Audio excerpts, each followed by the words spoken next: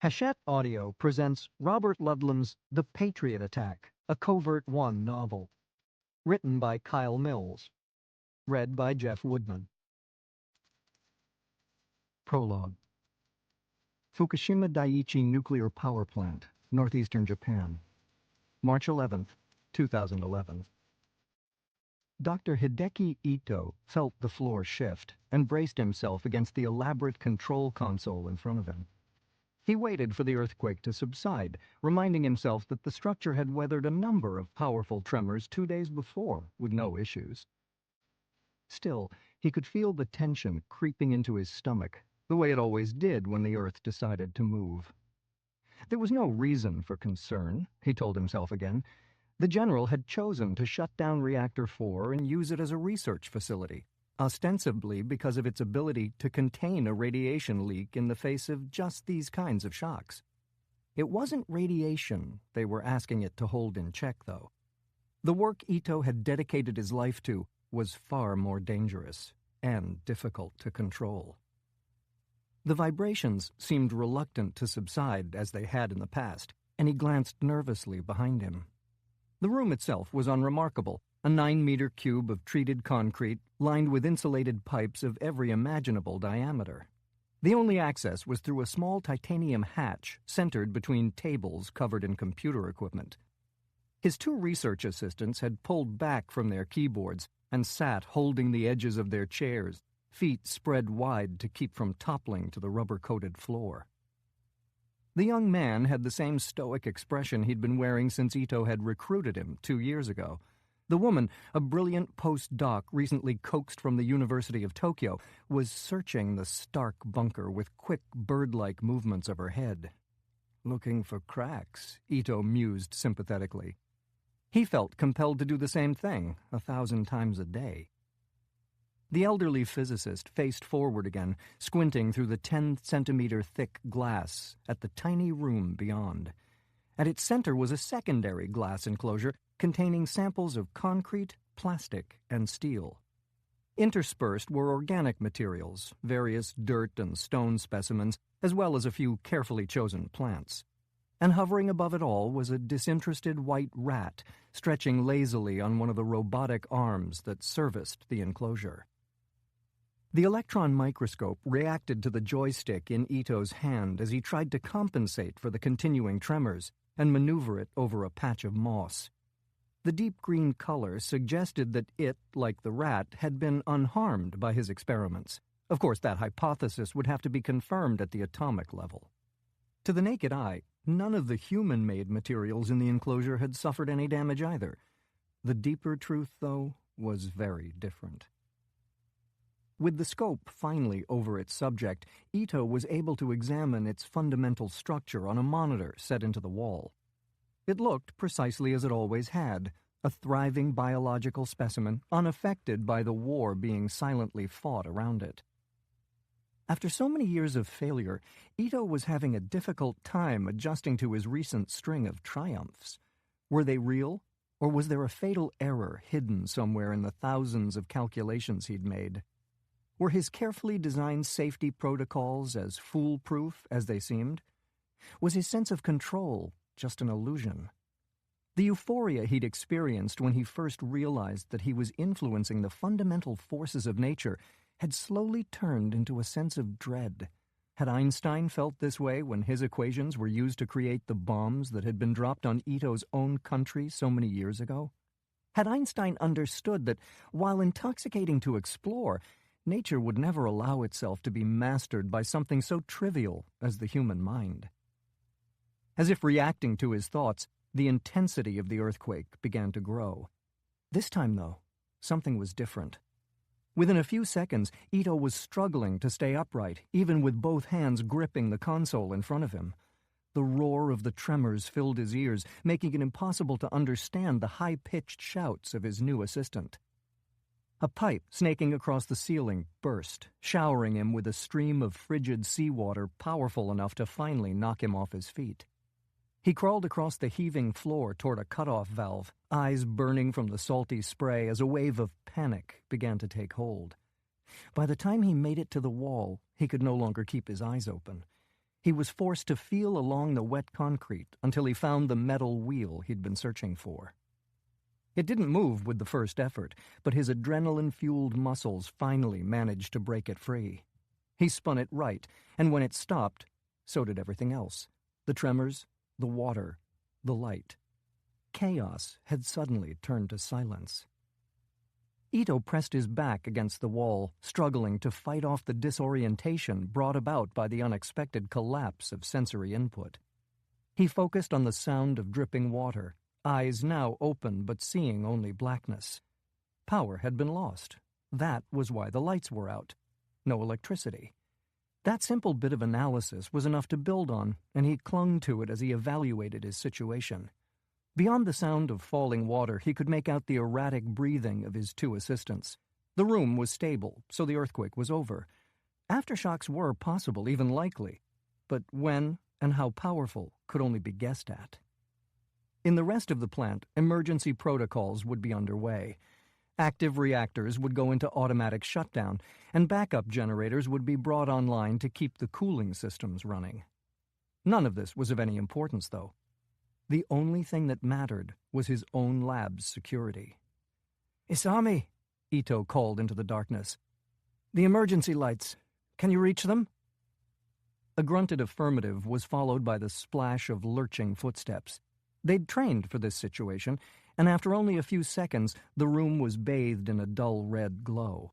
Isami was predictably at the switch, but Mikiko was huddled beneath a table, her eyes locked on the thick glass wall that ran the length of the room's north side.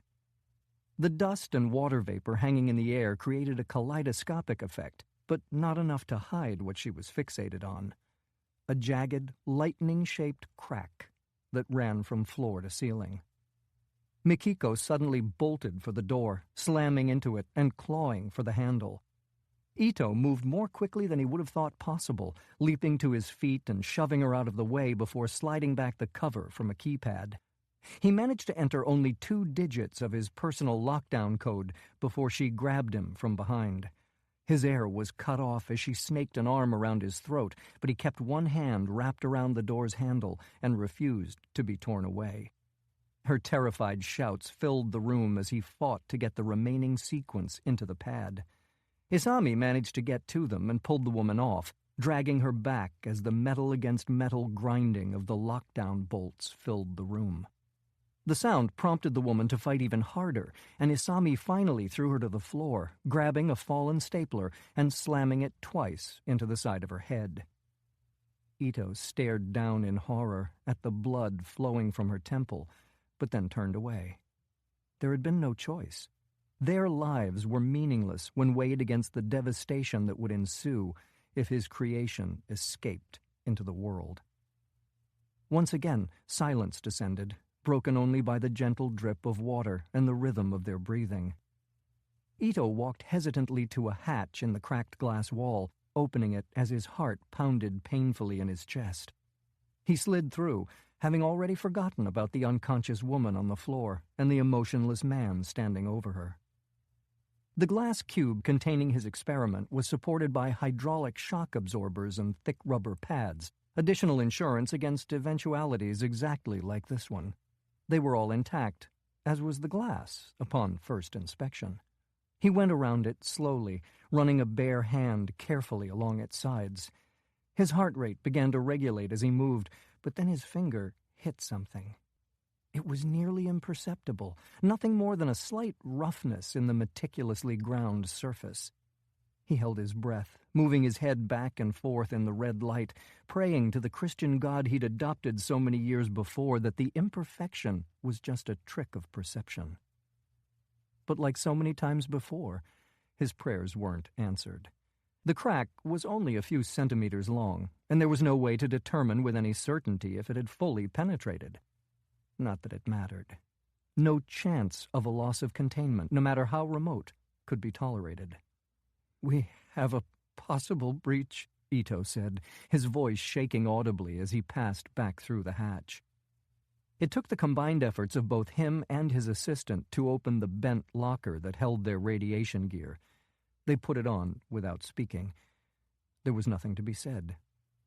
Ito secured his face mask and connected it to an oxygen supply as Isami went to the unconscious girl and began trying to get her limp body into a bright yellow hazmat suit similar to the ones they were wearing. The safety gear would be sufficient to keep them from being killed outright by the radiation-driven sterilization process, but that was all. They would trade a relatively quick death for a drawn-out, painful one. Ito used the key around his neck to unlock a cage protecting a fluorescent orange lever. He put his gloved hand on it and closed his eyes. In that place, in that moment, it was impossible not to look backward and question his entire adult life. To wonder if he had spent the last 45 years shining a light into a place that God intended to remain dark. Chapter 1. Northwestern Japan, present day. Lieutenant Colonel John Smith had parked his rental car in the trees about a mile back, negotiating the remaining descent on foot. The dirt road was steep as hell and turned slick near the bottom, but there was no other way into the remote fishing village without a boat. Behind him, the mountains had swallowed the stars, but ahead the clear sky above the Sea of Japan was dotted with tiny pricks of light. Combined with a few salt-encrusted bulbs still burning below, there was just enough illumination to make out the sloped roofs of buildings hugging the shore and the long skiffs beached in front of them. The haphazard paths among the tightly packed homes, boathouses, and processing buildings, thankfully, were inky black. He skirted the hazy glow of a porch light and eased along the edge of a shed that smelled of fresh diesel and rotten fish. The simple rhythm of his surroundings remained unchanged, the quiet lapping of waves, a southern wind just strong enough to get hold of the occasional loose board, the nearly imperceptible hum of power lines. Beyond that, nothing. Smith followed the dim arrow on his GPS watch toward a narrow passageway between buildings, still wondering why he'd been chosen for this job. While his complexion and military-cut hair were relatively dark, a 6-foot-tall, blue-eyed American slinking around rural Japan at 2 a.m. had the potential to attract more attention than would be desirable under the circumstances. And then there was the matter of his Japanese language skills, which consisted of a few phrases incorrectly remembered from reading Shogun in high school. There was just no way Covert-One didn't have access to Japanese operatives. Hell, even Randy would have been a vast improvement. A little makeup and hair dye would be good enough to make her 90% invisible. And while most of her operational experience had been China-based, Japan was at least somewhere in the general vicinity of her area of expertise. No doubt Klein had his reasons. He always did. And the job itself didn't seem all that difficult. Meet a man, get a standard-sized briefcase weighing in at a manageable 12 pounds, and bring it back to Maryland on a military transport out of Okinawa. Piece of cake, right? Hell, he'd probably have time to grab a little sushi and have his spine walked on. The darkness deepened as he entered the narrow space between the buildings, forcing him to slow to a crawl. The GPS said he was only 20 yards from the rendezvous point, and he slid a silenced Glock from beneath his sweatshirt. Not that he thought he'd be needing it, but you never knew. The passage came to a T, and Smith poked his head around the side of a warehouse to quickly scan both directions. Nothing but darkness. He was starting to regret not bringing light amplification equipment, but as hard as it was for a 6-foot blue-eyed American to remain anonymous in this part of the world, cover those blue eyes with an elaborate set of night vision goggles, and he might as well be juggling chainsaws in a top hat. He turned right, inching along for a few seconds, unable to completely silence the sound of his boots crunching on something he swore was fish bones. "I'm here." The whisper was heavily accented and barely audible. Smith froze, squinting into the darkness, as a vague human outline appeared from behind a stack of wooden pallets. He resisted the urge to speed up, keeping his steps careful as he approached with his gun held loosely by his side. Even in what little starlight could filter between the buildings, he could see from the man's body language that he was scared. No point in making things worse by leading with a suppressor-tipped semi-automatic. Unfortunately, his attempt to project as much casual calm as circumstances would allow seemed to be failing. By the time he eased alongside the man, it sounded like he was starting to hyperventilate. On the bright side, no discussion was necessary, and the briefcase exchanged hands without problems, other than the fact that it was probably twice as heavy as Smith had been told. A rare error in detail by Fred Klein. "Are you all right to get out of here on your own?" Smith said quietly. The man nodded as a gust of wind kicked up. The old buildings around them protested, but there was something about the sound that didn't seem to follow the pattern it had before. Something was out of place. Smith grabbed the man by the front of the shirt and tried to jerk him back behind the pallets, but he panicked and resisted. A moment later there was a dull thunk, followed by the man's legs collapsing. Smith followed his injured contact to the ground and dragged him behind cover. The man was still breathing, but there was a wet, sucking sound to it that Smith had heard too many times in his years as a combat doctor. A crude examination, while he was trying to watch both directions for people moving in on their position, turned up a crossbow bolt, sunk to the fletching between two ribs. The man started to choke on his own blood, and Smith felt a rare moment of hesitation. The physician in him was finding it impossible to just abandon the man, despite the fact that there was nothing he or anyone else could do to save him. The covert operative in him was screaming that he was being boxed in, and if he didn't get out soon, he wasn't going to fare any better than the man fighting for breath on the ground in front of him. Knowing in excruciating detail what the remaining minutes of the man's life would be like, Smith pressed his suppressor against the man's chest and fired a single round into his heart. The muffled crack of the round was followed by a now familiar thunk from the opposite direction of the first. Smith threw himself backward and slammed into the weathered boards behind him as a crossbow bolt hissed past his face. That confirmed his fear that whoever these sons of bitches were, they were coming in from both directions. And they were good. He still hadn't heard either one, and that last shot had been threaded through a gap in the pallets. Smith grabbed the briefcase and held it behind him as he broke cover and darted toward the unseen man who had just shot at him. Crossbows were accurate, quiet, and hit like a runaway train, but they weren't fast to reload. A rickety staircase that ran up the side of the warehouse to his right was only a few yards away, and he adjusted his trajectory toward it. Not that he had a chance in hell of getting up it, but he'd seen the outline of a single window beneath it on his way in, and filed its location away in the event of a situation just like this.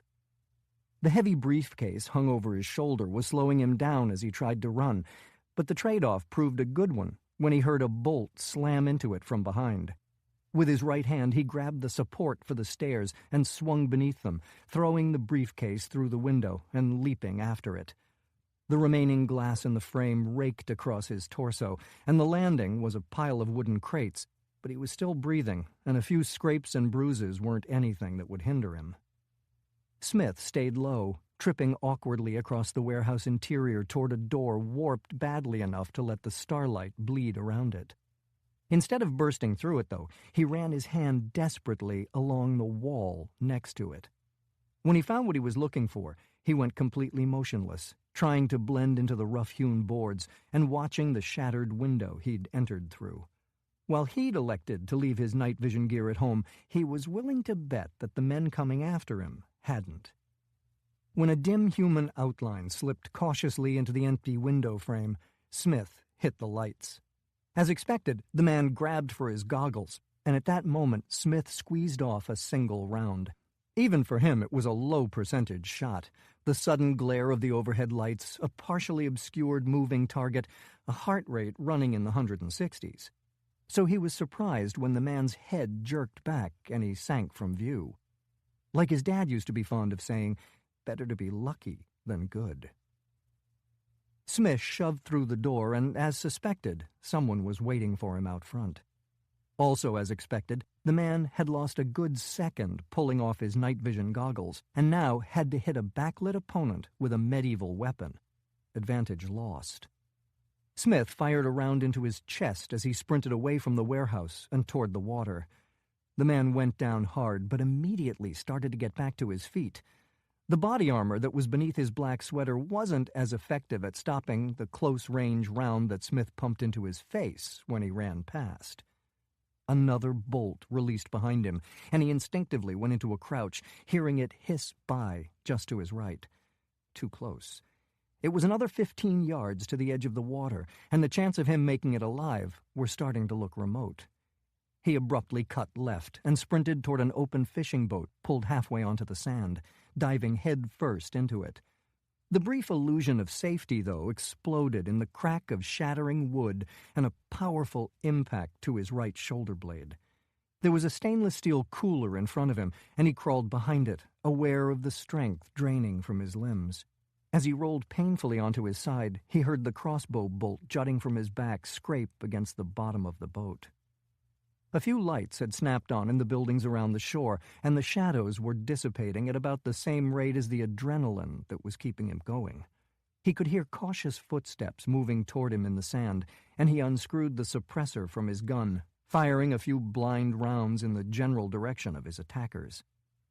The unsilenced Glock would be enough to wake the rest of the town, but probably not in time to scare off the men who were about to kill him. The water was clearly his best chance for survival.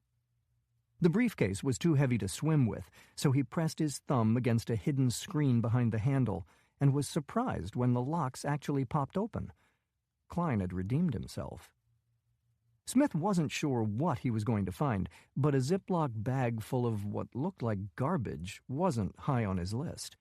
An odd thing to die for, he mused as he stuffed the bag into a pocket of his cargo pants and fired a few more noisy rounds over the cooler. The pain in his back was becoming debilitating, and it took him more than 5 seconds to slither to the back of the boat. Gritting his teeth, he grabbed hold of the outboard motor and used the leverage to throw himself over the stern.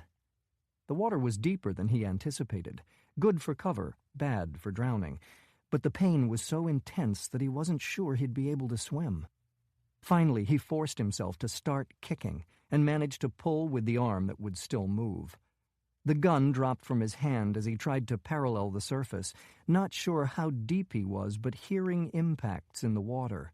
Crossbow bolts at the very least, but probably also bullets now. Stealth had been lost, and there was no reason for the men hunting him to be bashful. He went deeper, or at least he thought he did. His sense of direction was being swallowed by blood loss, pain, and lack of oxygen. When his head started to spin, he followed the bubbles up, breaking the surface only with his mouth as he gulped desperately at the sea air. When his mind started to clear, he brought his head far enough above the surface to look back in the direction of the beach. 3 men, all wading in after him. Smith dived again, swimming awkwardly and trying to ignore the drag from the bolt in his back as it carved into muscle and bone. He came up only when he began to feel consciousness slipping away and to make sure that he was still heading in the right direction. Unfortunately, that direction was out to sea. He had no idea how long he'd been in the water when he finally had to admit that he couldn't go any farther. Surfacing, he rolled onto his back and bobbed helplessly in the swells. Based on the lights that were still coming to life on shore, he'd only made it about 400 yards. The silhouettes of people coming out of their homes were easily discernible, but all he could hear was the hypnotic whisper of the water. A quiet grunt brought Smith back to alertness, and he swam away from it, using a modified side stroke, with his right arm floating uselessly below the surface. He was barely moving, though, and it was only a few seconds before a hand closed around his ankle. Smith flipped onto his back in time to see an arm burst from the water, knife in hand. He kicked at his attacker's head, connecting solidly enough to make the man miss, but not enough to do any damage. With no other option, Smith took a deep breath and grabbed the man's knife hand. Then he dragged him under. The man started to fight, but Smith was too weak to do anything but try to control the knife. He wrapped his legs around the man's waist, their proximity and the density of the water taking the sting out of the blows he was absorbing. The advantage Smith was counting on was that he had been floating motionless for some time, while his opponent had been swimming as hard as he could in pursuit. The hope was that he'd already been in oxygen debt when they'd gone under. His lungs started to burn, melding with the rest of the pain racking his body, and he looked in the direction he thought was up to see only blackness. Eventually the pain started to fade, and he felt an unfamiliar sense of peace taking hold of him. The air was bubbling slowly from his mouth when he became aware that the man had stopped fighting. What did that mean again? What was he supposed to do? Primal instinct, more than anything, prompted him to push the limp body away and kick. He felt himself floating gently upward toward... what? The air flooding back into his lungs was accompanied by the return of the unbearable pain in his back and the reality of the hopelessness of his situation. The silhouetted crowd on the bank had grown, but there were still two men in the water coming toward him. Neither seemed to be as good a swimmer as their friend whom he'd sent to the bottom, though. Smith rolled onto his side again, moving away from shore and into the darkness. When he couldn't go on anymore, the lights from shore had disappeared, either turned off or lost in the swells. He floated on his back, feeling the crossbow bolt being tugged by the current. The pain had faded, like everything else. Blood loss, most likely. His head felt like it was full of gauze, and he was having a hard time remembering where he was. In the ocean, but which one? Or was it a sea? What was the difference between the two again? A sudden burst of light appeared in front of him, and he squinted into it. Not particularly bright, but startling in the complete darkness. Voices, the lapping of water against a wooden hull. A final weak burst of adrenaline brought him momentarily back to the present. The contents of the briefcase were still in his pocket, and he had no idea what they were or of their importance. No idea what kind of threat they could pose in the wrong hands. But the fact that he'd been sent, that Klein was involved, suggested that capture wasn't an option. He had no strength left to escape the boat or to fight the men in it, and that left him very few alternatives. Smith exhaled, reducing his buoyancy, and felt the water close in on top of him. One mission too many. Chapter 2. Al-Kabat, Egypt. The street market was packed with people, jostling, laughing, and haggling for everything from rugs to Tupperware to stuffed animals. It was late morning, and the heat of the day was already descending, mixing the stench of sweat with the aroma of spices and cooking meat to create an atmosphere that felt oddly comfortable to Randy Russell. It was ironic that Muslim countries had become the easiest environments for her to operate in, covered head to toe in a hijab. Surrounded by the constant roar of Middle Eastern life, she moved around with almost ghost-like anonymity. For all the chauvinistic morons looking right through her knew, she could have a rocket launcher strapped to her back. But why would they worry? What could they possibly have to fear from a woman? "Okay, Randy, he's right in front of you, no more than 4 or 5 yards. She acknowledged the voice in her earpiece with a short nod, though she wasn't sure it would be visible from her teammate's position in a multi-story hotel to the east. She felt sweat break across her forehead, but it wasn't from the sun beating on her black headgear. It was a mouth-drying, heart-pounding sense of childlike excitement. 4 or 5 yards. She'd started to doubt whether she'd ever get this close.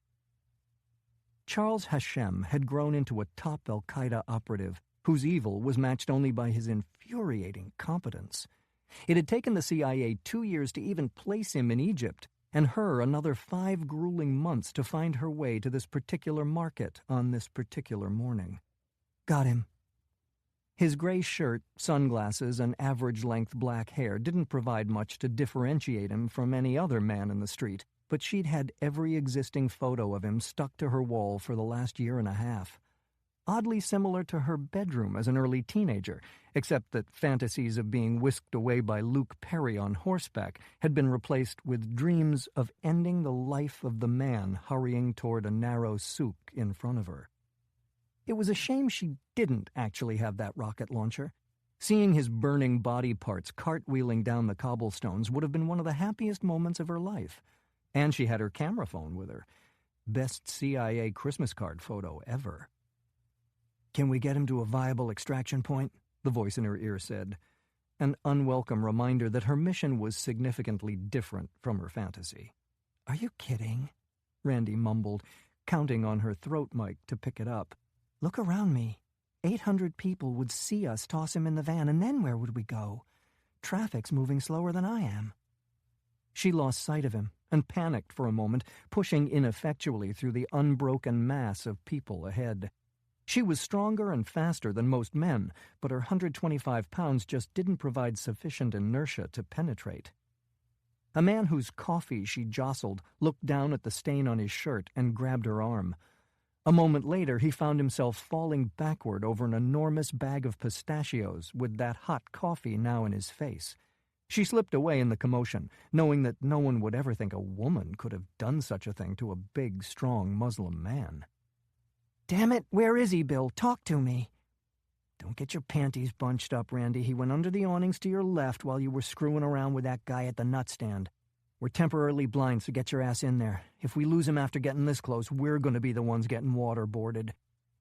Again, she felt the panic rising in her. Hashem was not only brilliant at staying out of America's crosshairs, he had a master's degree in biology from Stanford, where he'd graduated with a 3.95 average. Losing him was not an option. A familiar profile flashed into view behind a pile of colorful scarves, and she had her target again. "I see him, moving in." To do what? The wariness was audible in Bill's voice amid the static. "Like you said, we have no shot at an extraction here. You're just going to have to stay with him until we get to a workable location." Despite the fact that there were numerous women on the street who were utterly indistinguishable from her, Hashem was eventually going to figure out that he was being followed. And when he did, his 6-foot, 200-pound frame was going to cut through the crowd at a speed she simply couldn't match. "Come on, Bill. You know as well—" Randy fell silent when a powerful hand clamped onto her arm and spun her violently around. She went reflexively for a knife hidden beneath her hijab, but then recognized the coffee-stained shirt and burned cheeks. Pistachio Man. Normally, she'd have used her considerable language skills and a little groveling to quietly extricate herself from the situation, but today she just didn't have time to screw around. In a smooth motion, not quite fast enough to look unnatural, she grabbed one of the fingers wrapped around her upper arm and broke it. The man howled in pain and dropped to one knee, cradling his mangled digit. "Someone help!" Randy shouted in Arabic. "I think he's having a heart attack." People surged in, once again ignoring her and allowing her to back away. "Where is he?" Randy said when she broke free. Ahead of her, the souk split. "Which way?" The fact that there was no immediate reply was understandable. An assassination had specifically not been authorized for 2 reasons. The first was hard to argue with. An opportunity for an extended interrogation would likely turn up all kinds of interesting information. The second, though, was more bureaucratic. Charles Hashem was an American citizen. And not just some disaffected naturalized immigrant. He'd been born in Cleveland to a nice Persian couple who were grateful as hell to America for giving them the opportunity to escape Iran. In fact, they were the ones who had originally tipped off the government about their son's increasingly radical political and religious leanings. The next words she heard were muffled, as though Bill was talking to his partner. No, about an hour from now." Randy smiled. An hour from now would be 11 a.m. Hashem was at her 11 o'clock. She weaved gracefully, using skill to make up for her lack of heft, until she was right behind him. In place of the RPG she was sadly lacking, she retrieved a pen from her pocket and clicked the top, making sure to keep it pointed away from the innocent people jostling by. Hashem jerked at the sudden sting in his lower back, but by the time he looked back, Randy had put 2 people between them and was heading for a stand lined with barrels of olives. The pain would subside in a few seconds, and the tiny red mark in a few minutes. The microscopic pellet, though, would be slowly dissolving in his bloodstream. When it finally broke down, it would release a poison that would cause what she had been assured was an extremely unpleasant death. Word was that the whole thing was based on some kind of ocean-dwelling predatory snail. What would those guys at Langley think of next? Chapter 3. Northeastern Japan. White. The color of heaven, right? If so, John Smith could come to only two possible conclusions. Either he was still alive, or God had made a serious clerical error. His vision came into focus slowly, but it didn't take him long to realize that the second hypothesis was correct. No angelic choirs, just a ceiling. Smith tried to sit up, but the throb in his back became an excruciating dagger, forcing him to ease back onto the mattress. His torso seemed to move more or less the way it was supposed to, and after a quick evaluation he confirmed that his fingers and toes did the same. No paralysis. He carefully rotated his head through the few degrees it would move, taking in his surroundings and trying to get a read on his injuries from the nature and severity of the pain. His new home wasn't a hospital room. Too nice. Gracefully curved and scrupulously finished wood beams framed a modern take on Japanese paper screens. The expensive contemporary furniture was tastefully sparse, and the artwork was bright and incomprehensible. There were no windows to tell him if it was day or night, and little sound but the humming of the machines to his left. He squinted at the monitor next to his bed and noted the heart rate and blood pressure numbers. Neither was great, but neither suggested he was flirting with death. Smith closed his eyes for a moment and then tried to take a deep breath, hardly getting any air in at all before the pain forced him to stop. So he could add a few shattered ribs and possibly a broken scapula to the crossbow bolt-sized puncture wound in his back. As his mind continued to sharpen, he examined the IV running into his arm and tried unsuccessfully to read the label on the bag. Antibiotics, fluids, and probably an opiate-based painkiller, judging from the familiar nausea he was feeling. More concerning was the tube inserted between his ribs and draining into a jar on the floor. Collapsed lung. Outstanding. He reached weakly for a stethoscope hanging from the IV stand and put it in his ears. Steeling himself for the pain, he forced himself to take a moderate breath with the instrument pressed to his side. It sounded like the lung was inflating. Not exactly news worth celebrating, but better than the alternative. He'd given up his job as a MASH doctor in favor of microbiology a long time ago, but they weren't skills that faded easily. Given the facts, his prognosis was solid. With a lot of time, a lot of rest, and proper care, he could potentially make a full recovery. The fact that he wasn't in a hospital, though, made him doubt he'd ever get those things. There was a rustling on the other side of the only door to the room, and Smith watched it slide open. He considered feigning unconsciousness, but it seemed likely that he was being monitored by video and that his mysterious benefactor wouldn't be so easily fooled. Besides, what was the point? Daring escapes were pretty much off the table. He'd be lucky to crawl out of there in his condition. Better to figure out where he stood than to lie there and wonder. The Japanese man who entered was in his mid-40s with a compact frame, intermittent gray hair, and a waistline barely being held in check. His suit and haircut were both extremely expensive, but neither looked natural on him. Even through a morphine fog, Smith could see that this guy hadn't been a beneficiary of the prep school and private university upbringing he was trying to project. More likely he'd risen to the top the old-fashioned way, by killing his competitors. "Who are you?" Smith said. His voice came out little more than a croak, and the man picked up a cup, holding it while Smith sucked on the straw.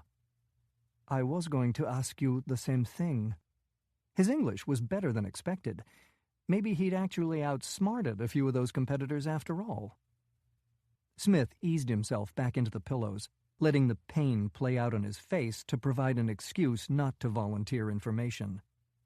"You're very interesting to me," the man said, also declining to contribute an introduction. "My doctor says it would be virtually impossible for someone with a crossbow bolt in his back to swim as far out in the ocean as you did. And yet, there you were." "High school breaststroke champion," Smith managed to get out, and then let out a weak cough. The pain that action unleashed would have been truly breathtaking if he could actually breathe. "Indeed." Smith pointed to the cup, and the man examined him for a moment before holding it up so he could get another drink. Likely less an act of kindness than an effort to get his guest's voice working again. "Even more fascinating to me were the men chasing you. They were quite motivated. Not a single one of them gave up the search until he drowned." Smith tried to get his hazy mind to focus. Could that be true? And if this man was making these kinds of observations, did it suggest that he wasn't involved in the attack? The fancy house, the men floating off remote beaches in quiet boats. Some kind of smuggler, a simple drug runner? You'll understand that I like to keep abreast of things that happen in my waters. Smith knew that he wasn't in any condition to play cat and mouse with this man, and was getting ready to fake losing consciousness, but it was a piece of theater that turned out to be unnecessary. His vision began to swim, and his eyes fluttered uncontrollably. There was no reason to fight it, so he just let the darkness come. When the man spoke again, his voice sounded 1,000 miles away. "Of course. You rest. We have all the time in the world to talk." Chapter 4. Cairo, Egypt. Randy Russell ran her fingers through her short hair, moving closer to the showerhead and watching the black dye swirl down the drain. The fake tanner darkening the skin, visible from beneath her hijab, would just have to wear off on its own. When the water turned clear, she shut off the faucet and stepped out onto the tile floor. The mirror was fogged, displaying only a hazy image of her thin, toned body and dark eyes beneath a shock of blonde hair. Her athletic beauty had always been an asset, opening doors, keeping men off balance, causing people to dismiss her as a piece of arm candy. The last few years had been a solid run, gaining her the gratitude of multiple heads of state and generating a serious legend at the CIA, MI6, and a few other acronyms. The problem was that the dead enemies and friends, the blur of missions, and the constant moving were starting to get a little depressing. It was something she once again promised herself that she'd work on when she got back to the States. And with Charles Hashem finally rotting in hell, maybe she'd actually do it this time. She pulled on an old pair of sweats and a T-shirt with a giant smiley face and the slogan, "Have a nice day," a gift from a Mossad operative with a sense of humor. All she needed now was a drink, a comfortable bed, and 10 solid hours of unconsciousness. Tomorrow she'd mix in with the tourists and business people for a mid-morning flight to Reagan, and then a hysterical reaming for killing an American who everyone agreed needed to be dead. In the end, though, it would be little more than a bunch of bureaucratic ass-covering. Nothing she needed to worry about any more than last time, or the time before that. Sure, one day they'd throw her under the bus, but not yet. They'd wait until she slowed down and wasn't as useful anymore. For now, though, she had the comfort of knowing they needed her to do the things that they didn't have the skills for, or that they thought could come back to bite them at a confirmation hearing. People with her talents and track record were hard to replace. Randy rubbed the towel over her head a few more times and then pushed through the bathroom door into her hotel suite. One of the things that had kept her alive for so long was the fact that there was no loss in translation between what her mind commanded and what her body did. By the time the man sitting in the leather chair next to the bar looked up, she'd pulled a knife from the pocket in her sweats and drawn her hand back to throw it. He just frowned disapprovingly and looked at her over his wire-rimmed glasses. "Mr. Klein," Randy said, not yet lowering the knife. "What are you doing here?" Fred Klein was the mastermind behind a loose confederation of independent operators that went by the intentionally vague designation Covert-One. The President of the United States, a childhood friend of Klein's, had quietly authorized the formation of the organization years ago, in the face of the government's increasing paralysis. Covert-One had become an organization of last resort, brought into play only when time had run out, and the consequences of failure were too dire to contemplate. Randy had been recruited only recently, based on the recommendation of John Smith, but she still didn't have a strong sense of what she'd gotten herself into. What she did know, though, was that when Fred Klein showed up unexpectedly in your hotel room, something hadn't gone according to plan. And that brought her own survival into question. "I needed to talk to you," Klein responded simply. "That's why they invented phones." She moved subtly away from the windows. The curtains were drawn, but there were other ways for a sniper to line up a shot. Klein wasn't particularly impressive to look at. Thinning hair, mediocre suit, slightly jutting brow. But in the short time she'd known him, she'd developed a healthy respect for the man. He had a disconcerting way of thinking 10 steps ahead and rarely made mistakes. Great if he was on your team, but in her business, team affiliation tended to be hazy and subject to sudden changes. "This is something I felt we should discuss face to face." He wiped away some imaginary sweat from his upper lip. "We've lost contact with John." Lost contact? In a fishing village northeast of Toyama, Japan. I know that area, she said, finally lowering the knife. I'll go find him. Klein rose suddenly enough that her grip on the blade tightened involuntarily, but he just went to the bar and poured 2 scotches. After handing one to her, he returned to the chair. "He was hit in the back with a crossbow bolt and was last seen swimming out to sea with at least 3 men pursuing. I've had people out there for 2 days looking for him. And we're continuing the effort." His voice trailed off. The implication was clear. She made her way a bit unsteadily to a small sofa across from him. "I wanted to tell you before you heard somewhere else," he said as she sat. "The story we're going with is that he was cave diving off the coast of Okinawa, that there was an accident, and he's missing." Typically clever, Randy thought numbly. No one would expect to recover a body under those circumstances. "My understanding is that your mission in Egypt is finished, and you're flying back to D.C. tomorrow." He seemed a bit bowed when he stood again and started for the door. "We need to talk when you get back. About what John was working on." She watched him leave in silence, and then just stared at the closed door. For a moment, she thought she was going to throw up, but then it passed, replaced by an unexpected sense of loneliness that was even worse. No. John had been in tough scrapes before, and he always made it out. Klein's people just hadn't found him yet. Or for that matter, the man could be lying. What did she really know about him? Randy forced herself to her feet and picked up the phone on the nightstand. Scrolling through an encrypted list of contacts with a shaking finger, she finally came to the one she was looking for, an unattributed number with a Japanese prefix. Chapter 5. Off the Senkaku Islands, East China Sea. Being chosen as XO of Japan's new state-of-the-art battleship had been the proudest moment in a life that Gaku Akiyama had always considered charmed. He'd been an exceptional athlete, earned a master's in history from Oxford, and then joined Japan's naval defense forces, as his father had before him.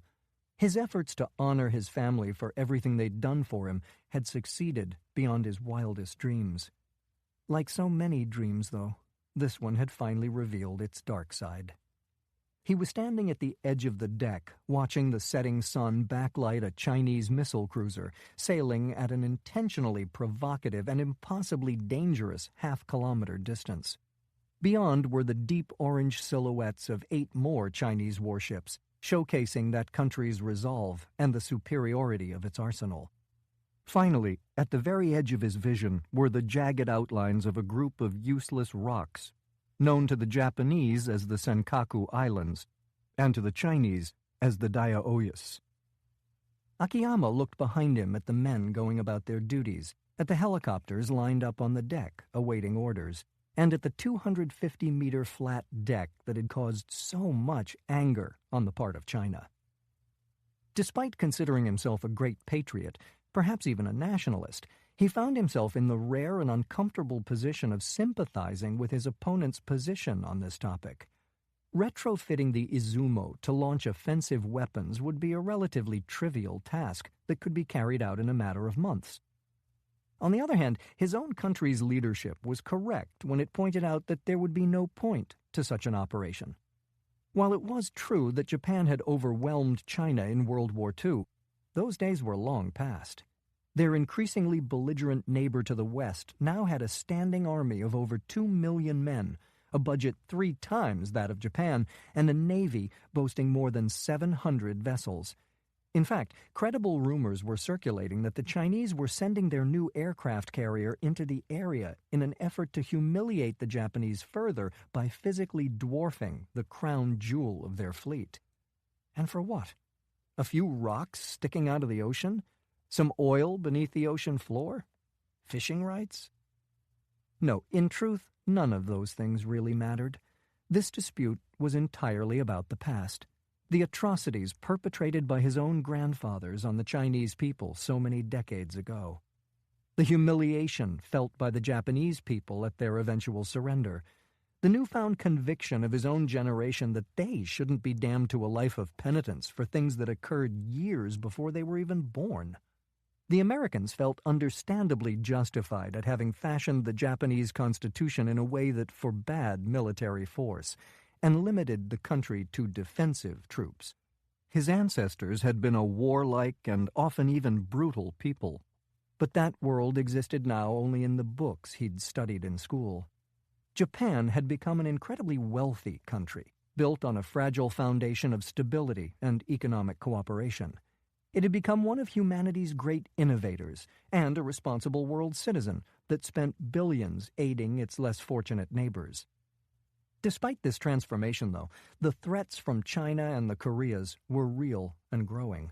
Could the United States be trusted to protect them in the current world order? And even more important, should this even be America's responsibility any longer? In Akiyama's mind, the answer was a resounding no. It was time for Japan to stand on its own feet. This was, however, a seismic shift that would have to be handled with the utmost political skill and cultural sensitivity. The events unfolding around him were anything but the careful first steps that he'd imagined.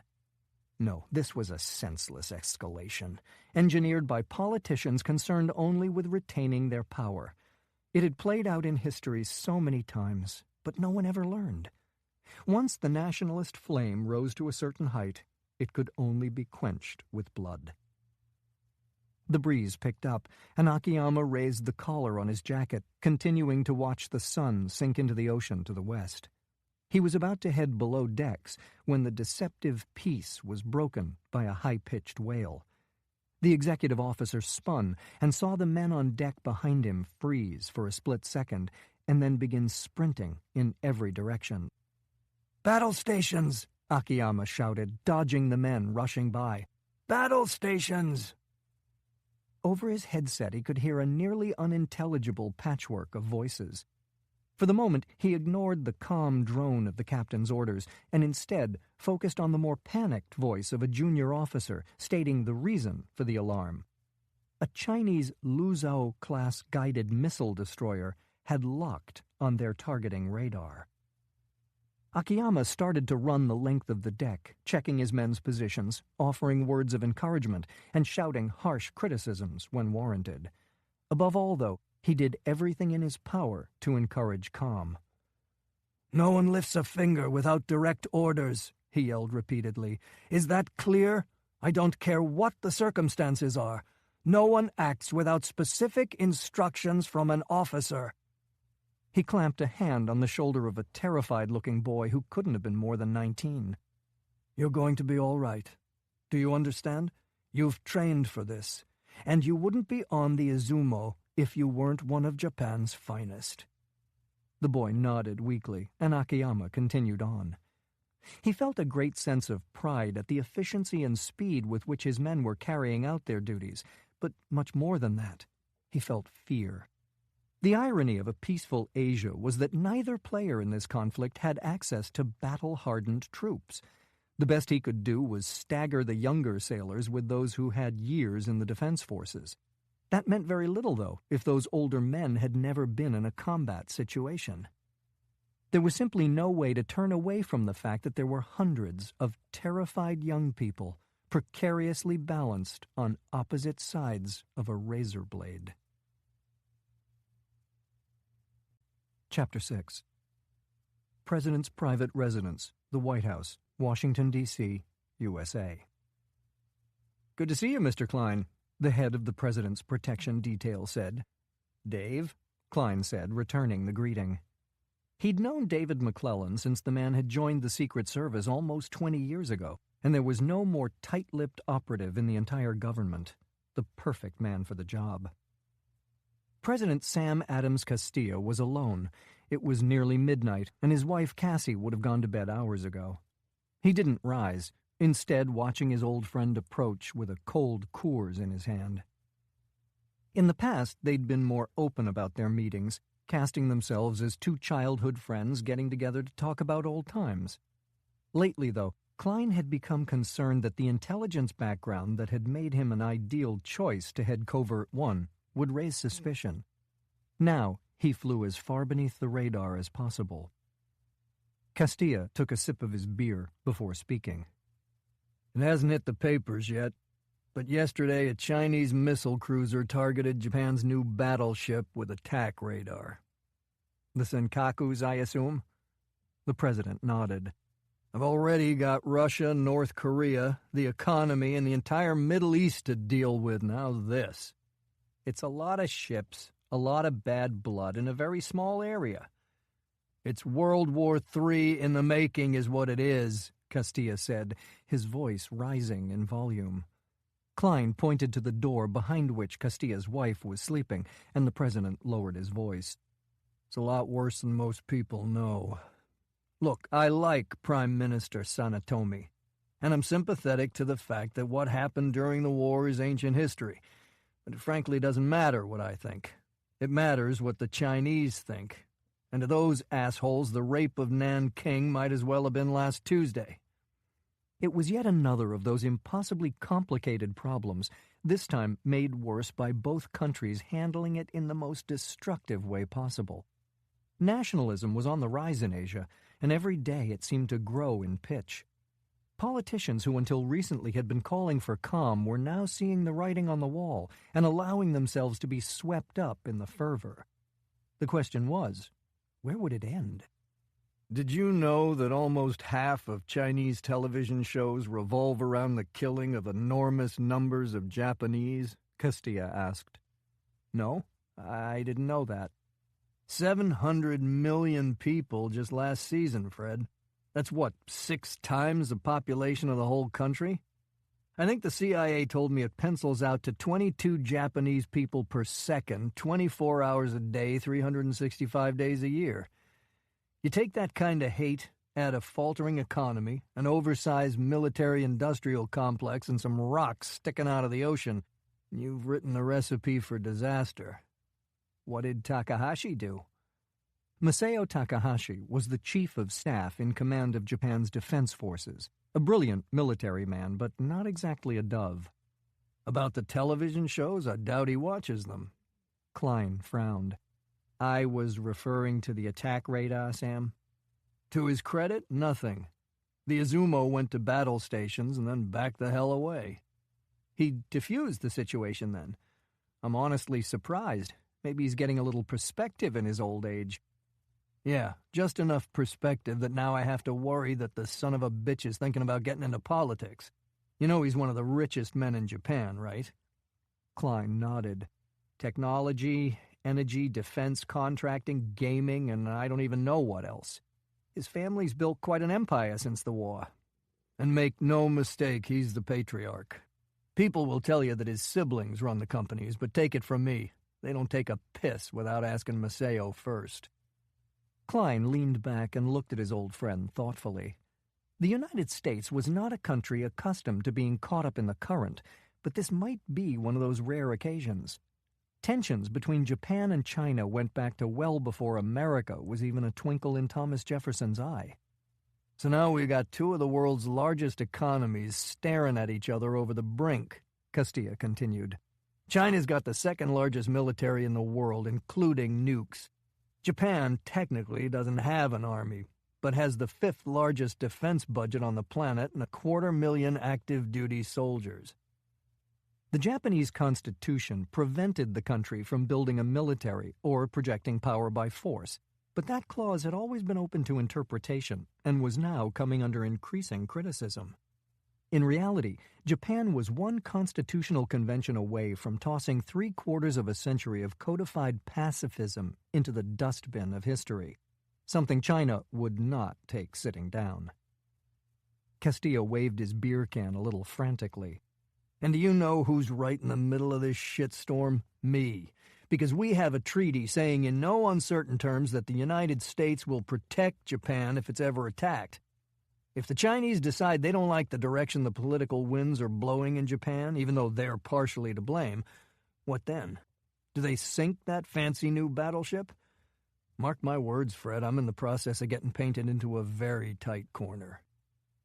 The strength seemed to go out of him, and he fell back into the cushions. He didn't speak again for almost a minute.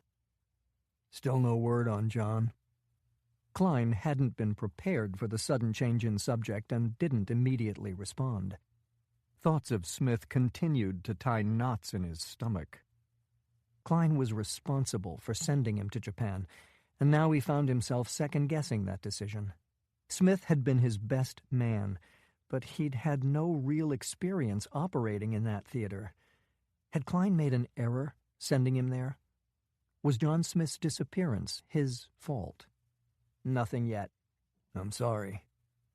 Castilla stared down at the can in his hand, but he was clearly just waiting for the right moment to speak again. The President of the United States didn't have the luxury of dwelling on the fate of a single man, even one like John Smith. Where does this leave your investigation into the Fukushima nuclear disaster, Fred? It's been a serious setback, Klein admitted. Our informant's dead, and the evidence he brought out of Reactor 4 is missing, along with John. After more than 2 years, I'm afraid we're back to square one. Chapter 7. Prince George's County, Maryland, USA. How are you doing? Maggie Templeton stood from behind her impressive bank of computer monitors, concern deepening the lines etched into her face by time. Good. Why wouldn't I be? Randy said, continuing toward an open door at the back of the spacious outer office. Fred Klein also stood when she entered, a reflex bred into him at a time when formality and manners still mattered. "How are you?" Fine. I'm fine, okay? Randy fell into a chair and examined the man. He looked like he always did, like he had in Cairo. Nondescript at first glance, but upon closer inspection, hiding something behind those wire-rimmed glasses. Cunning. Enough that it made Randy feel like she wasn't in control of her own life, an unfamiliar sensation that she despised. Of course, Smith would have reminded her that Klein had never used his considerable power or intellect to do anything but stand behind her. Then again, the last time he'd been heard from, he'd been swimming out to sea with an arrow in his back. So, why am I here, Mr. Klein? He settled back behind his government surplus desk. What do you know about Fukushima? The nuclear disaster? Just what I saw on TV like everyone else. Earthquake, waves, explosions, radiation. Not really my area of expertise. He pulled out a pipe and went through his normal OCD ritual, lighting it while the elaborate ventilation system that Maggie had installed started up. The plant had 6 reactors. 1 through 3 were active, 5 and 6 were in cold shutdown for maintenance, and 4 had been defueled. After the earthquake, 1, 2, and 3 went into automatic shutdown mode. Emergency generators came on to run the cooling system. Then the wave hit. He nodded. 40 feet high. It came over the seawall and knocked out the diesel generators. When the battery backups ran down, things got hot and the explosions started. Causing the radiation leaks, she said, completing his thought. That was years ago, Mr. Klein. What's it to Covert-One? Some things have come to light about the disaster that don't completely make sense. Randy shrugged. That's not terribly surprising. Whenever a screw-up that big happens, the only people working harder than the disaster relief teams are the corporate hacks and politicians covering their asses. They'd probably have had enough power to cool the thing down if it weren't for all the paper shredders firing up in Tokyo. A fair assessment, but it goes beyond that, Klein said. The highest levels of radiation were measured in Reactor 4. Randy pondered that for a moment. Didn't you say that had been defueled? I did. I'm no nuclear engineer, but defueled sounds safe. It should have been. And setting aside the radiation levels for a moment, why, 4 days after the tsunami, was there an explosion in that reactor? She shrugged again. John's the scientist, but someone must have an explanation. Oh, there are a number of them. Not one is even remotely plausible, though. And that's what John was working on? Klein took a long pull on his pipe. I managed to make contact with a man who had smuggled out some suspicious samples right after the tsunami. He was passing them on to John when things went wrong. I assume you misplaced the samples, too. He didn't answer immediately, but her phrasing was clearly not lost on him. The samples are gone. I guess I don't understand what we're trying to get at here. Are you saying that the Japanese nuclear contractors might have cut corners and built an unsafe reactor? Or are you— The man I was in contact with suspected some kind of sabotage, Klein interjected, and he was scared. He wouldn't talk about it on the phone or even via encrypted email. He suddenly decided he wanted to be rid of that sample and told me if I didn't get someone over there in 24 hours, he was going to destroy it and disappear. So that's what got John sent to a remote fishing village in Japan. There was no time to bring someone up to speed. John was my top operative, so I sent him. Touché, Randy thought, keeping her face impassive. While she was closer to Smith than she was to anyone else in the world, she was also competitive. That was Klein's subtle way of telling her that he thought Smith was better. Okay, sabotage, she said. Nuclear reactors are pretty well secured and pretty sturdy. Attacking them isn't easy to do. Who, an anti-nuke group? Maybe, but I'm more concerned about the possibility of foreign actors. China. Klein took another pull on his pipe. You know better than I do how the Chinese feel about Japan, and the situation in the East China Sea is headed nowhere good. The president's putting pressure on the Japanese prime minister to calm things down, but frankly, it's easier said than done. That's an understatement, Randy said. Sanetomi is the Zen master of politicians, but the position he's in is impossible. If he goes far enough to appease the Chinese, his own people are going to see him as selling them down the river. And if he stands his ground firmly enough to keep his job, the Chinese are going to start polishing up their ICBMs. The Buddha himself would fall off the tightrope he's stuck on. And then there's General Takahashi, Klein said. While he's being typically clever about it, he seems to be going out of his way to provoke China. Okay, but why a nuclear plant? And why years ago, before things got really hot between them? Are they concerned that the Japanese might be using Fukushima to create a nuclear arsenal?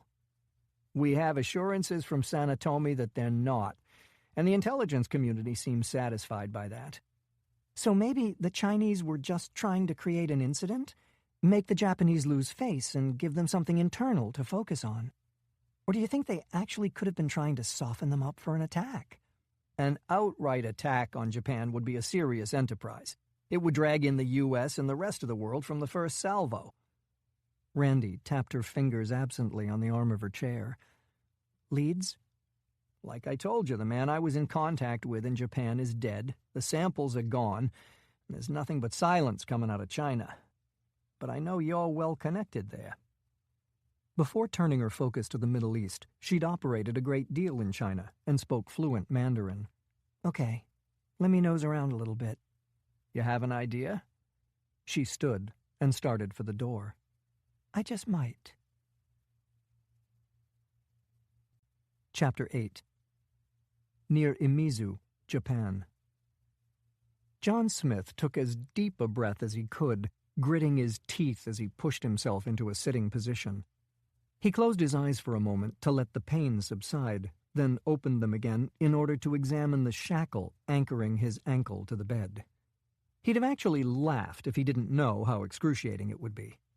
Of all the desperate situations he'd extricated himself from over his career, this was almost insulting. The strap was fashioned from a simple strip of leather, and the flimsy padlock securing it looked like it came off a piece of tourist luggage. He eased himself back into the pillows to assess his situation one more time. According to the machine he was attached to, his vitals had stabilized. Generally good news. The chest tube was gone, and the hole between his ribs had been closed with a few neat sutures. Even better.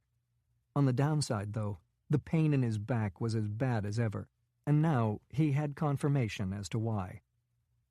The doctor caring for him didn't speak much English, probably by design, but with some universal medical jargon and a couple of X-ray films, Smith had been able to put together a mental list of what had happened to him.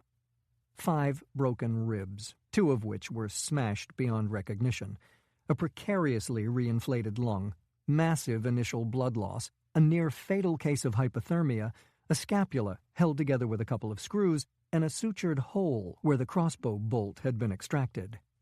Actually, extracted sounded better than the pantomime the doctor had used to describe the procedure. 2 hands on the shaft and a foot in the small of his back. In the man's defense, though, combat medicine sometimes rewarded those willing to just dive right in. So, he was technically on the mend, but not so much that the chintzy ankle restraint didn't look both a mile away and a little like Fort Knox. He scanned the medical cart next to him, but there was nothing sharp enough to cut with or small enough to turn into a pick. And even if there had been, what then? The only escape he could realistically envision involved him shuffling along, dragging an IV cart behind him. Any obstacle more formidable than an unarmed Girl Scout or, God forbid, a set of stairs would be completely insurmountable. He reached out and carefully retrieved the cup next to his bed, sucking thoughtfully on the straw. No matter how many angles he examined the problem from, he always came to the same conclusion. He was completely, irretrievably screwed. Whoever the man was who had locked him to this bed and called in the medical team hadn't done it out of the goodness of his heart. He wanted answers, and he'd do whatever was necessary to get them. There was a creak outside that Smith had determined was a loose floorboard 10 feet or so down the hallway. He counted to 3, and right on cue, the sound of a key turning in the door disturbed the monotonous beeping of the machine monitoring his heart. Another 1 count, and it began to swing open.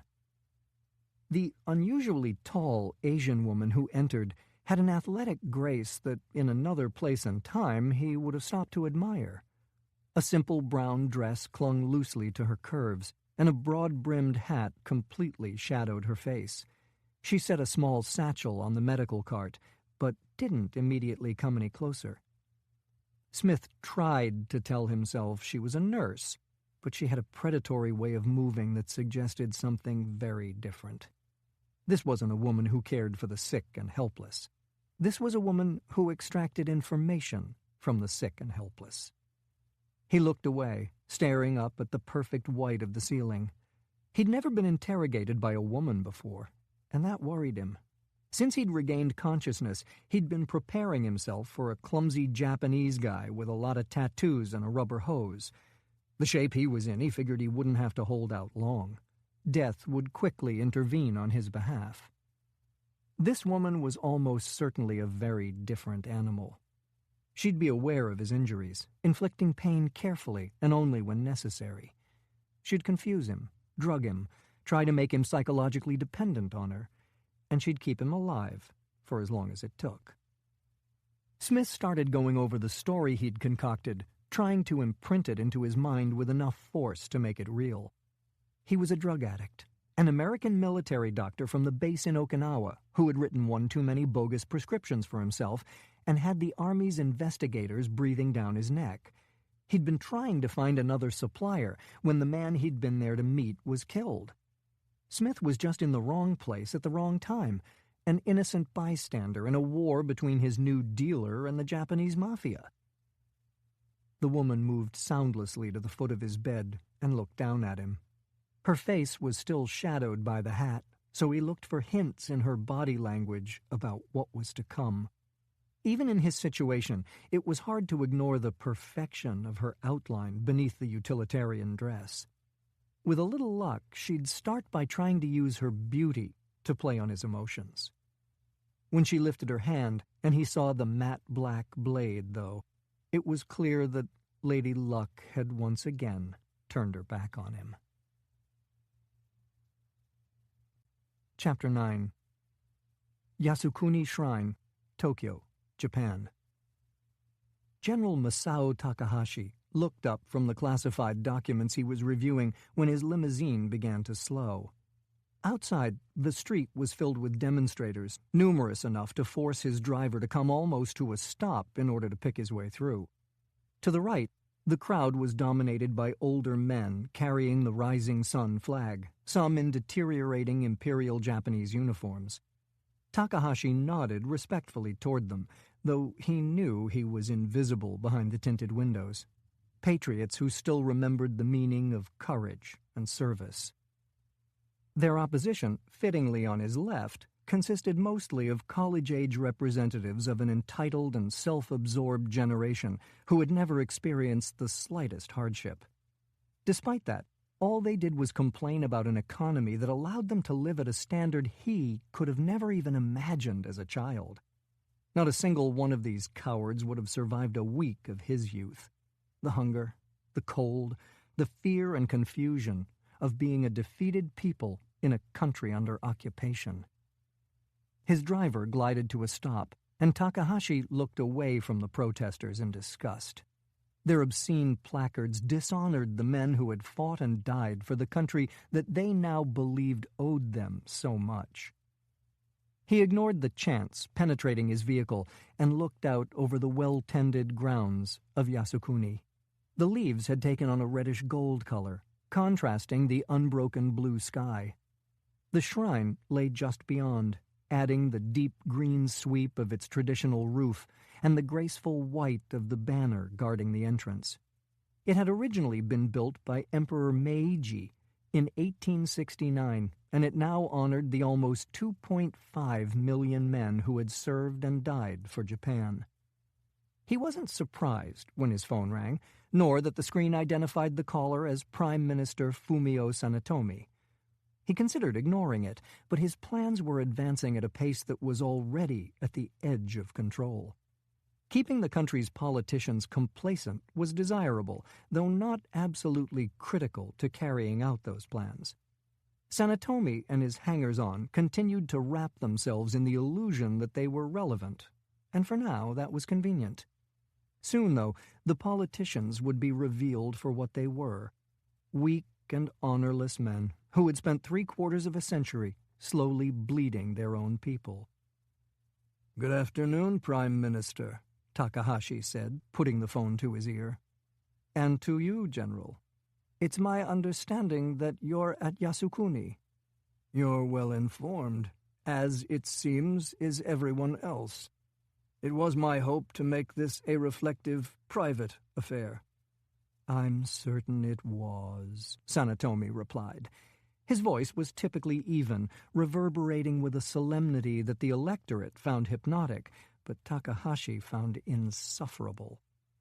"Unfortunately, anonymity is difficult for a man of your stature and accomplishments," the Prime Minister continued.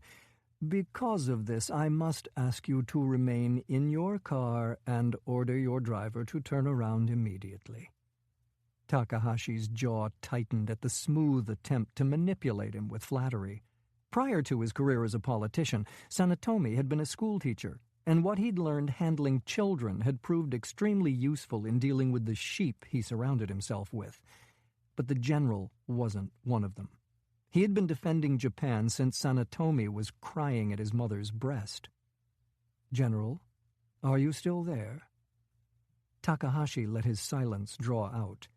In recent years, the shrine had become one of the many flashpoints in Japan's declining relationship with China.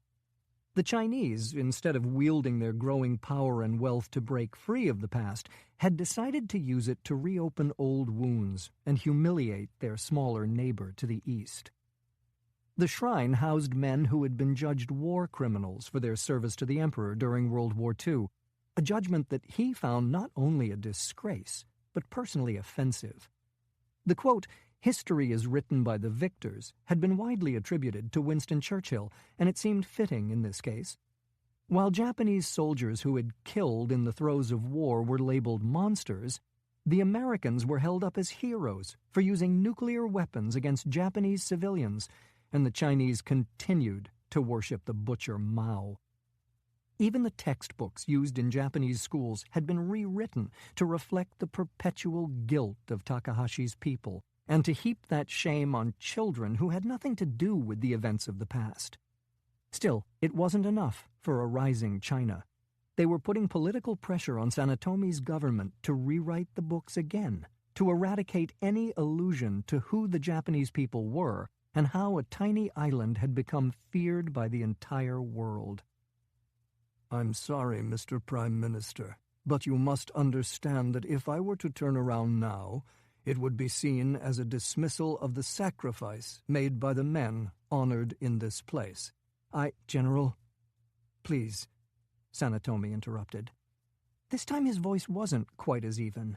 Most people would mistake the subtle change in tone as irritation, but Takahashi saw it was something very different. Fear. After what just happened in the Senkakus, you, more than anyone, should understand that this isn't the time for provocations. We're stepping very close to the brink, Masao. Very close to the point where the posturing could... His voice petered out for a moment. Could become something more. War. Takahashi mouthed silently, relishing the feel of the word on his lips. How could a politician who wouldn't even speak the word be trusted to protect Japan? These men's lives were ruled entirely by fear of confrontation, insult, embarrassment, of anything that could affect their soft and privileged lives. Sanetomi liked very much to talk about the greatness of Japan and his own patriotism, but it was just theater. He would use back channels to Beijing to do whatever was necessary to appease his Chinese masters and de-escalate the standoff in the East China Sea, to quietly return Japan to the pathetic state that its people had come to accept as normal. I don't understand, Takahashi said, feigning respectfulness. We demonstrated no aggression whatsoever in defending islands that virtually the entire international community agrees are ours. Further, I ordered the Izumo to retreat when the Chinese targeted it, even though that craft is more than capable of defending itself. How is it the responsibility of the Japanese people to de-escalate a situation that we didn't create? You are entirely aware that this isn't a matter of fault, Sanetomi responded. In addition to a substantial nuclear arsenal, the Chinese military has 10 times our manpower, 10 times our tanks and artillery, and 4 times our combat aircraft. I understand and respect your efforts over the last 30 years to update the capabilities of our defense forces, General. But this isn't the time for arrogance. Takahashi resisted the urge to laugh. Sanetomi understood nothing. It was very much the time for arrogance. Of course, I sympathize with your position, Prime Minister, but you must understand that I'm not a politician. I'm a soldier. I won't turn my back on these brave men and the sacrifices they made for our country. Even if the people of Japan have to suffer the consequences of your actions?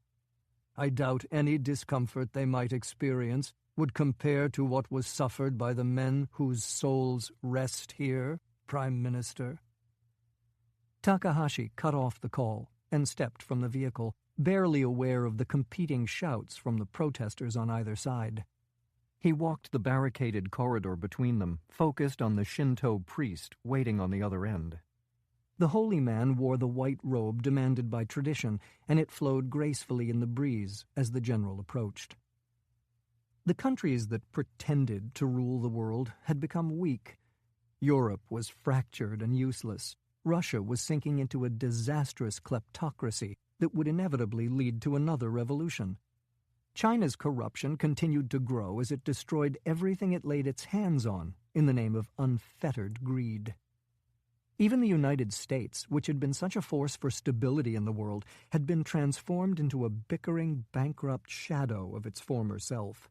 It could no longer be trusted to govern itself, let alone show leadership to a rising Asia or control the Middle East as it descended into chaos. Nature abhorred a vacuum, and America was leaving one that would prove catastrophic.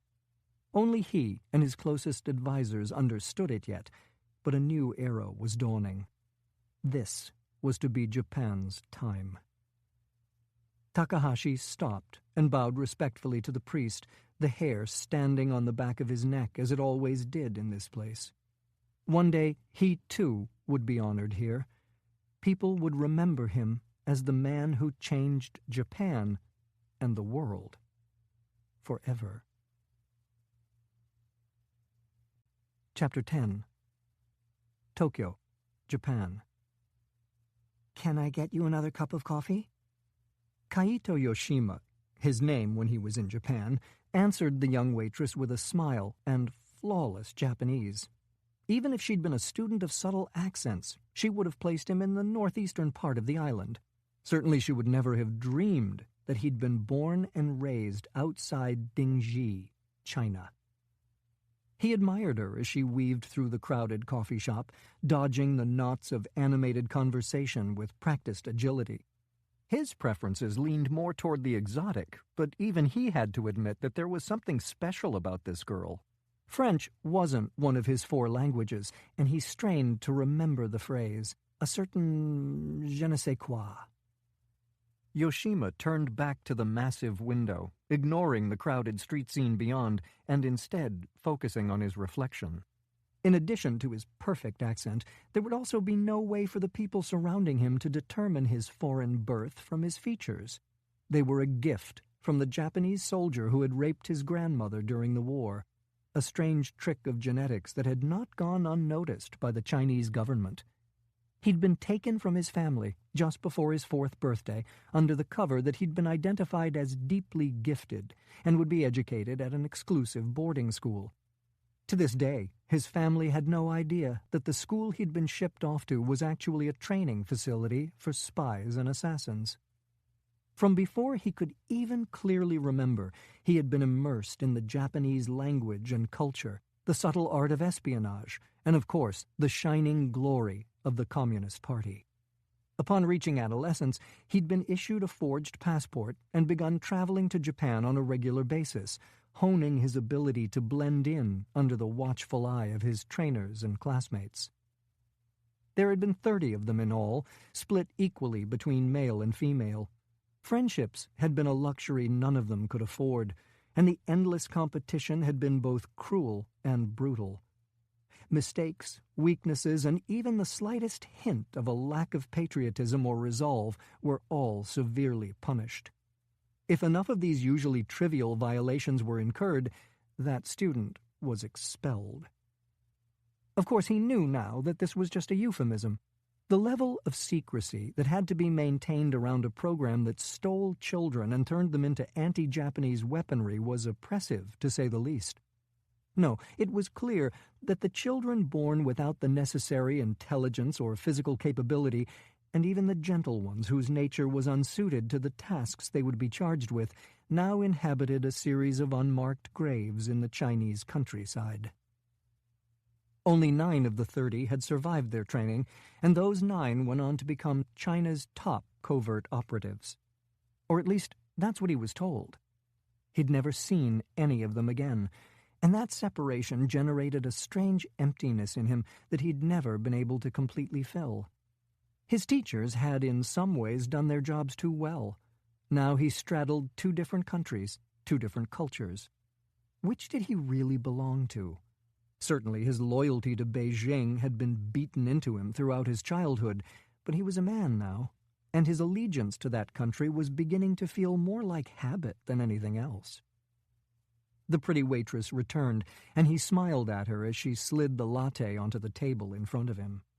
"Do you speak English?" she asked, pointing to the copy of 1984 he'd been rereading to pass the time. "I try," Yoshima responded easily, "but I don't think anyone could really understand me." It was a lie, of course. While slightly accented, his English was nearly perfect. Another gift from the Chinese government.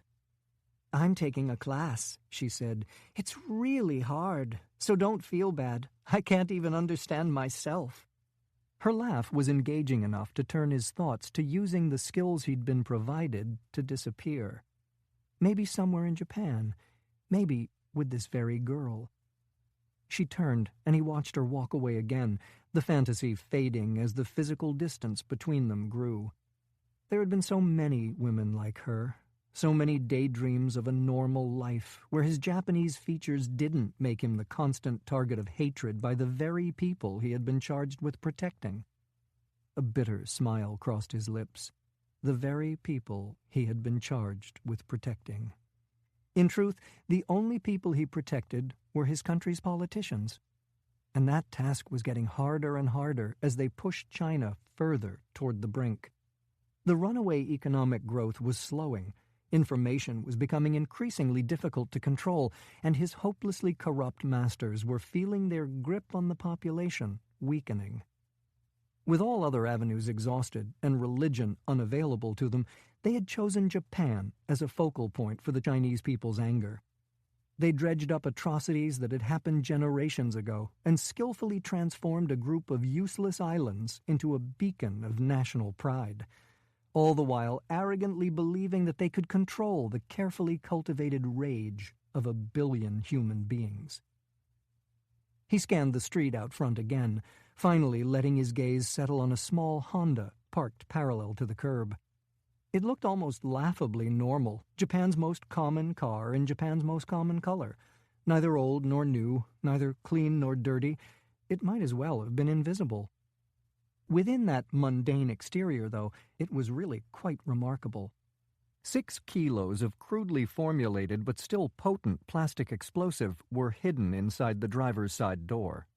The body had been cleverly reinforced with steel plate in order to channel and amplify the power of the blast into a force that its Chinese designer struggled to describe without invoking the frowned-upon concept of God. No mistakes would be tolerated, no chances taken. General Masao Takahashi wouldn't be injured or even killed. He would be vaporized. A text popped up on the phone in front of him, and he took a casual sip of his coffee as he looked down at it. 3 minutes. There was no excitement, no dread, and no adrenaline. Those responses had been deemed to dampen logical faculties and had been eradicated from him long ago. He was not to think or feel, and certainly not to question. He was a tool of men far greater than him. Nothing more. For a long time, he'd believed all of it. Now, though, he saw things much more clearly. There was no question that Masao Takahashi was an extremely dangerous man. He refused to bend with the wind, to acknowledge that the Chinese government's saber-rattling was just a bit of political showmanship for the benefit of the masses who granted it power. Because of this, Yoshima's masters had decided that if the general's influence was removed, the Japanese people would sink back into their mumbled apologies and averted gazes. Ironically, it was the training he'd been given by these men that made him certain they were wrong. Nationalism was on the rise in Japan, and Takahashi's death would do nothing but strengthen it.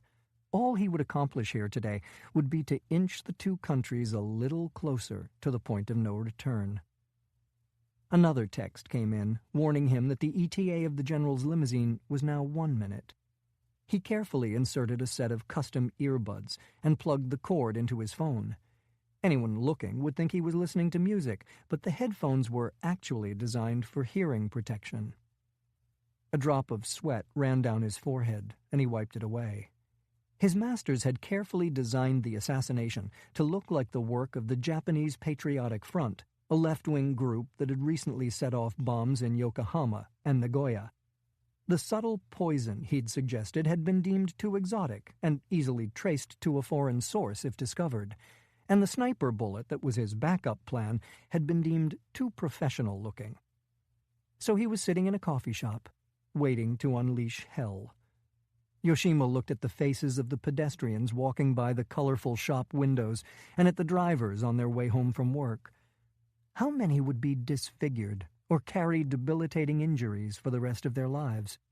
How many would die? He bobbed his head to imaginary music and watched out of the corner of his eye as Takahashi's opulent personal limousine came into view. Waiting until it was almost even with the Honda, he reached out and pushed the volume button on his phone 3 times in quick succession. A 2-second delay had been programmed in, and he used the time to force himself to relax. It was important that he not flinch before the blast. The modern world was riddled with cameras, and every second of footage would be examined by the Japanese authorities. Even after being briefed by the engineers in Beijing, he was stunned by the power of the blast. People around him screamed and dived to the floor, as did he, covering his head and making sure that panic read clearly on his face. He surreptitiously watched the people around him, not wanting to be the first or the last to look up. When others started to move, he lifted his head and peered through the cracked window in front of him. As promised, the explosion had indeed been tightly concentrated. The entire front of the building across the street was caved in and starting to burn. People who weren't lying motionless were fleeing desperately in every direction. Mangled cars, one still spinning on its roof, were scattered like a child's discarded toys. Yoshima stared into the smoke and dust billowing from the hole in the building across from him and felt his brow furrow involuntarily. The wind was pulling at the cloud, providing brief glimpses of what was behind. It took a moment for his mind to knit together the patchwork, but when it did, he forgot the cameras and rose to his feet. There should have been no more left of Takahashi's car than a few small pieces of twisted metal and burning rubber. But there it was, lying intact, on its side, in the rubble.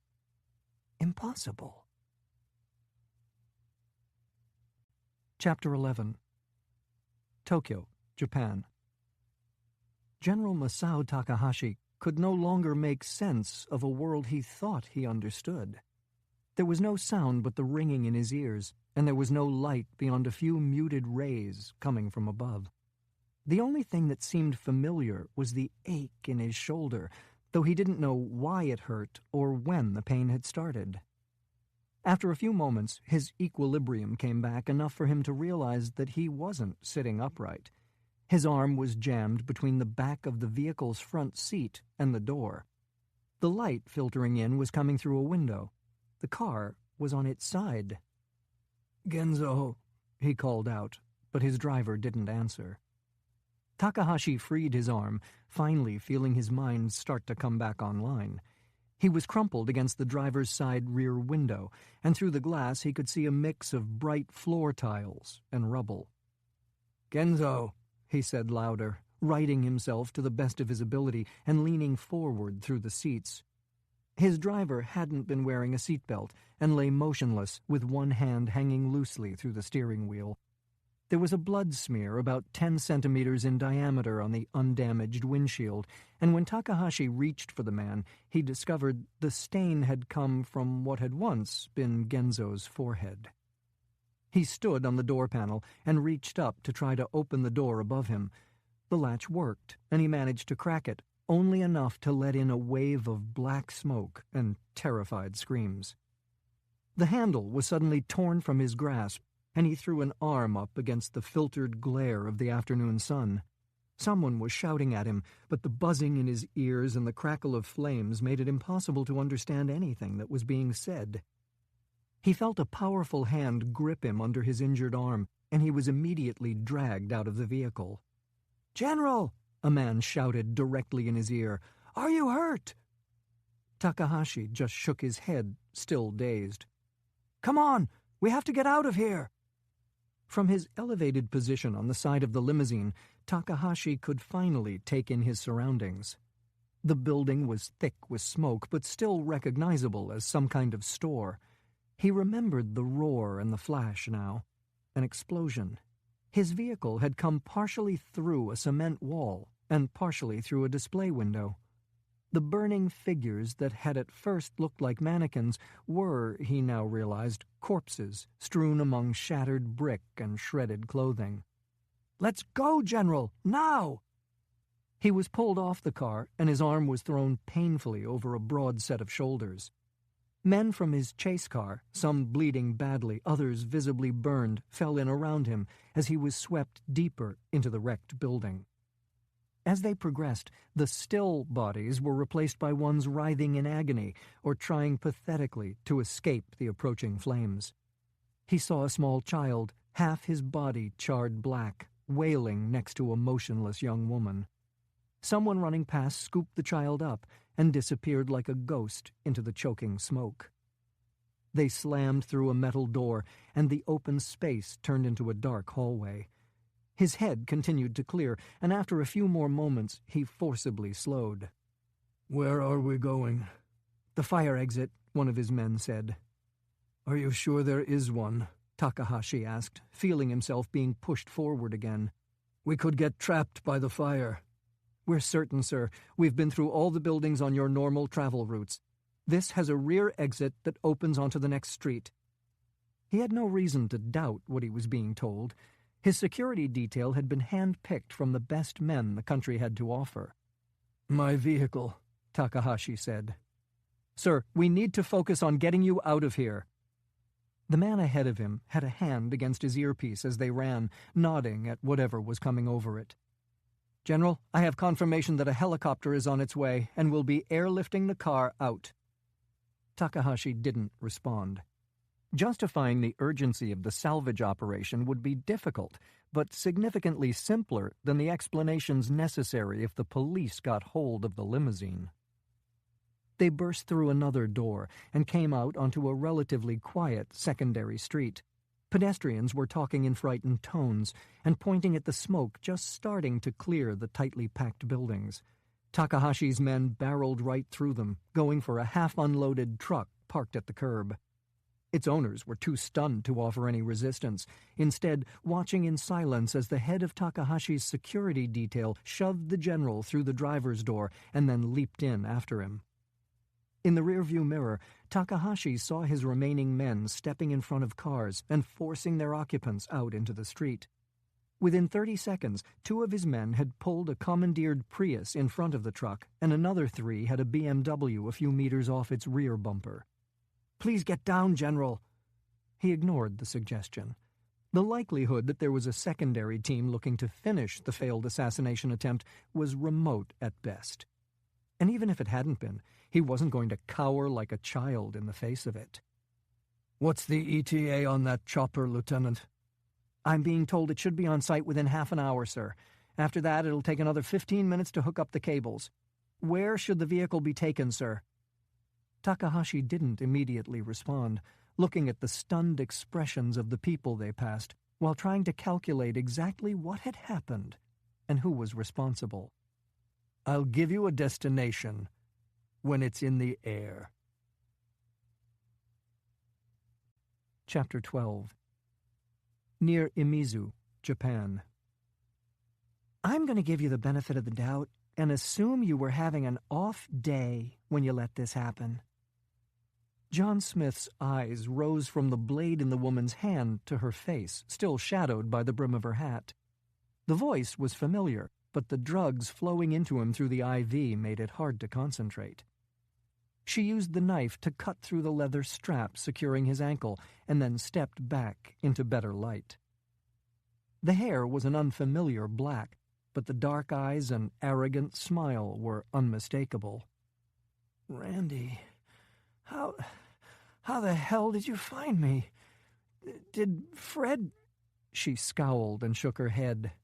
"Fred's the reason you got a crossbow bolt in your back. I thought we should talk before I let him in on where you were." He let her words sink in a moment. Had they increased his pain meds? He still hurt like hell, but his processing speed seemed to be crawling. "The guy I talked to, the one in charge." "Noboru Ueno, one of Japan's most successful—" She paused for a moment to consider her word choice. "Entrepreneurs." Smith shook his head weakly. "Jesus, Randy. Is there an organized crime boss on the planet you don't have a relationship with?" She shrugged noncommittally. "Count yourself lucky that I have friends in low places. Noboru's plans for you weren't exactly all sunshine and lollipops. Unless I miss my guess, they'd have ended with you getting mixed in with the cat food at one of his meat-packing plants. And you trust this guy but not Fred? I don't trust anyone. You know that. But Noboru and I go way back, and we have some shared interests. With Klein, I'm never quite sure. Smith forced himself into a sitting position. She watched him struggle, silently calculating how his condition would affect her plans, but not offering any help. I take it you're here to spring me? She nodded. The doc says you're in pretty bad shape, but that it should be okay to move you if we're careful.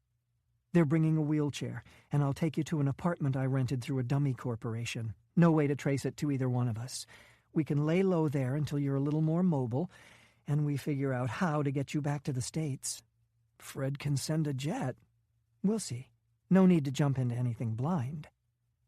He didn't bother to protest, instead pointing to a pair of cargo pants folded in the corner. He rarely won an argument with her, even when he was firing on all cylinders. Better to concentrate on getting the hell out of there before their host changed his mind. While he was struggling to get his zipper up with dead-feeling fingers, the door opened, and the man he'd spoken with when he'd first woken up entered, followed by 3 very serious-looking companions. "Randy," Noboru Ueno said, examining her from bottom to top, finally stopping at the dyed black hair. "What have you done to yourself?" You know I hate to attract attention. He reached for her hand and kissed it. "Impossible. You look radiant as always." Such a charmer, she said with a barely perceptible smile. Now where's the wheelchair you promised me? And where are the items you promised me? Randy pointed to the satchel lying on the table. Ueno opened it and flipped approvingly through what from Smith's position appeared to be bearer bonds. I could have just wired the money to your account in Croatia. He shook his head. I've come to enjoy the feel of paper in my hand. Smith was too drugged to generate any meaning from Ueno's subtle nod, but Randy wasn't similarly handicapped. The men moved on her with blinding speed, but it wasn't fast enough.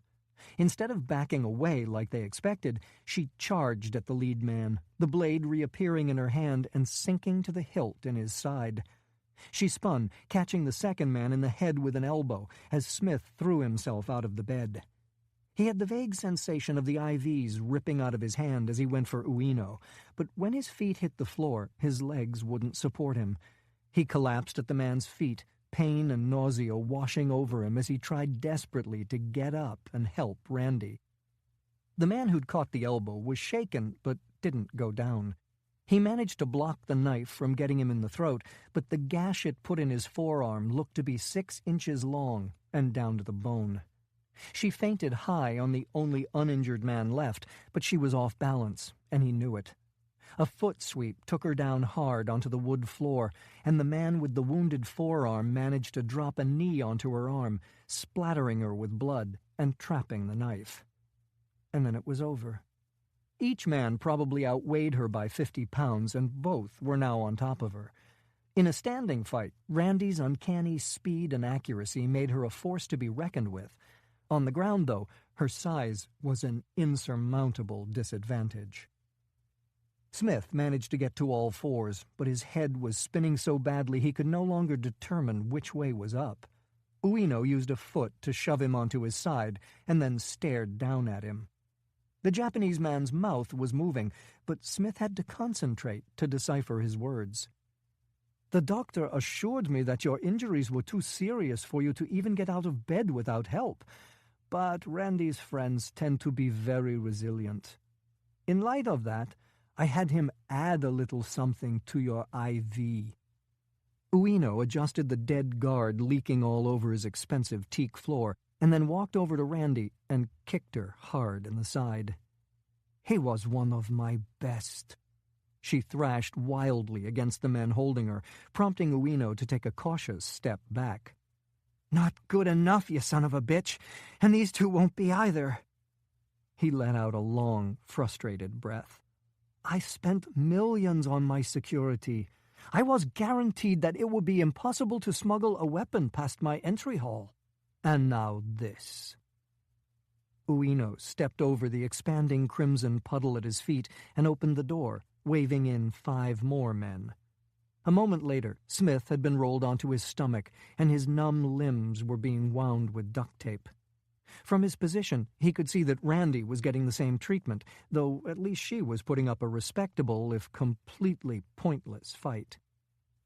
Smith barely managed not to vomit from nausea and pain when he was thrown over a man's shoulder and carried out into the hallway. Randy was right behind him, still kicking and shouting threats as they went through the front doors and were deposited into the trunk of a waiting vehicle. "You better just kill me now, Noboru, because if you don't, I'll be back." Smith couldn't see the man from his position with Randy on top of him, but when the Japanese man spoke, he sounded genuinely shaken. "This was very difficult for me, Randy. I've always liked you, and to be completely honest, I'm afraid of you and your Central Intelligence Agency. But the men who want you?" His voice faded for a moment. "I'm afraid of them more." Chapter 13. Outside Imizu, Japan. Randy Russell realized she was hyperventilating and forced herself to get control. Her mouth was taped shut, and her face was crammed into the trunk lid, so the deep, cleansing breaths she normally used to keep her rage in check weren't an option. She tried to picture a peaceful landscape dappled with sun, but Noboru Ueno's face kept intruding.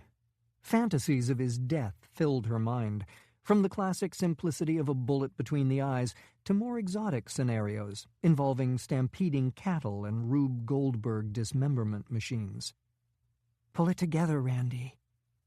The white heat of her anger was one of her greatest strengths. It could keep her going when everyone else collapsed from exhaustion, and it could keep her locked on a target when everyone else had given up in frustration. But it could also run out of control and make it impossible for her to think. That's where John usually stepped in with a calm assessment and well-thought-out plan. From the looks of him when they were being carried out by Ueno's men, though, about the best he could do at this point was not drool down the front of his shirt. She held her breath for a moment, silencing the loud rush of air coming through her nose and trying to orient herself to her surroundings. The trunk they were stuffed into wasn't as spacious as the grandeur of the car would have suggested. She was wedged in hard, and beneath her, John must have been worse off. Ueno's men had left little to chance, winding the better part of a roll of duct tape around each of them and then securing them back to back. That made getting to the trunk latch or the electrical wires threaded behind the carpet pretty much out of the question. The sound of the engine was smooth and even, suggesting that the driver was a pro who knew enough not to get nervous and attract attention. After a number of turns and stops getting out of Ueno's property, they'd been mostly going straight and steady for the last 15 minutes. Other than that, there was nothing but darkness, and for some reason that bothered her. It took a moment to figure out why. John. He had always been an immovable object. Unflappable no matter how bad the shit hit the fan. Unkillable even in the most dire situations. Now, he wasn't moving at all. A jolt of adrenaline coursed through Randy when she realized that despite being crushed up against him, she couldn't feel him breathing. She jerked backward and felt a rush of relief when he grunted weakly. He was alive, but for how much longer? If he died, it would be her fault. She'd come there with no backup at all. Klein didn't know anything about Ueno, and no one at the agency had any idea where she was or that Covert-One even existed. That left it up to her to bail their asses out. But how? She tried to slide forward, planning to search the dark space for something sharp, a protruding bolt, a disconnected wire, but didn't have the leverage to move more than half an inch. She pulled harder, but it didn't get her any farther, and John wasn't even groaning anymore when she yanked on him. Had he lost consciousness? Or was he... "Pull it together," she scolded herself again. There was precisely nothing she could do about his condition until she got them out of there. If he was dead, he was dead. The vehicle began to slow and finally rolled to a stop. For a moment, she feared they'd reached their destination, but then the car moved, gliding along for a few seconds before once again coming to a standstill. Traffic. Maybe someone with their window open would hear her if she started shouting. She ground her face on the inside of the trunk, trying to scrape the tape off her mouth. The carpet covering the surface was too soft to have any effect on the powerful adhesive. She kept at it, straining until her neck muscles were on the verge of giving out, and the skin felt like it was being torn from her cheeks. Then just let her body go slack. There was no way out. She'd killed them. Randy didn't know how long she'd drifted like that, thinking about John and Klein, about her dead husband and Ueno. The traffic didn't get any better, and the gentle rocking kept pulling her further into oblivion. The car stopped again, but this time there was a deafening crash, and she was thrown violently to the side. The trunk lid bent outward enough to let in a little light, and she rammed her knees into it, trying to get it to open the rest of the way. The latch held, but flexed enough to give her hope. Randy had pulled back for another try when the gunfire started, controlled bursts from 3, maybe 4 separate automatic weapons. She tensed, but none of the rounds sounded like they were hitting metal, just glass and flesh. After only a few seconds, the guns went silent, and all she could hear was the revving of motors and the crumpling of bodywork as people tried to escape on the packed road. A steel bar slid into the gap in the trunk near her feet, and another appeared above her head. A moment later, the lid had been pried open, and she was squinting at a Japanese man with a straight razor in his hand. She tried unsuccessfully to dodge when he swung it at her, but instead of going for her throat, he cut her loose from John. After a few more deft waves of his blade, she was free enough to pull herself out of the trunk under her own power. He pointed to an SUV stopped near the overturned delivery truck that was backing up traffic, but she refused to move until he'd pulled John from the trunk and was carrying him toward the waiting vehicle. Through the windshields of the cars blocked in around them, she could see that most people were just staring at her in horror. A few others were shaking their phones in frustration as they tried to film the scene. She counted 3 men still standing, all sweeping MP5s smoothly back and forth, searching for targets. The 4 men who were in the car she'd been trapped in were all dead. None had even managed to get his door open before taking multiple shots to the head. She stood behind the man shoving John into the back of the SUV, trying to figure out who the hell she was dealing with. By the precision of their attack and the classy setup with the delivery truck, there was no question they were pros, an assumption that was supported by the fact that no one's phone seemed to be working. The type of gear you needed for that kind of jamming wasn't something you picked up at Walmart. But whose pros? Should she make a break for it and let them take John with the idea of living long enough to track him down again? Or should she throw in with them? The SUV started backing up with the rear door still open. There was no more time. Running awkwardly with her hands still taped behind her, she dived through the open door and landed on top of John, who was sprawled unconscious across the seat. As soon as she was in, the driver floored it into the grass median, speeding around the crippled van and onto the open road beyond. She barely managed to pull her feet in before the acceleration slammed the door closed. The straight razor was on the floorboard, and she slid down to pick it up. A moment later, her hands were free, and she was carefully cutting the tape off John. The good news was that he was breathing. The bad news was that it was creating a wet, sucking sound that came not only from his throat, but from a reopened wound between his ribs. "John? Can you hear me?" His eyes fluttered momentarily, but that was about it. She tore his shirt fully open and pressed a wad of cloth against the hole in his side. Beyond that, she wasn't sure what else she could do. "Who the hell are you people?" she said, turning to look at the man calmly piloting the vehicle up the road. By way of an answer, he passed a phone back. It was already in the process of connecting to a number that came up all zeros. "Hello?" she said, putting it to her ear. "Hello, Randy." The voice was unmistakable and not entirely unexpected. Fred Klein. "You had me followed," she said, her indignation ringing a bit hollow. "When I found out you were on your way to the area where John was presumed to have died, I was concerned you were looking for revenge instead of pursuing the mission I assigned you." She had to admit that it wasn't a completely unreasonable supposition. "I have to say," he continued, "I'm so pleased with what you turned up, I can't even bring myself to be angry at you for doing one of the stupidest and most careless things I've ever had the misfortune to witness. Now tell me about John's condition." Her mouth tightened, but she didn't protest. In light of what had happened, she was forced to silently admit that Klein might have a small point. "He doesn't look good." "Understood. I have a jet with a medical team waiting not far away. For now, our priorities have shifted. We need to get John out of harm's way and stabilized. We'll talk about the rest later." Chapter 14. Outside Tokyo, Japan.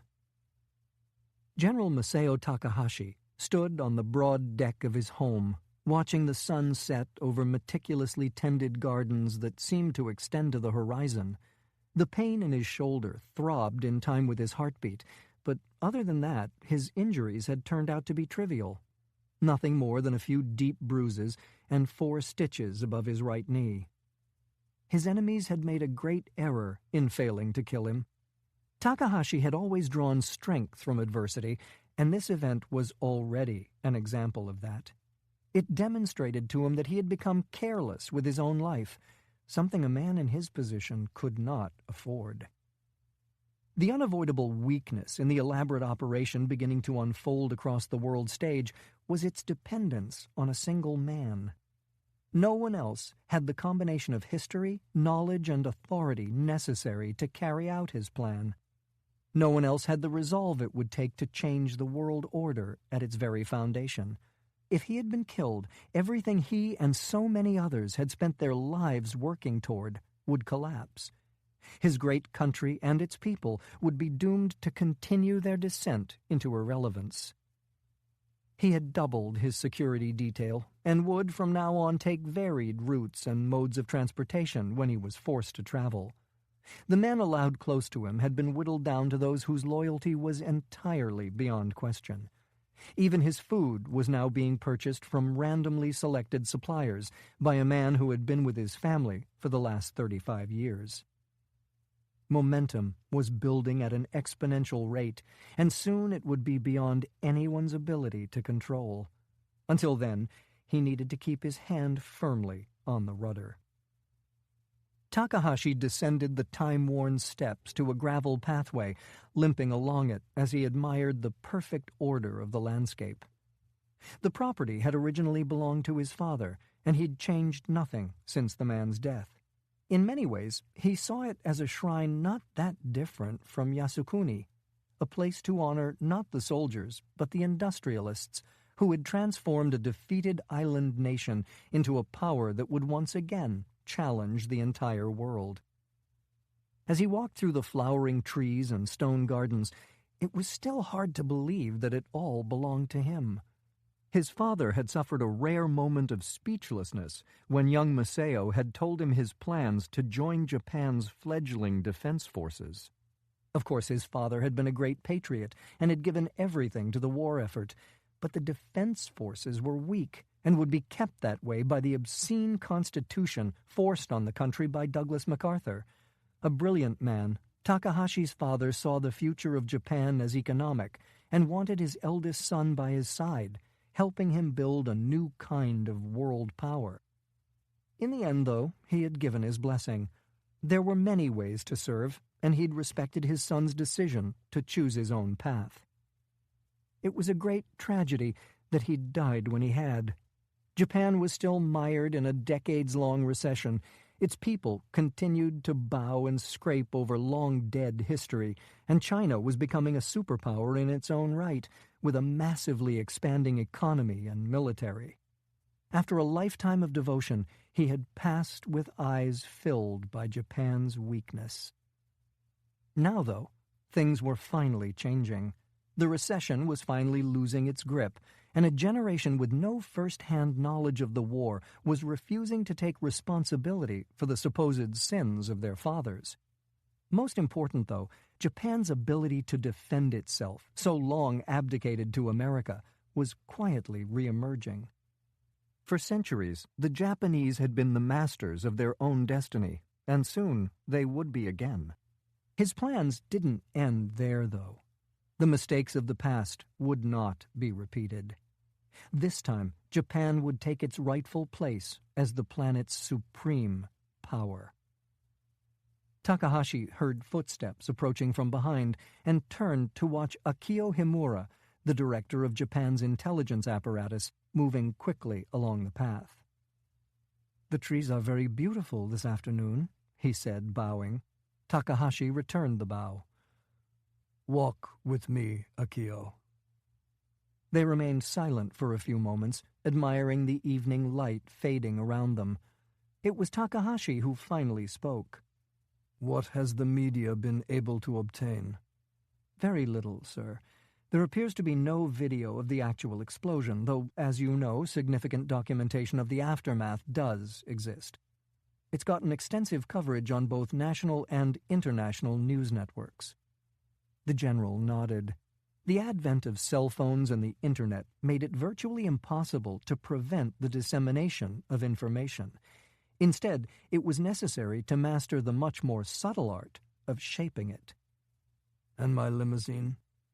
"The clearest images are relatively low resolution, and the car is intermittently hidden by smoke.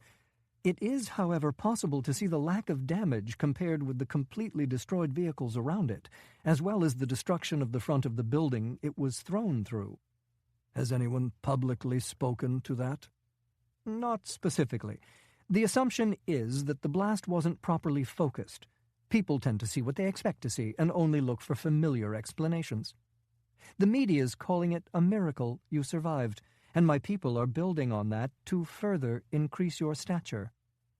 Takahashi gave a silent nod, losing himself for a moment in the rhythm of their footsteps. His survival had been anything but a miracle, something that would be painfully obvious to anyone willing to open their eyes.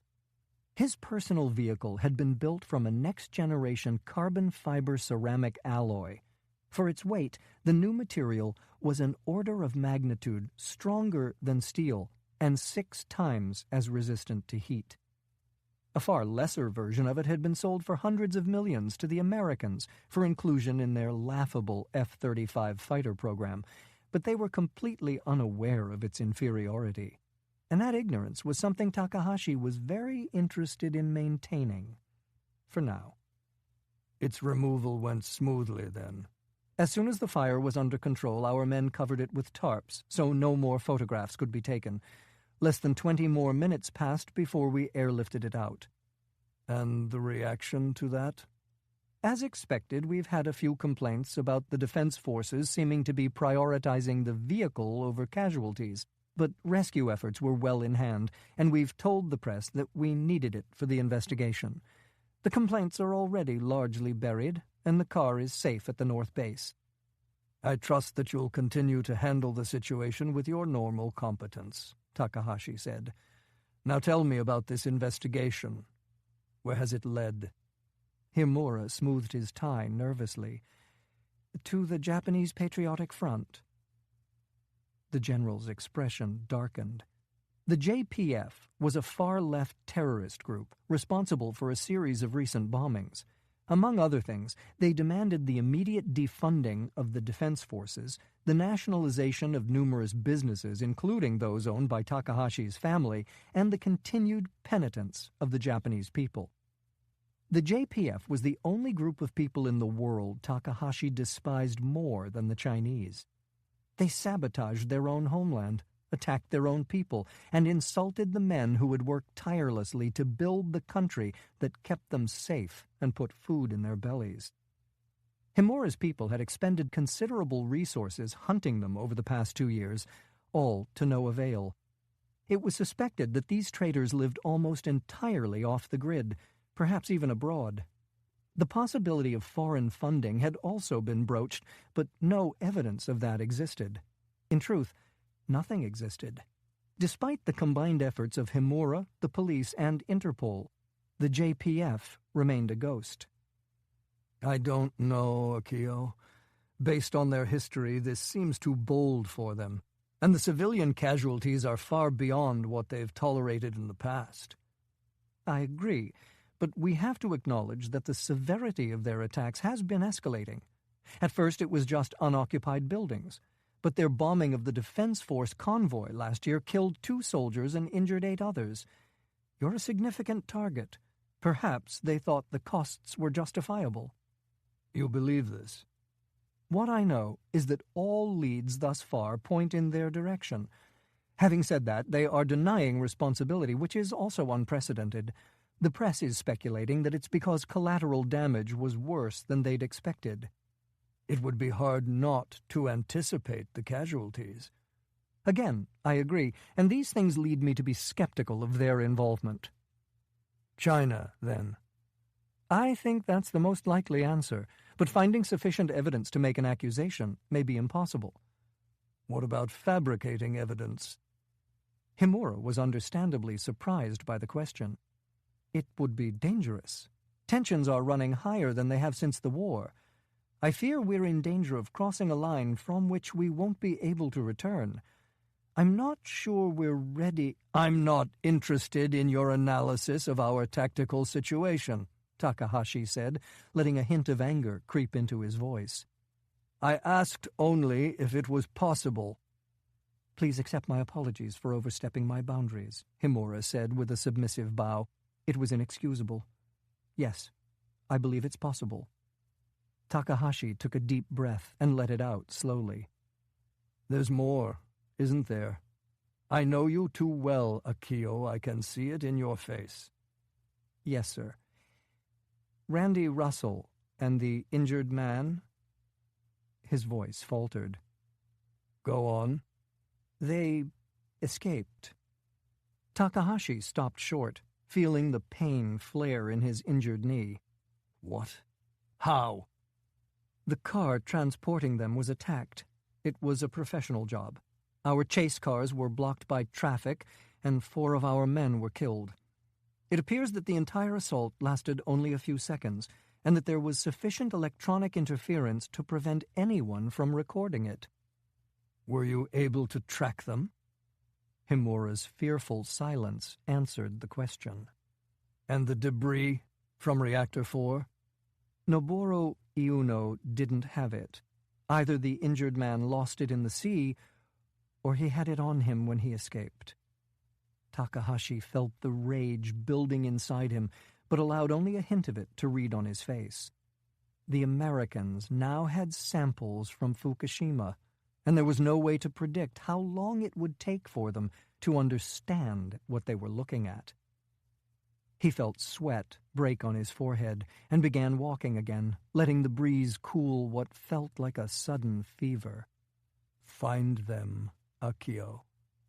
Find them now. Chapter 15. Outside Busan, South Korea. John? Can you hear me? John? A woman's voice, familiar but too distant to place. John!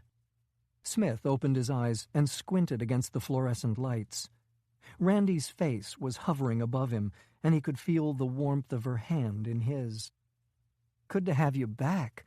I swear you've been nothing but trouble lately. You get what you pay for, he mumbled, trying to figure out where he was and how he'd gotten there. He remembered Randy coming to rescue him and the wheels falling off that operation pretty quickly. Then a car trunk, and after that, nothing. John, how are you feeling? A man's voice. This time he was able to process it without too many skipped beats. He let his head loll to the left and saw Fred Klein standing there in his ever-present rumpled suit. His mouth was curled into a disapproving frown, but Smith sensed it wasn't aimed at him. I think I'm okay. My people had to do a little more work on your back and reinflate your lung again, but they said the screws in your shoulder blade were fine, and the broken ribs will heal on their own. Until they do, though, I'm told they'll hurt like hell. Smith nodded weakly and turned back to Randy, who seemed genuinely worried. Stop looking at me like that. It's making me nervous. How did you get us out of the trunk? She released his hand and backed away, the expression of concern turning uncertain. I was having her followed, Klein said when it became clear she wasn't going to answer. We set up an ambush, took out the men in the car, and then flew you here. Smith looked around him at the windowless hospital room. Are we back in the States? I'm afraid not. We had a doctor and equipment on the jet, but you were having a lot of trouble breathing. We had to make an emergency landing in South Korea. Seoul? What hospital are we at? I know the director of... He fell silent when Klein shook his head and walked to the door. Smith leaned forward as far as he could when the director of Covert-One opened it. The building beyond was nothing more than the rotting carcass of an abandoned warehouse. Rain fell through the collapsed roof, and the rusted top of a crane jutted from the floor 20 feet below. A dangerous-looking man with Eastern European features and an Israeli assault rifle glanced back at them, and then returned his attention to the warehouse floor. Klein quietly closed the door and took a seat next to a table, its only purpose seeming to be to hold an enormous flower arrangement. We have places like this set up all around the world, specifically for these kinds of situations. It's the first time we've used this one. The president will be happy his money wasn't wasted, Smith managed to get out. Klein nodded. We just need you to concentrate on healing, John. No one can get to you here, so you don't have anything else to worry about. Smith tried to sit up, but the attempt wasn't as successful as he'd hoped. He motioned to Randy, and she helped ease him forward. A few extra pillows kept him there. I'm still not clear on how we got out of the trunk. Your guys just started shooting on a public road? Klein's irritation was immediately visible, and Randy retreated again. Not only a public road, but a crowded public road. Randy discovered you were alive and went after you without telling me. By the time I found out, I didn't have the luxury of anything subtle. You sent John to Japan, Randy said defensively. You implied he was dead. I implied that because I believed it to be likely. What you believed doesn't make any difference. How could I be sure you didn't set him up, that you weren't setting me up? Klein let out a long, frustrated breath. Randy, you're as talented as anyone I've ever worked with. But without trust, this relationship isn't going to work. You're lecturing me about trust?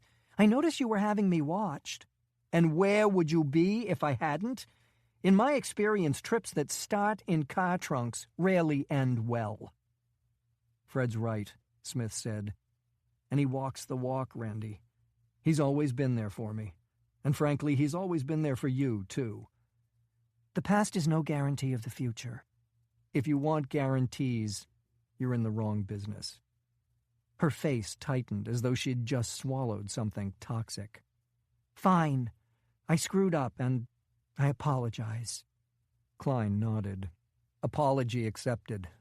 Now let's put it behind us and start fresh. She crossed the room and offered her hand. Deal. But if you ever decide to cross me or John, make sure you finish the job. He held her hand in his grip. And if you ever decide to cross me, I suggest you do the same. She gave an almost imperceptible nod, and it was done. Now that we finally have that out of the way, Smith said, could someone tell me what the docs said about my prognosis? Sorry, Klein responded. You should have a full recovery, but it's going to take time and a fair amount of work. There's a medical rundown in the folder on the table next to you. You'll understand it better than I would. Having said that, I don't need a medical degree to know that you were lucky as hell. Smith nodded. The bolt got slowed down by a boat hull before I got hit. If it hadn't been, it would have gone right through me.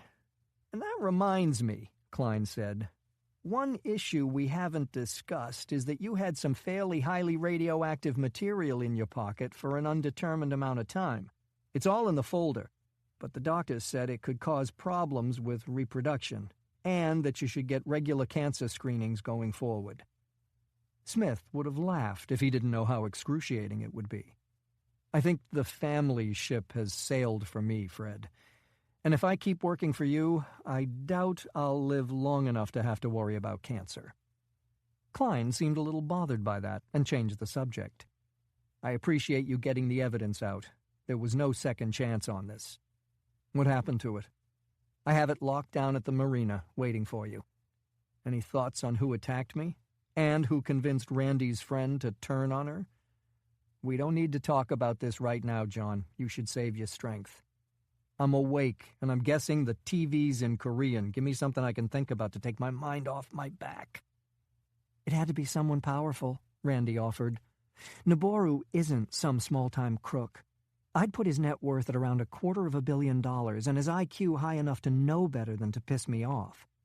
Now that I know you're okay, I'll be going back to Japan, so he and I can have a little chat.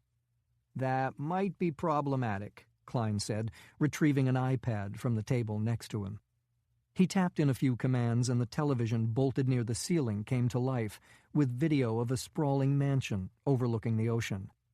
The flames consuming it looked to be rising more than 100 feet in the air. This was captured by a Japanese news helicopter. Randy, I think you'll recognize the building. Noboru's house. Klein nodded. The blaze started about 15 minutes after you were taken away. Can I assume that he and his men were inside? It would appear so. Obviously, the bodies are badly damaged, but an initial autopsy suggests no sign of smoke inhalation. They were dead before the blaze started. What about the men driving the car we were in? Smith asked. Did they work for Noboru? I don't think so. There wasn't much time, but I had one of my men take a photo and the index finger of the driver. The index finger? Randy said, sounding impressed. I like to be thorough. Unfortunately, neither the photo nor the fingerprint nor a DNA analysis has revealed anything. Beyond his being of Japanese descent, I can't tell you anything about that man. He doesn't seem to exist. What about the Japanese authorities? Complete silence on the issue. My men shot up a car in heavy traffic, killing 4 men, and it's like it never happened. Like it never happened, Smith said. That takes a lot of juice in an age of cell phones and Twitter. He started coughing and put a hand to his mouth. It came back, spattered with blood. Not much, though. It looked residual. Look, John, we're going to get out of here and let you sleep. You focus on getting well, and when the doctor gives the okay, hopefully in a few days, I'll put you on a jet home. We can talk more then. Chapter 16. Beijing, China. The military had closed the road to cars, but pedestrians were being allowed to pass freely through the barricades. The angry crowd had grown to over 10,000 people, and Randy Russell was pretty sure that she'd collided with at least half of them. The wind direction changed, and the familiar smog was reinforced by the smoke from a series of burning Japanese flags. The spike heels she was wearing weren't exactly her first choice for massive political demonstrations, but she still managed to avoid getting run over by a pedal-powered food cart before finding some relatively clear sidewalk to the north. Protests like this were breaking out all over China, driven by social media posts that were being selectively ignored by the government censors, who spent their lives eradicating any hint of dissent from the internet. Of course, the requisite soldiers had still been sent. There was no way the corrupt old men who ran China would let a gathering this size develop without the presence of the military. As long as the anger was aimed at their neighbor to the east, though, there would be no interference. In fact, a few soldiers had joined in and were shouting anti-Japanese slogans with at least as much gusto as the civilians around them. The difference was that instead of pumping their fists in the air, they were pumping rifles.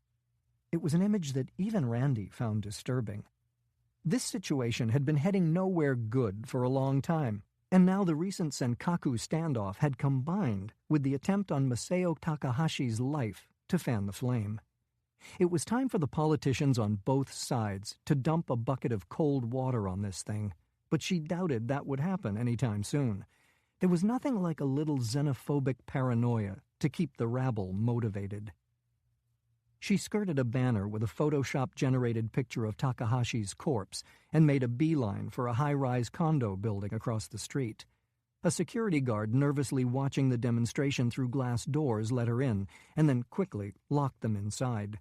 The shouts and bullhorn-amplified diatribes subsided a bit, but enough still penetrated to stave off any illusion of calm or normalcy.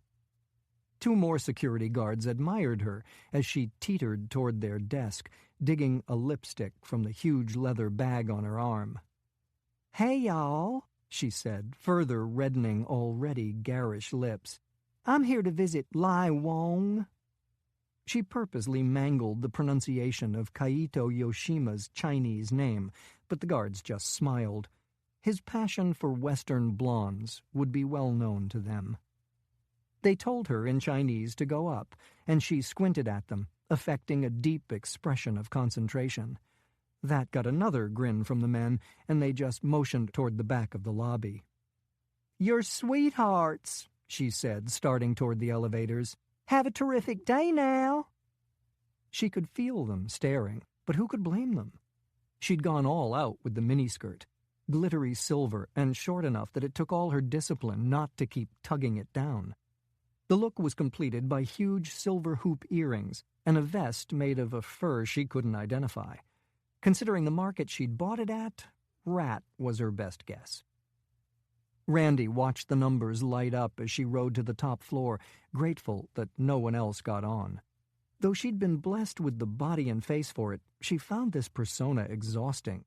The hijab disguise had made her lazy. When the doors opened, no one was in sight. There were only 4 condos on this floor, keeping traffic to a minimum.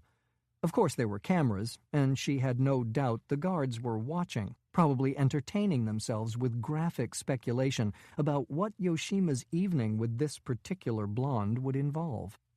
She guessed that their imaginations were probably a lot less interesting than what reality would hold. Randy dug in her bag for a key card and then pulled out her cell phone, pretending to pick up a call as she shoved the key into the lock. She feigned annoyance and bent over to examine the doorknob, presenting what she calculated would be a fair amount of the white thong she'd purchased for that very purpose. It would keep the men's attention away from the thin wire connecting her phone to the keycard and the fact that it was taking the algorithm longer than normal to find the entry code. Leave it to Yoshima to upgrade his damn security. After an excruciating 10 seconds, the red light on the door flickered to green. "Show's over," she said under her breath as she straightened up and stepped into the dark condo. Her heart rate rose noticeably when she slid the silenced Glock from her purse and pushed the door quietly closed with her back. She'd run into Yoshima on a number of occasions, but they'd never had any reason to go at it. He was a bit of an odd guy, a unique combination of intellectual, philosophical, and ridiculously dangerous. She imagined that it was the result of him being forced into the spy business as a child, as opposed to choosing the profession himself. It was a background that could create personalities pretty far from the norm. She had a pretty good nose for people in her business, and even she would have probably pegged him as a history professor or engineer if they happened to meet in a bar. There was no sound at all, and the place had the smell of having been closed up for a while. After almost a minute of complete motionlessness, she felt along the wall for a light switch. A moment later, the expansive room was illuminated in a subdued glow. The Chinese clearly compensated their covert operatives better than the Americans. The decor was a vague take on ancient Rome, but managed to avoid kitsch. The art tended more toward the modern and looked original to her eye. Sofas were unblemished leather, and the crystal lined up on the bar looked like high-end check. The thing that jumped out, though, wasn't what was there, but what was missing. There wasn't so much as a hint of anything Asian. She kept the gun in her hand as she crossed the living room, turning down a hallway and heading for a small study that she knew was there from his CIA file. It was a little messier and more personal than the rest of the space, and she leafed disinterestedly through the papers lying on the desk. There was a laptop, too, but she didn't bother to turn it on. There wouldn't be anything of interest on it. Finally, she turned her attention to a photograph of Yoshima and what she guessed was his mother. There was no denying that he was a good-looking guy. Beneath glasses his files said he didn't need were eyes that always seemed to be looking at something he couldn't quite fathom. A thin scar running along his left cheek gave his delicate features a certain ruggedness. If she recalled correctly, the man who gave it to him hadn't lived long enough to see it bleed. Yoshima had an undergraduate degree in physics that he'd gotten by going to school between missions. No one at the CIA had ever figured out why he'd bothered, but having met him a few times, Randy suspected it was out of simple interest in the subject. And that brought her to an interesting hypothesis. If China needed someone to mess with a Japanese nuclear plant, who could possibly be more perfect for the mission than Kaito Yoshima? She wandered out of the study and into his bedroom, giving it a cursory search before peeking into the bathroom to admire a travertine shower that could have fit 10 people comfortably. The truth was that she felt a little sorry for Yoshima. He'd been torn from his family, brought up in a brutal government facility, and now regularly risked his life for a country where his Japanese features made him the target of racism, suspicion, and even hate. No wonder he liked Western blondes. They just saw Asian. 99% of them wouldn't be able to tell Chinese from Japanese if you put a gun to their hairspray-encrusted heads. She wandered back out into the living room, finding another photo of him. In this one, he was with a group of laughing people outside a bar. His smile wasn't entirely convincing, and the eyes seemed to look right through the camera.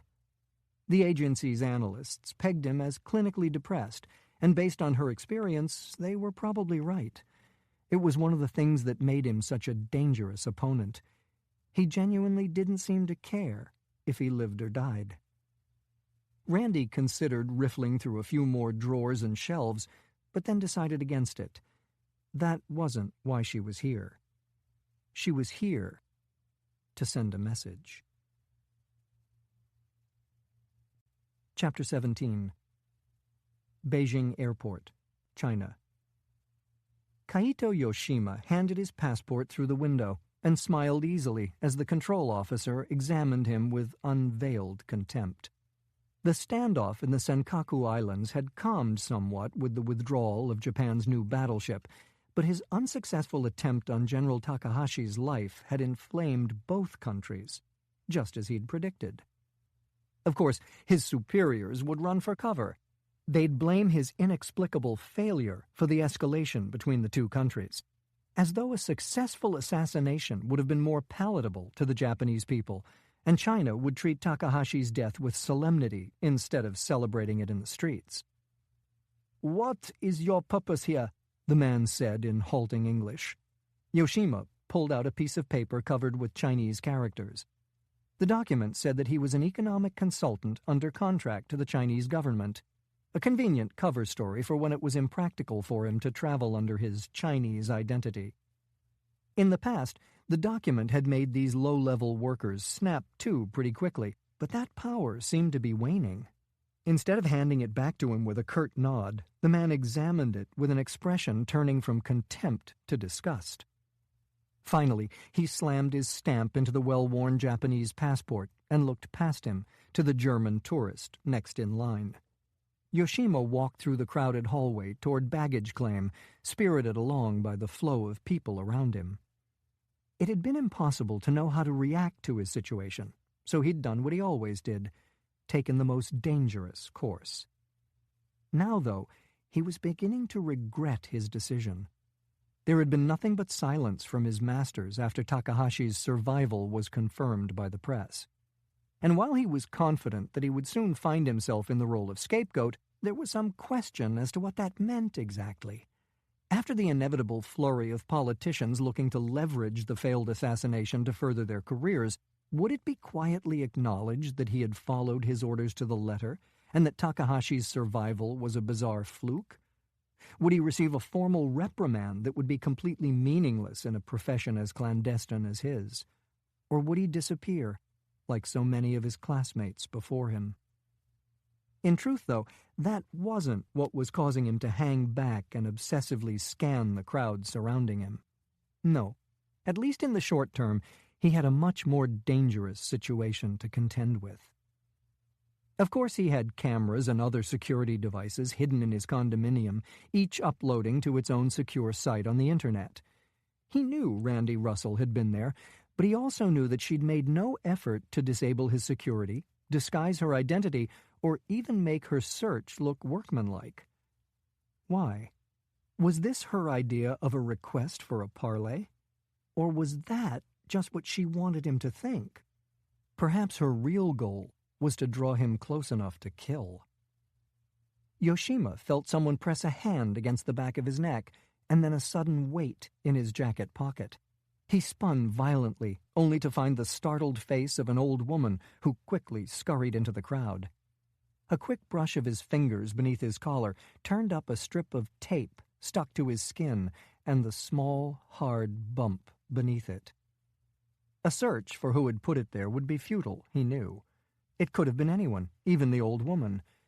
Randy loved criminals, and he had no doubt that in a scenario like this she would have employed one of the finest pickpockets in the country. His jacket vibrated, and he reached for the phone that had been placed there, once again letting himself be swept forward. There was little point in further caution or worry. He was entirely at the mercy of the person on the other end of the line. "Hello, Randy."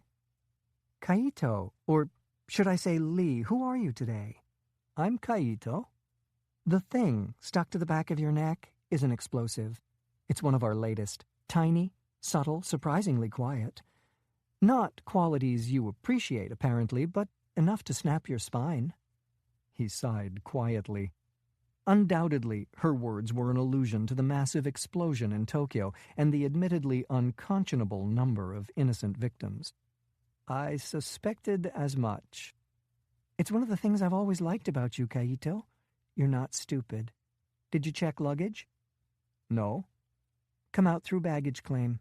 I'm in a blue BMW." When he stepped out onto the sidewalk, Randy leaped from the car in a silver miniskirt that bordered on the obscene. She had long blonde hair that Yoshima suspected was a wig, and narrow heels that he noted would make it hard for her to move quickly, a detail he filed away in the chance it might become useful in the future. She threw her arms around him and kissed him hard on the lips. She was hardly the first blonde to pick him up from the airport this way, and it would look completely normal to anyone who might be watching. She had a cell phone in one hand, and he focused on it for a moment while playing along with the charade she'd crafted. Undoubtedly, the detonator for the device on his neck was integrated into the phone, but he had no way of knowing how it worked. Did she have to push a button? Or perhaps she was already pushing the button, and it was releasing it that would separate his vertebrae. "Why don't you drive, sweetie?" she said, climbing into the passenger seat and closing the door. It started to rain while he was standing there, and he walked deliberately around the back of the vehicle, tossing his hand luggage into the back seat and then slipping behind the wheel. "It's good to see you," she said as they merged into traffic. "How long has it been? 4 years?" He shook his head. "You're forgetting Cambodia." "Oh, God, you're right. It was 106 degrees with 90% humidity, and don't even get me started on the snakes." "Is the car clean?" he asked. "I got it out of the lot, so I assume it is. But with this police state you live in, it's hard to say for sure." "You stole it?" "Me? You're the one driving." She flashed a broad smile. "Relax, I'll return it when I catch my flight tomorrow morning." "After you've killed me?" "For God's sake, Kaito, can't a girl visit an old friend? Catch up a little?" He didn't respond. "Is your condo clean?" "Yes." "Great. We'll do our catching up there." Chapter 18. Northeastern Japan. General Masao Takahashi sat silently in the open vehicle, looking ahead at the rail it rode on disappearing into the gloom. The tunnel was almost perfectly round and 5 meters in diameter, dug into a mountainside in a remote part of Japan. Widely spaced overhead lights intermittently illuminated the rock walls and the security detail seated around him. Beyond that, there was nothing.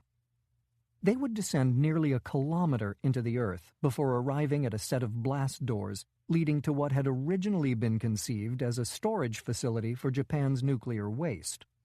After the Fukushima disaster, though, many of the country's plants had been shut down, leaving the complex largely idle. It was then that he'd had control transferred to the defense forces, under the cover of making certain the radioactive refuse was secure. The real reason was that he needed a replacement for the Reactor 4 lab that had been lost. A replacement that offered both foolproof containment and distance from prying eyes. It took another 10 minutes to reach the entrance, and Takahashi could feel the cold from the cave beginning to penetrate his uniform. Or maybe it wasn't the temperature at all. Maybe it was something more. The massive doors opened automatically as the vehicle approached, and they glided to a stop inside. Before his takeover of the facility, this section had been lined with concrete. All that was gone now, replaced by the natural dirt and rock.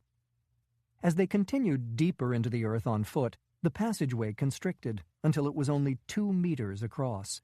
Ahead, one of his men paused at a turn and then signaled that it was safe to proceed. Living surrounded by constant security made Takahashi feel like a coward, but there was little choice at this point. Most of his meetings were now being held at his heavily secured home. This trip, though, had been unavoidable. Moving Dr. Ito was becoming too difficult to do with the required efficiency and anonymity. They finally came to a door made of a reddish woven material, the same material his limousine had been constructed of. His men fanned out, taking up strategic positions along the corridor, while he pressed his thumb against a screen set into the wall. Inside, the light was much better, though the walls remained the necessarily unadorned dirt and rock. The only furniture was a wooden table, surrounded by similarly constructed chairs. The 2 men seated in them immediately stood and bowed. Takahashi returned the bow, nodding at his intelligence czar, Akio Himura, and then walking over to Hideki Ito. He put a hand warmly on the scientist's back. "How are you, Doctor?" "I'm well, General. Thank you for asking." Of course it wasn't true, a reality that was very unfortunate for their cause. Ito was entirely bald from successive rounds of chemotherapy, and his face seemed to have collapsed in places, creating strange hollows where the muscles had selectively atrophied. The pigmentation in his skin also seemed to have been short-circuited by the massive dose of radiation he'd received in Reactor 4, leaving light and dark splotches of various sizes on his cheeks and bare scalp. The 2 people assisting him that day were dead, though not by natural causes, as Ito had been told. They'd simply not been valuable enough to warrant the cost of dealing with their radiation injuries. Hideki Ito was quite a different matter, though. There were no limits to what Takahashi would do to keep the man alive and working. "I'm pleased to hear it," the general said, pulling out a chair and holding it as the frail scientist sat, a grateful smile on his peeling lips.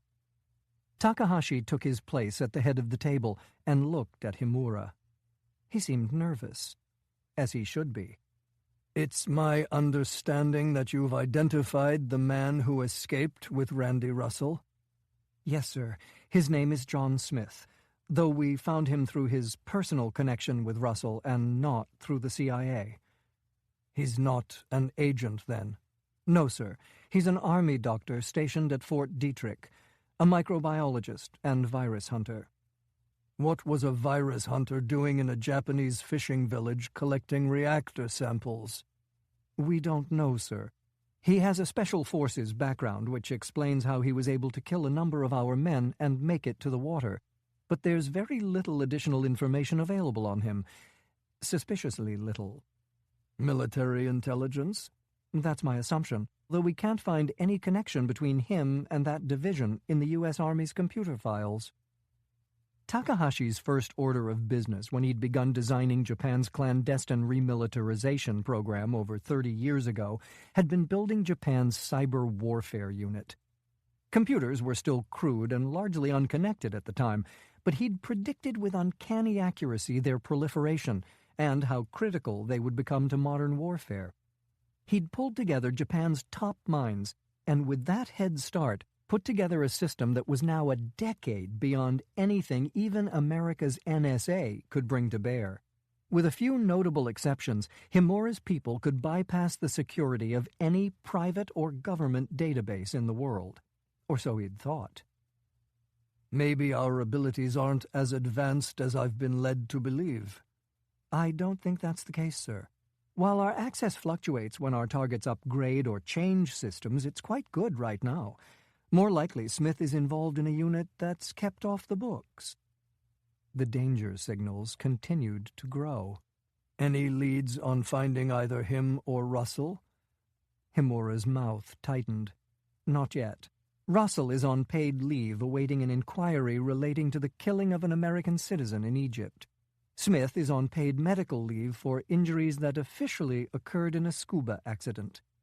He has not, however, received care at any Army facility. Takahashi nodded. Why him? Why Smith? He's a scientist, Himura responded. But not in this field. Nanotechnology has many similarities to virology, Ito interjected. Agreed, Himura said. The specific field of nanotech is fairly obscure. It's unlikely that the Americans would have anyone with the exact mix of skills necessary. Smith may have been their best choice. So it's possible that the Americans suspect nanotechnology was present at Fukushima, Takahashi said, trying to keep his voice calm. I've gone back through every security protocol and haven't been able to find a breach that could have led to that kind of knowledge, Himura said, but anything is possible. All right, then. Who would he take it to, Doctor? Who are America's top people in the field? There are a number of them. Most are pure academics working at universities. Dr. Ito's already provided us with the names, General, and we're watching all of them, as well as the military's top materials engineers in case they don't suspect what caused the damage and are just looking for a starting point. Nothing so far. Takahashi knew that there was no point in raising his voice or making threats. Despite his recent string of failures, Himura was eminently competent and would do everything in his power to perform his duty, even laying down his life if necessary. And the assassination attempt? His intelligence czar didn't bother to hide his relief at the change of subject. The JPF continues to deny involvement. The evidence against them is solid, but it's all circumstantial. Certainly nothing that couldn't be fabricated by the Chinese intelligence apparatus. Do you believe that's what happened? I'm becoming increasingly convinced, but it will be extremely difficult to prove. Despite our penetration into their information systems, there is no indication of any move against you. When it comes to operations this sensitive, the Chinese tend to work completely off the grid. Orders are given in whispers to men with no official government positions.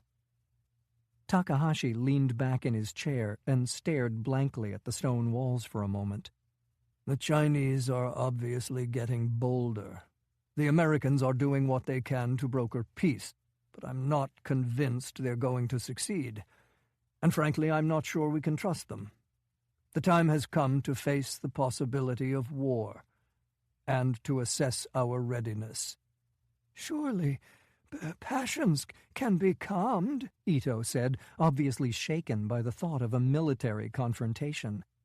The man's unparalleled genius had allowed him to rise from a small, largely experimental cog in Takahashi's machine to his chief technological officer. There was no denying, though, that Ito was weak. It had been easy to ply him, indeed blind him, with unlimited research funds and unfettered access to cutting-edge technology, but he had no real patriotism or political conviction. He was a man whose interests lay only in the things his magnificent mind could create. Of course, we will do everything possible to promote peace, Doctor. But while it's comfortable to hope for the best, it's wise to plan for the worst. No? Of course. I understand. And on that subject, is the demonstration of our drone technology still on schedule for this week? It is, Ito said submissively. I think you'll find the software to be an order of magnitude more sophisticated than prior generations. We've also made intermediate strides in range, speed, and maneuverability. I'm looking forward to it. Now I don't think there's any reason to keep you from your work any longer. It's been good seeing you, as always. I'm glad you're well. Ito was typically anxious to go, and stood quickly, giving a short bow before leaving the room. Takahashi remained silent for a long time, considering the dangers and opportunities presented by the quickly shifting landscape. You told me it would be possible to fabricate evidence that implicates the Chinese in the attempt on my life, Akio. Yes, sir. Can I assume you've created a plan to do just that? I have. Good. Leak just enough to get the press speculating about a possible link to Beijing. Himura wiped a hand nervously across his mouth before responding. I would advise against it. Why? First, creating something like this out of whole cloth was extremely complicated. Our efforts could be discovered. And second, his voice faded. Speak up, Takahashi prompted. The intelligence chief gave a jerky nod. Sir, you understand that this... Again, he hesitated. Dr. Ito is right. Passions are running high. Very high. I trust it's not lost on you that U.S. military intelligence has physical evidence from Fukushima, and just as important, Ito's health is failing. I don't know how much longer our doctors can keep him alive.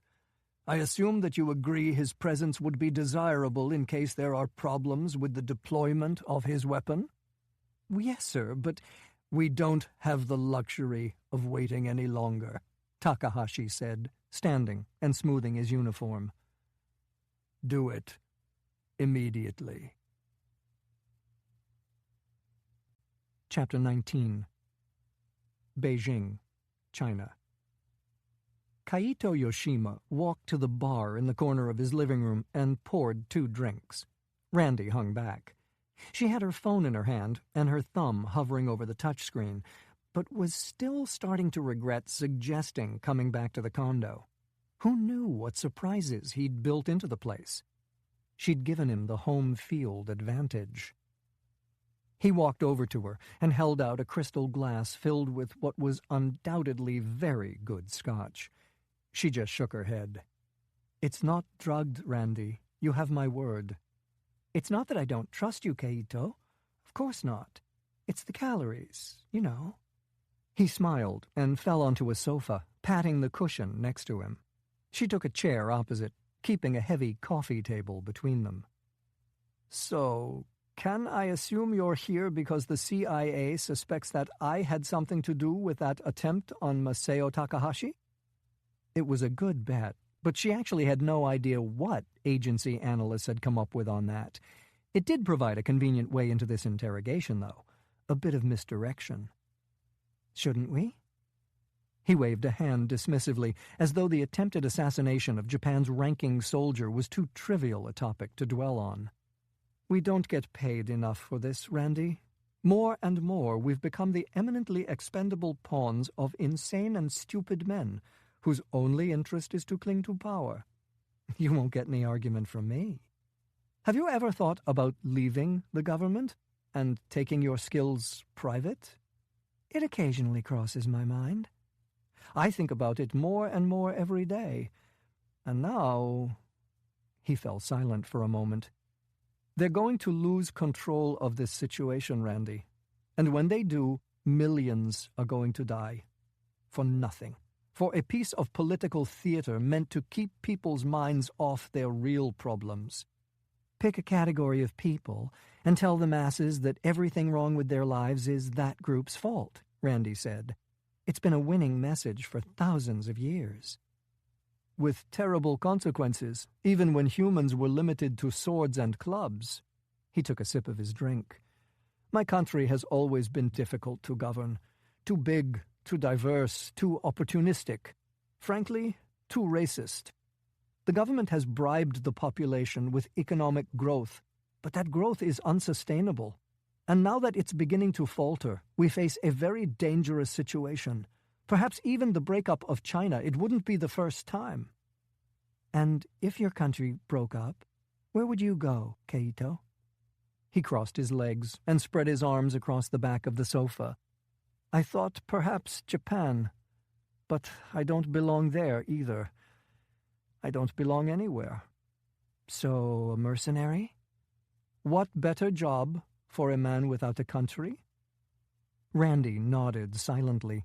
As was so often the case with Yoshima, what was most interesting about this conversation was what was missing, a denial of his involvement in the Takahashi assassination attempt.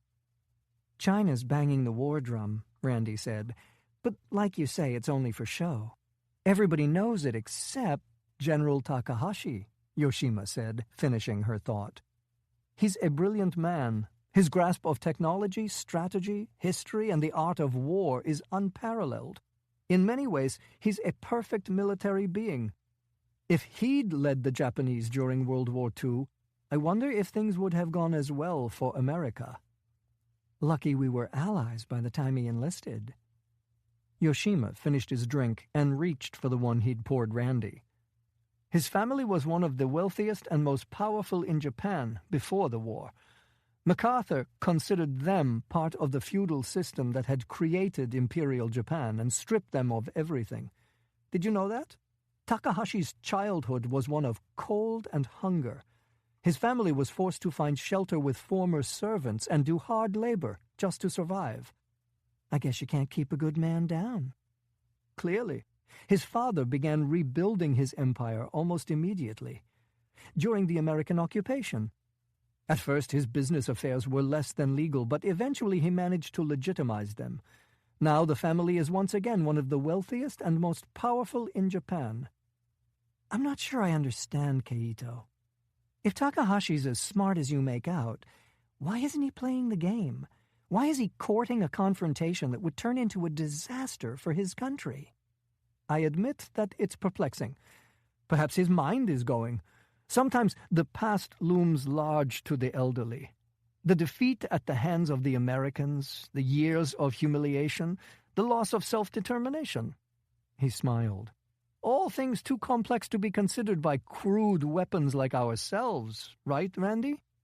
Now, where were we before I was diverted into this subject? I believe it was our business enterprise.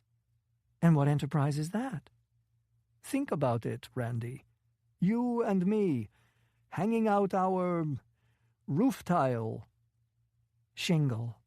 Of course, shingle. We would name our own price and be turning away work within 24 hours of moving into our luxury office suite. I was thinking Dubrovnik. Lovely place. But of course I'm open to suggestion. Paris, Rome, Istanbul. The world is our... Help me, I find American idioms so challenging. It's not clam, oyster. Precisely. The dull thump of helicopter rotors became audible, and Yoshima laid down his drink to walk to the window. We'd have the power to choose our jobs. Think of it. Nothing we aren't interested in, nothing we don't believe in. I'd rather trust my own conscience than... Suddenly, he was in motion, diving to the right and slamming a hand into what looked like a blank section of wall. A moment later, a series of steel curtains fell from the ceiling, covering the windows. Startled, Randy grabbed the Glock from her bag, but then spun at the sound of a battering ram hitting the front door. The crack of splintering wood accompanied the first impact, but the second blow generated the dull ring of steel on steel. Clearly not the stock condo door. When she turned back, Yoshima was calmly punching a code into a safe set into the floor. He pulled out a Sig Sauer and a small bag that Randy assumed was full of passports, fake credit cards, and cash. She had similar bags, stashed all over the world. "You must have been recognized at the airport. I was afraid that might happen." "Then why the hell did we come back here?" "Where better? Besides, I thought perhaps we'd have a few drinks, some conversation." He studied her for a moment. "Who knows where it might have led?" The hammering on the door continued, growing louder as the men holding the ram became increasingly frustrated. The sound of machine gun fire erupted outside, and the metal curtains billowed inward with the impact. She dived over a chair and flattened herself against the floor, slithering forward to see if Yoshima had been hit. He was just standing there, looking calmly down at her. "It's an internal security helicopter," he shouted over the sound of bullets slamming into steel. "I assure you that I'm quite familiar with them, and they don't have anything on board powerful enough to penetrate." He pointed toward the door behind her. "That, though, could be a problem." She stood and looked back, seeing that the door was now bowing dangerously with every impact. "Can I assume you have a way out?" "Maybe," he said, starting for the kitchen with her close behind. "But more important, what do you think about my proposal?" "Which? Going into business together or going to bed together?" He paused for what seemed like an inordinately long time in their current situation. "Both." She had to admit that he was an attractive guy, and intriguing as hell. "Bed, maybe. But I'm thinking no on the business idea." He smiled and went for a pantry-sized cabinet next to the stove. "It's an answer I can live with." The machine guns out front fell silent, but the hammering on the door got even louder, and the shouts of the men on the other side were no longer fully muffled. "That remains to be seen, Kaito." Chapter 20. Outside Washington, D.C., USA. John Smith eased himself from the car and then reached back in to retrieve his duffel.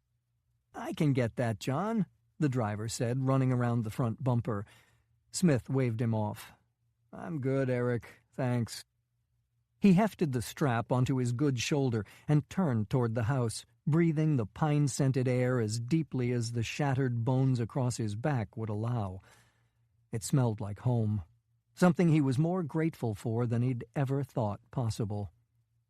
The house was the way he remembered it, casual Western modern, with no expense spared to make it look deeply weathered, and just a bit haphazard in design. The closest neighbor was a mile down a steep, winding road, providing a silence that, at that moment, he found extraordinarily appealing. Smith started up the gravel driveway, concentrating on not hunching when he walked. Not because he didn't need to, but because he knew Eric was watching. Pride could be a bitch. The door was ajar, and the elaborate security system was flashing green to indicate that it had been disarmed. Before stepping inside, Smith glanced back at the man who'd brought him there. "Hey, I forgot to say congratulations." "Thanks." He put his duffel on the kitchen counter and went to the refrigerator for a beer. Getting one off the bottom shelf required a difficult knee bend, but it was worth it. Snake River Lager tasted just as good as he remembered. The house had been unoccupied for a while, and he wiped away some dust before putting his beer down on the granite counter. It had originally been a pretty rustic place, belonging to Randy's college roommate. After it got burned down with the help of an Afghan assassin, Klein had made the mistake of giving Randy a blank check for its reconstruction. Then came the attack by a special ops team and the maddeningly difficult-to-eradicate smell of knockout gas. Apparently that was the last straw for the former roommate, and Randy had bought the house through a maze of offshore corporations. While it still wasn't impossible for a motivated party with substantial resources to track the place down, it would be difficult enough that he felt safe there, at least safer than he would have at his own house. "John," Karen Ivers called as she appeared in the hallway. "How are you doing?" I've seen better days.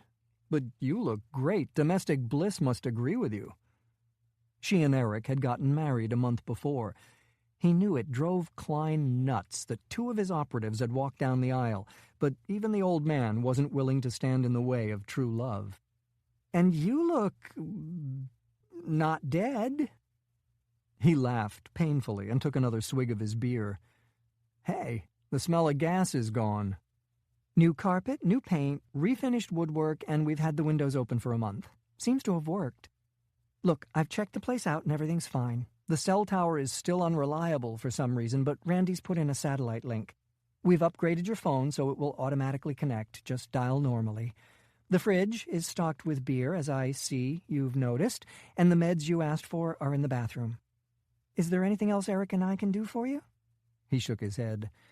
Nah, why don't you guys get out of here? I'm good. You sure? In truth, he wasn't.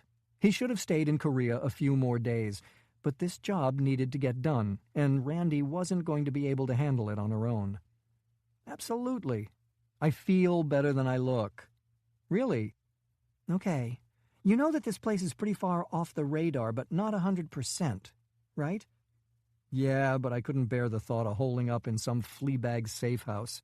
It's not my own bed, but it's second best. She slid a thumb drive onto the counter next to his beer. Fred wanted me to give you this. He nodded, scooping up the nondescript storage device.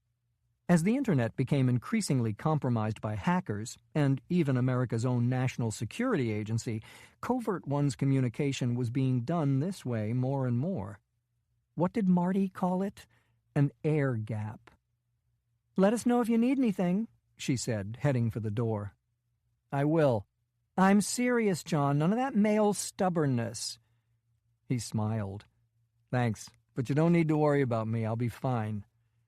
When she closed the door behind her, Smith sagged a bit. Too much standing in one stint. He shuffled to the small office at the back of the house and turned on the desktop computer, holding a series of keys in order to boot to an alternate operating system. It had been designed specifically for Covert-One, ultra-simple, ultra-secure, and completely incapable of connecting to the Internet or any other peripheral, except for Covert-One supplied USB sticks. Despite its lack of complexity, the OS took 5 minutes to start up, scan for anomalies, and declare itself secure. He inserted the drive and entered his password, then went for another beer. It would take another few minutes for the processor to unravel the heavy encryption. When he returned, he washed down a few ibuprofen and watched the progress bar crawl along. Not as effective as the OxyContin he'd been taking, but a hell of a lot easier to think on. The report finally opened, and his stomach tightened when he saw that Randy was in China making contact with Kaito Yoshima. There was no question that she could hold her own against anyone on the planet, but Yoshima was particularly dangerous when he was in the mood to be. He'd been trained from infancy for this kind of work and frankly seemed a little mentally unbalanced.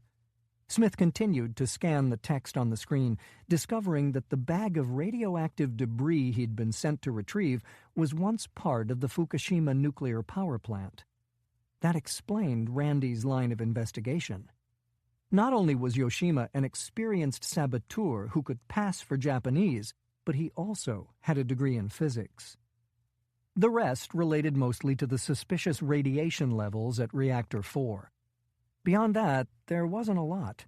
Despite him getting shot with a crossbow, nearly drowned, and thrown in the back of a vehicle, they didn't seem much further along than when Klein had first called. He pulled the thumb drive and went back into the kitchen, putting it in the microwave and watching it spark on the rotisserie. A good night's sleep. That's what he needed. Then it would be time to get off his ass and help figure this thing out. Chapter 21. Beijing, China. Kaito Yoshima pulled open the pantry door and began yanking shelves out, strewing canned goods and cleaning products across the floor. Randy had her back against the wall, next to the kitchen's entrance, and was watching the front door as it slowly buckled under the force of the battering ram. Any time now would be good, Kaito. Patience, Randy. I'm going as quickly as I can. She glanced at the gun in her hand and let out a long, frustrated breath. What exactly was it she thought she was going to do with that weapon? She was one of the CIA's top operatives, and as such, there was no way in hell she could start shooting at Chinese authorities. If she got caught and identified, there was no telling what kind of damage it could do to the delicate relationship between the two countries. Reluctantly, she stuffed it back in her purse, along with all the other deadly toys she couldn't use. The helicopter could still be heard hovering outside the barricaded windows, but at least it had stopped shooting. On a less positive note, a chunk of door frame about the size of a basketball had been dislodged, and a man's arm was already through it, feeling around for the interior locks. The temptation to wing him and slow down the assault was almost unbearable. Just a nick above the elbow. "Kaito," she said, but then fell silent when she turned. The back of the cabinet was on the floor, and in its place was a dark shaft, bisected by a single vertical cable. "You son of a bitch!" she shouted, running to the cabinet. "If you've left me—" "Be calm, Randy, I'm here." The voice echoed a bit, but when she looked down into the shaft, she saw him hanging from a climbing harness only a few feet below floor level. "They used this to transport construction materials when the structure was being built," Yoshima said. "Unfortunately, it's small enough that the only way this has a chance of working is for you to stand on my shoulders." She reached down and twisted the heel on her shoe, unlocking the mechanism that held it on, and then repeating the process on the other foot. She'd have to remember to send the machinist who'd done the modifications a nice bonus, if she lived that long. Randy grabbed a kitchen towel to protect her hands from the thin metal cable and stepped onto Yoshima's shoulders. The front door finally gave way, followed immediately by excited shouts and the sound of combat boots running in their direction. "Close the cabinet door, Randy." When she did, a dim red light came on, providing just enough illumination to see. "There's a latch on the left side. Can you find it?" She squinted into the gloom, finally spotting it as the voices grew louder and the footfalls grew closer. At least one man was in the kitchen, probably two. The mechanism was completely silent, and she managed to engage it right before someone jerked on the handle from the outside. The impacts of a rifle butt against the cabinet door started a moment later. Yoshima looked up at her. "I take it you found it." "Yes, can we leave now?" "Of course, but first, I'd like to thank you for wearing a skirt." She was about to kick him in the side of the head when the sound of automatic fire erupted. Randy threw her hands up reflexively, but the bullets didn't penetrate, instead ringing off the cabinet door's steel reinforcements. She cursed under her breath when she heard a pained scream from one of the men trying to get at them. He'd clearly been caught with a ricochet. There was no way to hold her responsible for that, was there? Technically, the moron shot himself.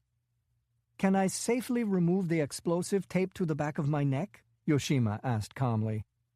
"Oh, for Christ's sake," she shouted as another deafening volley hit the cabinet door. "It's a piece of tape with a tic-tac in it." Yoshima sighed as they started sliding down the cable. "Of course it is." The ride down took only a few seconds, which still felt like an eternity to Randy. If the men above managed to get through, they'd spray bullets down into the shaft. There'd be nowhere to run. Randy crammed her knees onto the wall, taking the weight off Yoshima as he flicked on another red light and opened a panel that led to the underground garage. They climbed out, weaving through the cars parked there, and watched for any sign of the Chinese authorities. Beyond the security cameras bolted near the ceiling, though, it looked clear. Yoshima crept around a battered delivery van and waved her up as he threw a leg over a beefy BMW motorcycle that looked like it had been designed for the Baja 500. She jumped on the back as he fired up the motor, barely getting her arms around his waist before the front wheel lifted and they started up the garage's ramp. They dodged around the exit gate, nearly scraping the wall as a startled attendant looked on. Yoshima put the bike into a well-practiced slide, and she tried to keep her weight neutral enough to allow him to turn onto the sidewalk. Pedestrians dived in every direction as they accelerated, but to his credit, Yoshima managed to miss each of them. Behind, 2 unmarked cars started after them, leaving a cloud of tire smoke as they forced their way into traffic. The pursuing vehicles were bigger and less nimble than Yoshima's bike, though, and were doing little more than racking up serious body panel damage as they receded into the distance. "Tell me about Fukushima," Randy shouted as they shot up the white line between 2 lanes of crawling traffic. The bike's speedometer read almost 80 as they crossed an intersection against the light, nearly taking out a group of cyclists. "The nuclear plant?" he yelled back. "What about it?" The regular police had joined the chase, and she now saw one turn into the intersection they'd just blown through. Traffic got denser, and Yoshima grabbed the brakes, putting the bike into a nose wheelie that barely kept them from going broadside into an SUV. Behind, the sirens were multiplying and getting louder. "What happened there?" "I don't understand what you're asking me, Randy. A tsunami hit it and knocked out their power. I don't think now is the time for an explanation of how nuclear reactors overheat." "You didn't have anything to do with it?" They managed to get around the SUV and were accelerating again. Distracted by her questions, Yoshima didn't see the car door opening in front of them until it was too late. He tried to cut left, but clipped the right side of his bars, and the bike went out from under them. He hit the asphalt, and she was catapulted onto the much softer hood of a Ford, sliding across it and managing to land on her feet. "Kaito!" she shouted, running between cars and lifting the dazed man to his feet. She could hear the screeching of tires behind her, but there was no time to look back. People were getting out of their vehicles, calling to the police, pointing at them. From experience, she knew that the situation could devolve quickly. It would only take one bystander to decide he was John Wayne and try to grab them for this disaster to turn into complete chaos. "Get on," she said, lifting the still-running bike and jumping on. Yoshima wrapped his arms around her waist, and she twisted the throttle, going right for an angry-looking man blocking their path.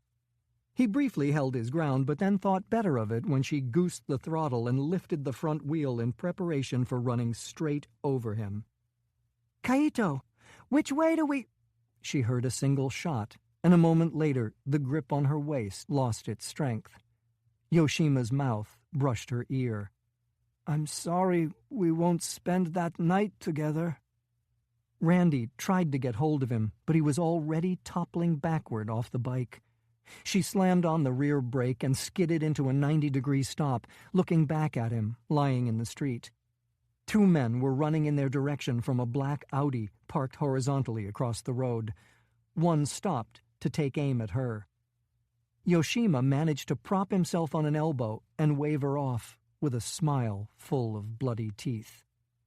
Her purse was hanging across her back, and she instinctively reached for it, but again stopped herself. She couldn't shoot these sons of bitches, and that made getting to Yoshima impossible. With no other alternative, she planted a foot and twisted the throttle again, spinning the bike 180 degrees before accelerating toward an alleyway.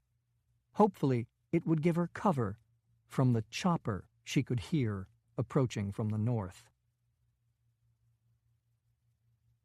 Chapter 22. Alexandria, Virginia, USA. John Smith kept his pace slow and steady as he walked down the hallway. The woman at the front desk had told him the man he was looking for would be in the first lab past the offices, but who knew there'd be so many damn offices?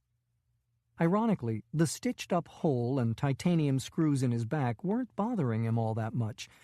It was the shattered ribs. Deep breaths were completely impossible, and just getting out of bed was a project that involved him sliding off the mattress and onto the floor. Still, it was good to be out and moving around, particularly with no one trying to kill him. He stopped in front of an open door and tapped quietly on the frame. The woman inside glanced up from her computer. "Can I help you?" "I'm looking for Dr. Greg Maple." "You're on the right track," she responded with a smile. "Keep going. First lab you come to." "Is it much farther?" She seemed confused by the question, examining his broad shoulders, narrow waist, and tan face. "About 25 yards. Do you consider that far?"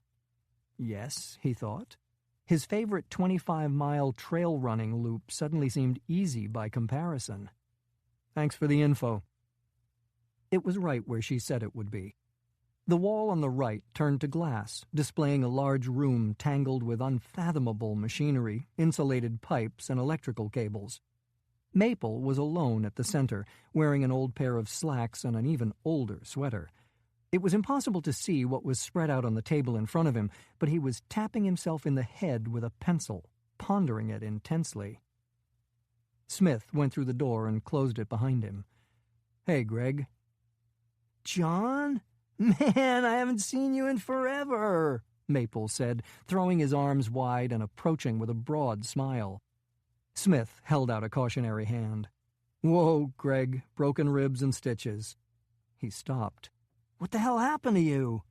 "I was doing some diving off the coast of Japan and got hit by a boat. Spent some time in a coma as a John Doe in a hospital near the coast." It wasn't a perfect cover story, but so far everyone was buying it. "Jesus, man, I'm sorry. Not as bad as that time I went overboard in the Strait, though. At least the Sea of Japan's warm." Smith grinned by way of response.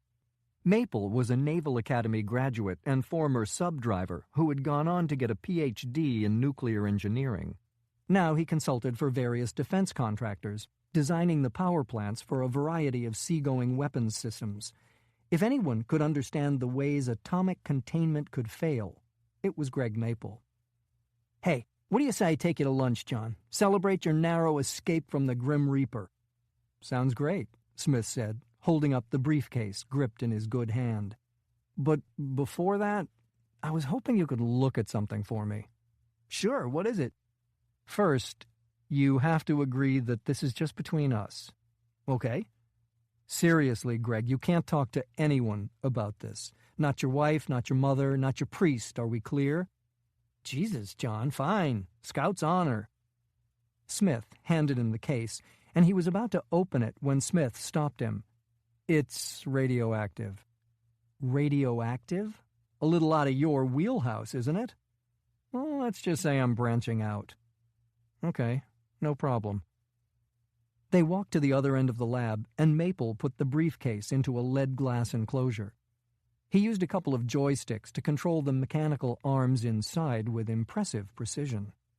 A moment later, the latches were popped, and the case was open. "It looks like garbage," he said, raising the bag of debris and laying it on a small platform. "It's steel, concrete, and plastic," Smith said. "Try to break it. Hit it with something." Maple glanced at him, a little confused, but then he used the mechanical claw to tap a piece of concrete about the size of a golf ball. It immediately crumbled. Similar tests on the steel and plastic provided the same results. "What happened to it?" Maple asked. "You tell me." He put a few pieces of debris on a tray. "Let's take a look through the scope." There was a monitor and keyboard next to the joysticks, and Maple punched in a few commands. A moment later, a hazy image came up. "This is the steel," Maple said, tapping the screen. "High-quality stuff. But look to the left where the texture changes. Let's zoom in a little more."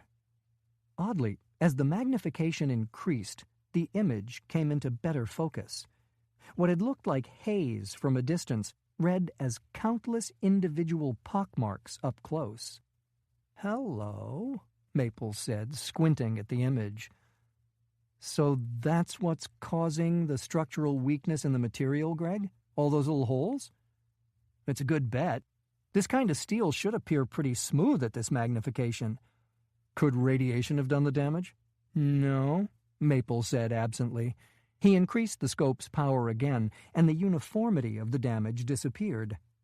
Some of the pockmarks were round and milky in appearance, while others appeared to have collapsed in on themselves. "Let's take a look at the concrete." They found the same kind of damage in both it and the plastic samples. "Where did you get this?" Maple asked, panning the scope back to the steel. It's not really important. It would help to give me some context. I'm concerned it might influence your conclusion. He let out a long breath, still staring at the screen. Can I bring some other people in on this? Absolutely not. Finally, he dropped into a chair and looked up at Smith. You're not giving me much to work with, John. You're starting to sound like those military intel guys. Call me a utility infielder. Uh-huh. Look, if it wasn't hard, I wouldn't need you, Greg. Why don't you just give me your first impression? The engineer chewed his lip for a moment. It's not radiation damage. You can take that to the bank. I've never seen anything quite like this, and I guarantee you I've seen everything radiation can do to construction materials. It's weird that the damage is so similar in such different mediums. Can you tell me if they all came from the same place? They did, Smith said. Is it possible that it was sabotage? With what, a death ray? You tell me. Maple pointed to the screen again. Look at the pattern of damage. It's from the outside in on some samples and coming from a single side on others. Nothing from the inside out. So it was attacked by something, like it was facing a radiation source and that source slowly penetrated. It's not radiation, John. Smith leaned into the screen. In a way, it looks like a biological attack. An infection, a bacteria attacks the tissue and multiplies, moving inward as it goes. So you think your concrete got a cold? Just thinking out loud. What about some kind of corrosive liquid, an acid? It gets on the material and essentially soaks in, weakening it as it goes. A reasonable guess, but there's no real indication of that kind of fluid movement. And again, the damage in all three materials looks so similar. If you dump the same acid on concrete, steel, and plastic, you don't get the same result, right? The plastic maybe gets melted, the steel gets etched, and the concrete just gets a stain. Obviously, I'll run some tests, but I can tell you that this isn't like any chemical agent I've run across. My gut says no. What else does your gut say? He leaned back in his chair and stared at the image on the screen. That you've found something very new and very dangerous. Chapter 23. 912 miles northeast of Papua New Guinea. General Masao Takahashi stood on the bridge of the cargo ship and looked out over the deck. Longer than that of an American aircraft carrier, it was empty, with the exception of 3 massive containers directly beneath his position. As forecast, the weather had come in, creating a perfect environment for the test they were about to run. The thick layer of clouds was high enough not to hamper visibility, but it would still blind the American satellites that were becoming virtually impossible to schedule around. An intermittent mist was collecting on the glass in front of him, and winds were gusting to 40 knots, creating what he considered realistic battle conditions. Wars were not won only under temperate skies. He looked behind him at the 5 men on the bridge and at the banks of equipment far too sophisticated for this type of ship. Dr. Hideki Ito, wearing a wool hat and dark glasses to obscure his radiation injuries, was talking quietly to the captain. The other men were glued to their computer screens, making the necessary preparations. "Is everything ready?" Takahashi asked. Ito gave a jerky nod. "Yes, of course, sir. The planes are being uncrated as we speak." "I'd like to meet the pilots." The scientist looked through the window, suddenly seeming a bit pensive. He was not a man to brave the elements, or indeed to leave his lab if he could avoid it. "Akifumi," Takahashi said, "perhaps you would like to join me?" Captain Akifumi Watanabe gave a short bow and motioned toward the bridge's exit.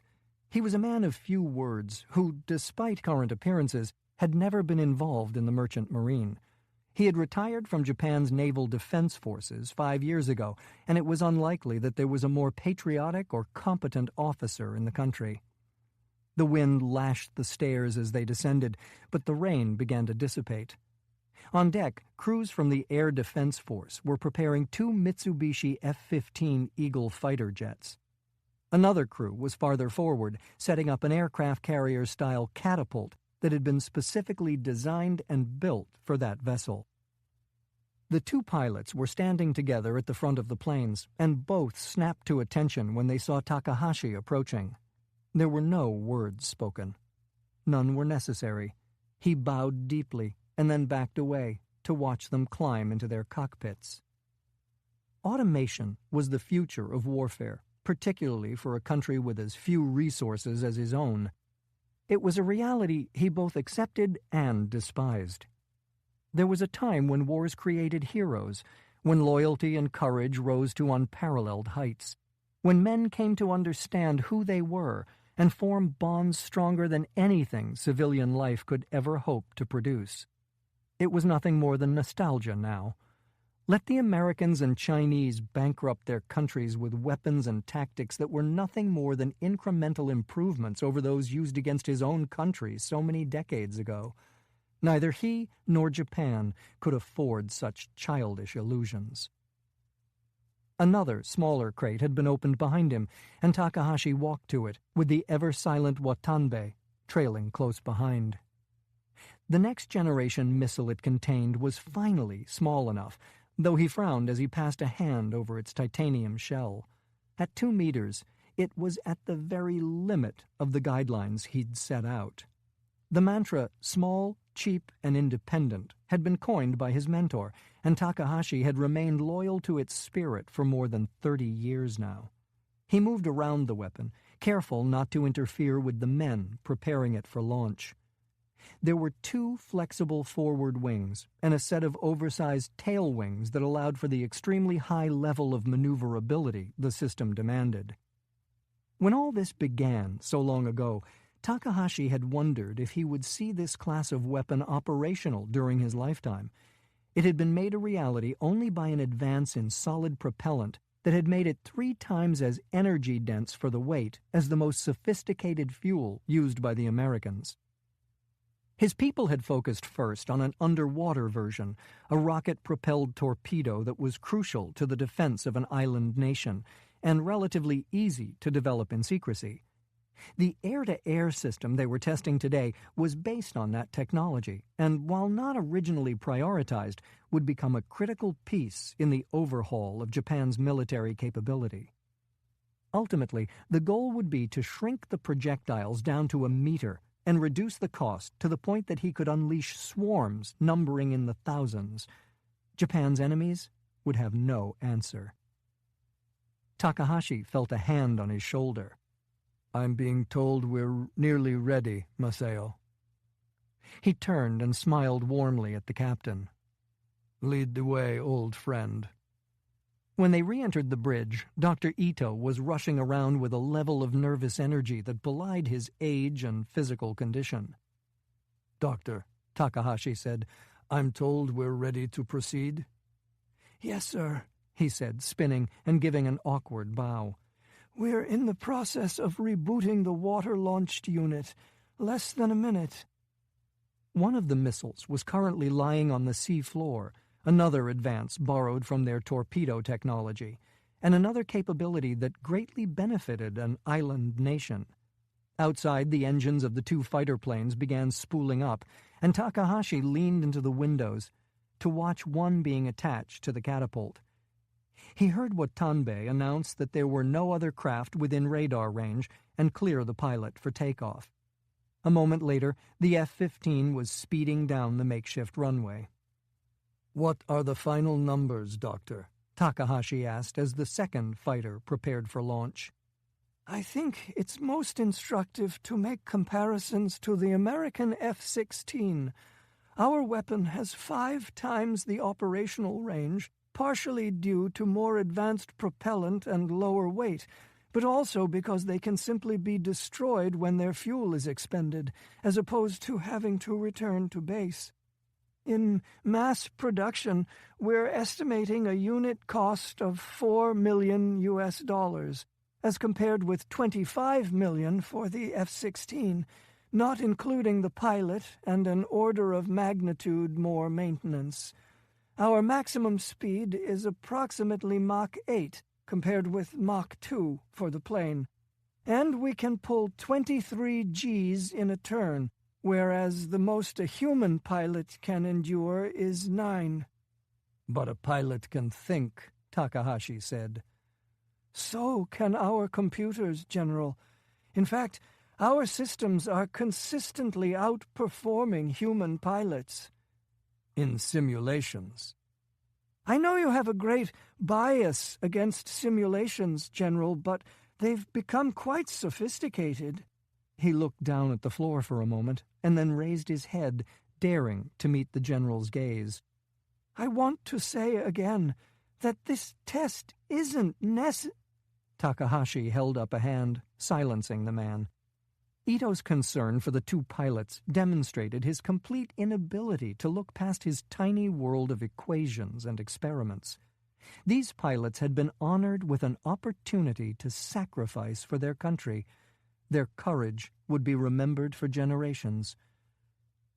Proceed, Takahashi said, leaning into the glass in order to track the two F-15s as they flew loops around the massive container ship. Ito tapped the shoulder of a young man sitting at a computer terminal. Almost immediately, the rocket on deck began to smoke. A moment later, flame exploded from the back, blackening the deck and sending it streaking into the air. It leveled off and entered a holding pattern above them. Please, keep your eyes starboard, Ito said. Takahashi turned and watched a second missile burst from the water and join its mate, arcing lazily around the ship. To be clear, it's my understanding that these weapons are completely autonomous, Takahashi said. You and your people will not be controlling them in any way. That's correct, General. Once they're given the order to engage, ongoing human involvement is unnecessary. He nodded. While giving machines this much autonomy had its dangers, there was little choice. America's drones could be controlled from remote locations due to the weakness of their opponents. A sophisticated enemy would have the ability to jam and perhaps even co-opt control signals. Can we begin the attack protocol, sir? Takahashi nodded. In this first demonstration, we'll be flying the units in their basic mode. To use video game terminology, this is Level 1. It was an apt analogy. The computer control system had been created by a former video game designer who had specialized in building computer-generated opponents for human players. The man was undeniably brilliant, but Takahashi still had his doubts. It seemed impossible that a pile of transistors and silicon chips could compete with human instinct, ingenuity, and courage. The missiles broke from their holding pattern and went directly for the fighter aircraft, which immediately took evasive action. The rockets had no offensive weapons per se. They were ramming devices, kamikazes. In basic mode, we've exactly matched the missile's capabilities to those of the planes, Ito said, as the general watched one of the fighters go into a steep dive in order to avoid being hit. The pilot barely managed to pull up before impacting the water, while his electronic opponent broke off and lined up for a second attack. So what you're seeing here is a direct comparison between the abilities of the pilots, human against machine. Takahashi noticed that he was leaning against the ship's controls and righted himself, standing straight as the battle played out before him. It was difficult not to let his expression reflect what he was feeling as he watched. Next to him, even the stoic Watanabe seemed disturbed at what he was seeing. The pilots, two of their best, were completely outmatched. They were surviving by flying at the ragged edge of their abilities, using guns and air-to-air missiles to try to keep their electronic opponents off them. There's simply no way they can compete, Ito said, seeming to read the general's mind. You've created an unfair test. The computer can monitor hundreds of different variables, calculate millions of possibilities, and make nanosecond decisions that are translated into action instantaneously. Go to full capability, Takahashi said. But, sir, haven't we already proved— You've proved nothing, the general shouted. "Do it, now!"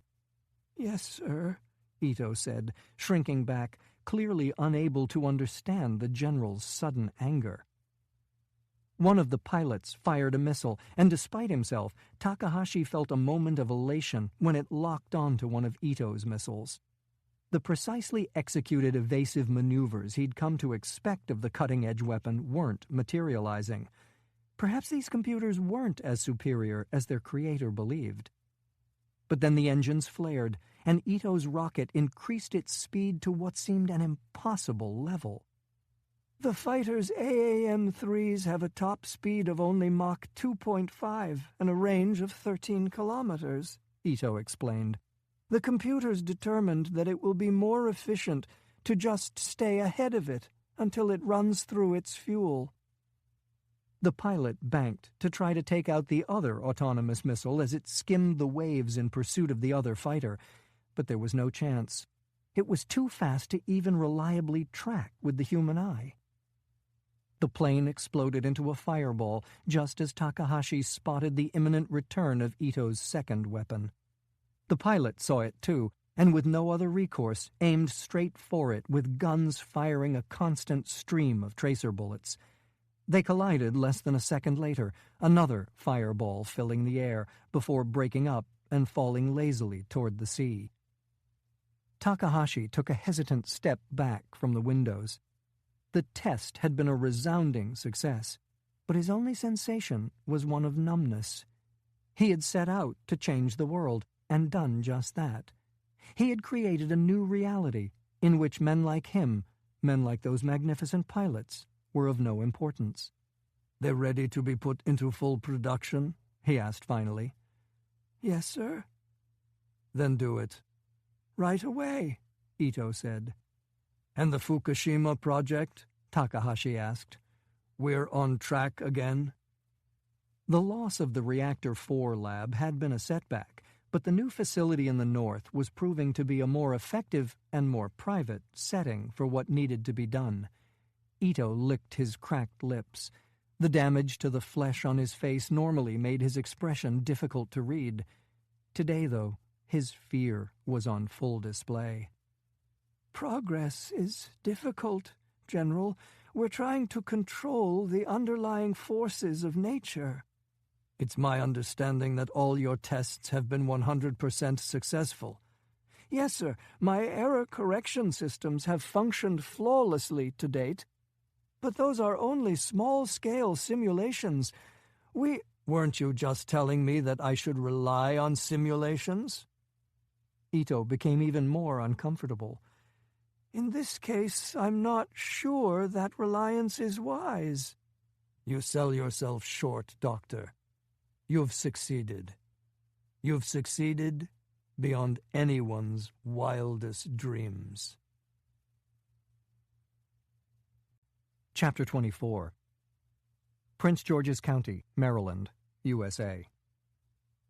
Fred Klein rose from his chair when Randy charged into his office, but Smith had finally managed to find a comfortable position and stayed put. "Is Yoshima dead?" she asked by way of greeting. "We believe so. Reports are that his body was taken by Chinese authorities, but we haven't been able to find out anything more."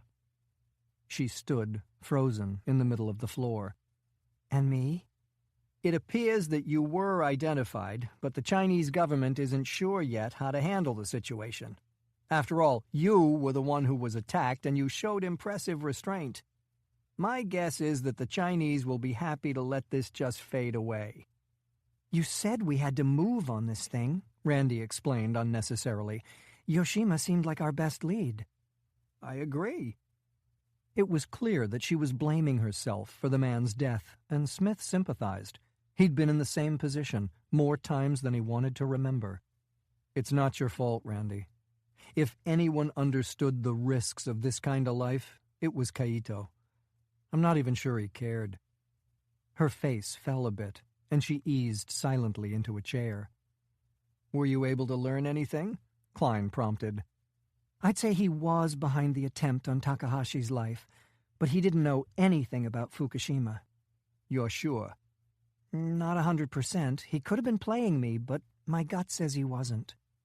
Klein let out a long breath and reached for his pipe. So, not back to square one, but close. None of this makes sense to me, Smith said. No matter how many ways I look at it, I can't get the pieces to fit. How so? Klein said. According to your people, there's no damage at the other Japanese nuclear plants, right? We went over all of them looking for any sign of the kind of structural weakness you and Greg Maple described and came up empty. So, the Chinese develop some new kind of weapon, and they use it on that particular plant and only that plant? It could have just been the first one, Randy interjected. Then the tsunami hit. But why Japanese nuclear power plants? What was their play? To discredit them, Klein said. Make them lose face?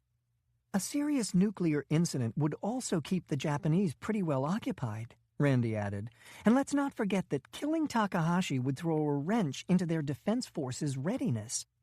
Maybe they were setting up an attack. Klein shook his head. The Japanese have other competent generals. And let's not forget our treaty. In a war with Japan, the Japanese defense forces are the least of China's problem. I can tell you that the president intends to honor our agreement to protect the Japanese in the event of an attack. We already have 2 carrier groups in the area as a display of that commitment. I agree, Smith said. The Chinese government is drumming up all this hysteria to divert attention from the slowdown in their economy, not because they want to go to war.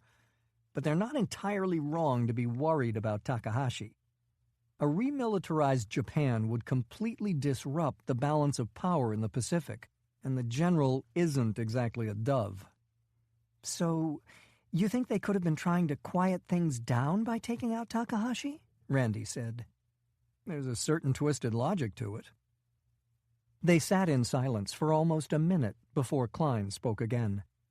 Something we need to remember is that whatever happened at Fukushima, it wasn't seen through to its conclusion.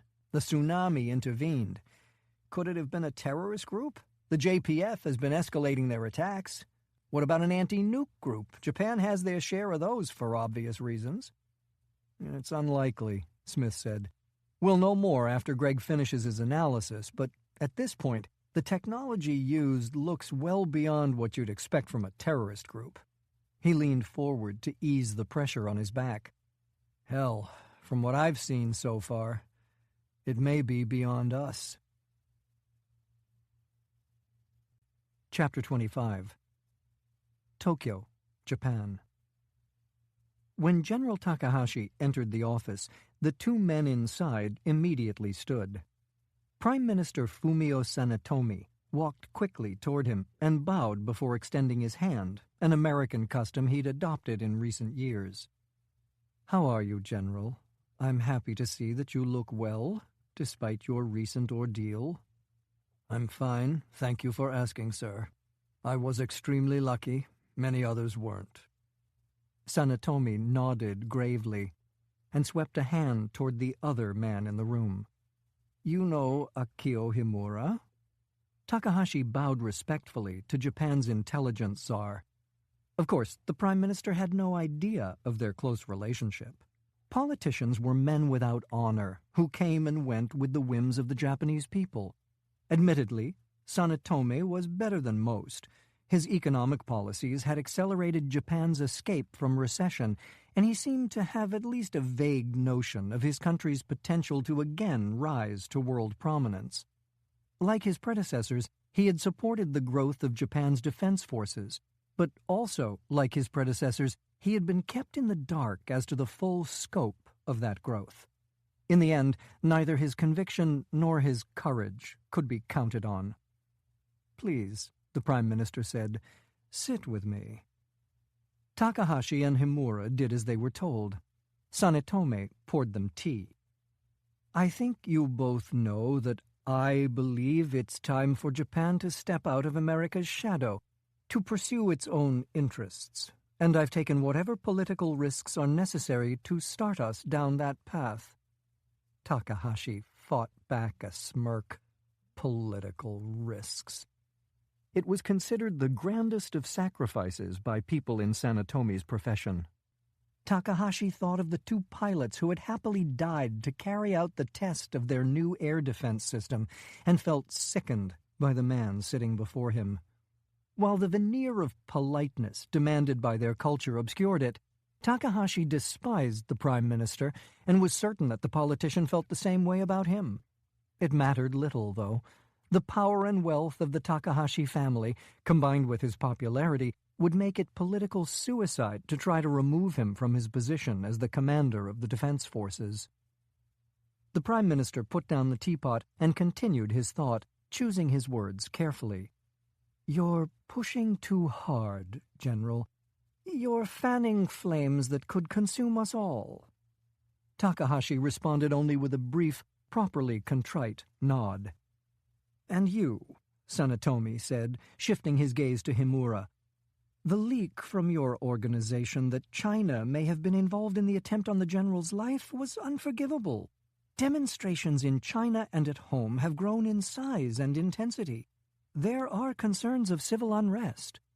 "My apologies, Prime Minister. I assure you that we're doing everything in our power to track the source of the leak."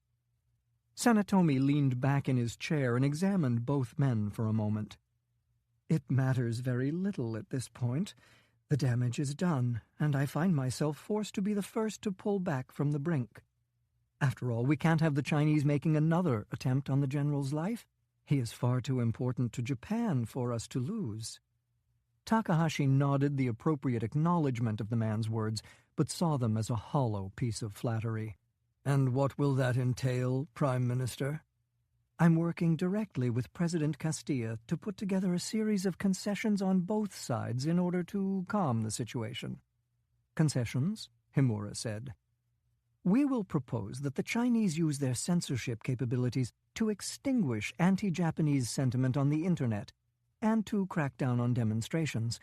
They'll pull back their military from the Senkakus and agree to join us in face-to-face talks regarding those islands. They'll also cancel their most offensive anti-Japanese television programs and agree to work with some of our entertainment people to develop ones with a more modern outlook." Takahashi didn't bother hiding his contempt. After everything that had happened, the Prime Minister's answer was to develop television programs? It was beyond absurd. "I assume we will have to provide similar concessions," Himura said, clearly concerned that Takahashi wouldn't be able to control his tongue. And on this occasion, the intelligence chief might have been right. "It's the nature of politics, I'm afraid," Sanetomi said calmly. "We will publicly remove a number of the people they consider war criminals from the Yasukuni Shrine. We will work with their historians to rewrite the sections of our school history books in order to—" His voice faded for a moment as he again considered his phrasing. "To more neutrally reflect our soldiers' actions during the war."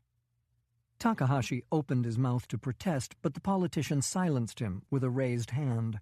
"Further, we'll promise to agree to some level of resource sharing with regard to the Senkaku Islands. And finally, we will agree to scrap our new battleship out of respect for their concerns about its offensive potential."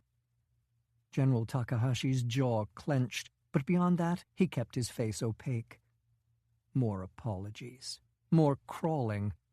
Mao had eradicated the opium dens from his worthless country, but his people had simply replaced that addiction with a new one: endless Japanese penitence. And like all addicts, the more they filled their veins, the more they needed. "Am I to understand that you find this arrangement acceptable?" Takahashi said. "I find it inescapable," Sanetomi replied. "And if you'll excuse my frankness, your behavior is not an insignificant part of what put me in this position." "My behavior? The Chinese government creates a constant stream of lies to divert attention from their own towering incompetence and corruption, and I am responsible? For what? For believing in my country? For honoring those who've given their lives for it? For not having the courtesy to die at the hands of their assassins?" Himura gave him a cautioning stare, and he knew the man was right. Soon, none of this would be of any importance. Still, some insults were too great to swallow. Sanetomi stared into his teacup as silence once again returned to the room.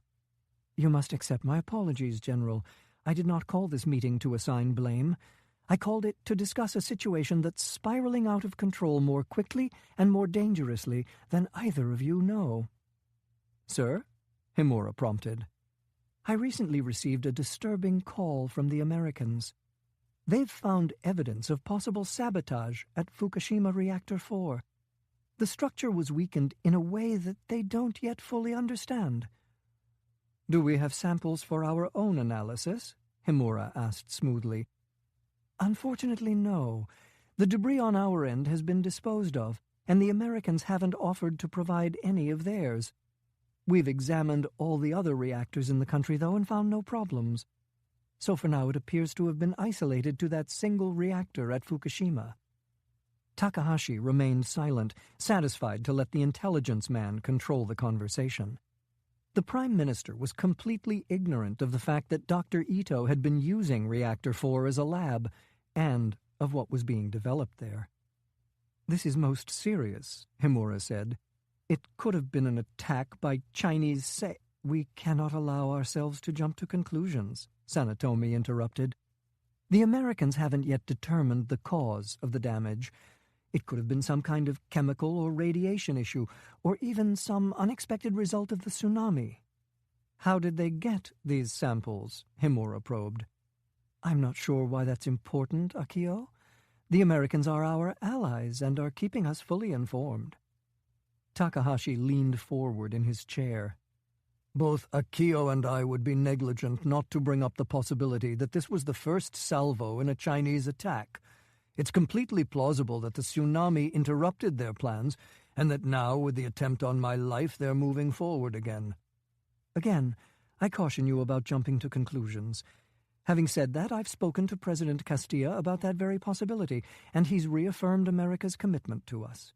In fact, he's moving another carrier group into the area to join the two here already." "So you trust the Americans to intervene on our behalf against their most significant trading partner and the country whose loans keep their government from collapsing?" Sanetomi gave a short, confident nod. "I do. But I'm not as naive as you believe me to be, General. It's clearly time to do a detailed assessment of your force's ability to defend us from a Chinese attack. While I believe that President Castilla is a man of his word, the Americans have a limited presence in this part of the world. Even with them fully committed, we will not abdicate our right and our responsibility to defend ourselves." "I will begin immediately," Takahashi said, surprised that the politician was even willing to go this far. "But quietly, General. No, silently. I'm not ready to put our defense forces on any kind of alert. The Chinese have agreed in principle to talks that I believe may de-escalate this situation. We can't afford to do anything to jeopardize that." "I believe that to be extraordinarily unwise," Takahashi said, only because Sanetomi would expect it. The idea of putting their forces on alert in the traditional sense was a quaint anachronism, now that they consisted largely of computer networks and autonomous systems. "The Chinese may just be agreeing to negotiations in order to further lull us into complacency." "It's a risk worth taking, General, and I'm sure that I don't have to remind you that it's my decision to make." Takahashi gave another contrite nod. The Prime Minister could play whatever political games he wished. They no longer had any meaning. While it appeared that the Americans hadn't yet discovered the truth about Fukushima, they would, soon enough. The point of no return had been crossed. Chapter 26. Outside Washington, D.C., USA. John Smith opened the cardboard container and scooped an unidentifiable tangle of Chinese food onto his plate. Across the coffee table from him, Randy was gnawing on an egg roll with one hand and compulsively spinning a chopstick across the backs of her fingers with the other. "I'm empty," Smith said. "You want another beer?" "I'll get them." He managed to stand before she did and started toward the kitchen. "No, it's good for me to get up and move around." "Doctor's orders?" she said sarcastically. He ignored her and dug around in the fridge, finding a couple of fat tires at the back. "Thanks again for putting me up," he said, popping the tops and starting back for the living room. "Mikase sukasa." She was wearing an old Columbia University sweatshirt and a pair of military-issue boxer shorts that he suspected had belonged to her late husband. Her bare feet were propped on a fossil stone coffee table, one of the many expensive upgrades Klein had signed off on out of guilt for getting her shot in the back. "Interesting choice of cuisine," he said, easing back onto the couch and shoveling some noodles into his mouth. "Don't get Freudian on me, John. I was in the mood, okay?" "Absolutely." They ate in silence for a while, him trying to find a comfortable position on the sofa, and her staring off into space. She'd hardly said anything on the drive over from their meeting with Klein, which was unusual. When in the throes of an operation, she was usually a ball of nervous energy. "You okay, Randy?" The sound of his voice snapped her back to the present. "Why wouldn't I be?" "I don't know, you seem a little detached." "Maybe being stuck in the middle of something that could turn into World War III has me a little on edge." Doubtful, he knew. She thrived on this kind of thing. The bigger and uglier, the better. "It's Kaito, isn't it?" The egg roll stopped short on its way to her mouth. "Yoshima? What about him?" "He's dead." "I'm aware of that." Smith went back to eating. Pushing would just piss her off, and he was in no condition to deal with a pissed-off Randy Russell. She was the first to break the silence. "Maybe going to see him wasn't such a great idea." Smith shrugged. "Sometimes you just have to close your eyes and charge." "I guess." She scooped some food from the carton onto her plate. "As much as I hate to admit it, I kind of liked the guy. He wasn't a scumbag like a lot of them. I honestly don't know what he was." "Batshit insane, as near as I could ever tell." "Yeah, but who wouldn't be if they'd grown up like that?" She kicked her feet back up onto the coffee table. "Klein was stuck for the first time I've ever seen, and I had an angle. I keep asking myself if I was just showing off, if I dived in without completely thinking through what I was doing." Smith chewed thoughtfully. Her willingness to throw herself at things full guns was her greatest strength. In truth, though, sometimes a hammer wasn't the right tool for the job. "He wasn't involved in Fukushima," she said, "so I got him killed for nothing." "Jesus, Randy, you're acting like he was the Pope or something. On top of everything else he's done in his career, he just tried to assassinate the head of Japan's military and managed to take out a lot of innocent people in the process." "Yeah, but I'm guessing a bunch of Chinese politicians came up with the bomb idea. Not his style. And I'm not sure Takahashi doesn't need killing. All he seems interested in doing is throwing gas on this thing." Smith shrugged. "Are you even sure you got Kaito killed? He botched the assassination. You might have just been in the wrong place at the wrong time. Another blonde bimbo holed up in his apartment when the Chinese government decided he'd outlived his usefulness." She threw a fortune cookie at him, bouncing it off his chest. "Bimbo, huh?" "I meant that in the most positive way possible." "I have a bad feeling about all this, John. You know how these things can go? One minute, everyone's flipping each other the bird from the deck of their ship, and the next, 1,000,000 people are dead. Delicate situations just aren't my forte." When he laughed, the pain wasn't quite as bad as it had been over the last few days. "You said a mouthful there." Chapter 27. Off the coast of the Senkaku Islands, East China Sea. "Contacts?" Captain Isao Matsuoka asked. "No change, sir." He looked out at the calm water for a few more seconds, then turned to scan the bridge of Japan's newest battleship. It was magnificent, even by American standards, a testament to flawless design manned by sailors he believed to be unparalleled in all the world. And yet it meant nothing. The truth was that the JDS Izumo was little more than 20,000 tons of scrap metal, an antique before the first steel plate had been welded into place at the shipyard. Still, it had been his honor to command her, and it would be an even greater honor to die with her. He returned his gaze to the glass, examining the helicopters lined up on the flight deck and the open sea beyond. The sun had risen from the water only half an hour ago, and he squinted into it, searching for the enemy along the horizon.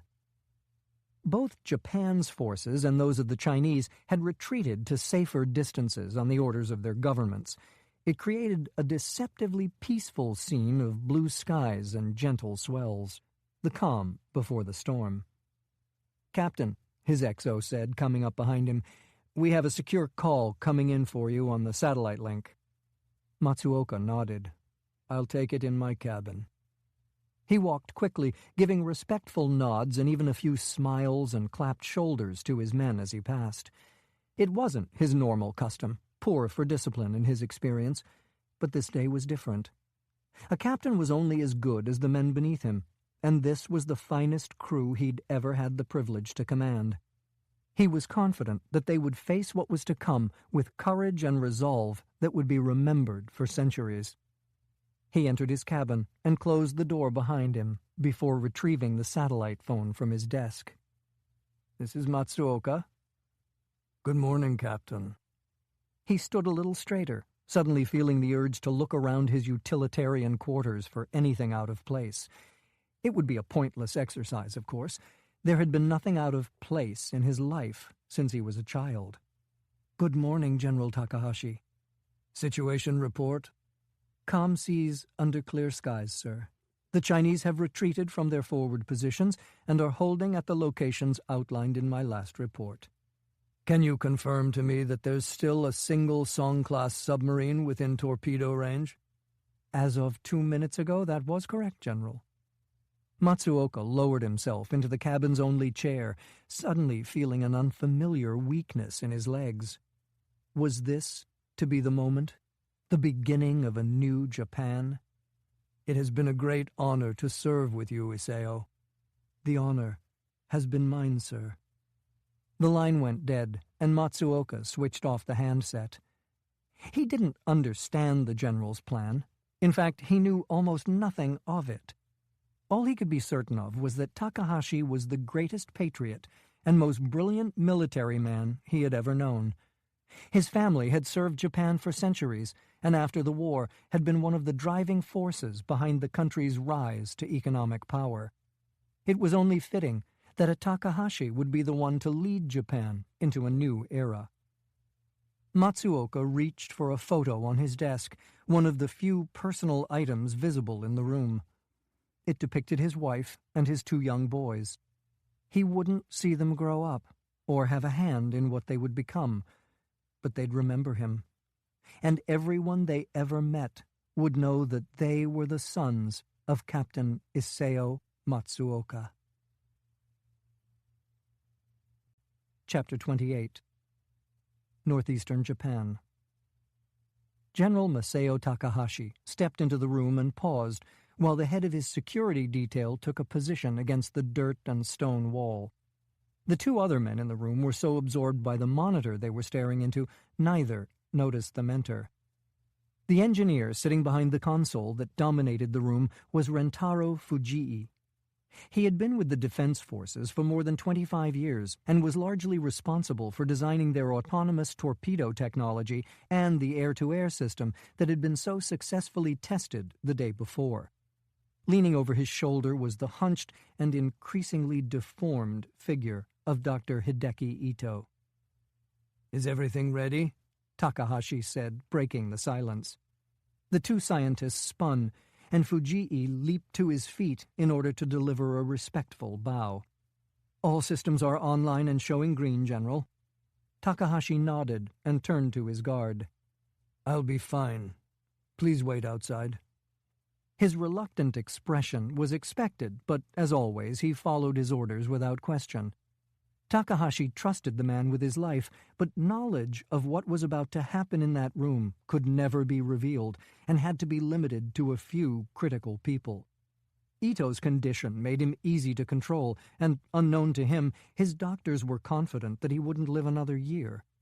The man returning to his position in front of the console was nearing the end of his usefulness and would be watched obsessively until it was practical to implement a more permanent solution. Takahashi even considered himself a potential threat. In a few years, age would catch up to him, as it did all men. He couldn't afford to let his mind weaken. At the first signs that it was happening, he would take his own life. "The Chinese submarine is still within range of our battleship," Ito said. "We have a torpedo resting on the sea floor less than 600 meters from it." "The Song carries U-4 torpedoes," Takahashi said. "Will this be convincing?" "As we've discussed, our technology is significantly different, sir." It was a wild understatement. Their system was based on the Soviet VA-111 Shkval, a rocket-propelled torpedo. Gas released from the nose cone allowed the weapon to fly inside a bubble and achieve speeds in excess of 200 knots. The Soviet version was still available on the international arms market, but had never fully made the jump from theoretical to practical. Maneuverability was extremely poor. Range was limited to about 12 kilometers, and the archaic guidance system could neither compensate for the sea's unpredictable currents nor distinguish the enemy from natural geological features. Fujii and his people had overcome all those problems and more. Range was now 90 kilometers at over 350 knots. Pinpoint maneuverability had been achieved using subtle distortions of the bubble's shape, and targeting was handled by a purpose-built computer connected to a state-of-the-art sensor array. It couldn't just differentiate a submarine from an underwater volcano. It could differentiate the USS Ronald Reagan from the Stennis. "You're still confident that we can mimic the Chinese torpedo?" "As I told you," Ito started hesitantly, "even with our modifications, the technology is going to make a different sound from the U-4. We have, however, dialed its speed back to match the U-4's, and we're using the appropriate explosive payload. Still, I'm concerned that it won't bear careful scrutiny by naval experts." Takahashi looked at the unfathomable readouts on the computer monitor and let out a long breath. They had more than 700 of these weapons on the ocean floor, covering not only Japanese waters, but also Chinese ports and sea lanes. The torpedoes lay dormant, waiting for the signal to activate, and then their artificial brains would take over, scanning the sea around them, prioritizing targets, coordinating with other units. In a matter of hours, they could decimate the entire Chinese fleet and make conventional naval warfare obsolete forever. Still, this was a dangerous game. As it had 3/4 of a century before, everything hinged on the reaction of the Americans. Takahashi's bias was to not repeat the mistake of his predecessors and provoke the United States. But if it became necessary, he would crush that country, just as it had crushed Japan. "Is the Song submarine in a plausible attack position?" Ito wiped a film of perspiration from his damaged skin. "General, please accept my apologies, but I don't understand what we're doing here. The situation—" "I asked you a question, Doctor," Takahashi said, raising his voice for the first time in the presence of the scientist. Ito tensed visibly, as did the man sitting in the chair next to him. "Yes, General, the submarine is in an acceptable position. But the consequences of this—" Takahashi wasn't accustomed to being challenged, but understood that Ito wasn't a soldier and couldn't be treated as one. "Doctor, every year the Chinese increase their military spending. They whip their people into an anti-Japanese frenzy by using the memory of events from a time before most of them were even born. More recently, they tried to assassinate me. And why wouldn't they? There are never any consequences for their actions. In fact, they were rewarded with an offer of negotiations and further concessions by our Prime Minister. The more we give, the more they take. What we do here today will focus the world's eyes where they should be, on a country positioning itself to create an Asian hegemony. The situation is getting out of control, and this, while distasteful, may be the only thing that can de-escalate it." Of course, it was all a lie. The dogs that made up the Chinese government would never back down. Their lives of power and privilege depended on their ability to blind their population to the fact that, far from being a rising power, China was rotting from within. Income disparity, the reliance on slave wages, environmental destruction, sleight of hand in the financial industry. Like the Soviet Union before it, China was drowning. And like a drowning man, there was nothing and no one they wouldn't drag under for one last gasp of air. I understand, General, but surely there's another option. Takahashi had appeased the scientist as much as he was willing to. The man was becoming increasingly unfocused, spending valuable time thinking about things that were none of his affair. Launch the weapon.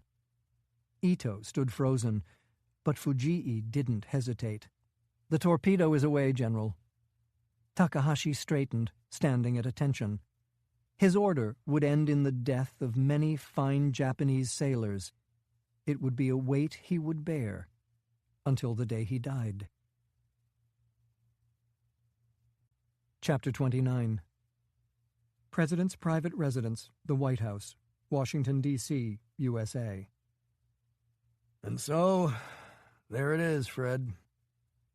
President Sam Adams Castilla sat on the sofa while Klein watched a flat screen on the wall.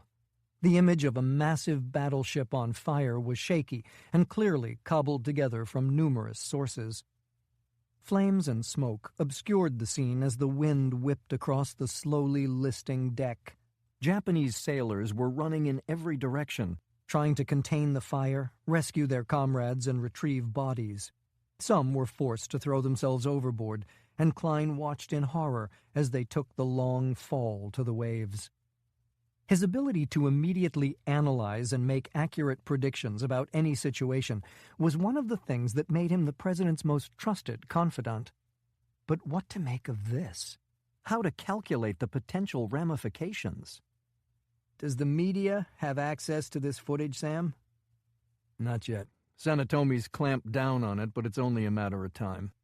By tomorrow, the entire world will be watching Japan's brand-new battleship heading for the bottom of the sea, with its captain and a lot of young kids still aboard. Jesus, Klein muttered as the screen faded to black. What are our naval analysts saying about it? We don't have anything more than the video at this point, Castilla said, taking a seat behind a modest desk. But their initial reaction is that the damage is consistent with what you'd expect from a well-placed torpedo. In fact, just the kind that the Song-class sub in the area would be carrying. And the Chinese? They're denying the attack. They insist that their sub has all torpedoes on board and accounted for. Of course, the Japanese say that means nothing. If China planned this, they'd have been smart enough to carry an extra and make everything look innocent. What's the public reaction been? Hundreds of thousands of people taking to the streets in Japan. The Prime Minister's been trying to calm them down, to tell people all the facts aren't in yet, but about all that's accomplished is to get people calling for his resignation. Of course, there are similar riots in China, but to their credit, the leadership is trying to crack down on them. The question is whether it's too little too late. He let his head sink into his hands. I'm ordering 2 more carrier groups into the area, Fred.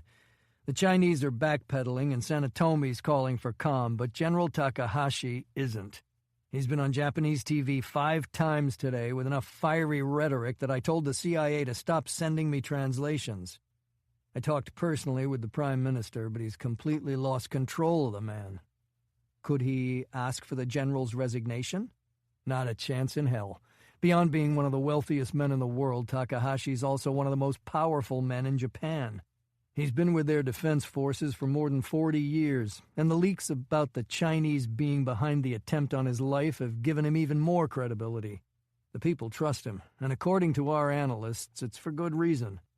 While they all agree that he's a nationalistic bastard, they also agree that he's a brilliant nationalistic bastard. After this, he could probably stage a coup and end up with a better approval rating than I've got right now. I swear to God, I'm starting to wish that explosion had incinerated the son of a bitch. Klein frowned. What? Castilla said, eyeing him. We're getting some confusing information about the assassination attempt. Confusing? How? We're confident that Kaito Yoshima was the Chinese operative behind it, and that he framed the Japanese Patriotic Front. What's been leaked from Japan's intelligence agency, though, relates to hired Eastern European mercenaries, and we can't confirm any of it. The whole story seems to have come out of nowhere. Another in a long list of pieces that just don't fit. That's the least of my problems, Castilla said. This was bad before, but now we're looking at a potential full-scale war that the U.S. is obligated by treaty to fight in. The Secretary of State is on his way to Asia to sit down with both Santomi and the President of China. The hope is we can portray this as a collision or some other kind of accident, and that the Chinese will make enough concessions for everyone to save face and step away from the gun. Do you think it'll work? It has to. A war between the U.S. and China just plain can't happen. Whenever I ask anyone about how it would play out, all they can do is curl up into the fetal position. Klein completely understood that reaction. While he found the words hard to utter, what they were talking about was World War III. There was no way the Europeans and Russians could sit out a confrontation involving the world's two largest economies and two most powerful militaries. The situation would spiral out of control, and in the context of modern technology, that could mean turning the planet into an irradiated cinder. Sam, I'm convinced that there's more to this than meets the eye. You need to keep things at a slow boil until John and Randy can figure out what happened at Fukushima. My gut says that there's something critical there, that it's the piece we're missing in all of this. Castilla nodded, but his stare was a bit distant. You've known me for a long time, Fred. My decision-making style isn't that complicated. I gather the facts, listen to the experts, and hire the best people available to execute the solution we come up with. But you know what I'm going to do tonight? I'm going to have a few too many drinks, and then I'm going to get on my knees and pray. Chapter 30. Alexandria, Virginia, USA. John Smith parked away from the lights in the empty lot and eased himself out of his classic Triumph. A chill immediately went through him, but it wasn't just the fall air. It was also the memory of the panicked 4 a.m. call he'd received from Greg Maple. After multiple unheeded warnings that the line wasn't secure, he'd finally had no choice but to tell the man he was on his way and hang up. Smith managed to achieve a slow jog as he approached the front of the concrete bunker of a building. Inside, the lights were dim, but he could see a shadow moving on the other side of the glass. By the time he made it up the steps, one of the doors was swinging open, and he was being motioned inside. "Are you all right, Greg?" The scientist didn't answer, instead scanning the lot before closing the door and locking it again. "Did you find contamination somewhere else?" Maple had examined the samples Klein's contacts had collected from the other Japanese nuclear power plants and pronounced them clean. Smith was concerned that the man had discovered he'd missed something and that another Asian nuclear disaster was in the offing. Maybe more than one. Maple just shook his head and started back into the building at a hurried walk. "They're fine. The first samples you gave me are unique." The ribs in Smith's back felt like they were grinding a bit as he caught up, but not anywhere near as badly as they had been. "What the hell's going on, then? What am I doing here at 5:30 in the morning?" "They're from a nuclear plant, aren't they?" Maple said, pushing through the door to his lab. He'd been bound to figure it out. Frankly, if he hadn't, Smith would have started to wonder if he'd come to the right man. "Yes." "Japanese?"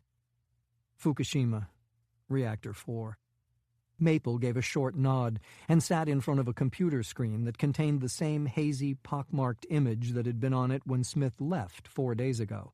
This time, though, Maple seemed to know what he was looking at. He tapped the screen with his finger, and Smith couldn't help noticing the smear of sweat it left.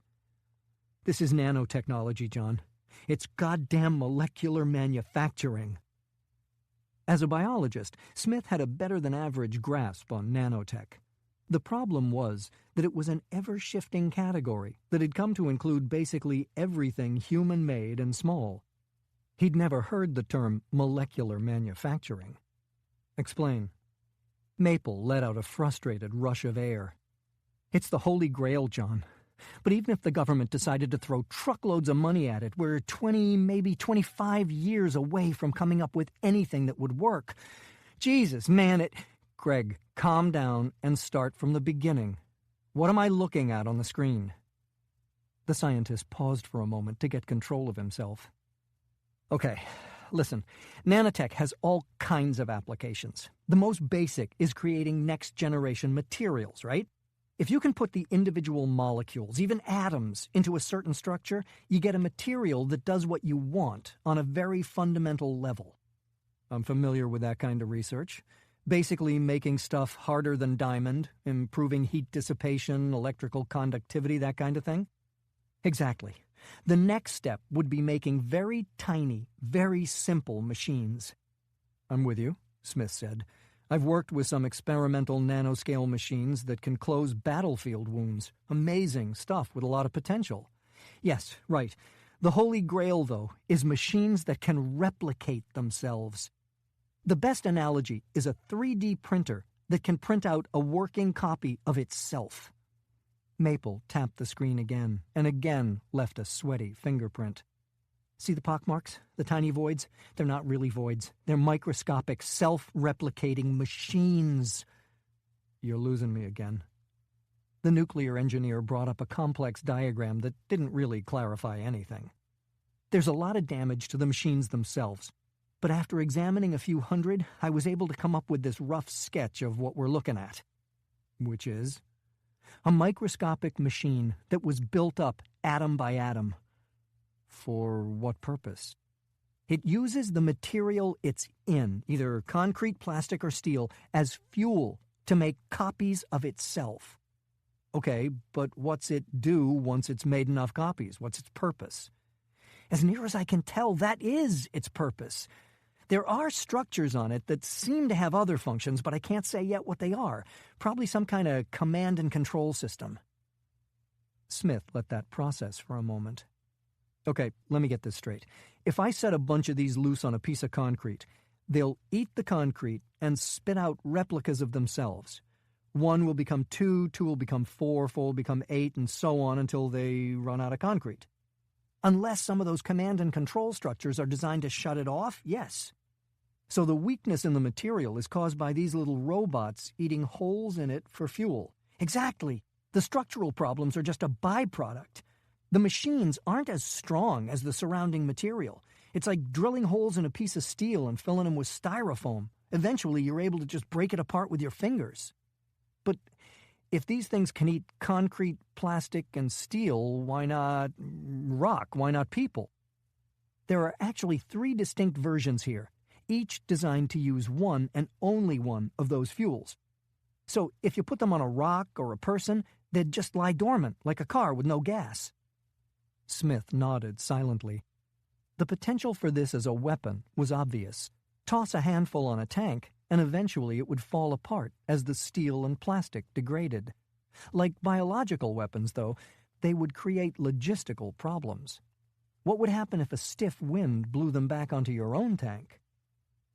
John, Maple started again, reaching out and gripping Smith's forearm. I can't stress enough how dangerous these machines are. I'm not exaggerating when I say they make nukes look like wooden clubs. Remember what I was saying about how these can't use dirt as fuel? Well, what if I changed the design to make them do just that? They'd start making copies of themselves, and their numbers would climb at a geometric rate.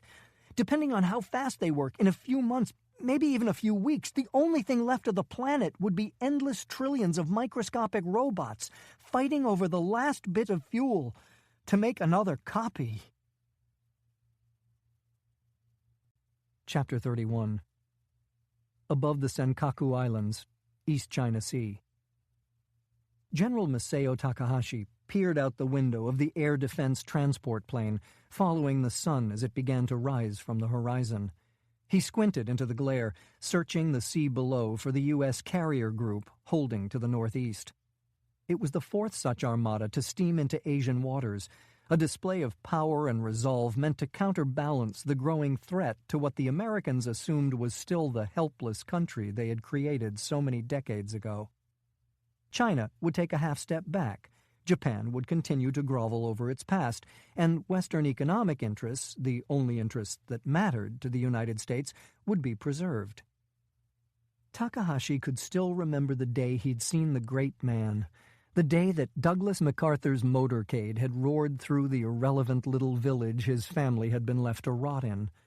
The American commander had been exactly as the newsreels depicted, a uniformed statue sitting in the back of a jeep, hidden by his hat, pipe, and sunglasses. He hadn't even bothered to look at the poverty-stricken farmers lined up alongside the muddy road, showing complete indifference to the people whose pride and dignity he'd stolen. Ironically, the people there that day saw him as a god, a supernatural entity who would restore Japan and teach it the arcane secrets of Western democracy, the savior of a backward race that couldn't be trusted to create its own future. Takahashi's mother hadn't come to see the spectacle. A woman of wealth and grace before the war, she'd been in the middle of a 14-hour day working in the fields. It had been hot, back-breaking labor that she wasn't suited for, but she never complained. She died just as his father was beginning to lay the foundations for the revival of the empire the Americans had stripped from him. And even with that last breath, she had spoken only of her concern for her sons. Takahashi had been just a boy at the time, with no concept of what was happening, no understanding that the treats she had given him and his brothers were from her own rations, and that she hadn't left herself enough to survive. Or maybe he had understood. Maybe he had just been unwilling to look beyond his own empty belly. His headphones crackled to life with the voice of the pilot pulling him back into the present. "General, we have a visual on our target." Takahashi went forward, stopping in the doorway to the cockpit. Through the windscreen, he could see the vague shape of no fewer than 5 ships. The JDS Ise helicopter carrier and 2 Takanami-class destroyers were the only ones identifiable at this distance. The Izumo, though, was gone. She had dropped beneath the waves for the last time hours ago, with 43 men still aboard. China's ships had immediately retreated from the Senkakus at the orders of their confused government. Denials had been quickly and emphatically delivered, but the world was skeptical. The Chinese people, weaned on a diet of violent anti-Japanese rhetoric, had once again taken to the streets, this time with a fervor that the Communist Party was proving unable to control. Despite their despotic tendencies, the truth was that the members of the Politburo ruled their country at the pleasure of the billion people surrounding them, and those people's pleasure was blood. The pilot arced the plane to the west, and Takahashi braced himself as they closed in on the massive rescue effort. After a few moments, he could see individual divers working from rafts, and the men standing at attention on the deck of the Ise, watching over the rows of flag-draped bodies. He had spent most of his adult life studying Japan and the complex nature of its people. How could a small island in the Pacific have taken on the world? Why were Japanese children consistently slotted at the very top of academic achievement? How had his people acquired their unparalleled levels of courage and discipline? At first, he had focused on history and culture, but it hadn't taken him long to realize that there were no satisfying answers there. Japan had been a relatively primitive and inward-looking feudal state, and in some ways that philosophy had persisted well into the 19th century. When his country finally decided to modernize, though, it had done so at a pace that the rest of the world could only marvel at. It was solely the failure of Japan's nuclear weapons program that had kept the tiny island from taking control of Asia.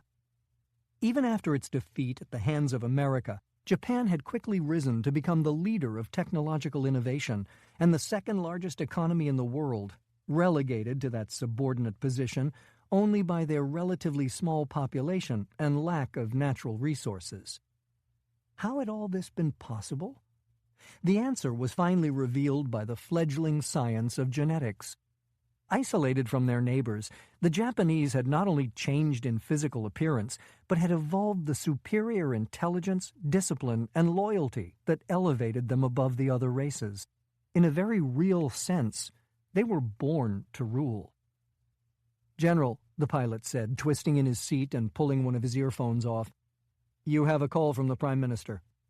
Takahashi nodded and pointed through the windscreen at the bodies on the EC's flight deck. "Get a picture of that." It would be a powerful image for his people to rally around. Of course, it wouldn't be difficult to determine who had leaked the photo to the press, but what could the government do? Every day he got stronger, and the Japanese people came to see their politicians for the useless theater troupe they were.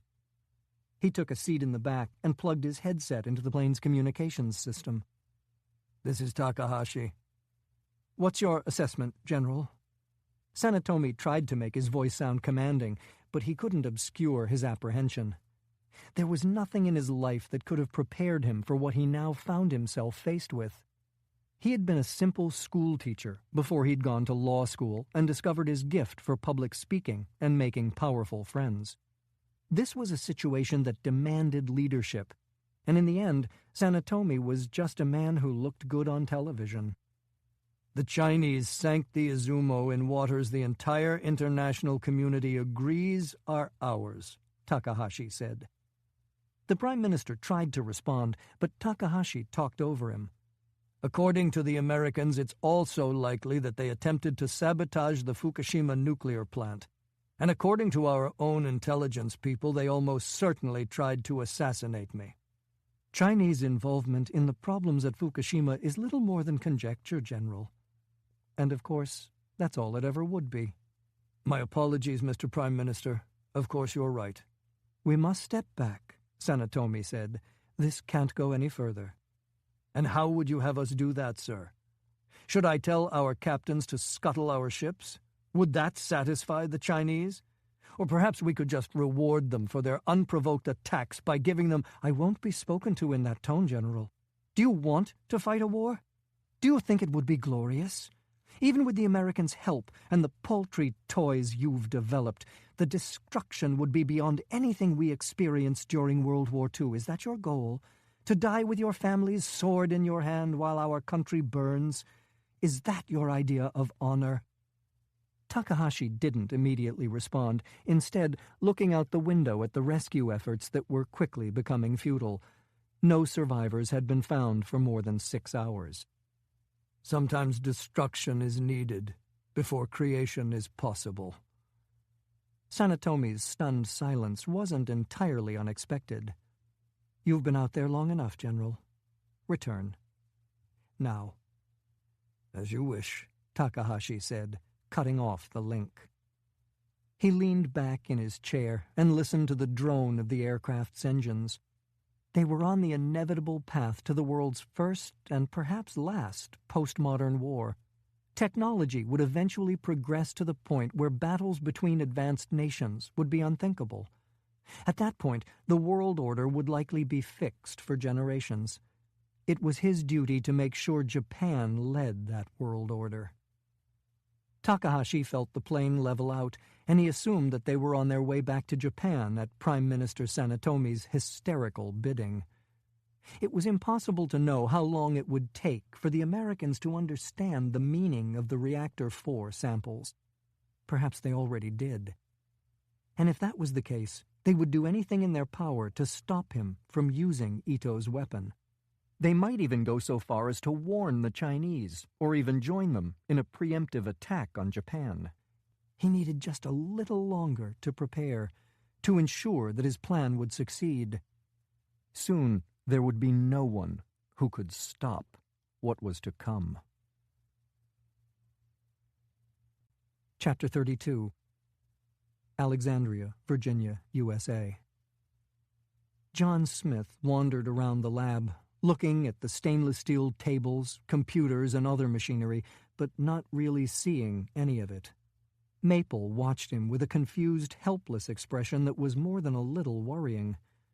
When a guy who made his living marrying advanced weaponry with nuclear power got scared, the shit had officially hit the fan. How would you develop something like this? Smith said, finally coming to a stop in the middle of the floor. With a lot of dedication, brains, and funding. So, in your opinion, this is not the work of a terrorist group? No way in hell, John. This is government money, and a lot more than we were willing to throw at it. Smith nodded. The field of nanotechnology was fairly theoretical, and while it would get some nominal funding from the Pentagon, it was the kind of long-term, pie-in-the-sky project that didn't tend to be a priority for the United States. He'd run into the same problem himself over the years. The Department of Defense tended to be most interested in developing ways to make existing technology tougher, faster, and more accurate. Politicians tended to be most interested in large, expensive systems that could be developed and manufactured in their districts. Nanotech fit neither bill. Okay, Greg, but specifically, who could have pulled this off? Who are the thinkers in this field? Well, there's Gunther Heisenberg in Germany. He's doing interesting stuff at the University of Munich. Then you've got Sean Baxter at MIT. He's focused on creating new materials with nanotubes, though. I guarantee you that neither one of those guys is anywhere near doing something like this. You know how it is, John. They've got a bunch of grad students working for them, and they fight tooth and nail for every research dollar. Then think harder, Smith said, letting his frustration get the better of him. Asia was about to explode into a war that would drag in the entire world, and now it seemed that someone had gotten hold of a goddamn doomsday weapon. Sorry, Greg. It's been a long couple of weeks. Don't worry about it. I understand exactly what you're feeling. I can't even believe I'm looking at this. I keep thinking I'm going to wake up and find out it was just a nightmare. I mean, even if you could build something like this, you'd have to think long and hard about whether you should. You're messing with the forces of nature here. This is why guys like you spend your time figuring out how to cure diseases, not cause them. Once something like this gets out of control, you don't get that control back. Okay, Greg, let's take a step back for a second. This didn't just come out of thin air. Unless we want to start considering aliens, we can be confident that right now there are people working on this in a very well-equipped, well-funded, and well-secured lab. Who are they? We should talk to Gunther and Sean. No one else hears about this. Come on, John. I know a fair amount about nanotech, but it's not my field. I know both those guys, and I can vouch for them. It's not just a matter of secrecy, Greg. Whoever did this knows I have those samples, and they sure as hell have the resources to watch the obvious people in the field. Maple sagged a bit and stared blankly at the diagram he'd created. I keep coming back to the same answer. What's that? Think about it. Who has the money, will, and access to talent that you'd need to get this done? Smith knew where this was going and shook his head. It's not us, Greg. So you say. Look, I know you're a hell of a scientist and you're pretty well connected, but it's not hard to believe that something like this could go on way above your pay grade. It was completely understandable and logical that Maple would head down this road, but Smith didn't have the luxury of letting his friend get trapped in a blind alley. I'm going to say this just once, Greg, and then we're going to leave it alone. There's no such thing as above my pay grade. Maple looked at him skeptically, but then quickly realized that Smith meant what he'd said. What if we cast a wider net? Maybe someone doing brilliant work in a related field. The engineer shrugged and shook his head. Okay, what about someone who worked in nanotech and died? Another shrug. Someone who worked in the field in the past but then moved on to something else? That seemed to get a glimmer. What? Well, Maple started, chewing thoughtfully on his ragged thumbnail. There was a guy, but it was a long time ago. And by a long time ago, I mean when you and I were still using Clearasil and chasing cheerleaders. He wasn't the theoretical father of nanotech. That was probably Richard Feynman. But he was the practical father. He was the first guy to make something actually work in the real world. But then he left his university position and started up a consulting company. As far as I know, he never worked in the field again. Name? Ito. Smith felt a jolt of adrenaline at the Asian-sounding name. Chinese? Hideki Ito, Maple said. Japanese. Smith began pacing around the lab again. What's Ito done since he started consulting? The engineer frowned. I honestly don't know. I mean, I assume he's alive because I haven't heard otherwise, but I'm not aware of any meaningful work coming out of him since the nanotech stuff early in his career. A Japanese scientist, a Japanese reactor. As the pieces fell into place, the picture seemed to get hazier. Smith continued to pace, stopping short less than a minute later. "What?" Maple said. "Do you have something?" Smith looked him directly in the eye. "First of all, I want to reiterate that this is so far beyond top secret we don't even have a category for it. If this leaks, there would be consequences." "Are you threatening me, John?" "Yes. Look, I'm sorry I got you involved in this, Greg, but the fact is you are involved and there's nothing I can do about that now." "Are you kidding? I have honest-to-God molecular factories in my lab. I wouldn't have missed this for the world. You've known me a long time, John. This isn't my first rodeo. You can trust me." "Okay, then here's the rest of it. The radiation levels in Fukushima's Reactor 4 were way too high to be explained by the damage done by the tsunami. That reactor was supposed to have been defueled." Maple frowned. "After that build-up, I have to admit that I was hoping for something more interesting." "Could radiation destroy these things?" "At high enough levels, sure. So these little machines are basically just artificial viruses, right? They co-opt their host for fuel to replicate themselves. And the more there are of them, the more damage they do." "Yeah, that's probably a good way of thinking about it for someone with your background. They're viruses that destroy the cellular structure of concrete, steel, and plastic." "Well, I've worked with some of the most dangerous pathogens on the planet over the years. The first thing I think about when I'm doing it is containment. In my case, a whole lot of stainless steel, 4-inch thick glass, airlocks, and suits with separate oxygen supplies. And if all that fails, there's a toxic chemical shower that kills everything it touches." From his expression, it was clear that Maple was starting to see where he was headed. "Of course. Why didn't I think of that? Reactor 4 wasn't sabotaged with the nanobots. They were being developed there. The tsunami hit, containment was breached, and they flooded the lab with radiation. That's why there's no activity in the samples you gave me. They're dead." Chapter 33. Prince George's County, Maryland, USA. When John Smith entered Klein's office, a young woman with tattoo-covered arms and a gold nose ring looked extraordinarily happy to see him. It was hard not to sympathize. Being stuck in a small room with Fred Klein and Randy Russell could be a little intense. "How are you feeling?" she said with genuine concern. "Better every day, Star. Thanks for asking." Star Minetti was a 30-something who looked like she'd spent most of her life dealing drugs from the back of a Harley. In fact, she was a former librarian and research genius. If you threw her in a warehouse full of unsorted government documents, she'd come up with the exact crumpled Post-it note you wanted inside of 3 hours. The fact that the old man was willing to overlook all the piercings and body art pretty much said it all about her skill level. Klein greeted him with a subtle nod as he took a seat, but Randy ignored him in favor of fiddling with the lid of her travel mug. It was to be expected. Their conversation about Kaito Yoshima had strayed pretty far into the personal, and after those kinds of exchanges, she always seemed to pull back a bit. "Did you find Dr. Ito?" Smith asked. "Not exactly," Star replied, standing against the wall in what seemed to be an effort to blend in with the artwork. "He does have an address, though, a nice house outside Ono. It's right there in the local phone book." Smith started to ask a question, but she anticipated it. "It's a few miles from the Fukushima plant." "That's what I was afraid of. Can I assume he's not living there anymore?"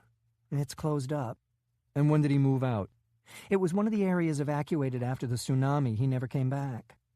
Smith let out a long breath. "Go on, Star," Klein prompted. "Yes, sir. Dr. Ito started a private consulting company after leaving his research position at Kyoto University. He makes good money, around $400,000 US according to his tax returns, and all of it comes from 3 corporate clients. What corporations? Randy said, finally looking up from her mug. I could give you the names, but they wouldn't mean anything. As near as I can tell, they're just shells. They seem to have been set up solely to pay him. Does he have any employees? None. It's a one-man show. Smith pushed his chair back so he could see her better. And what about that other thing I wanted you to look into? General Takahashi, you were right. It's a bit of a maze, but it appears that his family has significant ownership in the company that operated the Fukushima plant. Not what he wanted to hear. A few days ago, he would have said that discovering the Chinese were behind the nanotech at Fukushima would have been a worst-case scenario.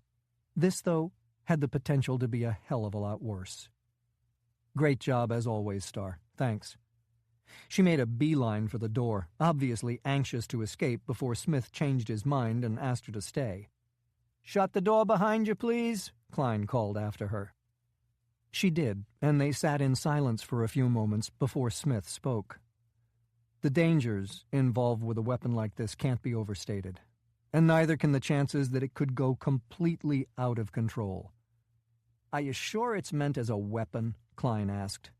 I read your report and looked into the technology. Is it possible that this was one of the Takahashi family's commercial pursuits? Nanotech is a growing field, and I wouldn't be surprised if they were interested. It's possible, Smith admitted, but why so much secrecy? And why self-replication across 3 materials that are critical to modern civilization and warfare? If I were working on this, I'd fuel it with some incredibly rare material. Then, if I lost containment, I wouldn't have to pump a bunch of radiation into it to keep it from wiping out the industrialized world. Klein leaned back in his chair, staring for a moment at an antique map hanging on the wall.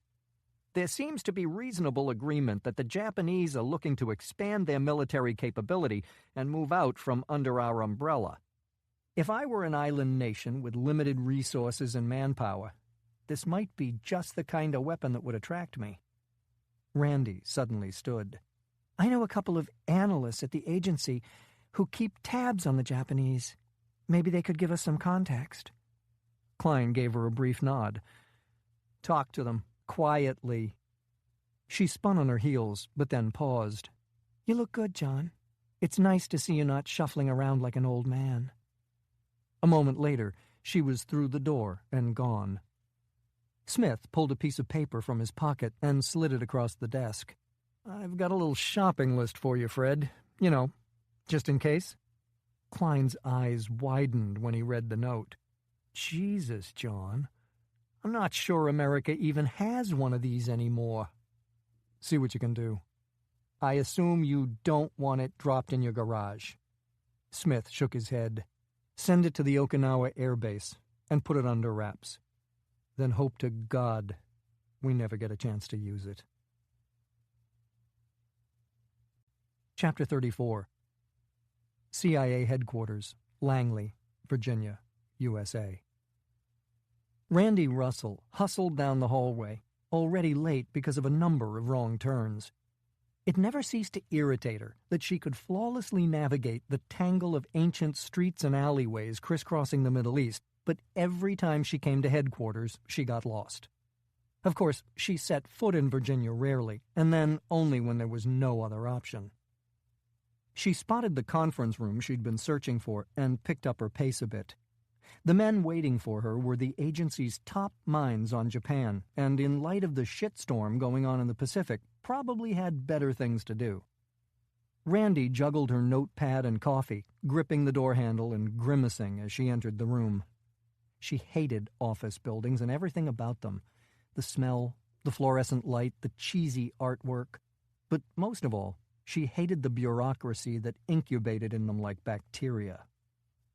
The 2 men sitting next to each other behind the table didn't immediately react to her arrival, other than to stare. Not an uncommon reaction in the scheme of things. She'd met them in passing years ago, but by design she was a bit of a ghost. And she'd apparently built quite a reputation based on a bunch of outlandish stories quietly passed around Langley's back offices. Most weren't true, of course, The vast majority of the CIA's employees would never have the clearance to hear the even more outlandish real ones. The man on the right suddenly leaped to his feet and strode around the table.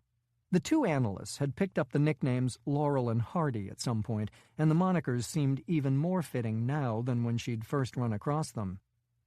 "Randy! Randy!" Carl Rainsberg said, taking her hand and kissing it. "What a pleasure it is to see you again." He was probably 6'6" and no more than 170 pounds dripping wet.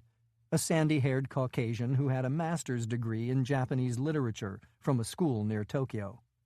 His still-seated companion was of first-generation Japanese descent, a bit chubby with an awful haircut and a habit of chewing his lower lip when he got nervous. At that moment, he was gnawing on it like he'd missed lunch. "So smooth," Randy said, retrieving her hand and finding a chair. Rainsberg rushed to pull it out for her, before rejoining his companion on the other side of the table. "Nice to see you, Miss Russell," Stephen Sato said, briefly interrupting his quest to ingest his lower lip. "You too. I appreciate both of you taking the time to meet with me. I guess you're pretty busy right now." "Not at all," Rainsberg said. "It's not every day we get to sit down with a beautiful legend like yourself." "Uh-huh. You'll have to excuse my colleague," Sato said with a grin that came off a little slyer than she'd have given him credit for. "We always have time for the people hanging it out there in the field, beautiful or not. What can we do for you, Ms. Russell?" "I'm concerned about what's going on in Asia." "You and everyone else on the planet," Rainsberg said. "And take it from us, you should be. That's a pretty serious staring contest they've got going on right now." "What I want to know is why. I understand what the Chinese are getting out of this, but what do the Japanese have to gain?" Sato let out a loud breath. "How long do you have? Give me the Reader's Digest version." "It's all about history," Rainsberg started. "Thousands of years of it, culminating in some serious nastiness during World War II. Let's just say that the two countries despise each other. You know that. You've worked in China." She nodded. "But it seems like Masao Takahashi would be backing away from this thing like his ass was on fire. Why isn't he? Am I wrong when I say that the Japanese military is no match for the Chinese?" "Japanese self-defense forces," Sato corrected. "Officially, the Japanese don't have a military because of the constitution we wrote for them after the war. Having said that, they do have the 5th biggest defense budget on the planet." "Still, she's right that they're no match for China," Rainsberg interjected.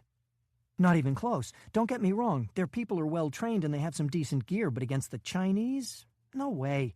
You're talking about 250,000 troops with conventional weapons versus 2.25 million troops with a nuclear arsenal behind them. Last time I checked, those ain't good odds." "But," Rainsberg said, "there's a rub." "I know," Randy said. "We have a treaty saying we'll defend them." "Exactly, and that makes the whole situation a lot more complicated.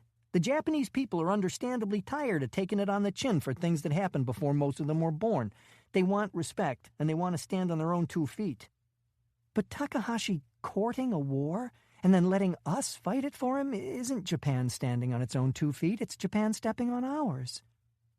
"You make an interesting point," Sato said.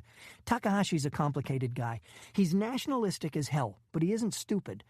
And frankly, he doesn't have any great love for the U.S. He blames us for his family having a hard time after the war. To be honest, Carl and I have been struggling to figure out what his endgame is here." "Could he be starting to lose it? He's in his 70s, right? A little dementia, maybe?" Sato shook his head. "No indication of that at all. Trust us when we tell you that Takahashi has an angle.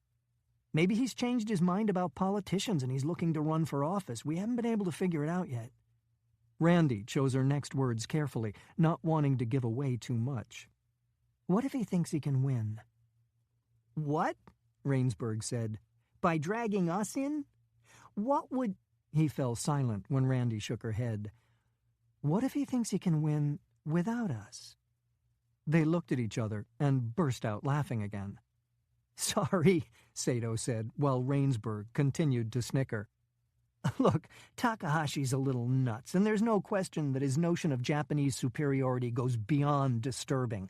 But that guy knows more about military strategy and history than most of our top generals combined. It doesn't take a genius to look at the Asian chessboard and see that Japan doesn't have any pieces. So you're saying that if he did believe that, Randy offered as innocuously as possible, there's a chance that he'd be right? Believe what? That the Japanese Defense Forces could defeat China? Why would he? I'm just throwing it out there, Randy said.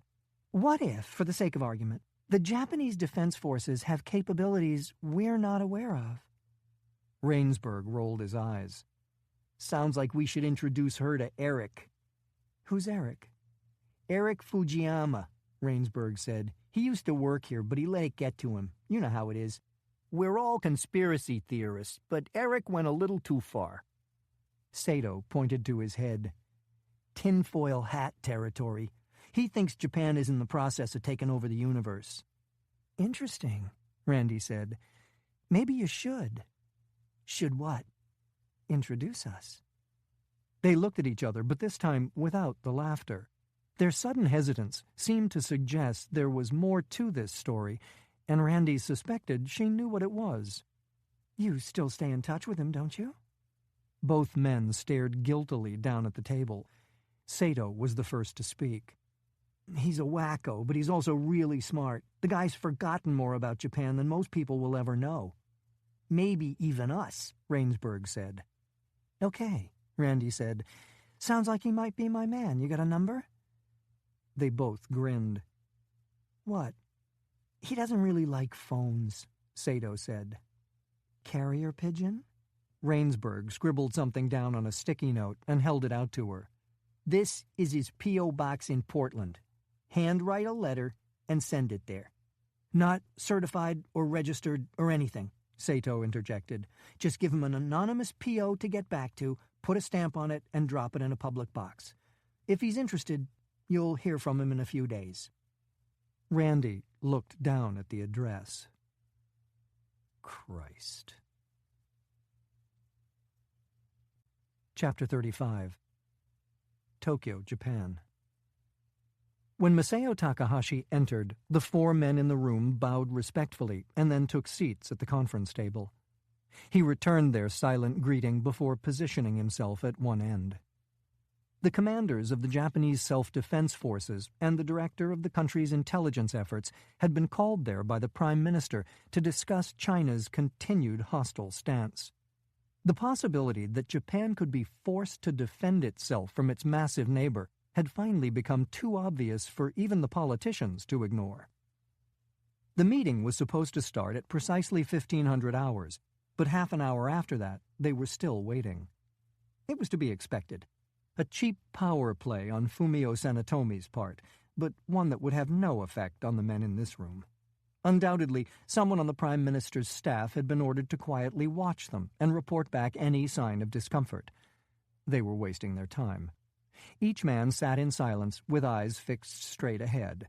They would do so for as long as was required. Sanetomi finally entered 45 minutes late. "Good afternoon, Prime Minister," Takahashi said with a bow. "My humble apologies, gentlemen," Sanetomi said. His refusal to acknowledge the general's greeting undoubtedly meant to signal his displeasure. "I received an unexpected call from President Castilla, and our conversation only now finished." Takahashi smiled passively at the intentional insult and then sat unbidden. The photos of Japan's dead sailors were being displayed on every news channel across the world, and there was little doubt that the Prime Minister knew who had leaked them.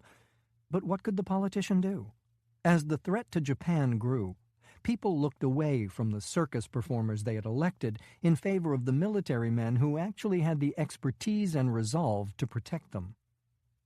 "Everyone understands that this meeting is not officially happening," Sanetomi said as he took a chair at the head of the conference table. "Is that clear?" All nodded. The Prime Minister locked his eyes on Takahashi. "No leaks will be tolerated." The general bowed an acknowledgement, safe in the knowledge that he was untouchable. Sanetomi was completely ignorant of the inevitability of the path they were on.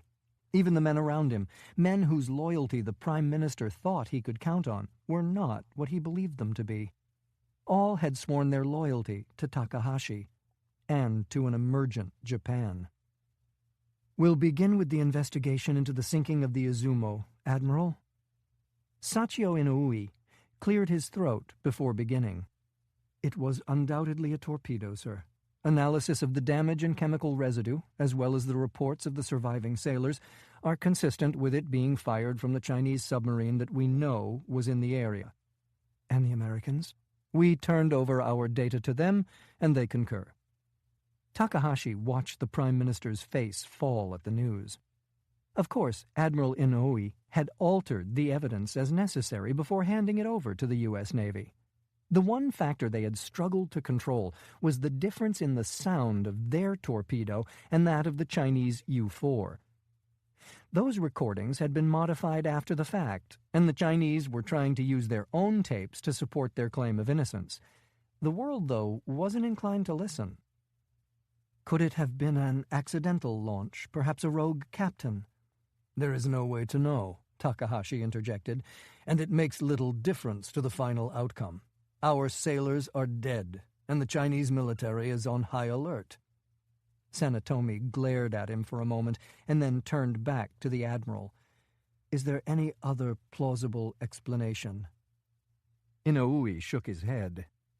"Why would they do this? What advantage is it to them?"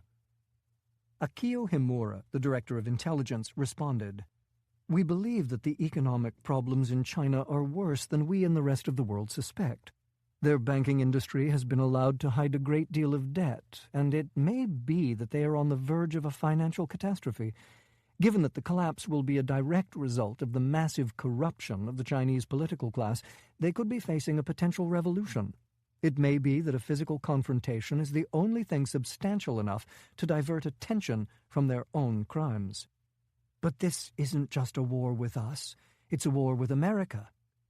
"Is it?" Takahashi said. Sanetomi immediately held up a hand to silence him. "We're all fully aware of your childhood and your deep-seated issues with America, General. But I've spoken to their president, and he's assured me that they intend to honor their treaty with us. At the very least, you must find some comfort in the fact that they've sent multiple carrier groups into Asian waters." "I don't, Prime Minister. China controls their debt. It holds over 1 billion potential customers for American companies, and Chinese sweatshops keep stores stocked with the cheap goods the American people demand. Our importance to the U.S. pales by comparison." "Enough. I'm not here to debate politics or economics. If I were, I would have invited people with knowledge of those disciplines. Your job is to defend this country should it become necessary, that's all. Am I understood?" Takahashi gave a practiced nod. In all likelihood, the military would control the country after all this was done. The question was whether it would be more advantageous to let this little man continue on as a figurehead or whether his public execution for treason would be more beneficial. "President Castilla has offered to personally host face-to-face talks between myself and China's leadership. I've agreed to attend, as has President Yandong. Every effort will be made to bring a peaceful solution to this situation, and I believe those efforts will be successful. However, I have to consider the possibility that they will not. In light of that, we need to discuss our readiness." He turned to Himura. "Let's begin with intelligence." Himura gave a jerky nod and sat a bit straighter in his chair. "With regard to cyber warfare, our penetration into civilian and government systems is excellent.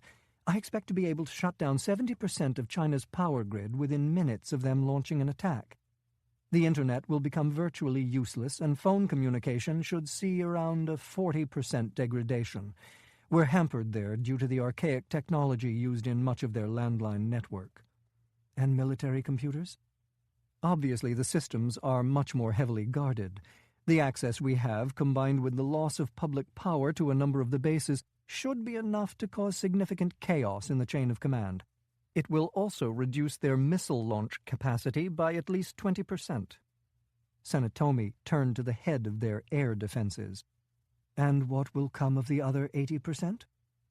"Our missile shield has been a priority for obvious reasons.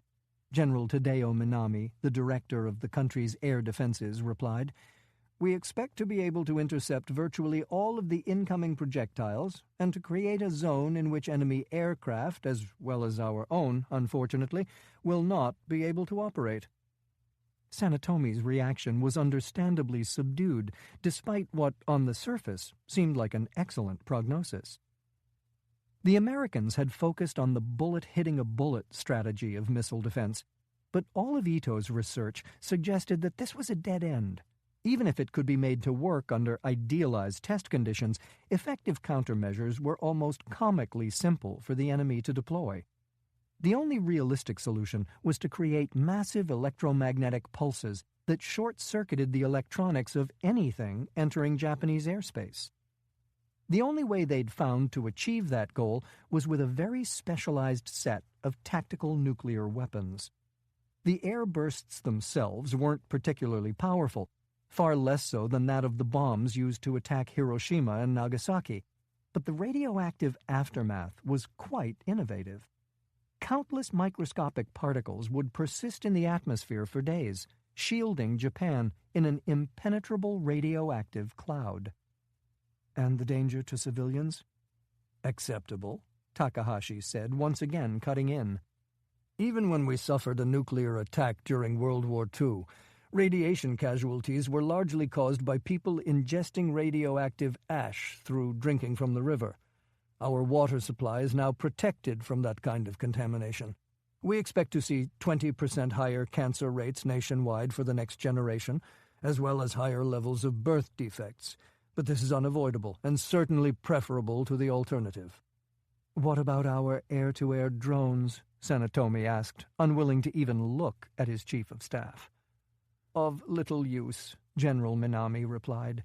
We've only recently completed testing, and there hasn't been time to ramp up manufacturing. Obviously, we have conventional fighters that will be able to patrol our territory when it's feasible to fly. Overall, we believe it will be enough to limit casualties to around 1 million. 1 million, Sanetomi said, seeming to have trouble processing the number. That's a success. In a country of 135 million under attack by the second-largest military power in the world, yes, Minami said. In fact, I consider it a near miracle. Sanetomi turned again to Admiral Inouye. What about our sea defenses? As you know, our self-cavitating torpedoes are in their 3rd generation and have proven extraordinarily effective. We have hundreds covering Japanese waters as well as Chinese ports and sea lanes. We'll rule the sea within hours of your attack order. That's a great deal of confidence, Admiral. Well warranted, I assure you. Neither the Chinese nor the Americans are aware that this technology has been perfected, so they haven't developed any defense against it. Our system is virtually flawless in the face of current countermeasure technology. Sanetomi turned to the only person in the room who hadn't yet spoken, a gray-haired man almost Takahashi's age. And our ground forces? Due to our sea and air capabilities, it is unlikely that we'll be in a position to have to fight an invading army, General Zenzo Kudo said. Our preparations are primarily for disaster relief in the areas hit by Chinese weapons, and for keeping civil order. On both counts, I'm confident that we will be extremely effective. Sanetomi leaned back in his chair and stared blankly ahead for a few moments. What if the Chinese decide to use their nuclear arsenal? In that extremely unlikely event, our missile defense will defeat the majority of their attack, Takahashi said. And even I agree that if we see a nuclear escalation, the Americans will intervene with whatever force is necessary. I wonder if it wouldn't be wise to announce to the world that we've created an electromagnetic pulse-based missile defense system. If we launch our shield, it could be misconstrued as a nuclear attack and prompt retaliation from the Chinese. It would be a serious breach of international treaties, Takahashi said, and it could serve to escalate the situation further. I would recommend that we wait. If the situation escalates to the point where we might be forced to deploy our shield, we'll announce then. Sanetomi nodded reluctantly, but didn't immediately speak further. Of course, they had discussed only Japan's defensive systems, continuing the policy of keeping Sanetomi in the dark about their offensive capability. Ito's people had succeeded in shrinking a 20-kiloton nuclear bomb, almost exactly the same power as the weapon used against Hiroshima and Nagasaki, into a container that could easily be carried by a single man. 33 had been buried across China, as well as in strategic points throughout America, Europe, and Asia. In all likelihood, though, none of the weapons in Japan's nuclear arsenal, including its missile defense system, would ever be deployed. In the face of Ito's nanoscale weapon, atomic bombs were all but obsolete. "What role would we need the Americans to take in all this?" Sanetomi asked.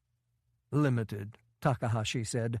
"They're unlikely to take offensive action against the Chinese mainland in a conventional war, and their naval power is unnecessary in light of our torpedoes.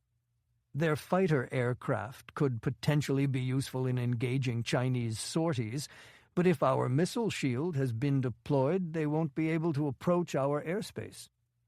So the best-case scenario is a stalemate where 1 million of our people die. And the worst-case scenario is that this could descend into nuclear war in which millions on both sides die, all for no reason at all. Takahashi remained expressionless, but inside he felt as though an electrical current were running through every nerve in his body. It wouldn't be millions. It would be tens of millions. And it wouldn't be for no reason. China would be completely decimated, left scraping at the dirt like animals, just to find enough food to survive. At the same time, the rest of the world would enter a new age, the age of Japan. Chapter 36. Outside Portland, Oregon, USA.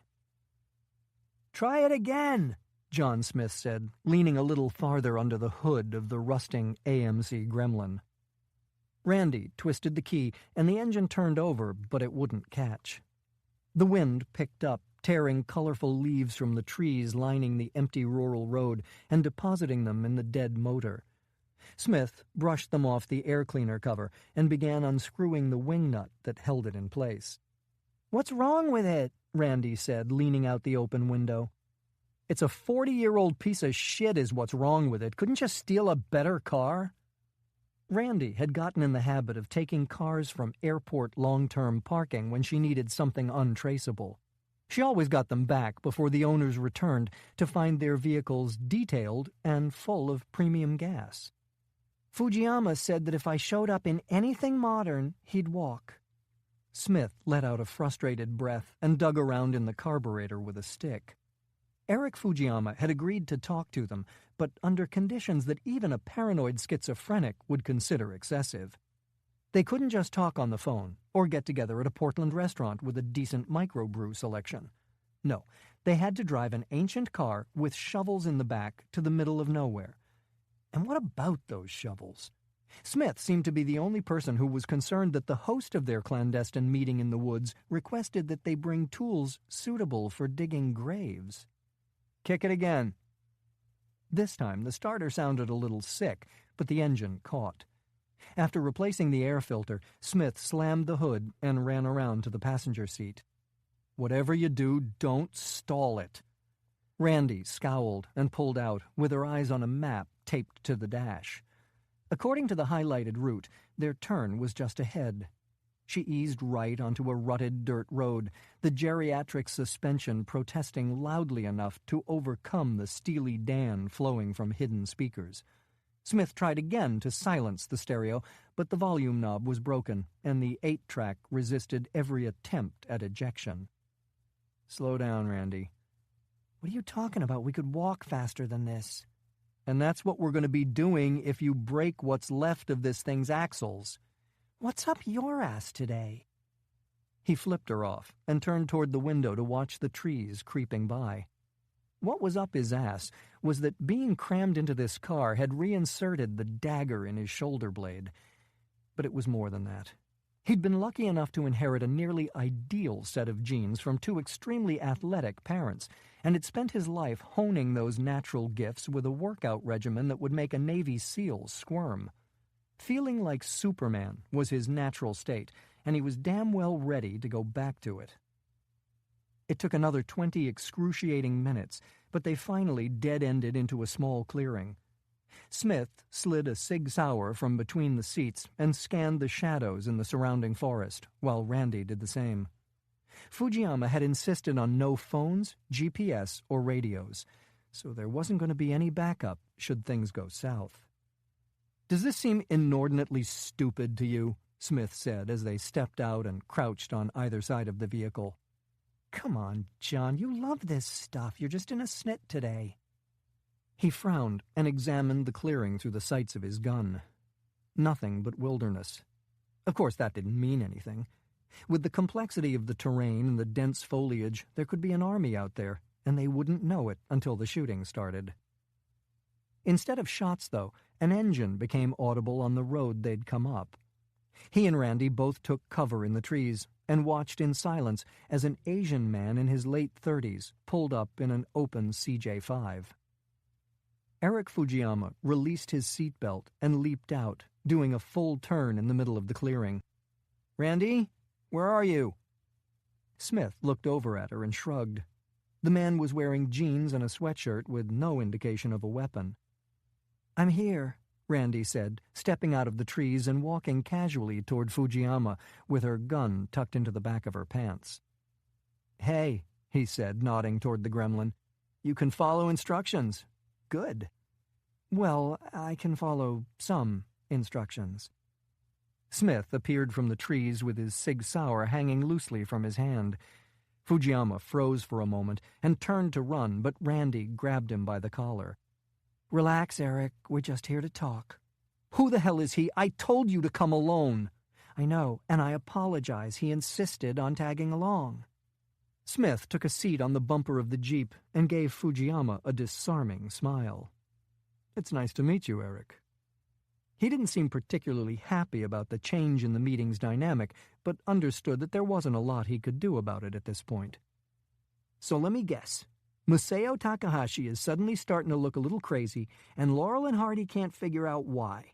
Now the CIA's worried, and you need the help of a guy you fired because you thought he had a tinfoil hat in his desk drawer." "I didn't fire you," Randy clarified.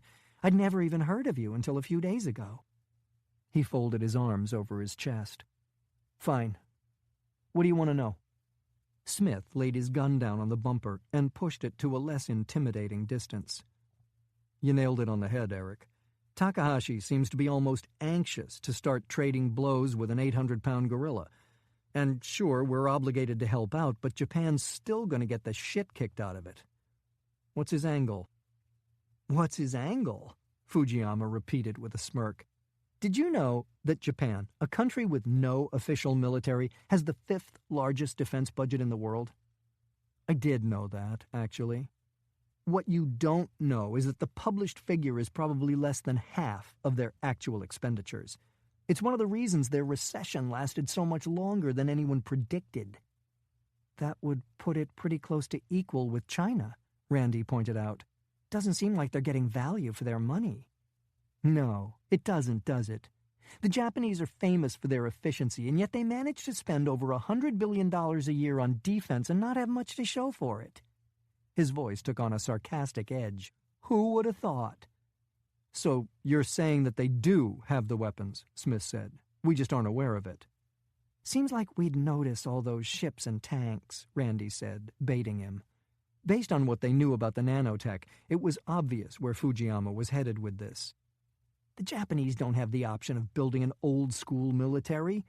There's the cultural push-pull inside the country relating to what happened in World War II, the Constitution MacArthur wrote for them, the possibility that it would create an Asian arms race, and they don't have the population base or natural resources to support it," Smith said, finishing his sentence. "Ding! Give that man a cigar. So they had to create something new." "What about the battleship they put to sea?" Randy said. "That was pretty standard stuff." "The one that's on the bottom of the ocean now? It was just a diversion. Hell, I wouldn't be surprised if Takahashi sank that thing himself." Smith opened his mouth to question him on that point, but the young analyst seemed to be warming up to his subject. Better to just let him talk. Look, do you remember back in the day when all the cool technology came out of Japan? Betamax, DVDs, video games, portable music players? Sure, Randy said. What happened? Fujiyama asked rhetorically. Suddenly, right around the time Takahashi went to work as an aide to the former head of the Japanese Defense Forces, that innovation started to fade, and America took over. Where did all those brilliant people go? The CIA seems to think they just went up in smoke. But you don't, Randy said. You think Takahashi got hold of them and paid them to develop a next-generation arsenal. Smith kept his face passive, but his mind was trying to churn through what he was hearing. The pieces were starting to fall into place, and the picture they created was terrifying.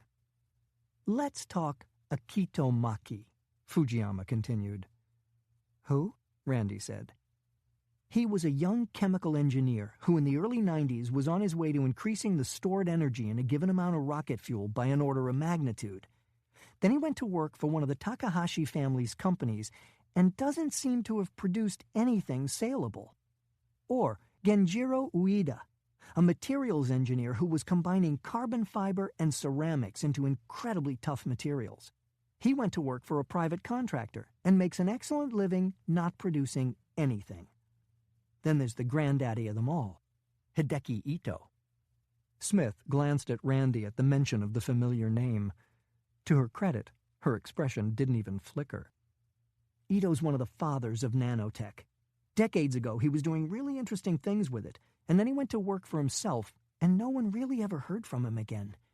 And that's only a few of the programmers, biologists, engineers, and nuclear physicists who've just kind of faded into Japan's woodwork over the last 3 decades. Do you have any evidence to back up what you're telling us? Smith asked. Fujiyama stared at him, looking a bit uncertain. Finally, he seemed to come to a decision and motioned with his head to a tall, tree-covered knoll to the east. A bunch of files, buried up there in a safe I designed myself. Files? Randy said. You mean paper? Why wouldn't you just keep it on an encrypted disk? Fujiyama laughed. Do you wonder why I wouldn't let you contact me over email? Why I said no modern cars or electronics? You think the Japanese are using them? Are you kidding? I guarantee it. They say they really don't have much of an intelligence network, but Takahashi recognized how important computers would become when we were still churning out slide rules. What modern car or electronic device doesn't contain something either designed by or made by the Japanese? You know all this large-scale hacking that we blame on the Chinese? You're saying that it's actually the Japanese intelligence network? Of course it is. China's a mess. They still farm with donkeys, for Christ's sake. And while they're definitely starting to flex their muscles, they're an inward-looking people by nature. Not the Japanese, though. They're always peeking out from that little island of theirs at what their neighbors have that they can use. Okay, then, Randy said. Can we assume you asked us to bring the shovels because you're agreeable to letting us make some copies? Again, his expression turned uncertain, and again, his reticence didn't last long. Yeah, I know your rep, Randy. But you didn't get any of this from me, right? Never heard of you, she said, opening the hatch on the gremlin and pulling out 2 of the 3 shovels inside. She handed one to Fujiyama, who immediately pointed at Smith. What about him? He's going to hang back, watch the cars, and keep an eye on our 6. She set off, with Fujiyama hustling to keep up with her, and Smith said a silent thanks. Normally, he'd think a knoll like that looked good for running a few laps. Today, it looked like Mount Everest. Randy knew she was going too hard up the steep grade, but getting her blood pumping helped her think. She had one hand wrapped around the shovel and the other around a Beretta, but was still starting to wish she hadn't let Smith off the hook. They were exposed as hell, no electronics, no backup, and in terrain that favored an ambush. That wasn't what scared her most, though. What had her charging up the mountain at a pace few people could follow was the fact that the wild tale they'd just heard seemed completely plausible. She almost wanted to turn around and drive away, to never have to look at a stack of paper that told her World War III was winding up a few thousand miles to the east. She couldn't hear Fujiyama's ragged breathing anymore, and she slowed to let him catch up. "Is it all the way at the top?" she asked as he dropped his shovel and bent at the waist to breathe. A weak nod. "Why here?" she said, starting out again, this time at a slower pace. "No reason," he managed to get out. "That's the point. No trail to lead here." It took another 15 minutes to cover what she estimated at about 5 minutes' worth of ground, but without him, she wasn't going to find much. When they finally crested the top, Fujiyama pulled out a compass and a measuring tape, starting to make calculations based on a jagged rock set into the ground next to a stump. Randy watched in silence as he crawled around, making marks in the dirt, and then setting his bearings from them to get to the next point. A GPS would have sped things up, but he obviously wasn't interested in taking the risk that the device could be tracked. It took about 5 minutes, but Fujiyama finally jammed a stick in the ground as a marker and went for his shovel. "This is the spot?" Randy said, walking over to help. "Yeah. It's about 4 feet down, though, and I remember the ground not being all that soft." They each picked a side and started attacking the dirt. Unfortunately, he was right about the digging.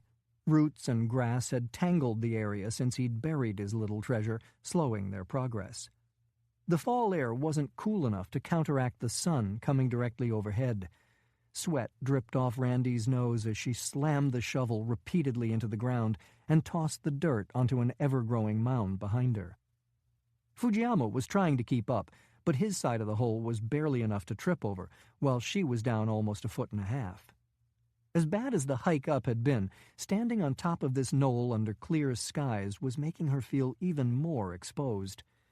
Better to get this thing and get the hell out of Dodge.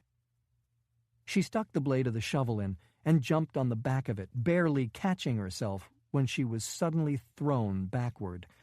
It took a moment to figure out what had happened, but the fact that the blade was still in the dirt and the handle was still in her hand was a good clue. "Damn it," she said, throwing the broken handle aside. "You can use mine," the young analyst said hopefully. "No, we need to get this done and get the hell out of here. There's another shovel in the car. I'm going to run down and get it. Keep digging." "I'm getting really tired, Randy. Maybe, would you rather go back to the clearing and then have to climb up again?" He looked down the steep slope. "No, but then shut up and dig. You're the one who buried the damn thing." Randy set off at a hard jog, leaping rocks and fallen logs as she retraced their steps toward the cars. She kept an eye on the shadows and the Beretta in her hand, but at the pace she was going, there was no way to make out much detail. Sometimes fast was better than cautious. Randy was about a quarter of the way down the hill when an unmistakable sound reached her. She bounced off a tree and turned just in time to see a pillar of flame rising from the top of the knoll. Burning debris, including charred pieces of Eric Fujiyama, arced across the blue sky. She took a few steps uphill, but then turned and started running toward Smith again. Whoever had planted that bomb would know they were there, and he wasn't in any condition to defend himself alone. Chapter 37. Tokyo, Japan. Takahashi followed Akio Himura through the heavy doors that led to the most secure part of the building. Officially, Japan didn't have any significant intelligence capability, and the existence of this facility, ostensibly a division of the government's accounting office, was one of Japan's most closely guarded secrets. The walls were lined with two-way mirrors, and Takahashi knew they were being watched from all sides by Himura's elite security. At the first sign of a breach, the multiple automatic doors they'd come through would lock down, trapping them and anyone else trying to gain access. The encrypted text message had come during their pointless meeting with the Prime Minister, but Takahashi had been unable to act on it, instead sitting obediently through another 20 excruciating minutes. With no helicopter available, he and Himura had been forced to go by car, spending almost another hour in Tokyo's heavy afternoon traffic. They stopped in front of a white door with a visible carbon fiber weave, and Himura raised his arms above his head. Takahashi did the same, submitting to the highly advanced body scan that would not only search for weapons, but also for digital storage devices, cameras, and even pens, anything that could be used to record what transpired inside. A green light flashed, and the door slid open. "Report," Himura said, as they entered the inner sanctum of his intelligence apparatus. It was surprisingly unremarkable. No larger than 20 meters square, with stark white walls and 3 stainless steel desks containing only computer terminals. Behind those terminals were men who seemed far too young to be working at this level of responsibility. The technical expertise necessary, though, eluded earlier generations. 2 unknown people contacted Eric Fujiyama at the file site, the man closest to them said, without looking up from his screen. Takahashi bristled a bit at his brusque demeanor, but then reminded himself that the intelligence business was very different from the military. These were not people who snapped to attention when a superior entered the room. "Do we have any idea who they are?" Himura asked, walking up behind the man. "We've accessed an American satellite, but the angle isn't optimal. A blonde woman and a man with dark hair. The man stayed at the car while the woman went to the knoll with Fujiyama.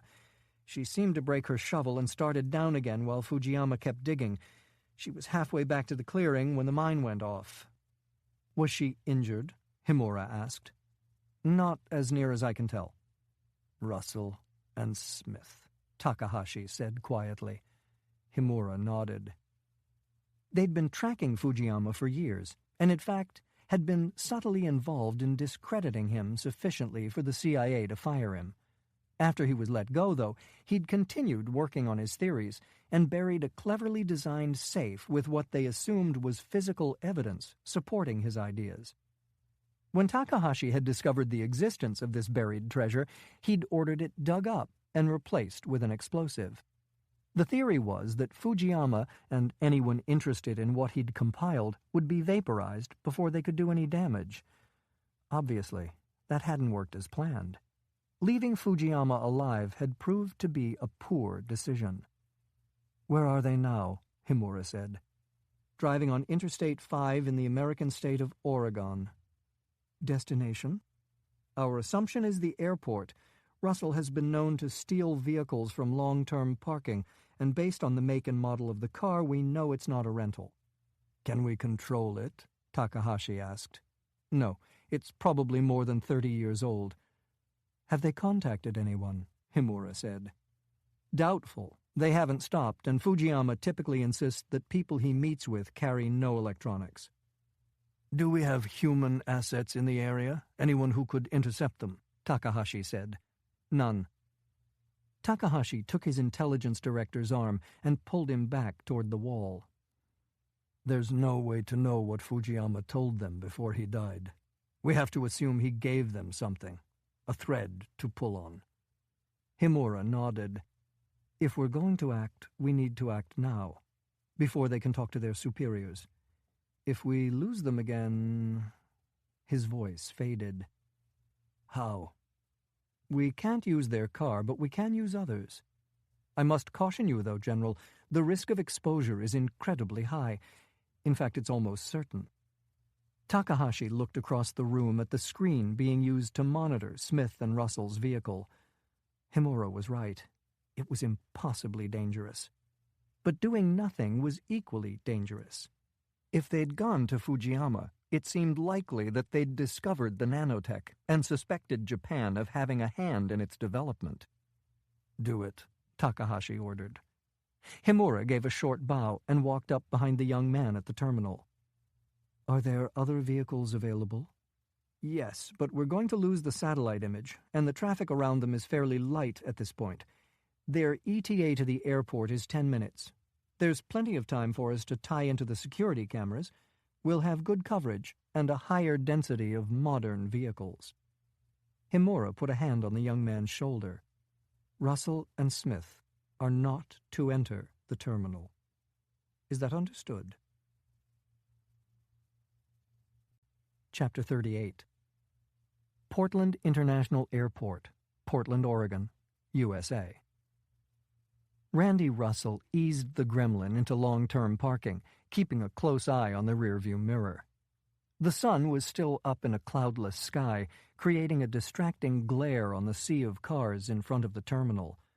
Her well-trained eye couldn't spot anyone following, but she wasn't sure that meant much anymore. "Wait a minute," Smith said, staring down at the notes he'd scrawled on a crumpled napkin from the glove box. "Was it Guido?" "Which one?" He let out an exasperated breath.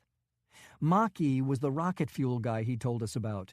His first name was something like Aikido. This is the materials engineer, Genjiro Guido?" She shook her head. "Not Guido. It ended in an A. Maybe Guida?" "Yes," he said, scribbling the name down. "That's it. Genjiro Guida. Now all we need to do is figure out a way to get this to Star." She eased up to the parking kiosk and took a ticket before driving through the gate. "We'll have our cell phones back in a few minutes, but even with Covert-One's encryption protocols, I'm not sure we should use them. Fujiyama's paranoia's rubbing off on me." "I don't think it's technically paranoia if someone just blew the top off a mountain you were standing on and killed your informant." "You make a valid point," she said, stopping in front of a space with a red cone emblazoned with the words, "No parking." She hopped out of the car and gave the cone a firm downward shove, collapsing it into a disc about the size of a frisbee. When she got back in and pulled forward, Smith was already wiping down the interior to eradicate any fingerprints. Randy retrieved a small backpack from the floor behind the seats and dug through its contents until she was able to release a hidden panel at the bottom. She handed Smith a wallet filled with well-worn IDs and credit cards, taking another for herself. "I assume you agree we should split up and buy return tickets under different names?" "Hell yes," he replied, replacing the wallet in his pocket with the new one. "I'm having a hard time believing where this is leading, but for now, we assume the worst." "That the Japanese have spent the last 30 years quietly building a bunch of futuristic weapons that are now aimed directly at us?" "When you put it that way, it sounds kind of bad, doesn't it?" Smith said with a weak smile. Randy mumbled something under her breath and stepped out into the bright sunlight, turning slowly as she took in everything around her. There were a few widely scattered people pulling suitcases to and from the terminal, but no one closer than 50 yards. Beyond that, there was a couple in a BMW paying at the kiosk, and a woman in a Prius driving slowly up their aisle looking for a space. "I say we skip the airport transportation and walk," she said, slipping the backpack on. "We'll get our phones out of storage and head back on different airlines." "Sounds about right," Smith said, getting out and slamming the door. "The gremlin's not getting a detail and a full tank, huh?" "First time ever," Randy said. "I must be slipping." She started across the road toward the terminal, and the moment she did, a high-pitched engine whine started to their right. Smith watched her spin, pulling a Beretta from beneath her jacket and bringing it level with the windshield of the Prius, suddenly bearing down on them. Randy had a gift for that kind of reaction. There was no time lag at all between her mind perceiving danger and her body dealing with that danger in the most efficient and final way possible. It was undoubtedly why she was still alive, but sometimes the speed of her instinct caused her to miss details. Smith darted into the road, ignoring the pain in his back as he launched himself at her. He knew that her mind had transformed the human outline in the driver's seat into nothing more than a target, and that she was thinking only about how to hit that target in the most effective way possible. What he saw, though, was a terrified woman jerking desperately on an unresponsive steering wheel. It was over in less than 2 seconds. He hit Randy broadside, and they both toppled toward the row of cars parked behind her. Smith got clipped by the Prius's front quarter panel, but the metal was so thin that it did little more than send him sprawling awkwardly onto the pavement. Randy managed not to fall, instead slamming into the back of a Nissan Pathfinder just as the Prius jumped a sidewalk and rolled onto its top.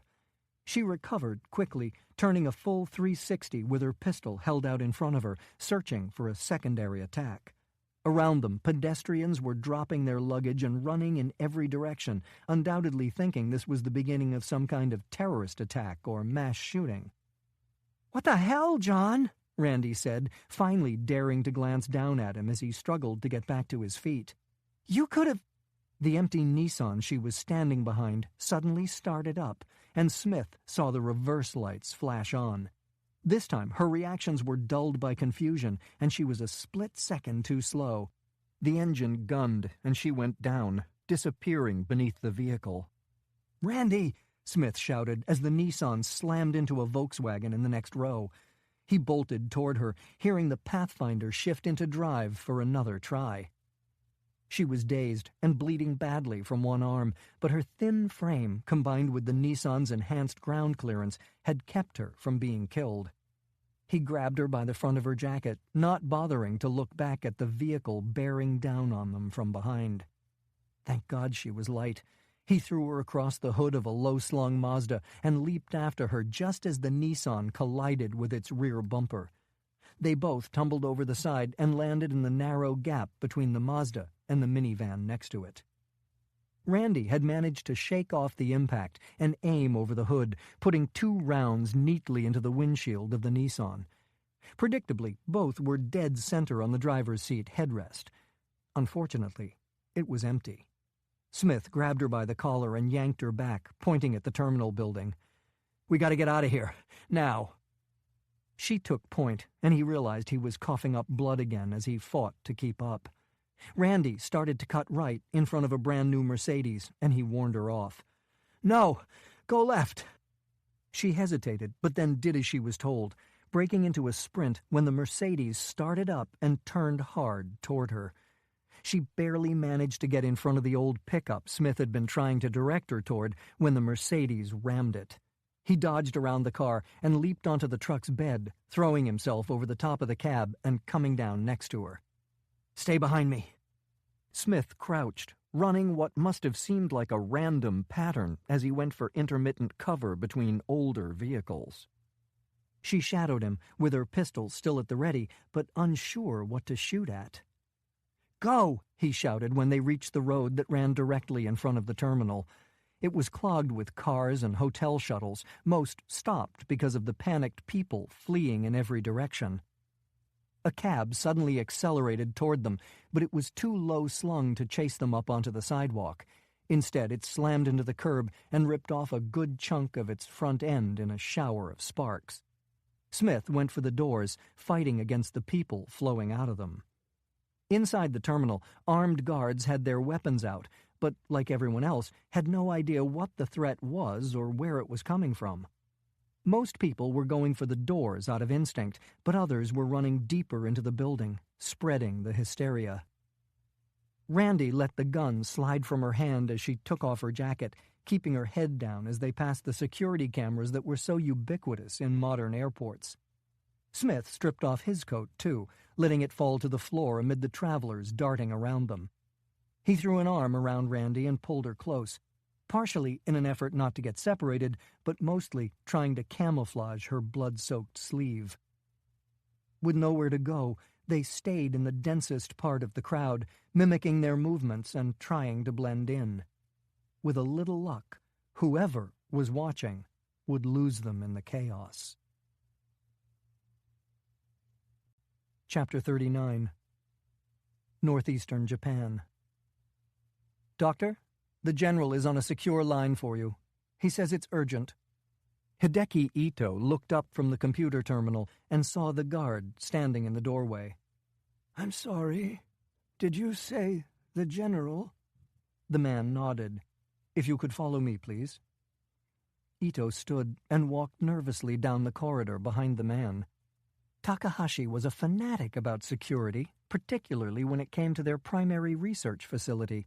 He rarely came to the retasked nuclear waste dump, and he never called there.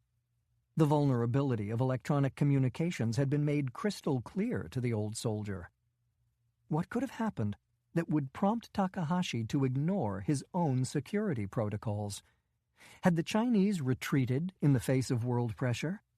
Ito began to sweat despite the cold emanating from the earthen walls. Had they attacked? There were almost no connections to the outside world in this place, a lack of distraction that he normally appreciated. But he was beginning to ask himself if the general was taking advantage of his propensity to submerge himself in his work. Ito had always known he was a pawn in Takahashi's grand plans. An important one, of course, but a pawn nonetheless. Now, though, he was wondering if he had allowed himself to become a prisoner. "Through here, please, sir," the guard leading him said, indicating a door cut into the wall. The communications room was understandably small and sparse. In his entire time working at the facility, this was the first time Ito had ever seen it open. A lone computer screen was flashing a message requesting his password. He typed it in and slid a headset over the damaged skin stretched across his scalp. "Hello? General?" "We need to access the Fujiyama files," Takahashi said by way of greeting. The normally disciplined voice had an angry timbre that caused Ito's stomach to clench. Eric Fujiyama had stored a series of paper files in an extremely clever lockbox that he'd buried in the American West. Takahashi had discovered its location and transported the box there, but accessing it had proved far more difficult than anyone would have expected. A careful examination using various advanced imaging systems had revealed a complex series of interlaced mechanisms, measuring such things as vibration, changes in air pressure, and temperature fluctuation. Inside was a vial that spectrum analysis suggested was full of acid that would destroy the fragile paper the moment anyone attempted to breach the box. "I'm not certain that they're accessible, General. One error and—" "Just get them. You said you could use the nanotech." "I said it was possible that the bots could weaken the structure sufficiently to safely open it, but there's no way to guarantee that it won't trigger—" "Fujiyama talked with Smith and Russell. We don't know what he said, but it's likely that he gave them information that's in those files. We need to find out what he suspects so that we can anticipate their next move." "Smith and Russell survived? How?" While he had never been told directly, Ito had inferred that Takahashi had replaced the strongbox with a powerful mine. "That's not your concern, Doctor. Your only concern is to retrieve those files without damaging them. I want to be clear that you're not to work on anything else until you've succeeded. Is that understood?" "Yes, sir," Ito said reluctantly. What choice did he have? The line went dead, and he removed the headset before lowering himself unsteadily into the only chair in the room. What if he failed? What if the files were destroyed in the process of trying to access them? Even isolated for so long, Ito could feel the change in Takahashi and the security men who prowled the facility. A storm was coming, one he himself had been unknowingly instrumental in creating. And when that tempest finally made landfall, it would consume them all. Chapter 40. Over Norfolk, Virginia, USA. John Smith eased into the thick leather seat and looked out the window as Covert-One's G5 climbed out of the Norfolk airport. He and Randy had rendezvoused there in order to pick up the jet Fred Klein had sent for them.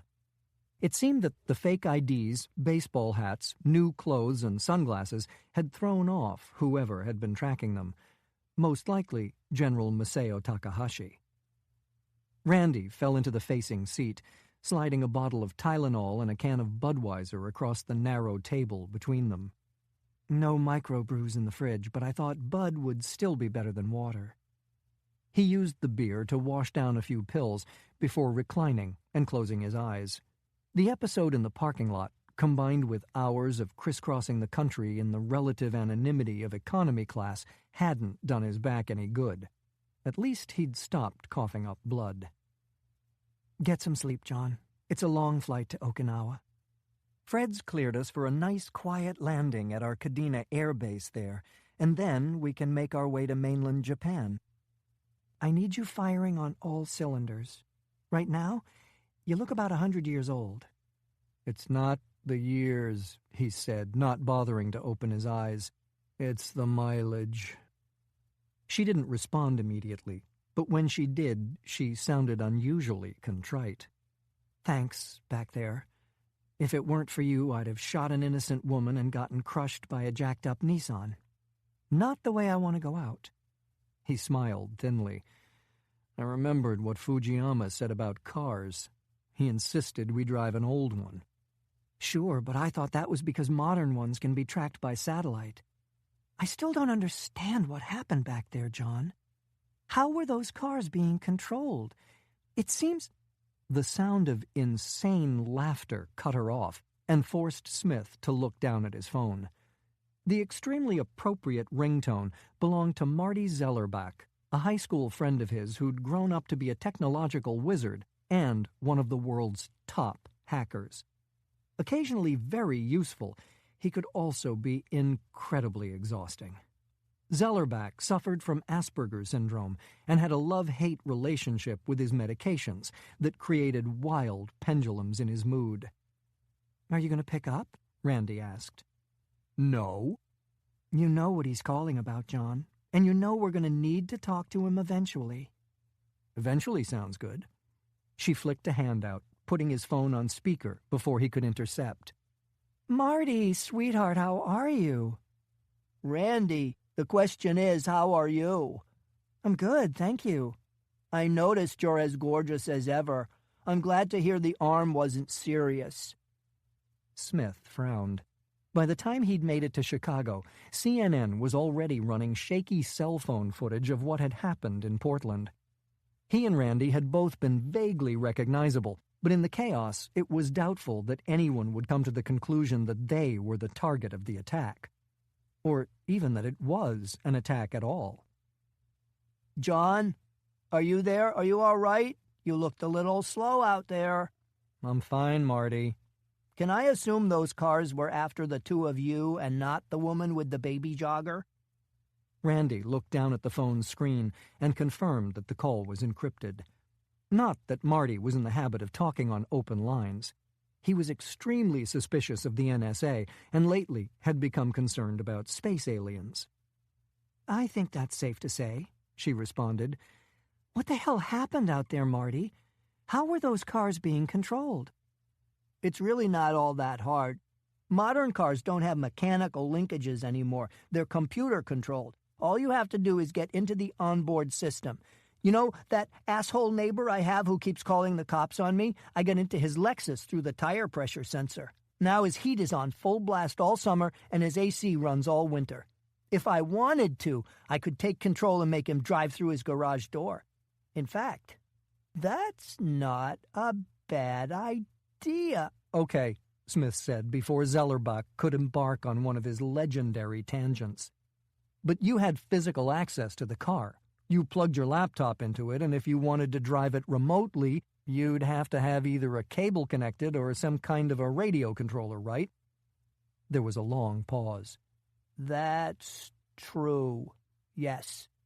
"There's no way someone could have gotten to all those cars to hack them, Marty.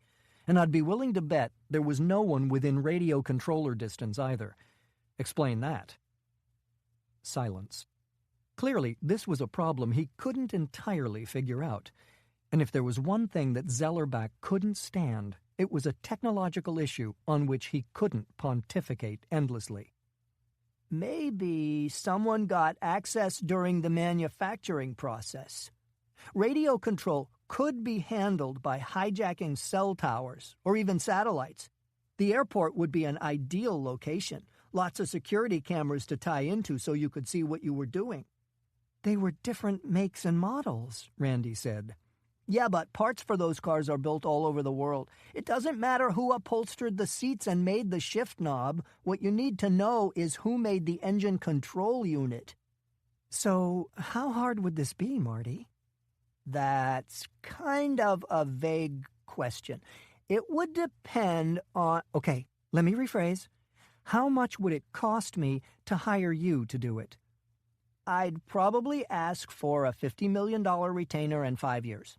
No guarantees, though. I mean, I'd have to infiltrate the manufacturing and design companies that make the ECUs and figure out how to hide some very sophisticated software in their systems. Then I'd have to figure out a way to communicate with it. His voice faded as he became lost in thought. You know all these guys, Smith said. Who do you think did it? Give me some names. I doubt we're talking about an individual hacker, Zellerbach admitted, or even a group like Anonymous. I think we're talking about a government. Smith and Randy looked at each other, clearly thinking the same thing. The Japanese did a lot of design and manufacture work for the auto industry, and they'd have the technological ability to hijack cell towers and satellite networks. Okay, Smith said. Thanks, Marty. Do you want me to dig into this? Absolutely not, Randy said. We don't know what we're into here, but whatever it is, it's dangerous. We can't scrape up enough of the last guy who helped us to fill a shoebox. I'm not afraid. We know, Smith said, but you've already given us what we were looking for. We'll call you if we need more. Talk later. He reached over and cut off the phone, then closed his eyes again to the sound of Randy tapping on her laptop. He was just about to drift off when she spoke. Star got the names we asked for, John. Odd woman, but you have to respect the skills. And? We were close. The rocket fuel guy is Akito Maki, with a T, not a D. The materials guy is Genjiro Ueda. Both are still alive and both work as private consultants. We've got life stories, tax returns, home addresses, phone numbers, you name it. Smith let out a long breath. If they knew enough to blow the top off that mountain, we have to assume they've got Fujiyama's files. They'll circle their wagons around anyone who was mentioned in them. I don't see that we have much of a choice.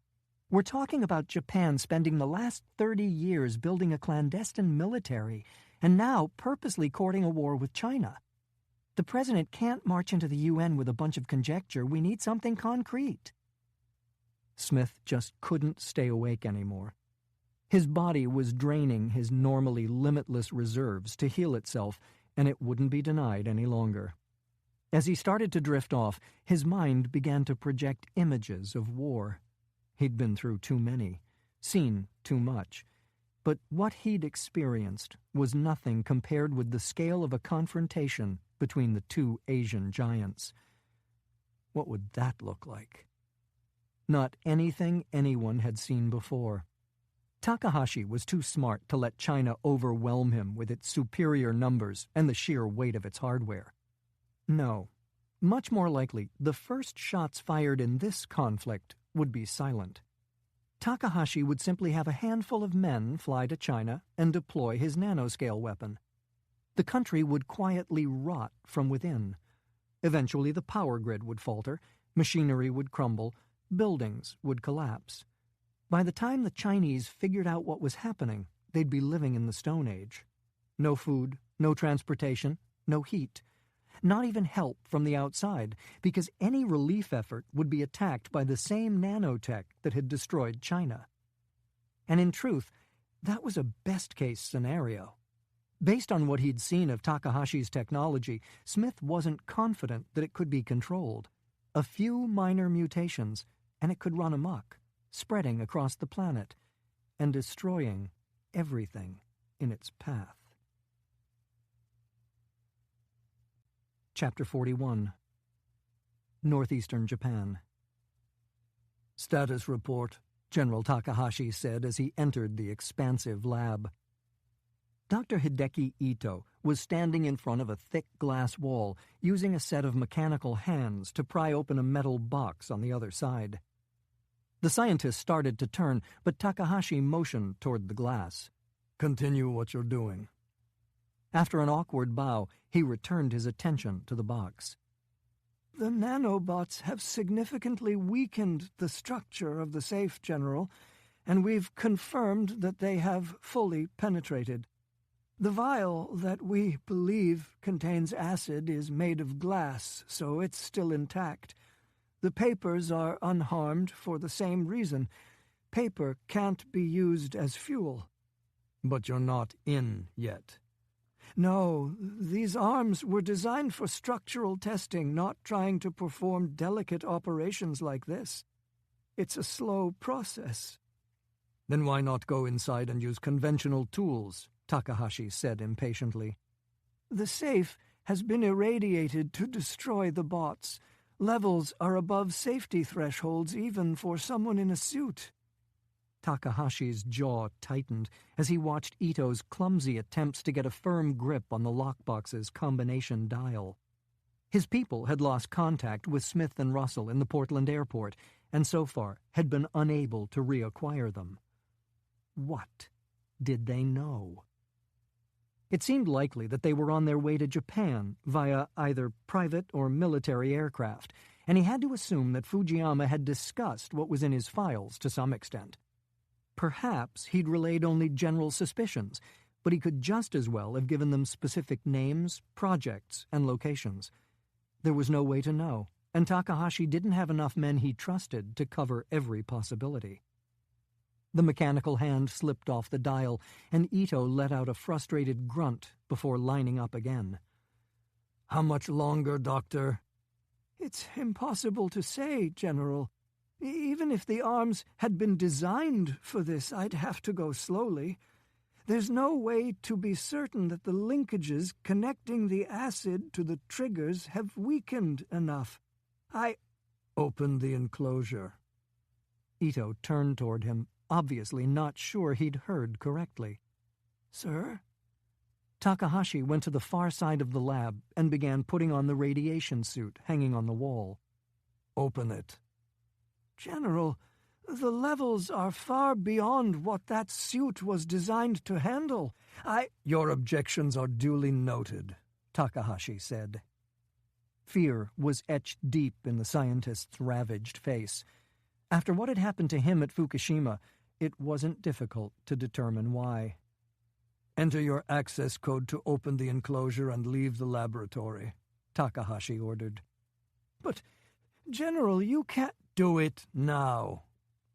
Ito stood frozen as Takahashi put the headgear on and linked to a small air tank.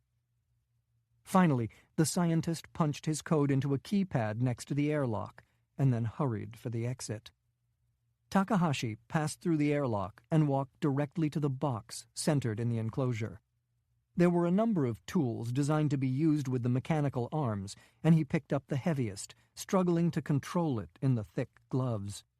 His breath fogged the suit's faceplate as he swung the instrument repeatedly into the combination dial. On the fifth try, it shattered, and pieces of it scattered across the stone floor. Selecting a more delicate tool, he dug into the exposed mechanism, carefully breaking off the various linkages and wires. He tried to push back memories of the radiation victims the Americans had left in Hiroshima and Nagasaki, but was unable to keep them fully at bay. He'd been only a small child when he'd first seen the burns, similar to Ito's, but fundamentally different from the war injuries that had been so common at the time. A number of years had passed before the cancers had set in, but he could remember occasionally glimpsing people shamed by massive tumors and hearing tales of their slow, agonizing deaths.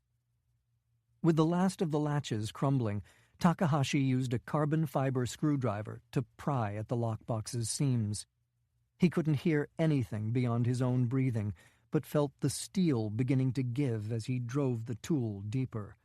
Sweat was stinging his eyes now, and he tried to blink it away as the door finally released. The documents were intact. The tension in his shoulders and back relaxed somewhat, and he carefully removed the thick stack of manila files. Fate, it seemed, was once again favoring the Japanese people. Chapter 42. Outside Yaita, Japan. John Smith eased the car along the suburban Japanese street at precisely the speed limit. The houses on either side were a mix of styles, a bit more colorful than he'd expected, and all borrowing to some extent from traditional Asian architecture. Most lots were at least an acre, and the overall landscape was too wide open to offer much cover. He'd managed to find a rental car with tinted windows that, combined with his dark hair and complexion, would prevent him from attracting too much attention. Not that the neighborhood was exactly awash with pedestrians. He'd seen a group of kids playing soccer in a school playground about 2 miles back, but beyond that, the area looked almost deserted. Everyone was still at work. His target, the materials engineer Genjiro Ueda, lived directly ahead on a wooded hill rising a few hundred feet into the overcast sky. Sun glinted from the windows of widely spaced houses, and a narrow road was intermittently visible through the trees. It was a much more workable setting for what he was there to do. The lots expanded to an even more generous 3 acres, and the foliage grew in density with elevation. The question was whether to go now or to wait for darkness. It didn't take long to arrive at a decision. When he and Randy had split up so she could go after Akito Maki, they'd agreed that speed would have to take precedence over discretion. If they were right about Takahashi, he'd be circling the wagons around his people as fast as he could. Smith kept a close watch on his rearview mirror as he ran through the details Starr had uncovered about his target. Ueda was in his late 40s, and a little thinner and more fit than Smith would have preferred. He'd been a postdoc at the Tokyo Institute of Technology, studying carbon fiber technology, when he'd suddenly left to start his own firm. He made a good wage, the equivalent of low 400s in US dollars, but even the inestimable Starr had been unable to get a good bead on who his clients were. Satellite photos and a few street views from Google showed an elegant 2-story house with a fence that was more form than function and lacked a gate. Starr had been able to find no evidence that Ueda and his wife of 15 years had any kind of security system. Also no kids, no pets, and no neighbors within view. The engineer seemed to work largely out of an office in his house, and his wife didn't have a job. So the hope was that he'd be there. Smith wasn't particularly anxious to have to sit around and wait. The grade of the road started to steepen, and he maintained his speed, counting driveways as he went up. The idyllic neighborhood wasn't exactly Afghanistan, but that didn't stop the adrenaline from pumping. Normally, Covert-One ops were planned to the very last detail. By comparison, this one felt hopelessly half-assed. He was still suffering badly from his injuries and probably only functioning at 60% of peak. There'd been no time to insert a surveillance team to recon the area, and he had no backup, and the sum total of his operational experience in Japan consisted of getting shot in the back with a crossbow bolt. Smith reached for a compact taser lying in the passenger seat as he turned into Ueda's driveway. The plan was to shock him, stuff him in the trunk, and get the hell out of there. 3 minutes, tops, depending on the situation with his wife. As Randy was fond of saying, what could possibly go wrong? Smith's normal bias would be to park down the road and go quietly over the wall, but someone was bound to notice a 6-foot American wandering around the neighborhood, particularly when he started climbing fences in broad daylight. Better to stay a little closer to the natural rhythms of the area. He parked behind a Toyota SUV and slipped the taser into his pocket before stepping from the car. Nice house, nice yard, nothing out of place. Not that appearances meant much. If he'd been fighting for the other side, he'd make sure everything looked as normal as possible to draw his opponent in. There was no bell in evidence next to the door, so Smith gave it a few hard raps with one hand, keeping the other wrapped around the taser in his jacket. When footsteps became audible on the other side, he moved back a pace and checked behind him again. A moment later, the door was opened by an attractive Japanese woman who looked to be in her mid-30s. She seemed genuinely surprised to see an American on her porch, and Smith cautiously took it as a good sign. According to Starr, she'd taken 5 years of English in secondary school. Based on her grades, though, he decided to enunciate carefully. "Hello, I'm Professor John Richards from the Massachusetts Institute of Technology. Is your husband at home?" Her brow knitted a bit, but she seemed to understand. "Please, come in," He is here. He is in his office. Smith smiled easily and stepped across the threshold, closing the door behind him. Please stay, she said deliberately, then started toward the back of the house. He waited for her to disappear and then followed silently, still clutching the taser. It would have been preferable for her not to be home, but that had probably been too much to hope for. Nothing a little duct tape couldn't solve. He saw her pass through a doorway at the back and decided this was his best chance. According to the architectural plans, there was only one way in and out of the room. They'd be easier to control in the confined space. He could hear Genjiro's voice, slightly elevated in volume but completely unintelligible. "Good afternoon," Smith said, trying to sound cheerful as he entered the medium-sized home office. "Who are you?" Genjiro said, standing up from behind his desk. His English was solid, and so was his body. According to Starr, he'd been involved in the martial arts since he was 5 years old. "I'm an engineer with MIT," Smith said with another disarming smile. "I was in the neighborhood, and Bob Darren said I should come by and introduce myself." He maintained eye contact with Genjiro, making certain that he wasn't looking toward the taser sliding out of Smith's pocket. Unfortunately, his wife was paying more attention. Instead of running or shouting, though, she whipped around and aimed an extremely well-executed spinning back kick right at Smith's head. He ducked, feeling her foot pass through the top of his hair as her husband leaped across his desk. If he lived through this, Starr was going to get a serious ass-chewing for missing the woman's fighting skills. There was no question that he was losing control of the situation, and he had only a few seconds to get it back. The woman recovered quickly and transitioned smoothly into a front kick aimed directly at his testicles. If he was 100%, he'd have foot-swept her, tasered her husband, and been on his way. But those days were over for a while. There was no choice but to use the taser on her. She stiffened and dropped like a stone, just as Genjiro launched a brutal sidekick. His background was in Taekwondo, so he'd be heavy on foot techniques, a game Smith had no interest in playing.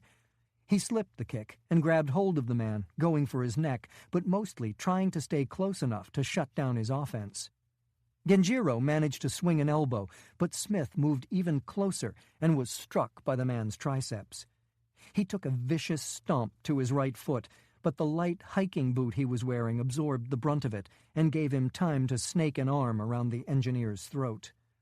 After decades of training, though, Genjiro wasn't going to make it that easy. He went for Smith's fingers and almost got hold of one before Smith could close his fist. The Japanese was off balance, and Smith managed to spin him to the ground, landing hard on his back with both knees. That dazed the man enough for Smith to sink the chokehold deeper and tighten it as much as his injured back would allow. Genjiro clawed blindly behind him, and Smith buried his face into the man's back to protect his eyes. After 30 seconds, the engineer started to weaken. Smith kept the pressure on, not easing off until Genjiro was on the verge of slipping into unconsciousness. When Smith rolled the man over, he reached out weakly, but stopped when he felt the suppressor of Smith's Sig Sauer pressed up under his chin. "We can all walk away from this. No worse for the wear, Genjiro. I just want to talk to you about your work." "I'm a consultant. You work for Masao Takahashi." Smith realized he'd been hoping that Genjiro wouldn't have any idea what he was talking about, that he and Randy were wrong about all this. It was clear from the man's eyes, though, that he knew exactly what was being asked. "Who?" the Japanese said, obviously too panicked and oxygen-deprived to come up with a more elaborate denial. "You're telling me you don't know who Takahashi is?" Of course, but..." "Your country is on the brink of war, Genjiro, and Takahashi's doing everything he can to make sure it happens." "Make sure it happens," the man said as his head cleared. "The Chinese attack our ships. They tried to kill him. We have a right to defend ourselves." "What if I tell you that I think Takahashi sank the Izumo, that he wants this war?" "Impossible. We can't defeat China. The Americans would get involved and we would end up in a bloody stalemate that serves no one. Takahashi knows this better than anyone." Smith nodded imperceptibly. Of course Genjiro wouldn't have the big picture. He was just a soldier. A brilliant one, but a soldier nonetheless. "Do you think you're the only one he recruited? What about Japan's other geniuses? The ones who used to make your country the world's technological capital? Where is Hideki Ito? Where is Akito Maki?" Genjiro didn't respond, considering what he'd just heard. "Takahashi has an army of men like you, designing weapons for him," Smith pressed. "But you've done too good a job. Mutual assured destruction no longer applies. Takahashi thinks he can win." Genjiro opened his mouth to speak, but whatever he said was drowned out by the sound of shattering glass. Smith dropped and rolled to his side with his pistol held out in front of him. A large projectile had come through the east window and slammed into the back wall. It shattered on impact, sending what looked like a bunch of thinned .50 caliber rounds cascading to the floor. Genjiro used the confusion to pull away and struggle to his feet amid a sound that reminded Smith of the Independence Day bottle rockets his father used to buy on the black market. "Get your ass down!" Smith shouted, as tiny jets of flame erupted from the backs of the objects lying around the room. A moment later, they began to skitter across the floor and take to the air. Smith managed to grab Genjiro's ankle, but it was too late. One of the projectiles hit him in the right side, puncturing his heart and both his lungs before erupting from his back in a spray of blood, tissue, and bone. It cartwheeled out of control, finally hitting a wall and going dead. Most of the others hadn't gotten off the ground yet, and Smith stayed low, going for Genjiro's wife. He had no idea what the hell these things were or what their capabilities were. Did they have a targeting system, or did they just fly at random and cut down everything in range? Either way, he wasn't planning on hanging around to find out. Smith heard a loud whoosh behind him, and he dived, rolling over the top of the woman who was just starting to shake off the effects of the taser. The projectile barely missed him, rocketing past his right shoulder and sticking in the heavy wood molding near the ceiling. If all these things managed to get into the air, Smith knew that his survival would be measured in seconds. He grabbed the dazed woman, dragging her toward the heavy desk that dominated the room.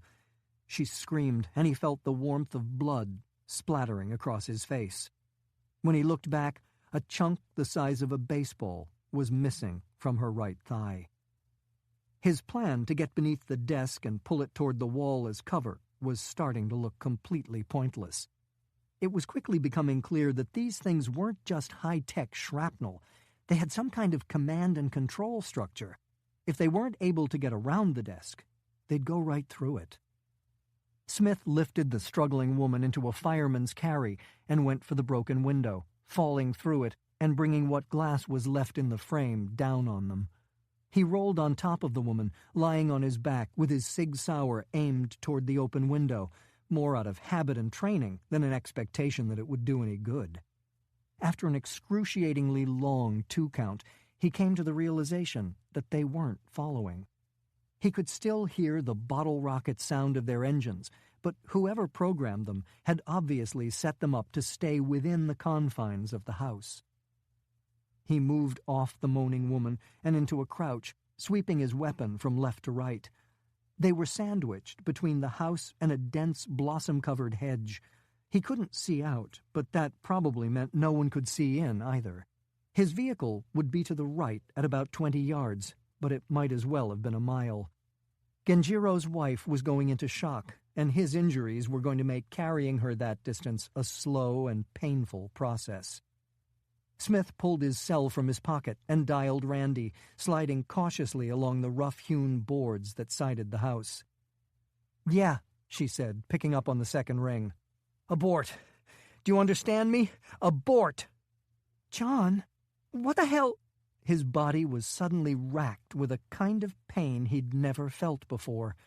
Randy's voice turned to static, and he felt his legs buckle. The gun fell from his hand as he fought to stay upright.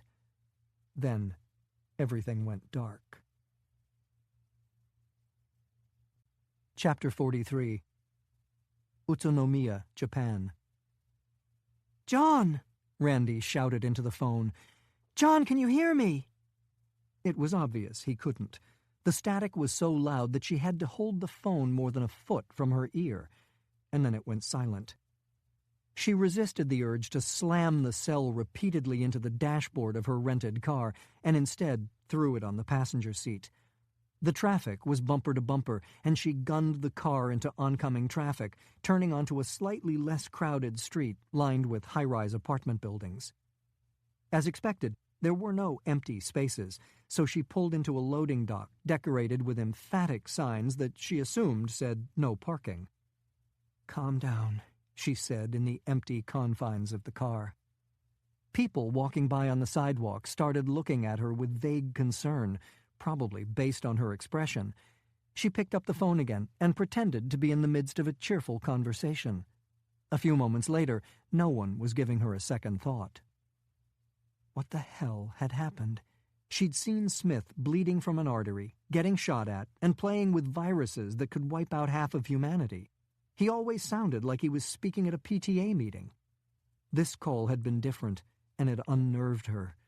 He'd sounded desperate. She turned the wheel to pull back out into the street, but then stopped before releasing the brake. Her first instinct was to try to make it to him, but what was the point? It would be almost an hour's drive, and that was only if the GPS in her phone stopped inexplicably switching into Japanese. Her target was only about a mile away, and her second instinct was to go for him despite Smith's warning.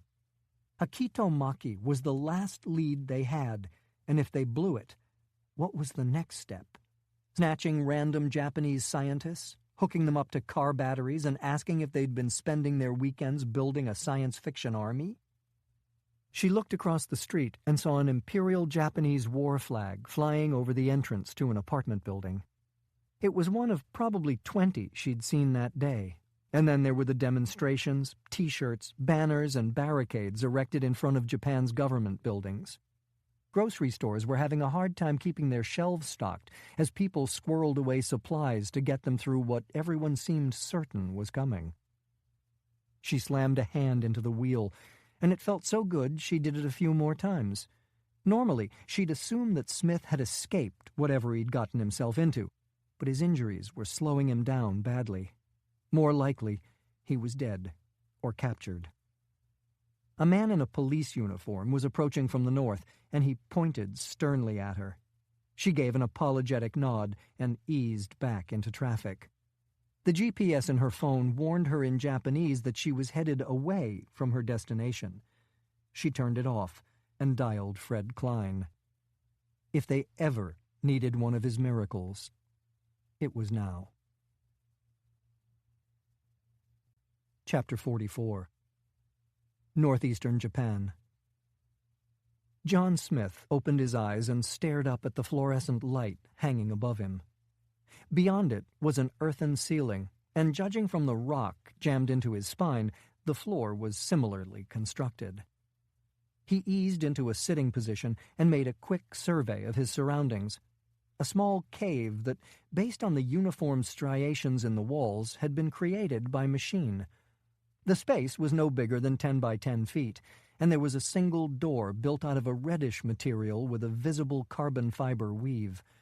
Other than that, there was only a simple wood table and a couple of matching chairs. He stood unsteadily, focusing for a moment on his physical condition. His back wasn't as bad as it could be. Thank God Ueda's office had been on the first floor. Not that it had done the engineer much good. He remembered hitting the ground with the man's injured wife and calling Randy. After that, there was nothing until he'd woken up in this place. Smith took a seat in one of the chairs and saw that a cut on the back of his hand had been patched up. Better than the alternative, he supposed, but waking up in unidentifiable places with a bunch of doctored wounds hadn't been working out all that well for him lately. He considered going to work on the door with one of the chairs, but after a few moments decided it would be a waste of time. Instead, his thoughts turned to Randy. Had she done what he'd told her? Had she turned tail and run? He hoped the fact that she wasn't there with him suggested yes, but she could just as easily be dead, or imprisoned at a facility closer to her target. The door began to slide back, and Smith rose from the chair and took a step back. He put a hand on the chair, but as weapons went, it wasn't exactly state-of-the-art. For now, it might be better to just figure out where he stood. If an opportunity arose, he could always take it. The man who came in was immediately recognizable. A full 5 inches shorter than Smith, he had a solid, stocky build and a weathered face beneath military-cut gray hair. "General Takahashi," Smith said, bowing subtly. It was vaguely possible that he could kill the man before anyone came to his aid, but there was no way to know if that would solve problems or create more. Civility seemed to be a wiser course of action at this point. Takahashi returned the bow as the door closed automatically behind him. "Colonel Smith." He motioned toward the table. "Please, sit. It's my understanding that you're injured." It would have been disrespectful to refuse, so Smith took a chair and watched the general as he did the same. "Randy Russell?" Takahashi said simply. His first reaction was to lie, but that would just insult the old soldier's intelligence. "She was on a similar mission. I told her to abort after I ran into your toys." The old man nodded. "A self-propelled, self-directed, anti-personnel weapon. As yet a bit unsophisticated. We can limit them to a certain area, but beyond that, they just seek out body heat signatures. I'm told that more advanced targeting computers are too heavy." That explained why they hadn't gone for him specifically, and why they hadn't chased him through the window. Lack of sophistication notwithstanding, the weapon had terrifying potential if dropped into the middle of an advancing infantry. And as far as Smith knew, nothing even remotely similar was under development by the United States. "But that's not what got me, is it, General?" "No. Genjiro's house was surrounded by tiny grains of silicon that are very similar to sand but charged by solar radiation. When a certain remote signal is given, they rearrange themselves into a circuit and can deliver quite an electric shock. Think of it as a 21st century minefield. Depending on the circuit created, it can kill or incapacitate. More important, though, it can be permanently shut down after hostilities end. No more generations of children having their limbs blown off by mines left behind. A significant improvement, don't you think?" Smith actually did, but decided not to admit it. Ironic that Genjiro would be killed by something he had a hand in designing. Takahashi nodded. "And unfortunate. He made significant contributions over the years. Having said that, his time was coming to an end. As a soldier and scientist, I imagine that you've discovered the same thing I have. War favors the wise and experienced. Science prefers the young and inspired." Smith didn't respond. "Do you know where you are, Colonel?" "I can only speculate." Takahashi leaned back in his chair and waved him on.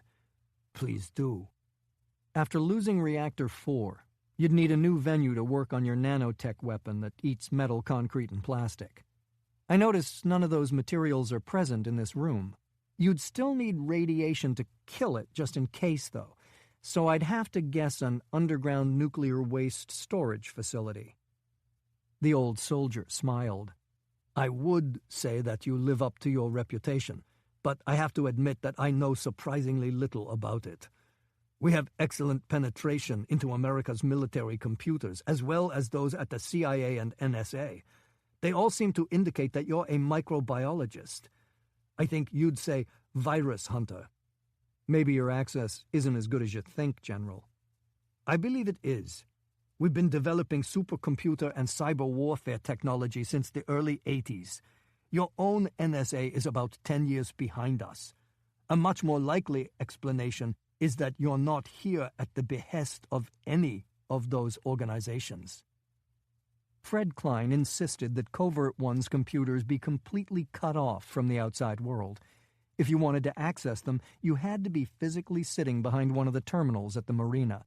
And getting to one of those terminals without Klein's permission would be a challenge for the 82nd Airborne. "Knowledge is power," Smith said noncommittally. Takahashi smiled, obviously not expecting him to just roll over and give up his employer. "As is technology. You directed the military's development of Dresner's merge unit, did you not?" "Yes, sir." It was more or less public knowledge, so he didn't see any harm in admitting it. "A fascinating system. Limited, of course, but I was very interested to see where you were taking it." He looked at Smith as though he were a gifted child. "I greatly regret that you weren't born Japanese, Colonel. You would have done very well on my staff." Smith accepted the compliment with a respectful nod. The endless pages of information he'd gone through on Takahashi had painted a picture of an extremely formidable soldier. But sitting there across from him, Smith realized they hadn't captured the full extent of the man. "So you weren't as impressed by the merge as I was," Smith said, trying to draw him into saying more about the technologies his people had developed. Surprisingly, Takahashi seemed completely unguarded on the subject. "What you were working on was already obsolete, Colonel. There's no way to improve the soldier. No matter how well equipped he is, he's still flesh and blood, driven by unpredictable and unstable emotions." "Obsolete," Smith repeated thoughtfully. "Like your battleship?" From his expression, it was clear that Takahashi knew he was being baited. He just didn't seem to care. "The Izumo was just a piece of military theater, something for our people to rally around and to keep the Chinese off balance." "But you've obviously done better." "Unquestionably. My predecessor started with a blank page. He threw out everything we thought we knew about warfare and brought in philosophers and scientists who'd never had anything to do with the battlefield. Together, they imagined something completely new." "And you managed to find the talent to build it." "Young people in America are quite self-absorbed, don't you think? The Japanese are nationalistic by their very nature. Most of the people I approached were honored to be asked to serve their country. The rest were convinced by my financial resources." "Convinced to do what, though, sir? Start a war with China?" Takahashi's face became a mask. "At your country's insistence, the Japanese people gave up their right to project power militarily. We made up for that somewhat with the strength of our economy, but a superpower needs both. Certainly you understand that. You're a soldier serving the second most powerful military in history." Smith ignored the sudden demotion to runner-up. "I can't help thinking that you're telling me a great deal, General." It was likely that it didn't matter, because he was going to be tortured for information and then killed afterward, but it seemed sensible to bring up the subject. "Our countries are allies, Colonel. Nothing I've done is intended to harm our close relationship." Smith noticed the lack of emotion in Takahashi's voice. At best, he saw the United States as a necessary evil. At worst, a problem that he hadn't yet figured out how to solve.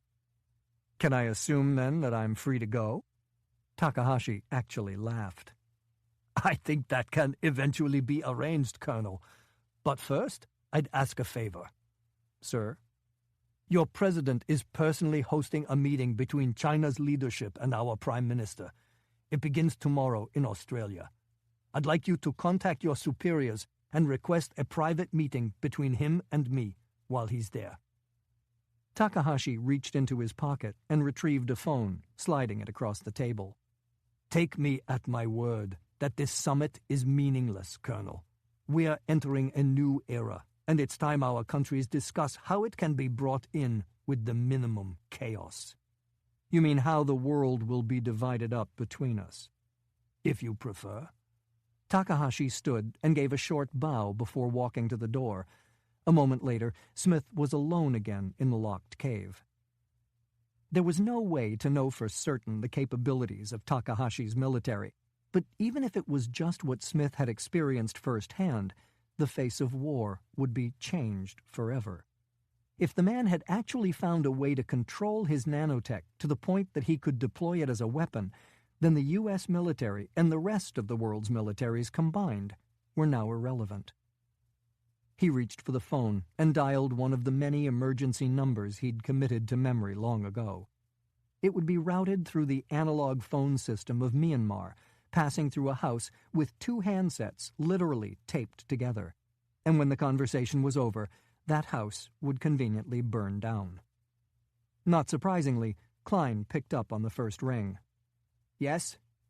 "We have a bit of a situation, sir. Are you all right?" "For now. But you managed to get to a phone?" "A phone was provided." "I see. To what end?" "The General would like a private meeting with our friend while he's on his southern vacation." "Understood. And are you recommending that our friend take the meeting?" "I think it would be wise." "Can he contact the General directly with his response?" "I imagine so. He doesn't seem particularly concerned about confidentiality." "And you? Is there anything we can do to help you?" It was an interesting question. In the end, though, he appeared to be inside the facility where the nano-weapon was being developed. While the chances were remote, it was possible that he could figure out some way to cause trouble. "No, I'll be fine. Thank you for the call, and good luck." Chapter 45. Tokyo, Japan. Randy Russell slung the bag over her shoulder and dodged along the crowded sidewalk, watching her reflection in the store windows for anyone taking undue notice. Beyond a few admiring glances from the men she passed, her practiced eye spotted nothing. By design, she wasn't the only Caucasian on the street. Covert-One didn't keep a safe house in Tokyo, and Klein had been forced to set one up with less time and forethought than he usually brought to the task. They'd agreed that the best bet would be to hide in plain sight, to rent an apartment in a part of the city heavily frequented by foreign tourists and businessmen. Randy cut right and jogged up a stairway leading to a set of glass doors. She pressed her hand against a palm reader, the Japanese loved technology, and heard the lock buzz. A moment later, she was striding across a tastefully minimalist lobby toward a bank of elevators. The one on the right was open, and she ducked inside, keeping an eye on the glass front of the condo building as she punched in her floor number. Still nothing, but it didn't mean much. In that kind of a crowd, a professional surveillance team would be virtually impossible to detect. And that didn't even take into consideration probable hacks into the surveillance cameras that bristled from just about every wall in Tokyo. At this point, pretty much everything had become a roll of the dice, and those dice were most likely loaded. The elevator rose smoothly to her floor, without anyone else getting on. Randy put a hand on the Beretta under her jacket as she stepped into the hallway. Empty. She moved quickly, feeling uncomfortable out in the open. A wave of her key card in front of a door near the back of the corridor caused it to pop open, and she stepped through. A man jumped up from the sofa that was nearly all the furniture that would fit in the tiny space, watching her with a startled expression. "You're not John." "They told me you were smart," Randy said, entering the kitchen to empty her bag of the ramen and beer it contained. As expected, the refrigerator was no bigger than the one she'd had in college. Space in Tokyo was at an incredible premium, and while she would have liked to go with something a bit roomier, those kinds of condos tended to attract attention. Better to be just another of the anonymous millions wedged into 300 square feet. "Who are you?" "That's not really important," she said, tossing him a beer and taking one for herself. She came out of the kitchen and went straight for the couch. "Now, let's have a chat about nanotechnology." Greg Maple looked down at her. "I don't know what you're talking about." Instead of looking away after the lie, he kept staring, studying her face with an enigmatic expression that was more complicated than the fear she expected under the circumstances. "What?" Randy said, popping open her beer and taking a swig. "You," Maple started, "you look like someone I used to know." Randy didn't immediately react. Maple and Smith had been friends for a long time, long enough for him to have met her sister. You mean Sophie? His eyes widened. They looked enough alike that Randy had become used to the reaction. It was still gut-wrenching to think about her dead sister, John's dead fiancé, but at least she was practiced at it now. "You're Randy Russell?" Maple said. "In the flesh." "CIA?" She nodded. "I knew it," Maple said, pulling up a folding chair. Their knees almost touched in the tiny space. "He's military intelligence. You're working together." "That's right," she said. It was the obvious assumption, and she decided to run with it. "Where is he? Is he okay?" That was a hard question to answer because she honestly didn't know. According to Klein, when Smith had called to set up a meeting between the president and Takahashi, he'd sounded fine. There was no way to know if that was still the case, though. "We've lost him."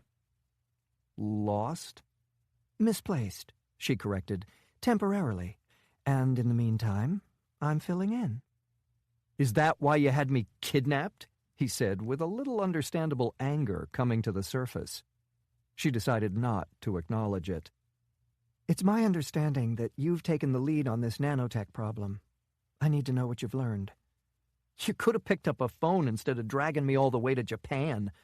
"Phones are too hard to secure, Greg. I prefer to have my conversations face-to-face. Now drink your beer before it gets warm."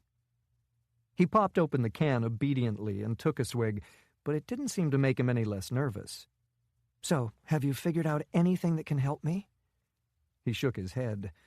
"Probably not that can help you, but things that are amazing." "Let's hear those, then, keeping in mind that I'm not John. I'm not a scientist." "Okay, I found a couple of structures that didn't seem to have anything to do with the machine's ability to copy itself." "John told me about them. You didn't know what they were for. Have you figured it out?" "I think so. The first is to control the number of times the individual unit can replicate. So you take one nanobot and you set the replication counter to 10. It makes 10 new bots, but each of those can only make 9. And in turn, each of those can only make 8. When you get to 0, replication ends. In that example, you'd end up with millions of bots before it's all over. If you were to set that initial parameter at 1,000 instead of 10, you're talking numbers that are hard to even imagine." Randy frowned and set her beer down. "You said a couple. What about the other structure?" "That seems to relate to magnetism." "They attract each other?" He shook his head. "I think they measure the Earth's magnetic field." "What for?" "Probably to locate themselves, like birds." She let that process for a moment and didn't like the conclusion she was coming to. "So, if they know where they are, it's possible that they could be programmed to work only in a certain geographic area and to go dormant outside that area." "Very possible." They had known the technology worked. The machines were clearly able to self-replicate using plastic, steel, and concrete as fuel. What John hadn't been sure of was whether it could be weaponized. Weapons had to be deadly, but just as important, they had to be controllable. If you had a gun, you had to be able to aim it. And that's exactly what Maple was talking about. She wanted to ask more, but was unsure how much to reveal. In the end, though, Maple wasn't an idiot. With the facts he already had, it seemed reasonable to assume that he'd already considered the scenario she was interested in. "Then you're telling me I could make it so these things only worked, say, in China. When they crossed over the border into another country, they'd just stop reproducing." "Assuming the system is foolproof. The problem with replication is that it's hard not to introduce errors. Mutations is probably a better word. Usually, those mutations are neither here nor there. Sometimes they kill the organism, or in this case, break the machine. But every once in a while, they could make the machine better." "And by better, you mean better at reproduction? There could be a mutation that turns off the control system." "Exactly. Theoretically, errors could be introduced that would allow the machines to replicate indefinitely, or operate outside the program's geographic borders. Even worse, though, you could get changes to the type of fuel the bots use. What if they become capable of eating rock, or water, or flesh? That's potentially end-of-the-world stuff. What if that happened? How would we stop them? Radiation, and a lot of it. That's the only thing I'm aware of that can kill these things. She let out a long breath and picked up her beer again. That's why it was developed in Fukushima, right, Doc? So they'd have a way to kill it if they lost control. That would be my guess. Everything was probably going along fine, and then the tsunami caused a containment breach. It forced them to irradiate Reactor 4. Okay, let's assume they're still working on this thing, either developing it or manufacturing it. They'd still need that safeguard, right? Access to radiation. Well, I assume so. Okay, then put yourself in their shoes. Where would you be? A nuclear sub would be ideal. Easy to irradiate, and even if you didn't get them all, they'd end up at the bottom of the ocean. With no fuel chain, they'd corrode in the salt water before they could make it to civilization. It's a little hard to make pronouncements about the Japanese military right now, but building something as big as a nuclear sub without anyone knowing doesn't seem plausible, even for Takahashi. Yeah, I thought of that too, Maple said. But I have a theory. Do you want to hear it? Hell yes, I want to hear it. A few years ago, the Japanese built a facility to store the nuclear waste from their reactors. It's carved out of a mountain in the northeast. That's it. If I was working on this thing, that's where I'd be set up. Chapter 46. Outside Melbourne, Australia. President Sam Adams Castilla stood at the massive window and looked out over the rows of vines stretching to the horizon. The sun had just set, casting long shadows across the landscape and obscuring all but one man patrolling the grounds with a German shepherd. The house was on loan from an Australian manufacturing magnate whom he'd known since he was the governor of New Mexico. Its relative isolation made it easier for the Secret Service to secure, as well as a more appealing venue for the negotiations he was hosting. Setting was more important than most people realized. Warm, comfortable, and serene. Those were things that put people in the mood to compromise. A quick glance at his watch confirmed that it was time. As the President of the United States, it was his prerogative to keep people waiting, but he sensed it would be a mistake in this case. He walked across the expansive bedroom suite and into the long second-floor hallway. 2 Secret Service men fell in behind, talking quietly into microphones hidden near their wrists to tell their team that he was on the move. Normally, he would have greeted them by name, but not today. Today, he was lost in his own thoughts. The direct talks between Prime Minister Sanetomi and President Yandong of China had been going surprisingly well. Or maybe it wasn't so surprising. Both men had a nasty nationalistic streak, but both also seemed to understand that they had taken this particular drama a little too far, that it wouldn't be long before the situation metastasized beyond anything that either country could handle. It was only the first day of the summit, and the 6-hour meeting that had ended earlier that afternoon already was generating compromises from both sides. Of course, the question of the Senkaku Islands was still open, but Castilla was convinced that it could be resolved in principle over the next few days. What he wasn't sure of, though, was whether it mattered. He continued around the corner, blind to the expensive artwork and historical pieces that normally would have caught his eye. Instead, he focused on a closed door at the end of the seemingly endless corridor. Were the Prime Minister of Japan and the President of China even relevant anymore? Or had the power to control this situation shifted into the hands of a single man? The man he was about to meet. Castilla paused, taking a deep breath as his 2 guards took up positions along the wall. One of the surprisingly few meaningful benefits to being the President of the United States was that he was generally better informed than the people he met with. In this instance, that edge had been lost, badly. Castilla pushed through the door and closed it behind him. A Japanese man in a dark blue business suit immediately rose from one of two wingback chairs set up in front of a fireplace. The electric lights had been dimmed, and the flames gave off a warm glow, though it didn't feel as tranquil as Castilla had hoped. General Masao Takahashi gave a respectful bow, and Castilla strode across the room to offer his hand. The soldier's grip was predictably firm, and they locked eyes, neither man attempting to assert dominance, but neither willing to cede it. "Please," Castilla said, indicating the chair Takahashi had risen from. The soldier sat after another short bow, and the president took the chair next to him. "It's my understanding that you have valuable information relating to the negotiations between your country and China," Castilla said. "I'm very grateful and honored that you agreed to see me," Takahashi said. "I understand the demands on your time." The famous Japanese politeness. Castilla wanted to take the man by the throat and scream, "What the hell are you doing, you crazy son of a bitch, trying to start World War III?" Instead, he smiled and reached for a pot on the table next to him. "Tea? Thank you." Takahashi appraised the man in front of him as he poured 2 cups and held one out. Once again, fate had smiled on him. Most politicians were dim and one-dimensional. Not so Castilla.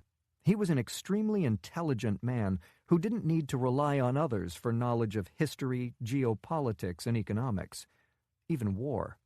While he would resist, the man would at least be capable of understanding.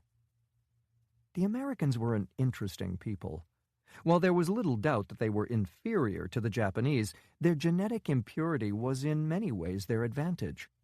Originally, America had attracted only those who had the ability to make the difficult ocean crossing, and perhaps more importantly, those who wanted to. Individuals who had the courage, mental capacity, and discipline to throw off the yoke of Europe's repressive aristocracies and carve out a better life on their own. The president didn't seem inclined to speak further, so Takahashi decided to take the initiative. "I assume that Colonel Smith and his people have fully briefed you on Fukushima? That you were using Reactor 4 to develop a weapon based on molecular manufacturing?" Takahashi nodded. "They have. It's my understanding that it can destabilize concrete, plastic, and steel, the building blocks of modern civilization. But it's also my understanding that it'll be almost impossible to control, and that if it should run wild..." Castilla's voice trailed off. "It's been extensively tested with 100% success," Takahashi said. "We can control it. By using the Earth's magnetic field to localize it and limiting its ability to reproduce," Castilla said. "You are indeed well informed. The problem is that my people aren't convinced. They believe there's a big difference between a lab setting and the real world. The consequences of using this type of weapon go well beyond anything developed by humanity thus far. The only analogy I can come up with would be a full-scale nuclear war between the U.S. and the Soviet Union." Takahashi took a sip of his tea. As formidable as this politician was, he was, at his core, a hypocrite. When it was the American people who were threatened, the United States threw its values of freedom, human rights, and privacy into the trash bin. It indiscriminately wiped out civilians via robotic drones. It imprisoned countless people without charge and then tortured them for information. It dropped atomic bombs. But when another country was in the crosshairs, the Americans were always the first to call for moderation and restraint. "Our development efforts over the last decade have been quite varied, Mr. President. The nanotech is only one component. And what are the other components?" Takahashi didn't respond, instead taking a sip of his tea. "Surely one of the benefits of having an incredible arsenal is letting your enemies know that it exists and that you're willing to use it. But we aren't enemies, Mr. President. I'm here out of friendship." Castilla didn't bother to hide his skepticism. "Japan is an island. Can I assume your first order of business was to control the sea? Our first priority was, in fact, cyber warfare. Naval superiority was our second. But your new battleship was sunk. The battleship was a showpiece. Our defenses are based on self-cavitating torpedoes, like the Soviet Shkval.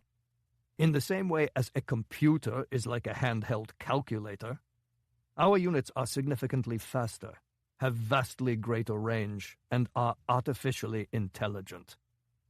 But that wouldn't protect you from China's missile batteries or air force. We've developed an extremely effective air defense system based on electromagnetic pulses. Castilla's brow furrowed. Nuclear. Yes. Our system creates a long-lasting radioactive cloud that destroys the electronics of anything moving into our airspace. I would have thought that your history would make you understand the seriousness of that kind of weapon. On an emotional level, yes. But on a logical level, it had the opposite effect. The casualties in Hiroshima and Nagasaki were much lower than most people realize. There are people who were within a few meters of ground zero who are still alive today. Obviously, this isn't an ideal solution, but my people tell me that America's approach to missile intercept is ultimately a dead end. If the Chinese were to see nuclear weapons detonated... Castilla paused for a moment. This could escalate into a full-scale nuclear war. As you mentioned earlier, we would tell them about our missile defense network so that they don't misinterpret it as an offensive strike. But if they choose to escalate, it's unlikely any of their weapons would reach us. The president had gone noticeably pale, even in the warm light coming from the flames. A sensible response, in Takahashi's estimation. Again, Castilla proved that he was no fool. Biological?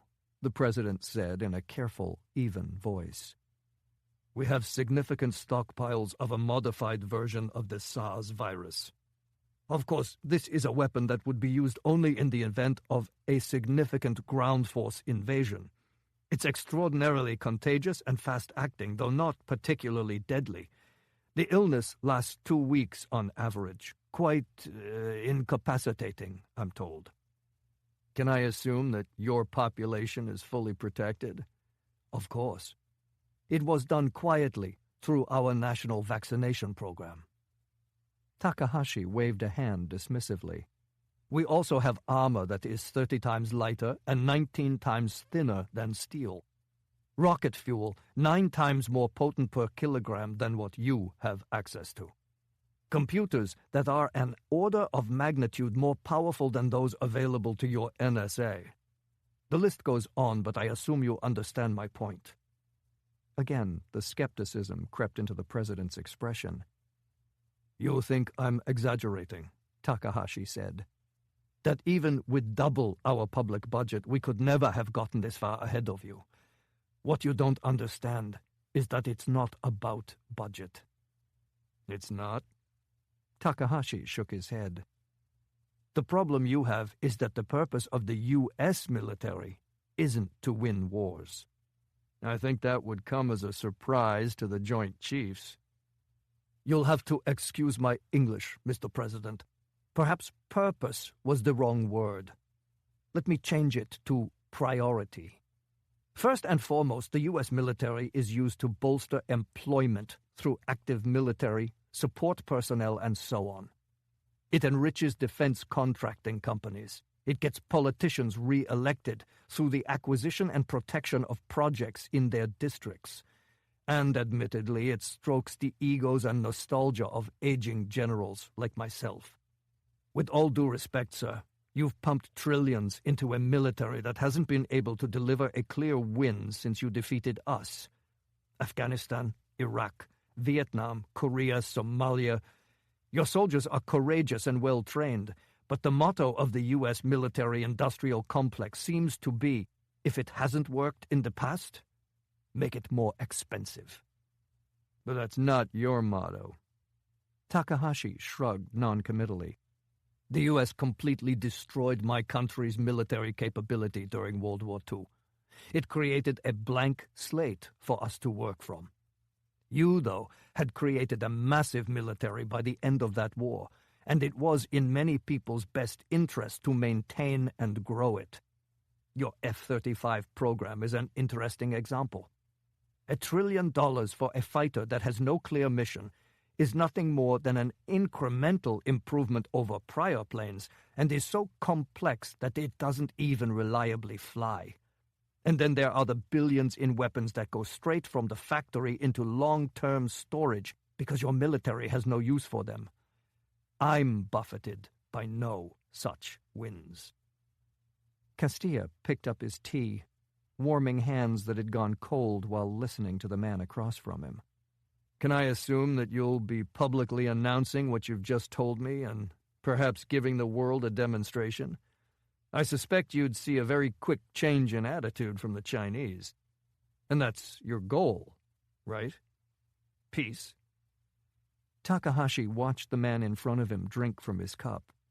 He was surprisingly formidable, this politician, a worthy ally, or a very dangerous enemy. I'm not sure that would be in my country's best interest, Mr. President. Castilla had obviously been prepared for this response, and no emotion showed on his face. You want this war. That's a gross overstatement. But I think you have to agree that the Chinese present numerous challenges to both Japan and the world. They steal other countries' intellectual property. They manipulate their currency. They use de facto slave labor to take critical manufacturing jobs from places like the United States. They are creating border disputes with virtually every country in the region and are building a military to press those claims. They protect the North Koreans. Their environmental problems are scaling to the point that they're causing damage outside their borders, and their demand for resources is becoming almost limitless. Obviously, I could go on, but the basic point is that they aren't contributors to the world. They're leeches. 1 billion tiny leeches. This time, Castilla was unable to hide his feelings. The blood drained visibly from his face. Takahashi leaned forward, putting his cup on the table and meeting the eye of the man who had once been the most powerful in the world.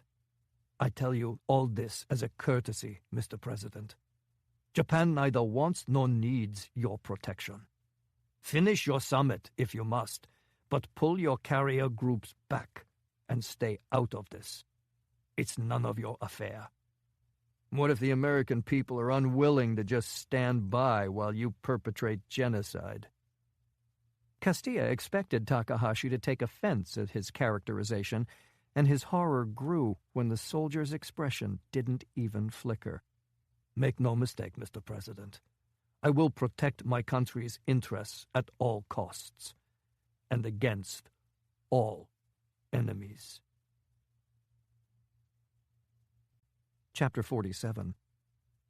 Northeastern Japan. Randy Russell ducked under the branches of a tree and continued upward toward the intermittent flashes of blue sky. The mountain was just one in the endless rolling carpet of green that covered this remote part of the island. The complete lack of trails was comforting from an anonymity standpoint, but not ideal for speed. The foliage was nearly as dense as she'd run into in Laos, though it wasn't as hot, thank God. She put her back against a tree and lifted the nozzle of her camelback to her mouth. Visibility was only about 10 feet, but she was confident she wasn't being followed. In order to even approximate silence, someone would have to slow to a rate of no more than a couple hundred yards an hour, and that would have left them crawling along the canyon below. She decided that plausible deniability was completely lost. No one was going to believe that an American bushwhacking toward a nuclear storage facility was a lost hiker. In light of that, Randy had equipped herself with ultralight hiking boots, fatigues dyed specifically for the environment, and a silenced Beretta with 2 spare clips. If anyone spotted her, there would be no doubt about her purpose, but at least there would be a reasonable chance for escape. She started out again, weaving between trees and crawling under bushes as she made her way methodically to the summit. Hopefully, this one wouldn't blow up like the last. When the terrain started to level out, she dropped to her stomach and slid across the dead leaves and sticks, scanning for surveillance equipment and booby traps. Not that she really had any idea what to look for. Based on the latest from Fred Klein, goddamn space-based lasers and genetically modified glow-in-the-dark Rottweilers weren't out of the question. Randy slowed further, slithering through the tall grass until the slope turned downward. It took a few moments to mat down a hole sufficient to see through, but when she did, she was pleased to learn that her map and compass skills hadn't entirely disappeared in the GPS era. Below, at a distance of about a mile, was exactly what she'd come to see. It looked pretty much like the pictures she'd found on the internet. The entrance was a natural cavern about 20 yards high and a bit less in width. According to the publicly available plans, it descended into the mountain for nearly 2/3 of a mile before dead-ending into a set of blast doors. Beyond those doors, the cavern was human-made, leading into the main nuclear waste storage area. There was one access road, paved to allow heavy trucks to travel along it safely. The entrance was ringed with a not particularly formidable-looking chain-link fence, creating a courtyard large enough for a semi to be unloaded in. Steel tracks were visible going into the cave entrance, but none of the transportation carts that traveled along them were in evidence. She guessed that they were stored just inside to keep them out of the weather. Other than that, there was nothing but a tiny guardhouse with a single guard. Randy let out a long breath and retrieved her binoculars, studying the area in more detail. Even magnified, there wasn't much to see. Or, more precisely, she was seeing exactly what someone would expect at this type of installation. Either Takahashi was as clever as he was given credit for, or this really was nothing more than a radioactive trash heap. Randy focused her lenses on the guard and felt a glimmer of hope for the first time in days. He looked too hard to be of the hourly variety. She waited for him to exit the guardhouse and watched as he walked the fence line, peering into trees that had been cut back about 75 yards. No gut hanging over his pants, no wheezing or waddling. He moved with graceful efficiency and was carrying a Belgian assault rifle. Not a particularly common weapon, and one that she herself had taken a liking to a few years back. Randy shifted her gaze back to the cavern entrance, but all she could see was darkness and shadow. Was Smith in there? Was he alive? And if so, what was his condition? Her gut told her that this was it. Takahashi was all about efficiency, and it was a hell of a lot more efficient to commandeer an existing facility than to build one from scratch. Case in point, Fukushima's Reactor 4. Add to that the decidedly non-donut-eating guard, and she had a reasonable leg to stand on. A thin, weak leg, to be sure, but there weren't a hell of a lot of other options at this point. Based on what she was hearing from Klein and what she was reading in the papers, there wasn't any more time for hand-wringing. The shit was about to hit the fan in Asia, and it wasn't clear whether even the full diplomatic and military might of the United States was going to be able to do anything about it. So that left her, a lone woman lying in soggy grass. Outstanding. She pulled back slowly, covering about 50 yards before she stood, and started back down the way she'd come. What wasn't she seeing? What had Takahashi's scientists been doing for the past 3 decades? Sure, the nanotech, torpedoes, EMPs, and germs, but that was just the big stuff. What kind of defenses had he set up around that entrance? Had he built things that she'd never even dreamed of, let alone trained for? And what about the nanotech? If it was indeed being developed and stored inside, was it possible that an assault on the facility could release it? According to Greg Maple, that had the potential to be an end-of-days scenario. Bottom line, she was screwed. Takahashi had won. Randy jumped off a boulder, dropping to the dirt 5 feet below. When she landed, she shook her head violently and forced a few deep breaths of the mountain air. This wasn't the time to start feeling sorry for herself. Nothing was impossible. Chapter 48. Outside Melbourne, Australia. Fred Klein moved across the carefully manicured lawn, following David McClellan as he skirted the mansion and tried to avoid the light bleeding from its windows. The rest of the president's security detail had been pulled back for Klein's arrival. It was well known that he and Castilla had been friends since college, and that they got together regularly based on that friendship. It also seemed likely that people assumed he gave the president occasional advice based on his background with the CIA and NSA. Showing up in Australia, though, would push those assumptions a little too far. Better to make his entrance and exit as quiet as possible. McClellan pointed to a set of stairs carved into the ground between 2 enormous flowering bushes. Klein could feel an uncharacteristic film of sweat forming between his palm and the handle of his briefcase as he descended toward an unlocked steel door. The basement beyond was dim and only partially finished, a fittingly clandestine place for this particular piece of business. President Sam Adams Castilla sat alone at a folding table next to the wall, gazing into the crystal glass in his hand. He didn't acknowledge his old friend's arrival, and Klein understood. The man was under almost unimaginable pressure, and it was about to get worse. "I understand the negotiations are going well," Klein said, deciding to try to start the meeting on a positive note. "Doesn't matter," Castilla replied, continuing to stare at the 2 fingers of bourbon in his glass. Generally, the man was a force of nature. Now, though, something fundamental had changed. For the first time since they'd known each other, Castilla looked broken. Klein sat and slid a thick file marked "President's Eyes Only" across the table. "I don't have the energy, Fred. Just hit me with the highlights." Castilla had given him a detailed account of his meeting with Takahashi and asked him to evaluate the man's claims. As far as Klein knew, no one else was even aware that the meeting had taken place. "In a nutshell," Klein said, reaching for the bottle of Black Widow and pouring himself a short glass. "Assuming 30-plus years of research and development focused on the systems Takahashi told you about, my people think it's largely doable." Castilla let out a long breath. Klein opened the folder so he could go over the points in order. "Obviously, we know that the nanotech exists. We still aren't sure that the control systems are robust enough to make it a viable weapon, though." "But you're telling me they might be? That it's potentially deployable?" "I believe so, yes." Castilla took a healthy slug of his drink and then topped it off from the bottle. "Where do your people stand on tracking this thing down?" "Randy is working on options, but they're limited." "So you're nowhere."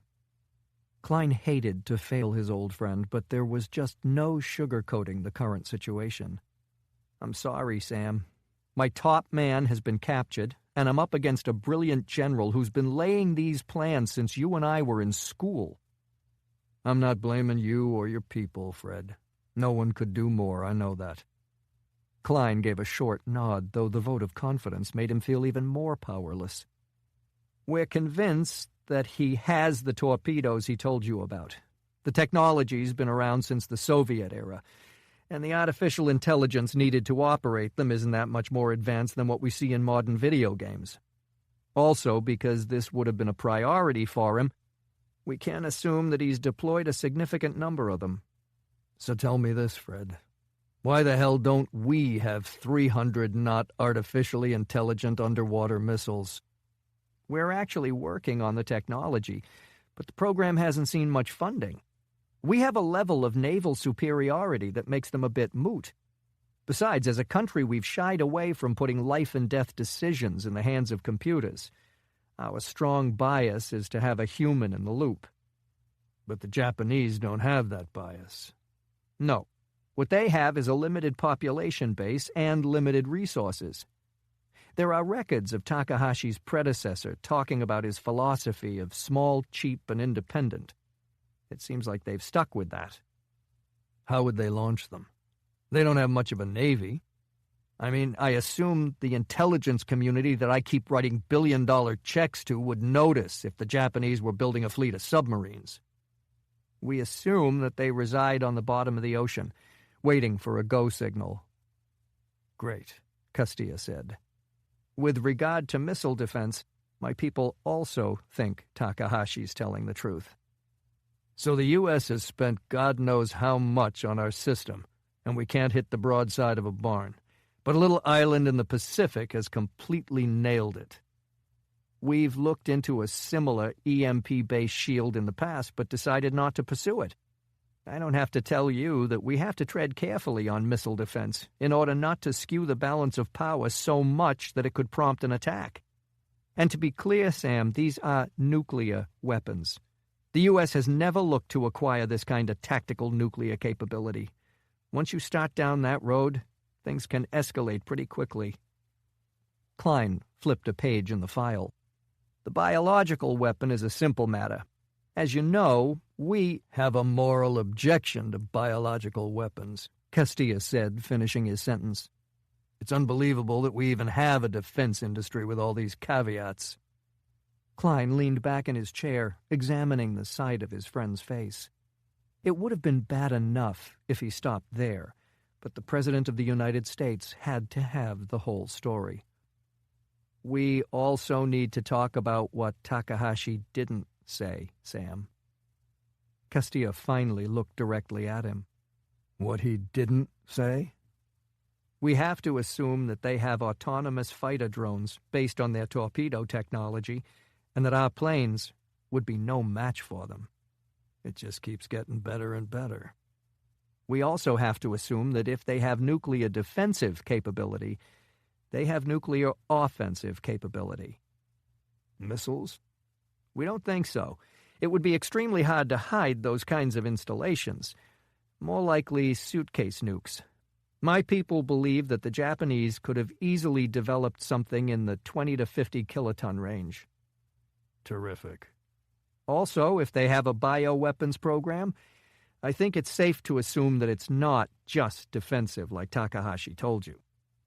Any good news? Castilla said. Anything at all? There is, actually. While we think they've developed the technology for all these weapons, manufacturing them in any large quantity would be extremely difficult. Not only because it would be hard to keep it under wraps, but because of the cost. Castilla suddenly stood and began pacing back and forth across the stone floor. I sat 3 feet from Takahashi, Fred. I looked into his eyes. He didn't build his army to defend Japan. He built it to annihilate China and to turn his country into a superpower. The government there will end up a military puppet, and Takahashi will start his march across the east. He turned and looked back at Klein. Wielding power is hard, Fred, but the U.S. has struck a pretty good balance. Now, I'm not going to stand here and blow sunshine up your skirt. It's true that some of our restraint has been because we have a strong belief in freedom, both our own and others, but that's not the whole story. A big part of it is that we live in a massive country blessed with enormous natural resources.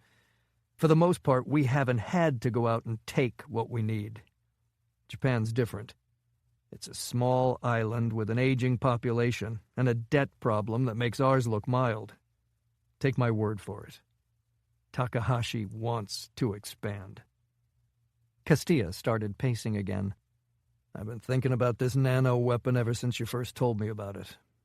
Have you considered what'll happen if Takahashi actually uses it? Have you really thought it through?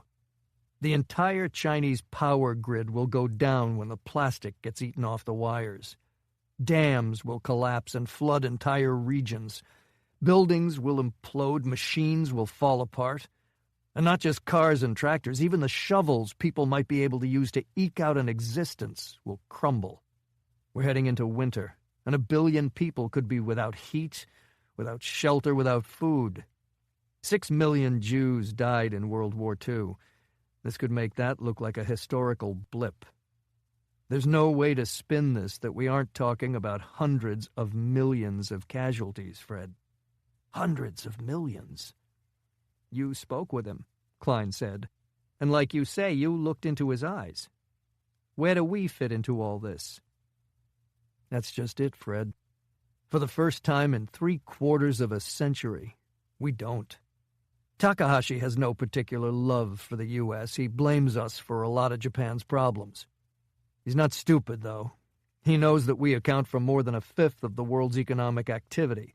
We're necessary to keep the world from complete economic collapse and to maintain the status quo to the degree it's possible.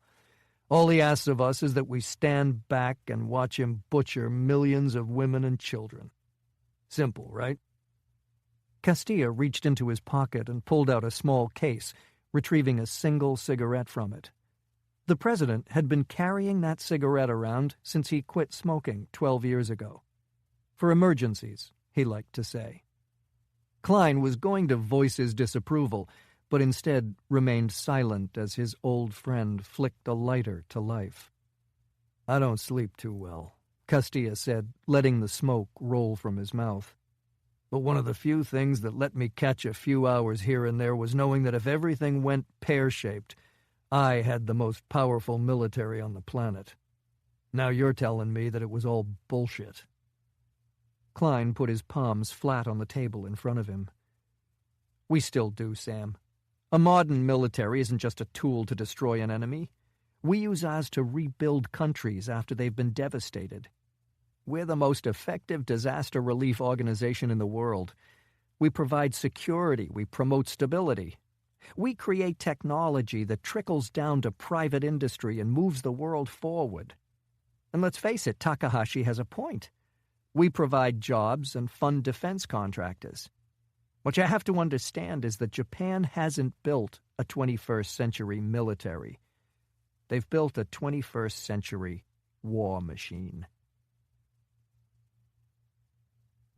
Chapter 49. Northeastern Japan. Randy Russell paused at the entrance to the kitchen and looked around. The shades were drawn, and the only light was coming from a lamp hanging over a tiled island in the room's center. The house was a bit dilapidated, but also large and isolated, which was what she'd asked for. Besides, it had power and heat, so it was one step above most of the places she'd haunted over the last decade. She watched the 4 people inside run their fingers along a map spread out on the island and talk in hushed tones. On the left were Eric and Karen Ivers, Covert-One operatives she'd known since she'd first signed up. In fact, they'd snatched her at gunpoint and taken her to her first meeting with Fred Klein. The man in the middle was probably 6'5", blond and wiry. Since Klein had sent him despite the fact that he would stick out like a sore thumb in Japan, it seemed likely that he had serious skills. The man to his right was a good foot shorter, but Japanese, thank God. While Randy had re-dyed her hair black and used makeup to color the skin on her face, it was only enough to fool a casual observer with very bad eyesight. He'd have to be their point man for all things public. The rest of them would be forced to move around at night, keeping to secondary roads. If spotted in this rural setting, they'd garner a lot of interest from the widely scattered locals. "Any brilliant ideas?" she asked, continuing into the room. Everyone turned toward her, and she shook hands with the tall blond man. "You must be Vanya. Pleasure." The pleasure is mine, Randy. I'm looking forward to working with you. His accent was a little vague. Eastern European for certain, but she couldn't place the region. Probably by design. Turning to the man next to him, she gave a short bow. "And you're Reiji. An honor." He returned the bow, but didn't say anything.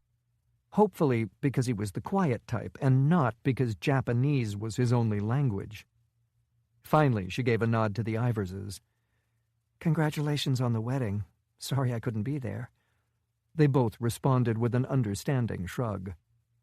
As she looked into their faces, she wasn't really sure what to think. They were only 5 in all, and 2 were completely unknown to her. The fact that they had Fred Klein's confidence meant a lot, but she still preferred working with people she'd seen in action, or at least knew by reputation. I take it you've all been briefed on the nanotech we're concerned with? Nods all around. She leaned over the map and tapped a red dot in the center of the island. We believe that the weapon's being developed here, at a nuclear storage facility, bored through the side of a mountain. She slid her finger along a thin line. This represents the only road in.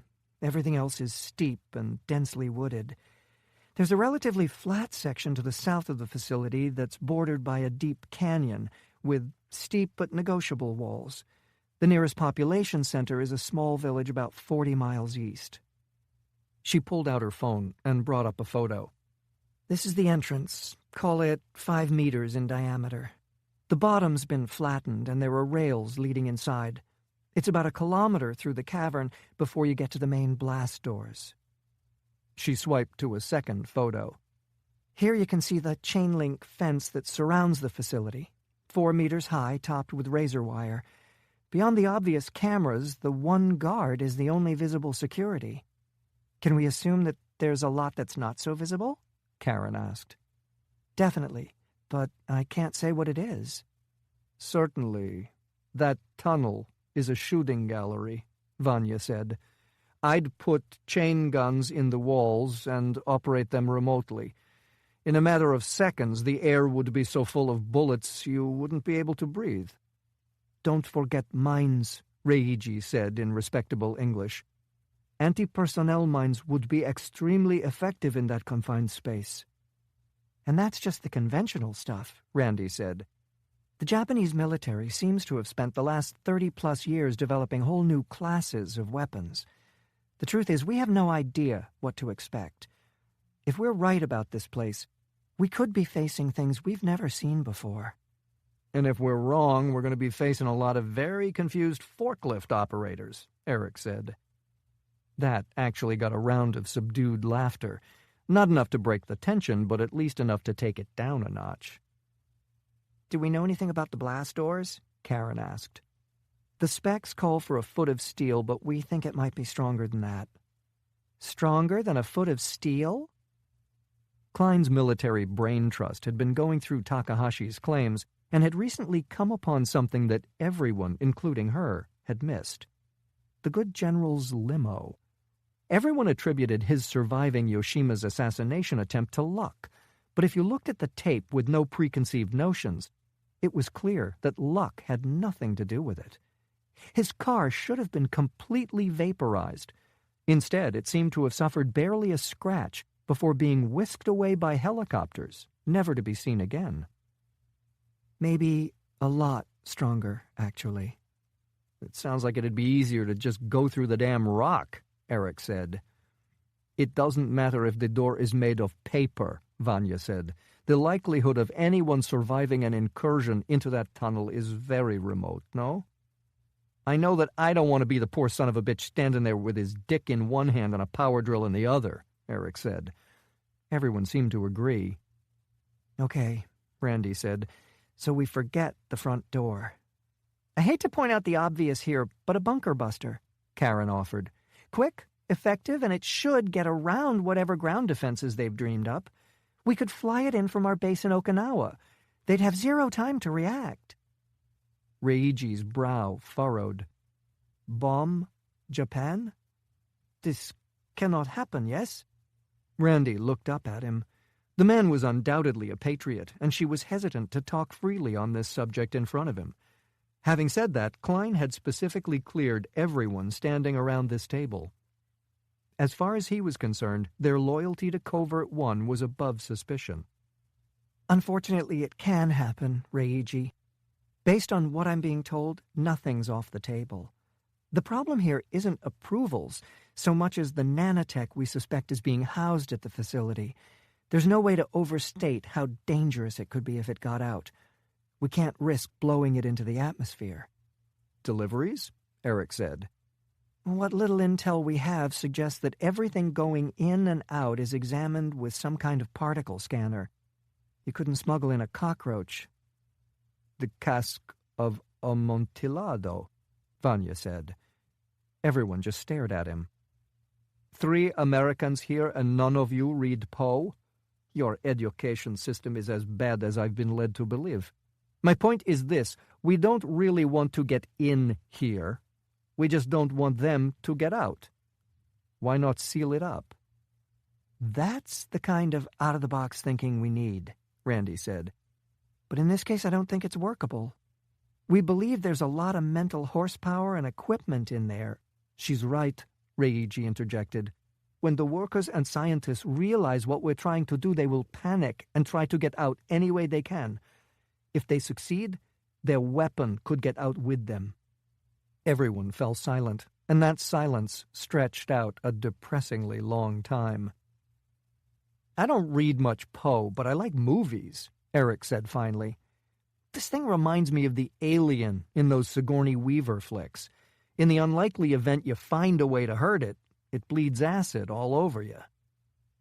Randy ran over the map again, trying to come up with something, anything, they were missing. Come on, people, we're supposed to be the best at this kind of thing. Get me into that damn facility. Chapter 50. Northeastern Japan. From his position on the cot, John Smith studied the room for what must have been the 1000th time. Clearly, Takahashi hadn't considered the necessity of housing prisoners in this facility and had been forced to repurpose what appeared to be a break room. The kitchenette was still there, including a refrigerator stocked with food. Furniture was utilitarian, and a small bathroom with a sink was on the other side of a pocket door. More interesting was the construction. The walls were natural rock and hardened mud, while fixtures, even the fridge, were a mix of ceramic, carbon fiber, and wood. His clothes had been taken, and he was now wearing the same white cotton jumpsuit as the 2 workers he'd glimpsed when he'd been moved to this cell. Buttons appeared to be bone, and there was no belt that would necessitate a buckle. Shoes were slip-on and contained no nails that he could discern. So while he couldn't be 100% certain that the nanotech was being developed here, the lack of materials it could consume suggested that it was at least being stored here. The question was, what could he do about it? The door wasn't budging, and the best tools he had for tunneling were a few plastic spoons left in one of the drawers. Even if he could escape, what would he be escaping to? For all he knew, World War III was already being fought on the other side of the millions of tons of earth above him. Smith stood and picked up one of the folding chairs with his right hand. He lifted it carefully out to his side, the searing pain behind his shoulder blade not quite as bad as it had been the day before. He wasn't sure if he'd survive long enough for it to matter, but he might as well use the idle time to get some of his strength back. Halfway into his 3rd set, the door leading to the corridor outside slid back. He dropped the chair and turned, expecting Takahashi, but instead seeing someone very different.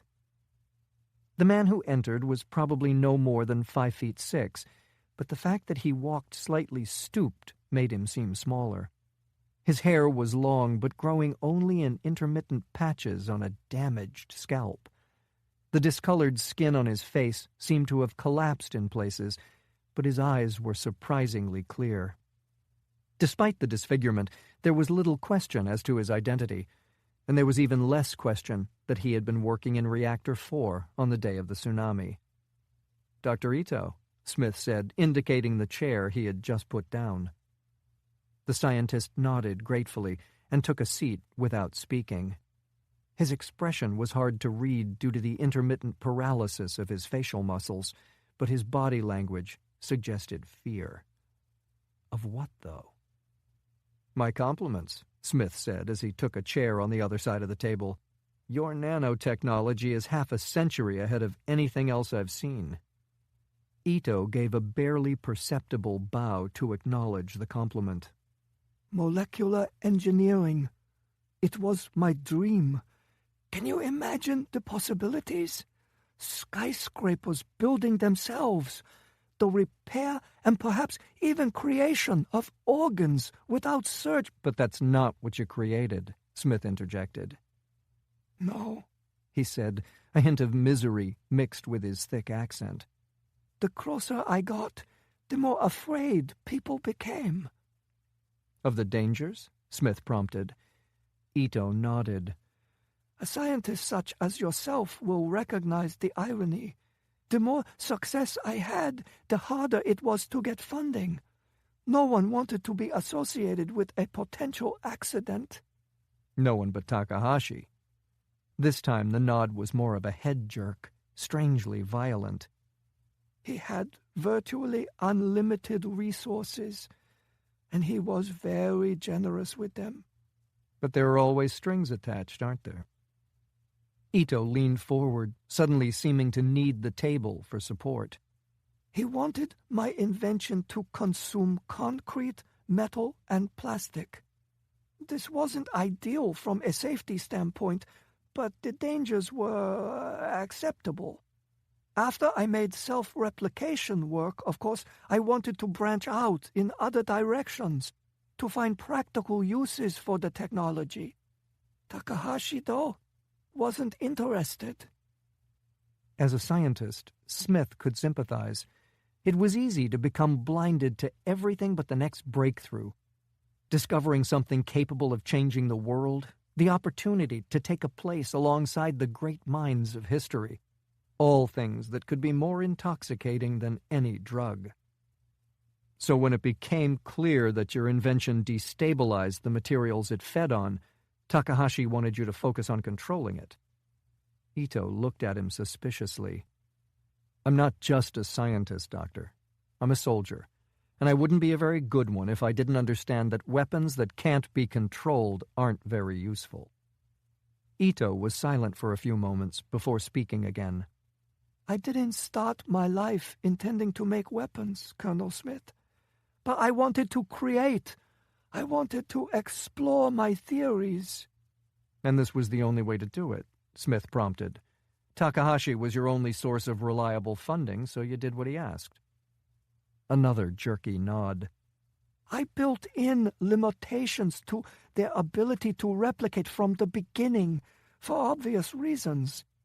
Takahashi asked that I also create limitations based on geographic position, so they would shut down outside a preset area. It seemed like a prudent additional measure. And do those measures work? Flawlessly in our tests, he said, with discomfort that Smith understood perfectly. How many replications did you perform in your tests, Doctor? He seemed to want to stand, but didn't have the energy. Tens of millions. And how many replications would you expect if this was used as a weapon? The number is nearly incalculable, larger than the number of stars in the universe. I've explained this to the General many times, that as the number of replications increases, so do the chances of a disastrous mutation. But he seems less inclined to listen with every passing day. He's changed, Colonel. You're still a young man, so you wouldn't understand. Takahashi doesn't have many more years left. He's dedicated his life to this. He dedicated his life to what? Ito looked around him as though someone might be watching. I thought it was to create a new Japan, one that could rival or perhaps even surpass America. Imagine what the weapons we've developed could accomplish.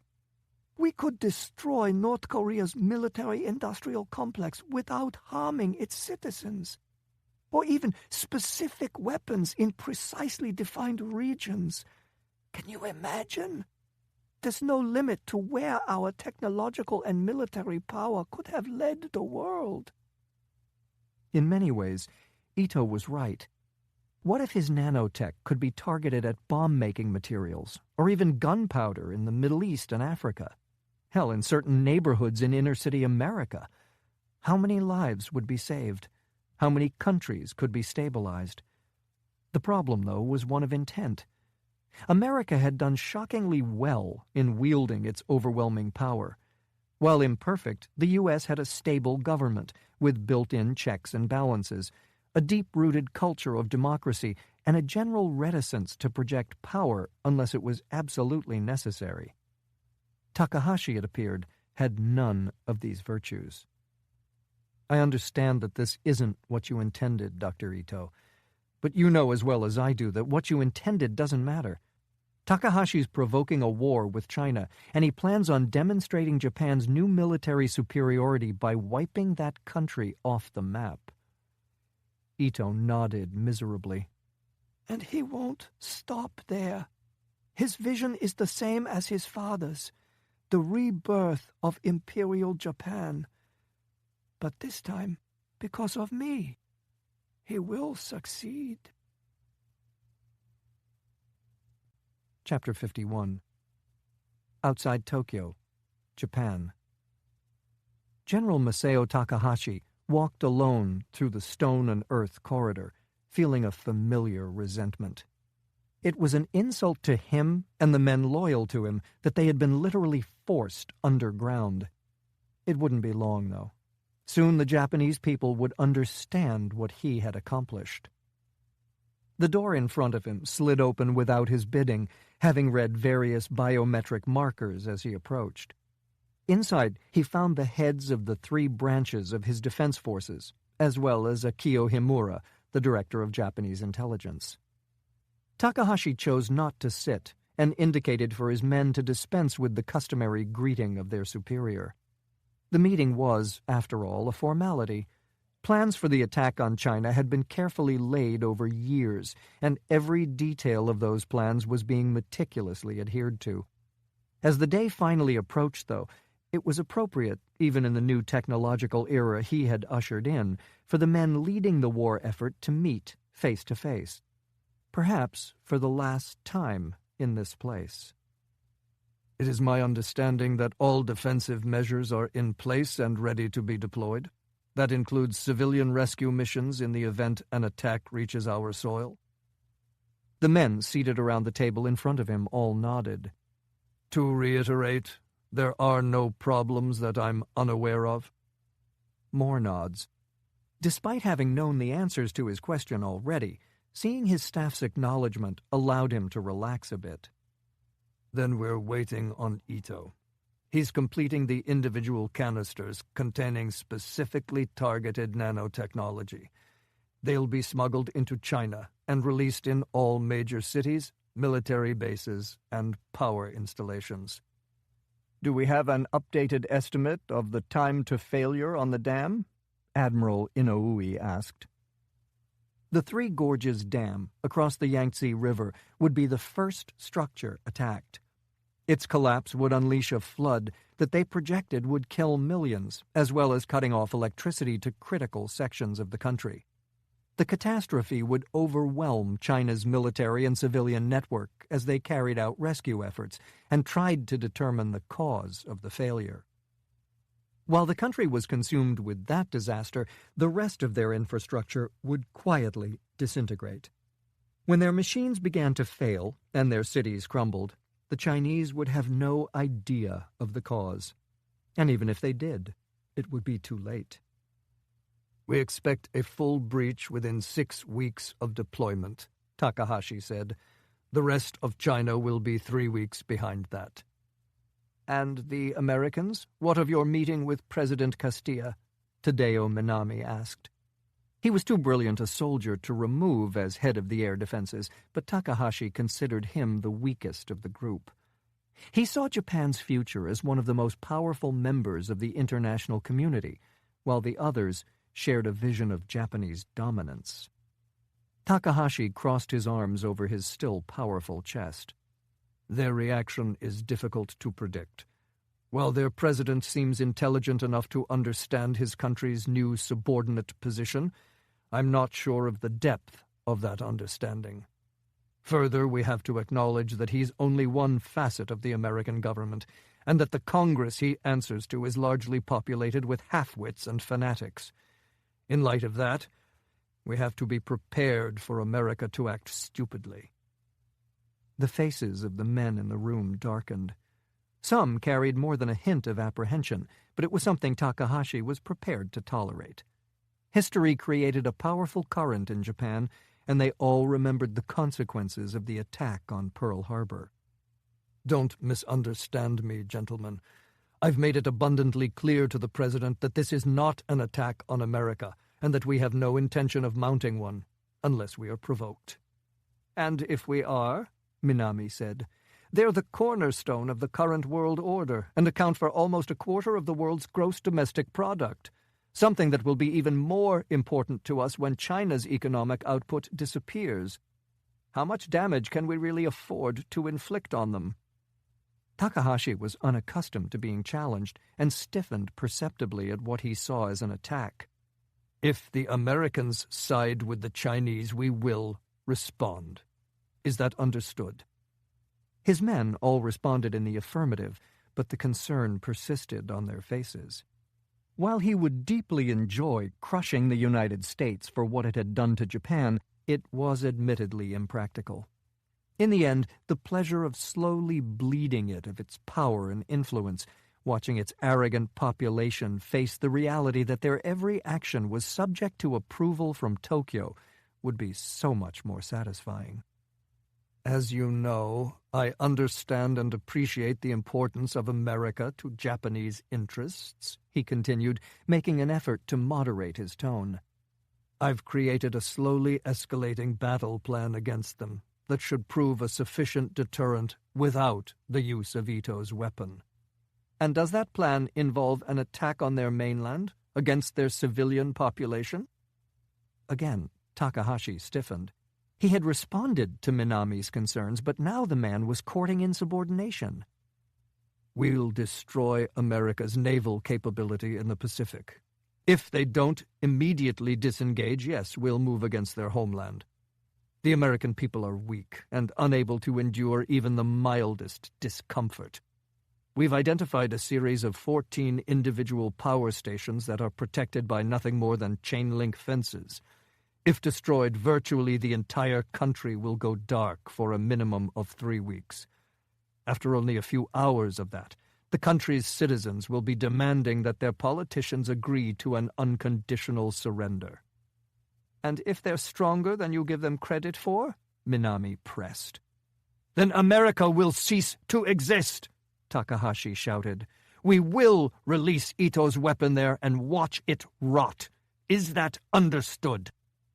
Minami looked down at the floor, unwilling to meet his superior officer's glare. Of course, General. I understand completely. Takahashi looked around the room, and finding no further dissent, gave a short bow before leaving. There was no more to say. He'd chosen his men well. Even Minami would die before he failed to carry out his duty to Japan. The general hesitated at a tea in the corridor. He had matters in Tokyo that demanded his attention, but instead of turning left toward the exit, he turned right. The grade steepened, sinking farther into the earth as he traveled its considerable length. The door at the end didn't automatically slide open at his approach like the other. He had to put his hand against a glass plate and punch his personal code into a keypad. Inside, the walls were painted stark white, with the exception of the one at the back, which was floor-to-ceiling glass. Through it, Takahashi could see what appeared to be 16 normal thermoses, each containing millions of Ito's nanoscale weapon. In the next few days, the scientist would fill another 96, one for every target in China. Takahashi moved forward reverently, finally stopping and leaning in close to the transparent barrier. The political summit in Australia was complete, and President Castilla had done his job admirably. Tensions between China and Japan were calming. Prime Minister Sanetomi had been to the Japanese news outlets and convinced them that the profits they were generating by whipping up hysteria would be of no use with a sky full of missiles. And China was following suit, using its iron-fisted control of its media to moderate anti-Japanese messages. Sanetomi had even scheduled a trip to Beijing. The rumor was that he would make yet another apology for World War II atrocities, and that China would formally accept that apology. Takahashi continued to stare at the innocent-looking thermoses, his breath rhythmically fogging the glass in front of his mouth. He'd hoped to provoke an outright attack by China in order to provide a plausible defensive motive for its annihilation. But it wasn't to be. In the end, it was unimportant. The rules of engagement, illusions of morality, and international law were irrelevant to war. They were institutions of the weak, and Japan would feign weakness no longer.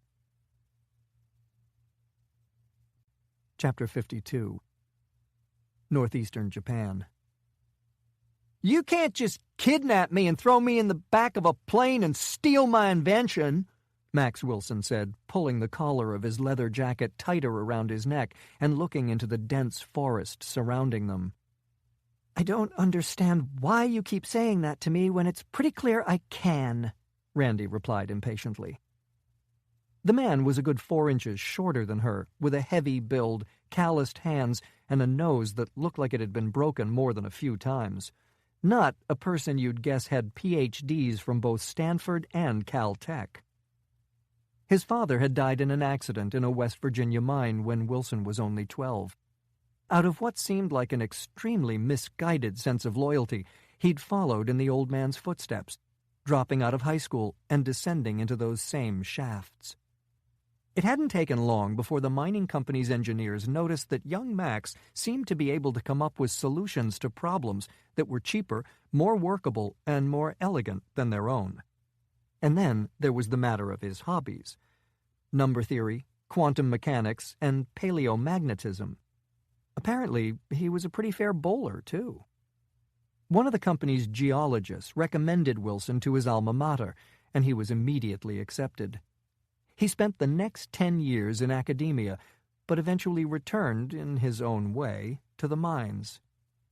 Well, you are smoking hot, so I suppose that's some consolation. Thank you, Dr. Wilson. That's very kind of you to say. Call me Max. And you are? Randy. Randy... Just Randy. Government, he muttered. You came highly recommended by Greg Maple. This time his words were too low to fully understand, but she was pretty sure they had something to do with kicking his colleague's ass when he got back to the States. Randy put a hand on his back and led him deeper into the trees, winding along until they reached an area that had been covered with a camouflage canopy. Where are we, anyway? The woods, Randy replied. Not American, though. Too long a flight. It's not important. That's because you know where you are, and you weren't kidnapped. She shrugged. Hard to argue the logic. They came over a rise, and Wilson stopped short. Just ahead was a silver cylinder, about 20 yards long and a little less than 2 in diameter.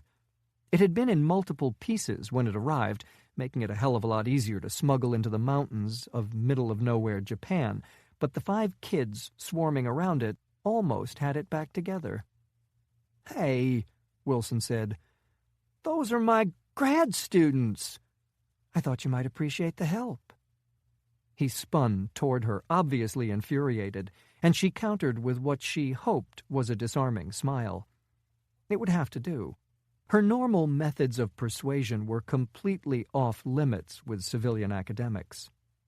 Help with what? He said, his voice straining with anger. Randy pointed north. Tunneling through that mountain. His face went blank. You can't be serious. Don't I look serious?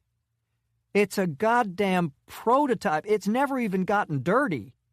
Yeah, but your last version got dirty, and it worked pretty well, from what I hear.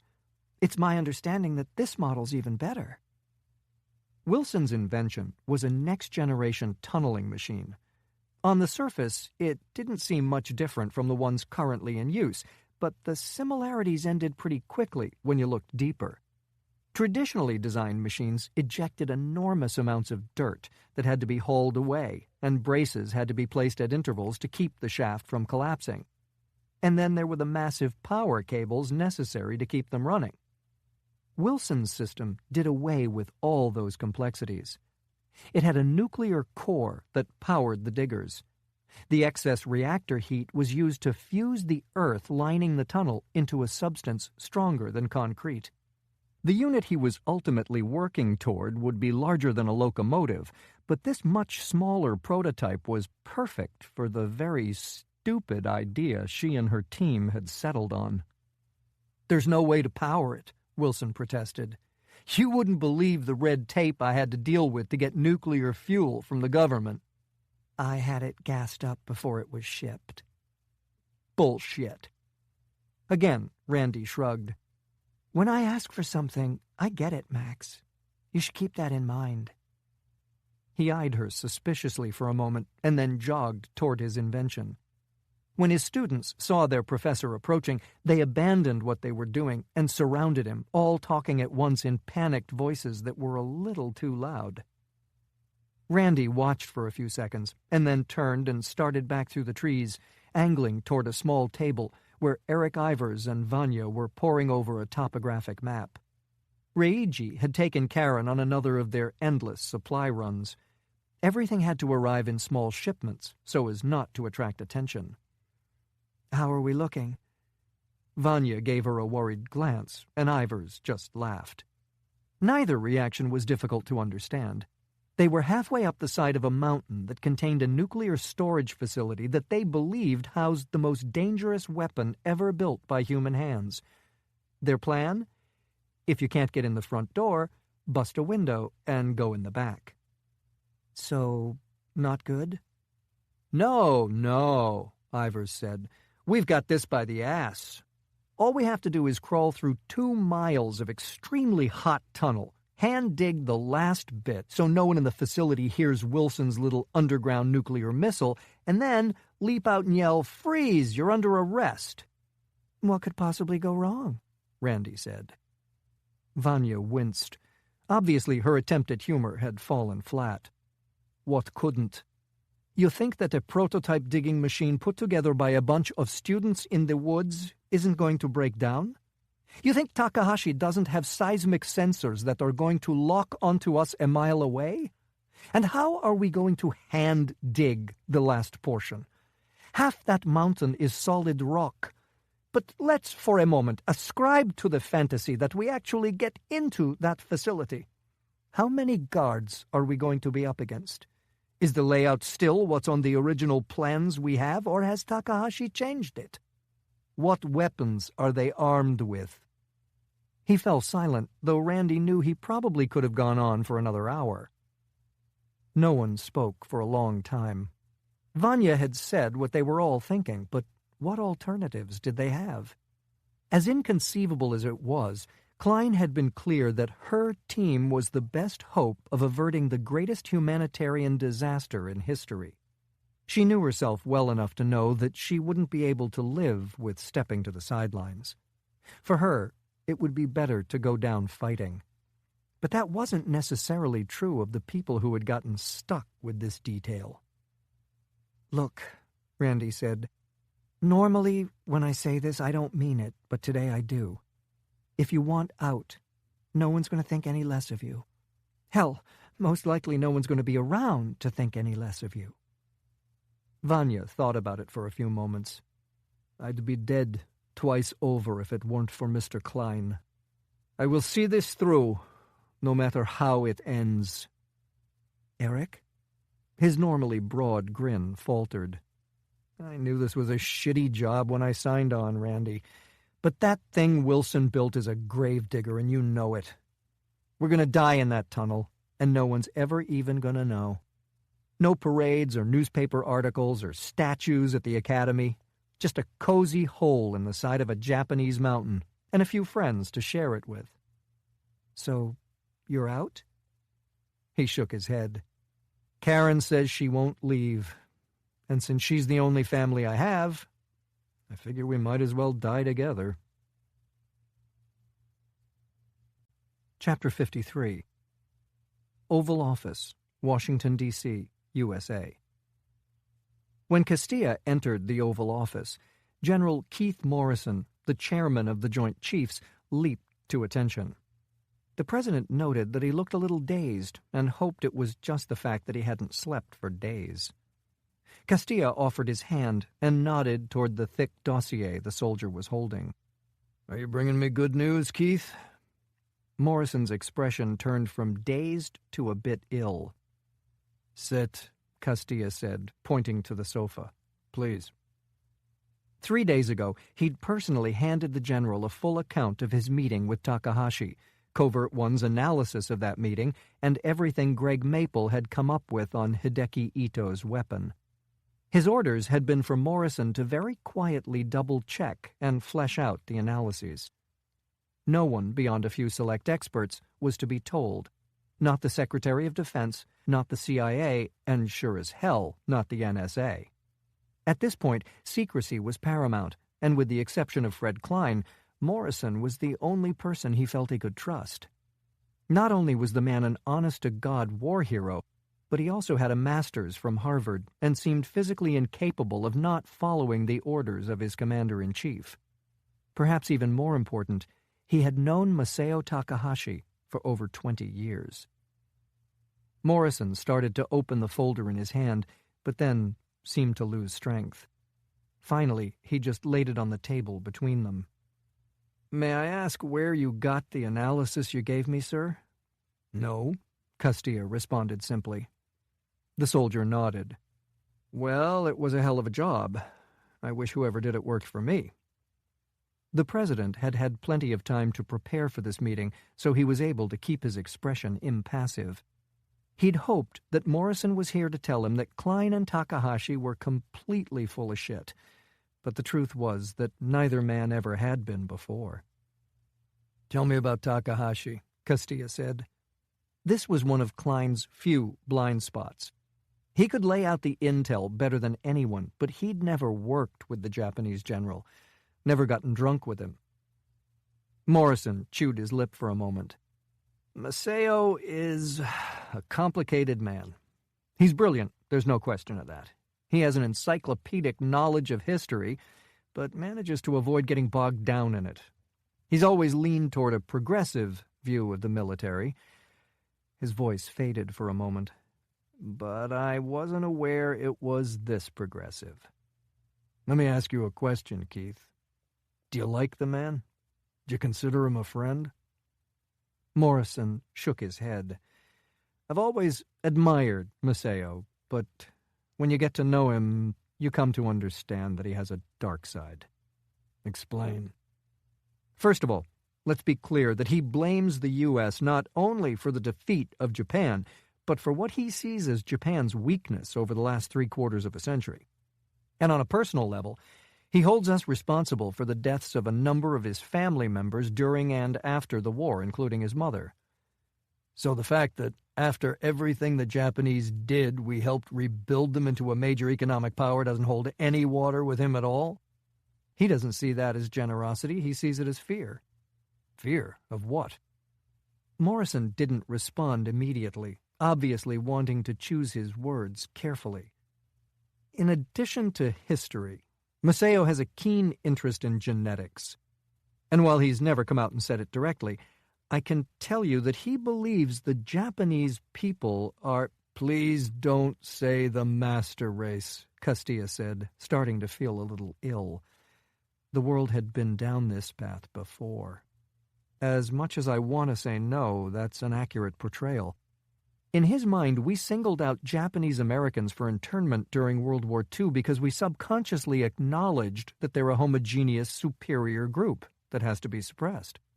He sees our rebuilding of their country as a desperate attempt to control them, to make them dependent on us and prevent them from reestablishing a military capability.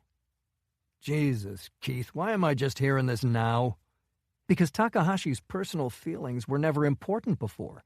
He doesn't run the country, and Japan is an ally with virtually no offensive capability, or so we believed. Castilla didn't immediately respond. The thought of Takahashi using his new arsenal against the American mainland had made his mouth go dry. If he thinks the Japanese are at the top of the genetic hierarchy, can I assume he thinks the Chinese are at the bottom? Unquestionably. So where do we slot in, Keith? I'm afraid I don't know the answer to that, sir. My gut says that we aren't in his crosshairs. The Chinese have a deep hatred for the Japanese, and they're pushing the entire region hard. Castilla nodded knowingly. If he'd been the Prime Minister of Japan instead of the President of the United States, it would be an issue that consumed him. The situation between China and Japan was starting to parallel that of the United States and Soviet Union during the Cold War, except that Japan had to trust the U.S. to intervene on its behalf, a very precarious position to be in. Okay, but why escalate this, Keith? Why not demonstrate their capabilities publicly? Put China in its place? That would just maintain the status quo, sir. Takahashi is more ambitious than that. With his only real rival in Asia out of the way, and a demonstration of his military superiority, he has the ability to take control of the entire region.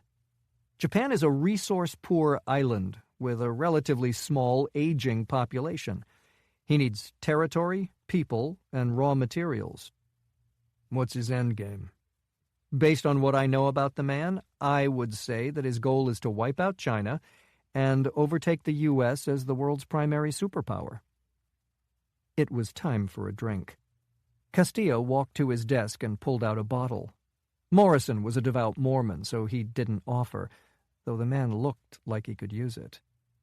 Then it's your opinion that he will attack? Yes, sir. How? There's no question in my mind that he'll lead with the nanotech. I'd introduce it quietly, and by the time the Chinese realize what's happening, their military and civilian infrastructure will be in full collapse. Assuming they discover who's behind it and they're still capable of mounting a counterattack, it'll be easily handled by Japan's defenses. Castilla poured himself a glass of bourbon and leaned against his desk for support. It was hard to even comprehend. Hundreds of millions of people going into winter with no electricity or shelter, no food or transportation. Cities full of people fighting for whatever scraps they could find in the rubble. And a planet suddenly robbed of a massive economic power that manufactured an enormous amount of its goods and consumed trillions of dollars worth of products and services. In all likelihood, the world would be plunged into a massive depression, and the United States and Japan would spend the next 50 years battling for supremacy. We're talking about the extermination of hundreds of millions of people, Keith. Of civilians, women and children. How do we stop him? Militarily? Castilla nodded. We can't, sir. I'm sorry. That's not acceptable. America isn't going to sit by while people are slaughtered. That's not who we are as a country. I understand, sir, but it's my duty to give you my unvarnished opinion. And that is? We can't win, but we can lose big. You're telling me that a country that spends more on its military than the next 10 countries combined is helpless? Essentially, yes.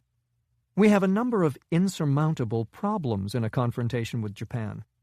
The first is that we would have to rely heavily on our Navy, and I don't think there's any question that their self-cavitating torpedo technology is what Takahashi says it is. So all those aircraft carriers the admirals keep telling me I need are useless because of a few video game-controlled torpedoes. Our fleet wasn't designed to defend against a swarm of autonomous torpedoes traveling at 300 knots, sir.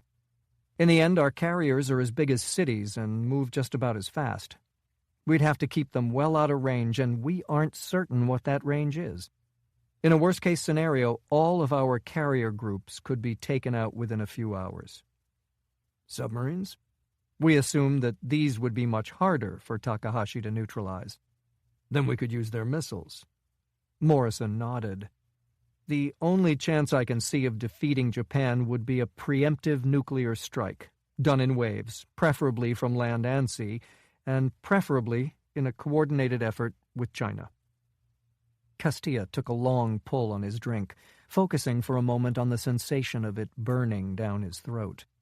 What Morrison was talking about was the annihilation of every living thing on the island of Japan in an attack that the world would see as completely unprovoked. All on the assumption that Takahashi was indeed going to move against China, and that he had the weapons he said he did. There could be drawbacks we'd need to consider, though, sir. Really? Castilla said, his voice rising uncontrollably. Drawbacks to turning Japan into a radioactive cinder? Who would have thought? He caught himself and let out a long, slow breath. I'm sorry, Keith. I understand, sir. I think I yelled almost the exact same thing at one of my staff just this morning. I assume you're talking about Japan's retaliation. Yes, sir. The nanotech. I'm not so sure that would be in Takahashi's best interest. The destruction of the U.S. would be devastating to the civil and economic stability of the world, something Japan would feel the effects of for the next century. Then what? You have to understand that the U.S. is completely undefended against an attack by a sophisticated enemy. We can assume that Takahashi would know the moment we launched, and based on what he told us, we can surmise that his missile defense system will protect Japan for at least a few days. And in those few days, what could we expect? Certainly an extremely sophisticated cyber attack. We'd lose communications, internet, and most of our power grid. If it were me, I'd also have charges set up at strategic points in our grid to make sure it would take months to get power back to the entire country.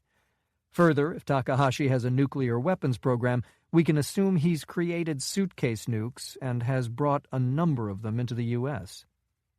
What the hell makes you think that? Castilla said.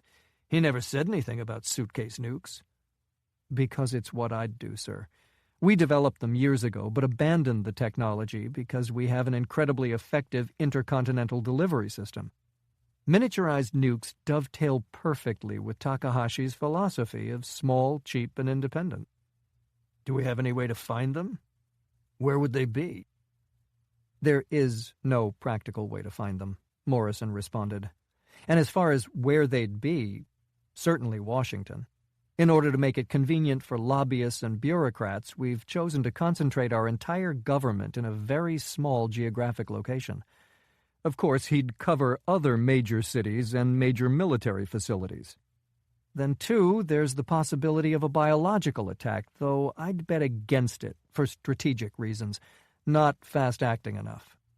Jesus, was all Castilla could manage to get out. He was starting to feel numb. So you're telling me that we just have to sit back and watch? We've known each other for a long time, Mr. President. You know how hard this is for me to say. But yes, we can't win this fight. And even if we could, we can't be certain it would do anything to help the Chinese. The nanotech may already have been deployed. The best thing we can do is start drawing up plans for humanitarian efforts in the aftermath. Beyond that, our hands are tied. Chapter 54. Northeastern Japan. The door slid open, and John Smith watched it carefully. The procedure was the same as it had been every time before. A single guard standing with his back against the far wall of the corridor, one hand buried suggestively in his jacket. It was always the same man, stocky, rock-hard, with a weathered face and dead eyes. Smith owed his life many times over to his gift for sizing up the competition, and this guy was one nasty piece of work. Almost certainly special forces, probably significant combat experience, and clearly serious about his job. Smith expected, or more accurately hoped, that this was the beginning of another visit from the very conflicted Dr. Ito, but instead Masao Takahashi strode in. The door closed behind him, and Smith bowed respectfully. Pretty much everything that could be used as a weapon had been removed from the room, and fashioning one out of the materials at hand was impossible with 2 cameras watching him. "Colonel Smith," the man said, taking a seat and sliding an Android tablet across the table. "I have something to show you that I think you will find interesting." Smith looked down at the tablet. It was split into 4 videos, with touchscreen controls at the bottom. The top left feed depicted a table set up in the woods, with camouflage screening above it. 2 men were leaning over it, silently discussing something that appeared to be a map. The second feed showed a massive silver cylinder being worked on by a group of young people. A woman stood about 10 yards from them, leaning against a tree and watching. The image was too small to make out facial features, but he knew the body language. Randy Russell.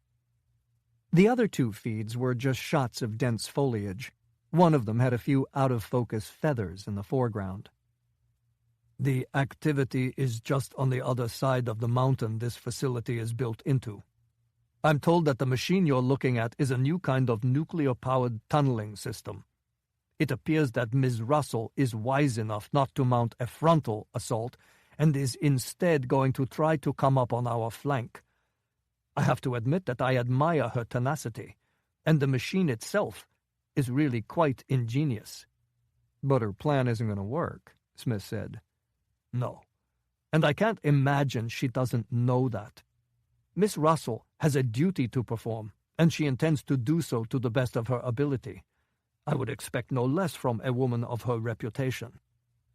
So you have the entire mountain wired with cameras? Smith said, really just a stall. But for what? A sudden bolt of inspiration that would allow him to stroll out of there and warn Randy that her operation had been compromised? No, that wouldn't be practical, Takahashi said, tapping the tablet with a finger. Actually, I think you'll be quite intrigued by this technology. Your own military has put a great deal of money into small, stealthy surveillance drones.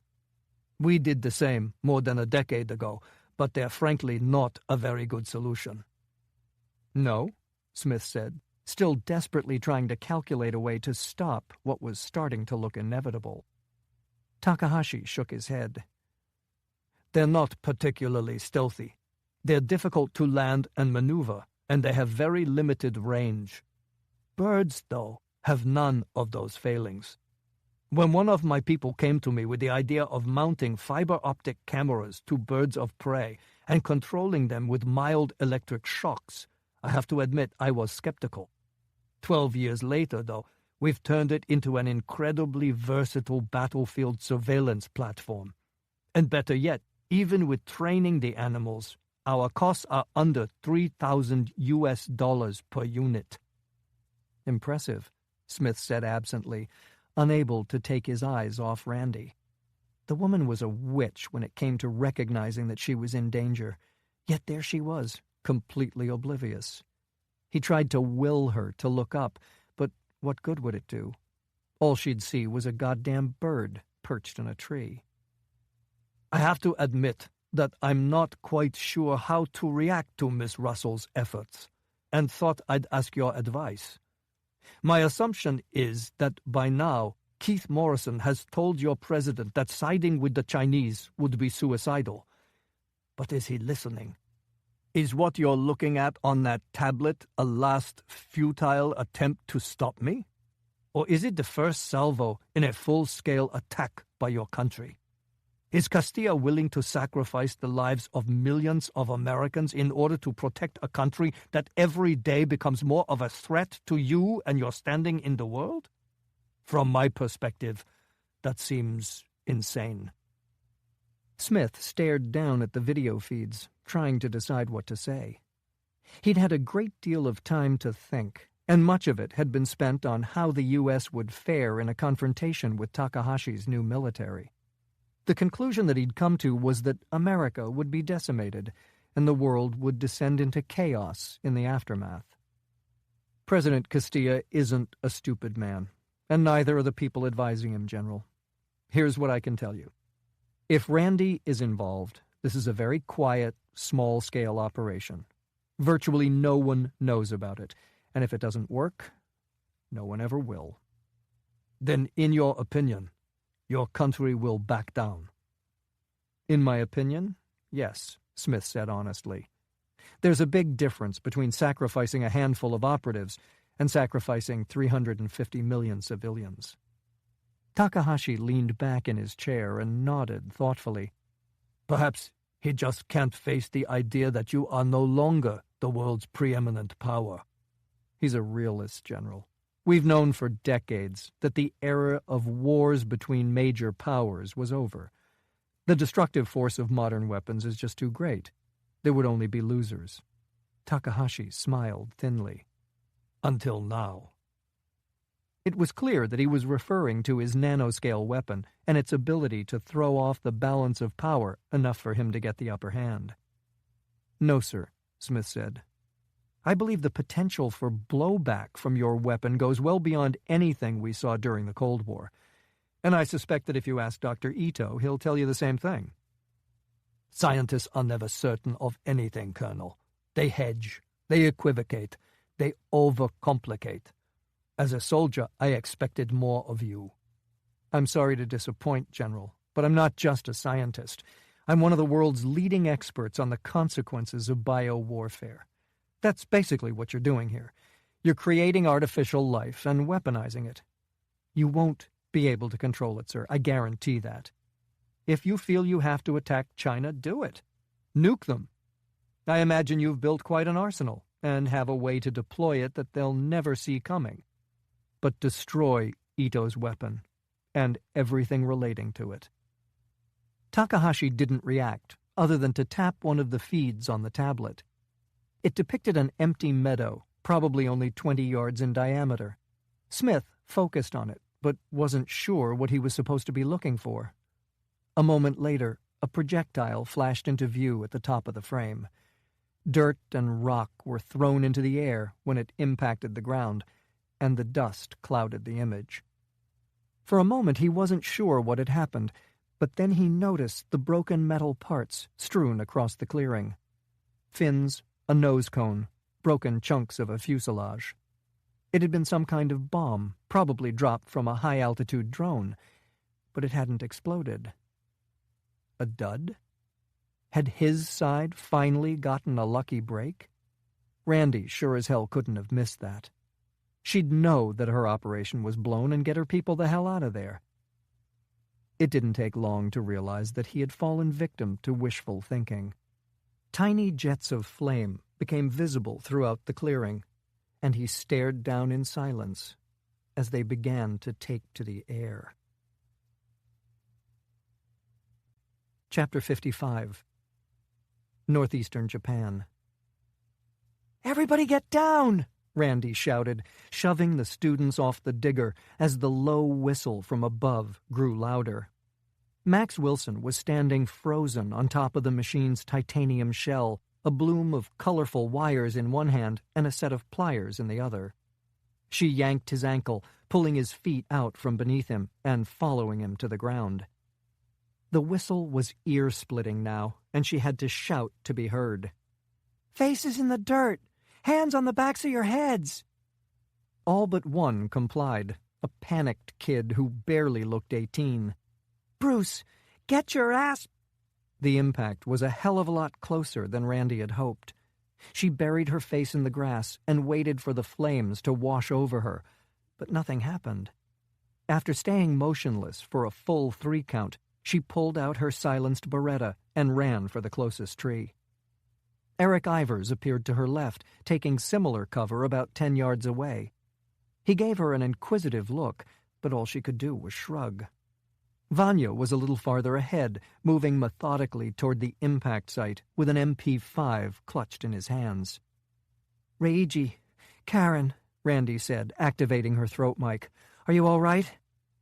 They'd returned from their supply run about an hour ago, and she had no idea where they were. "We're fine," Karen responded after a few seconds. "Reiji and I are approaching from the south. Whatever it was, we think it landed in that little clearing where we first unloaded the digger." "Roger that. Vanya's closing from the north, and he's about 50 meters out. Eric and I are covering him." "Understood. Be careful, Karen. Remember that we aren't sure what we're dealing with here." Randy indicated that she was going to advance, and Ivers gave her a nod before easing his Glock around the thick tree trunk. When she made it to cover, she waved him forward. They continued to leapfrog like that, stopping every few seconds to listen to the silence and to see if they could make out anything through the trees. Vanya was nearing the edge of the clearing when Randy heard a quiet hissing that seemed to be originating just in front of them. It grew in volume as she poked her head around the tree, but the foliage was too dense for her to make out a source. What was visible, though, was some kind of artificial light flickering in the shadows. She glanced over at Ivers, who knitted his brow and mouthed, "Bottle rockets?" The truth was, she had no idea, but she suspected it wasn't going to turn out to be anything as benign as fireworks. "Vanya," she said into her throat mic, "stop where you are. There's something I don't like." The Eastern European suddenly broke cover, dropping his rifle as he raced toward them at a full sprint. She held her gun out in front of her, searching over the sights for a target, but he seemed to be running from a ghost. A moment later, though, she saw them. A swarm of thin contrails overtaking him from behind. "Vanya, drop!" she screamed. He did as she ordered, throwing himself head first over a fallen log. Instead of all of them passing harmlessly overhead, though, a few changed trajectory. One slammed into the log with enough force to split it in the middle. 4 more hit her man, thudding sickeningly into his body and splattering the leaves above him with blood. "Pull back," Randy shouted. "Karen, Reiji, do you hear me? Get the hell away from the clearing." She and Ivers ran, weaving through the trees with the hissing sound trailing them. The projectiles were clearly guided, but there was no way to know by what method. She broke left, hoping she could lead them away from Wilson and his students. Ivers appeared to have the same idea and broke right, trying to confuse the tiny machines. Randy dodged behind a tree and heard the crunch of wood as one of them impacted the trunk. She dared to look back and saw at least 3 more flying in a loose formation, all clearly locked onto her. Breaking cover, she leaped over a large boulder. On the other side, the ground seemed to disappear from beneath her, and she found herself cartwheeling down the steep side of the canyon. Chapter 56. Northeastern Japan. John Smith paced back and forth across the tiny room, feeling the overwhelming urge to throw something.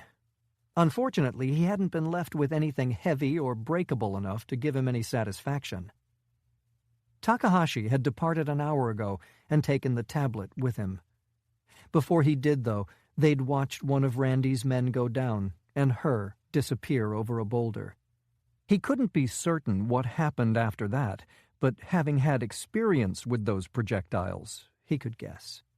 The only reason he was alive was that the ones attacking him had been programmed to stay within the confines of Genjiro Ueda's house.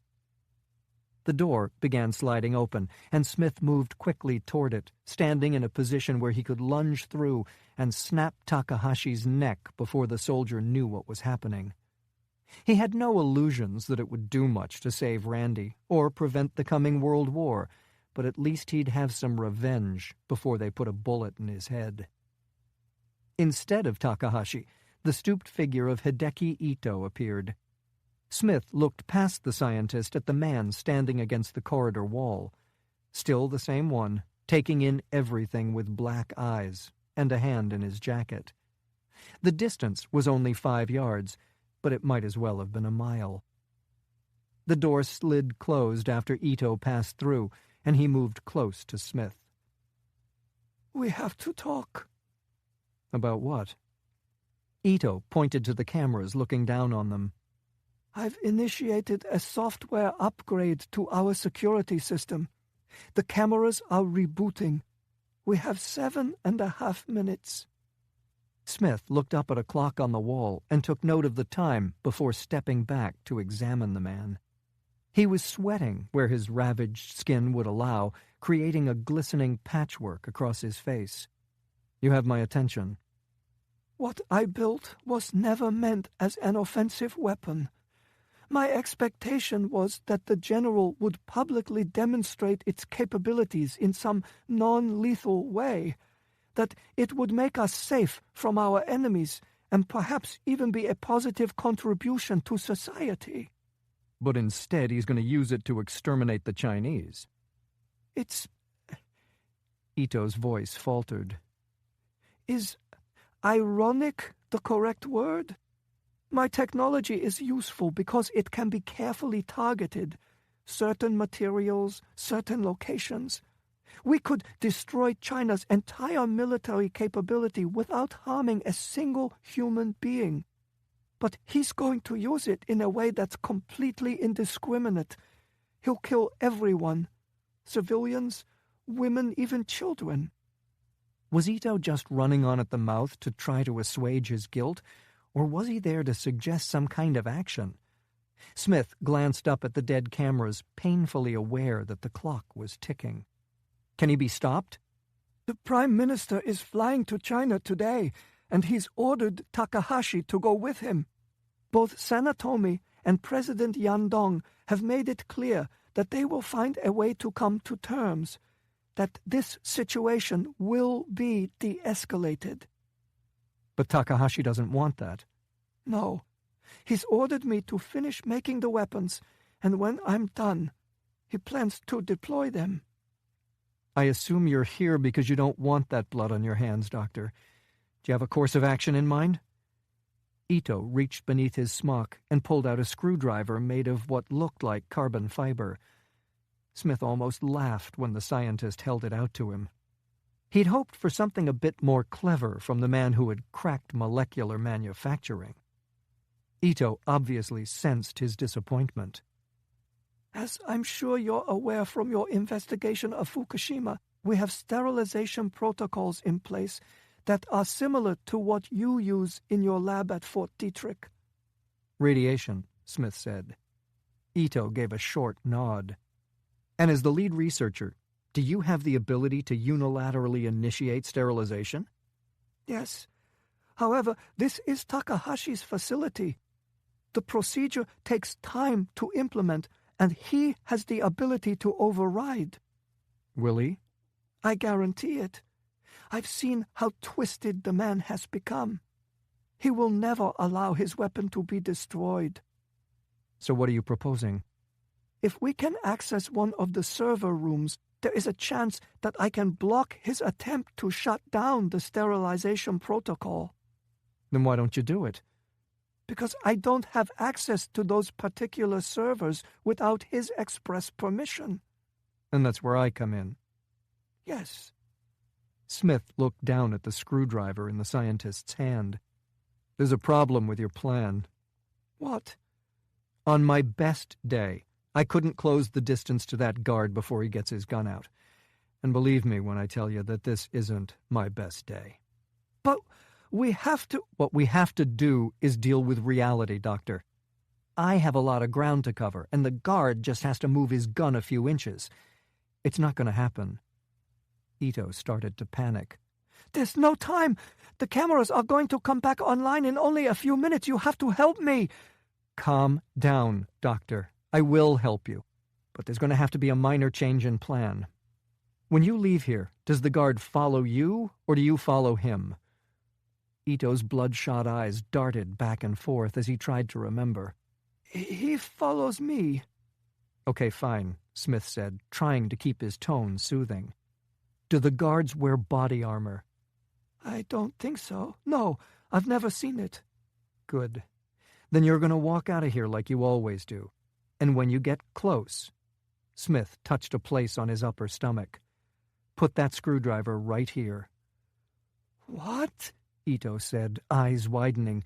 You want... Listen to me, Smith said, raising his voice enough to silence the man. You need to drive it upward and to your right, toward his heart. But... He has no reason to expect this, Smith said. But when you do it, he's going to try to get his gun out, and he'll probably try to grab you. Stay right up against him.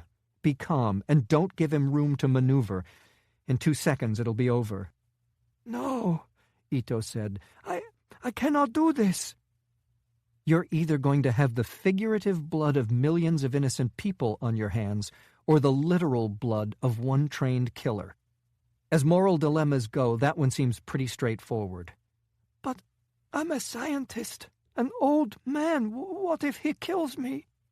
Then all your worries will be over, won't they? The scientist wiped his mouth with the sleeve of his lab coat, and then, surprisingly, turned and pressed his hand against the palm reader next to the door. His gait was a little too fast and stiff, but it didn't matter. The guard's eyes were locked on his American prisoner, as they had been every time before. Smith just stood there, watching, calculating the odds that Ito would keep on walking at about 99%. Again, though, the scientist surprised him. He struck just as the door started to slide shut, pressing himself up against the man and pinning him to the wall. Smith rushed to the door and grabbed its edge, but the mechanism was too powerful. The last thing he saw was the guard wrapping a hand around Ito's fragile neck. His heart was pounding far harder than it would have been if he'd taken the man himself, nearly audible in the silence that had descended on the room. There had been no gunshot, but what did that mean? Had Ito managed to hold on? Were the two men lying dead on the floor, one with a screwdriver beneath his rib cage and the other with a broken spine? The door slid back again, and Ito stood in front of it, his face frozen into a distorted mask. "Well done," Smith said, as he brushed by the scientist and crouched next to the body. The screwdriver was still lodged in it, and he retrieved the tool, wiping the blood off and stashing it in one of the pockets of the jumpsuit he'd been provided. Unfortunately, there was no equally practical place to store the man's Glock. In the end, Smith had to unzip the front of the jumpsuit and stuff it in the waistband of his boxer shorts.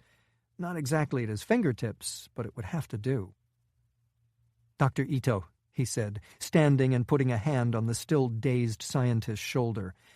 "The server room. Where is it? We don't have much time before the cameras come back online." Chapter 57. Northeastern Japan. The layout of the facility was predictably simple, nothing more than a set of wide corridors carved from the earth, most of which emanated from a massive central cavern. Individual shafts occasionally split off, leading to storage areas. Some were filled with 50-gallon drums containing nuclear waste, but most were empty. Others had been hijacked by Takahashi's organization and were guarded by the familiar composite doors. Smith and Ito moved along at an excruciatingly casual pace, with Smith's head bowed submissively. Just another worker on his way to make some trivial repair for management. Of course, that cover story would bear precisely no scrutiny at all, but his dark complexion and black hair would be enough to dampen the interest of anyone more than 20 paces away. Thankfully, no one had come anywhere near that close, so far. They crossed the main artery leading to the loading area, and Smith subtly shifted his gaze to the massive blast doors and the smaller adjacent door dedicated to pedestrian traffic. Two men were standing guard in front of the exits, both with compact assault rifles hanging across their chests. Ito ducked into another corridor, and Smith felt himself relax a bit when they left the guard's line of sight. The passage dead-ended into a door after about another 50 yards, and Ito stopped to speak to a camera bolted above it. Smith didn't understand anything that was said, but they'd settled on a story about a problem with the rebooting of the security system, specifically a couple of physical connections that weren't responding.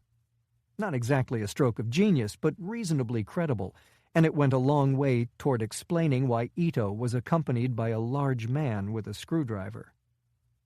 Smith kept his head down, trying to relax. They had one chance at this, and he couldn't afford to blow it.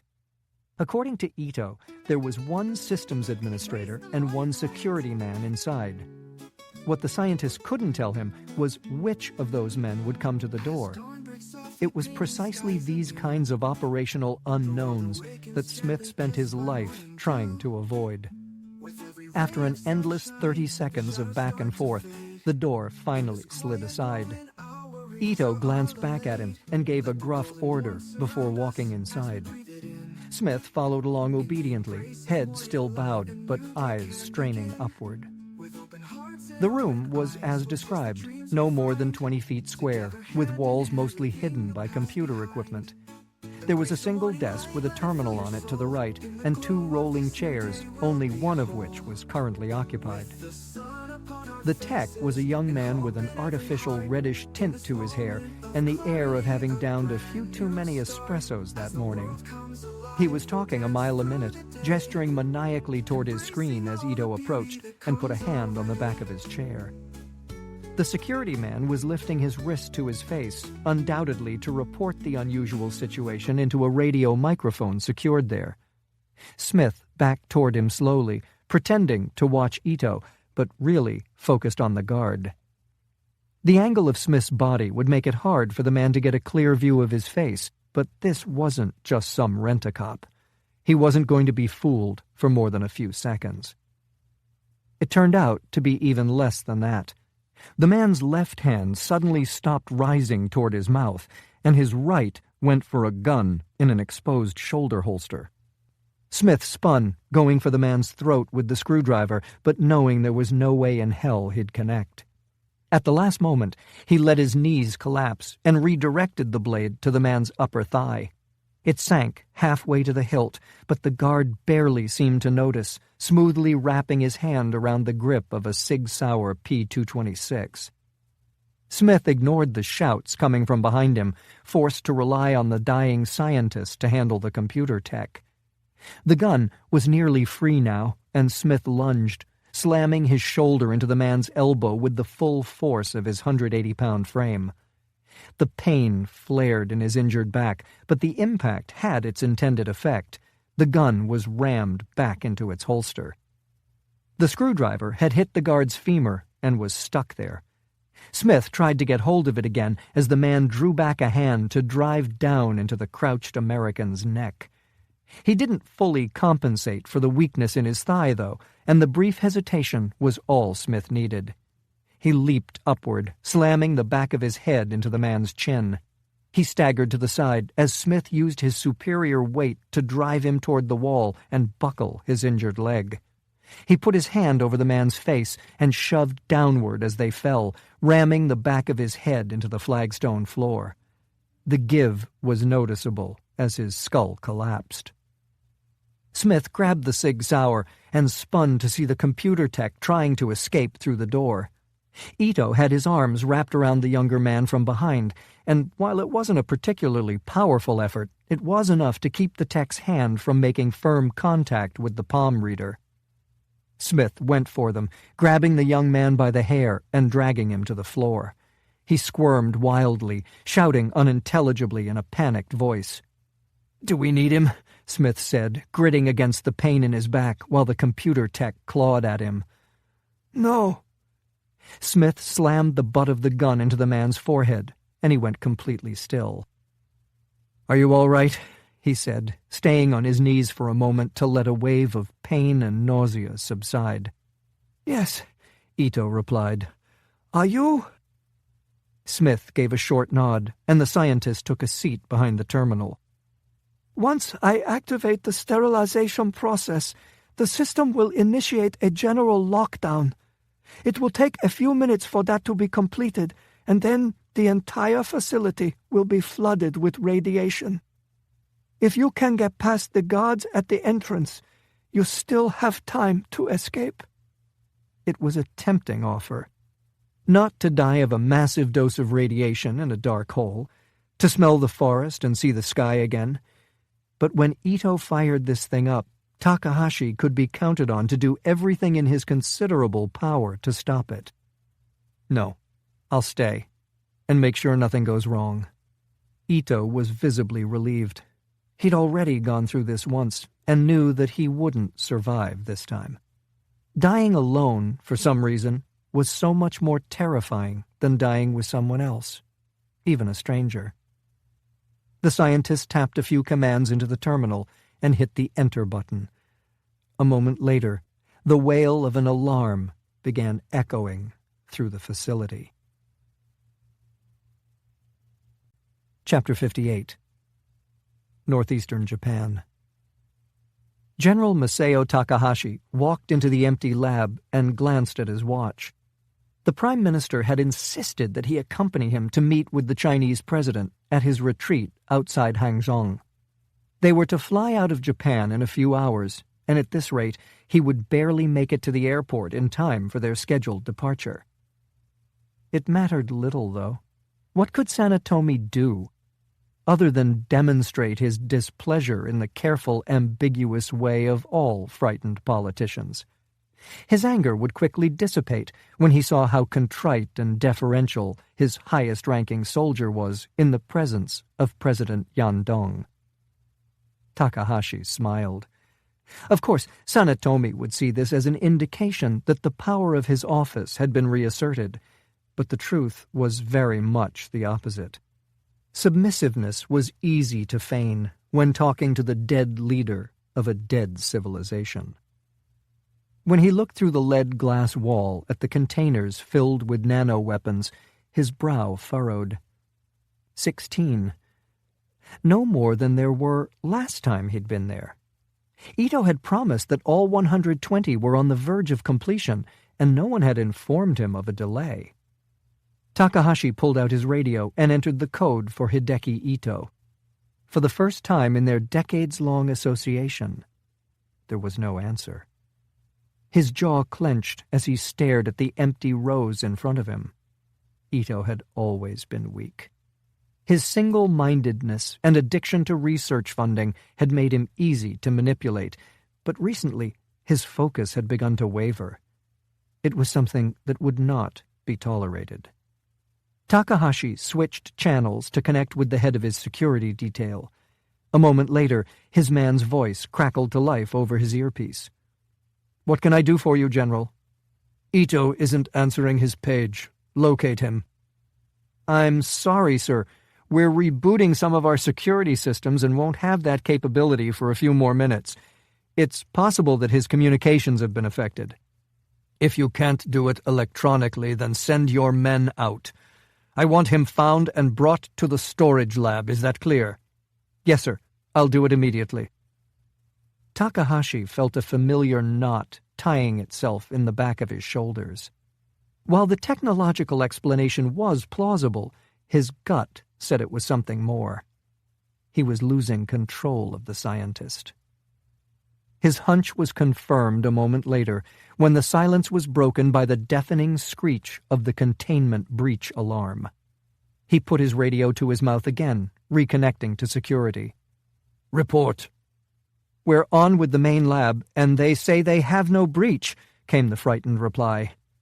"We have people on their way to check the storage lab. It may have—" "I'm in the storage lab!" Takahashi shouted. "It's secure!" If the alarm was going off, that meant the facility was in the process of lockdown.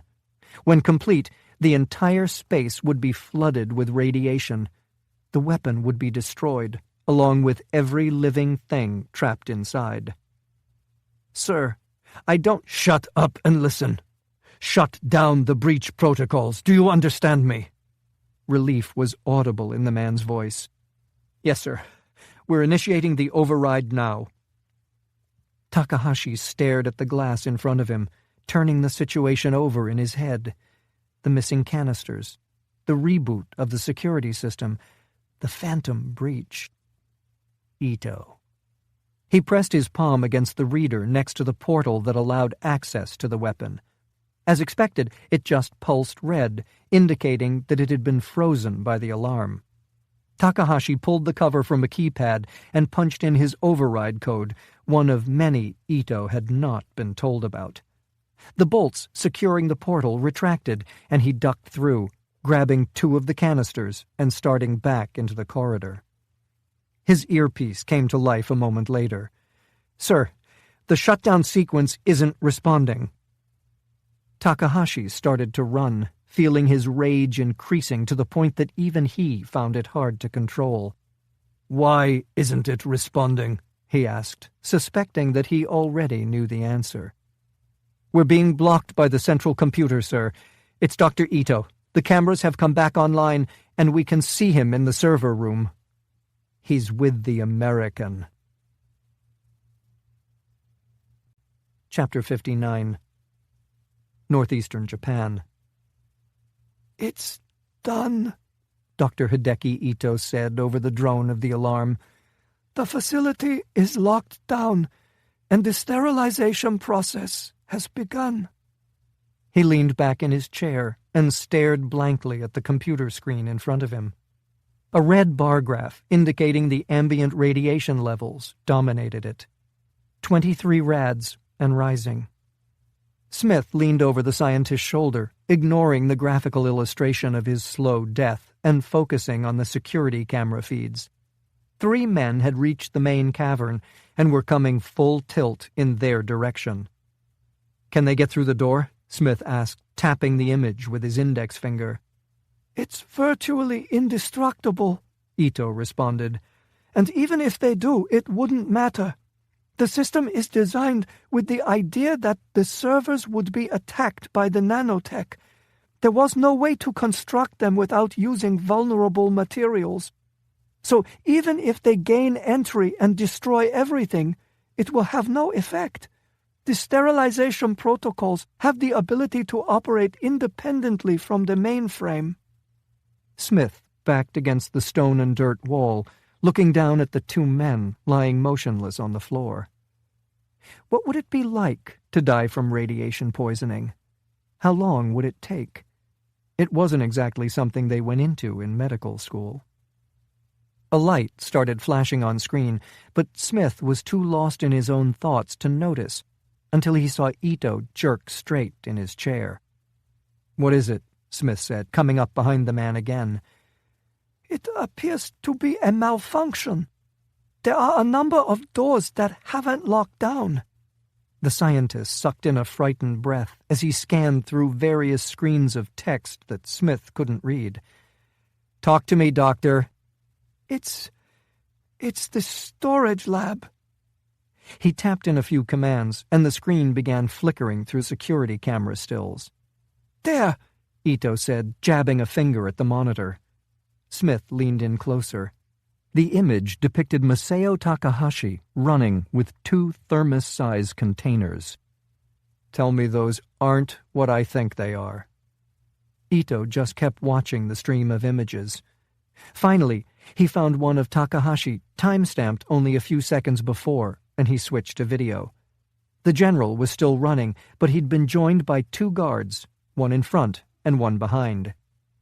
"He's going for the exterior doors," Ito said, spinning his chair toward Smith. "He must have an override code that I wasn't told about. If he escapes with those canisters—" The scientist fell silent.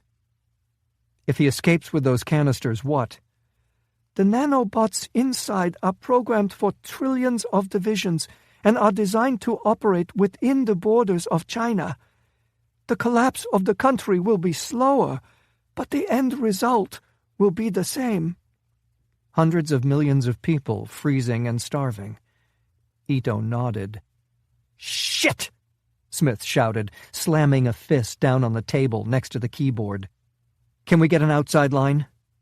"No. You can't feel it, but the radiation is getting fairly intense. It makes our communications system useless." "Can you open this door?" Smith said, pointing to the one leading back out into the corridor. Ito nodded. "Where are the security guards that were coming our way?"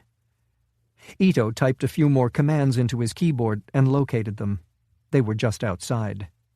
Smith stepped back, trying to think. Takahashi would know the door was indestructible. Did he send the guards just to stand there and make sure Smith couldn't get out?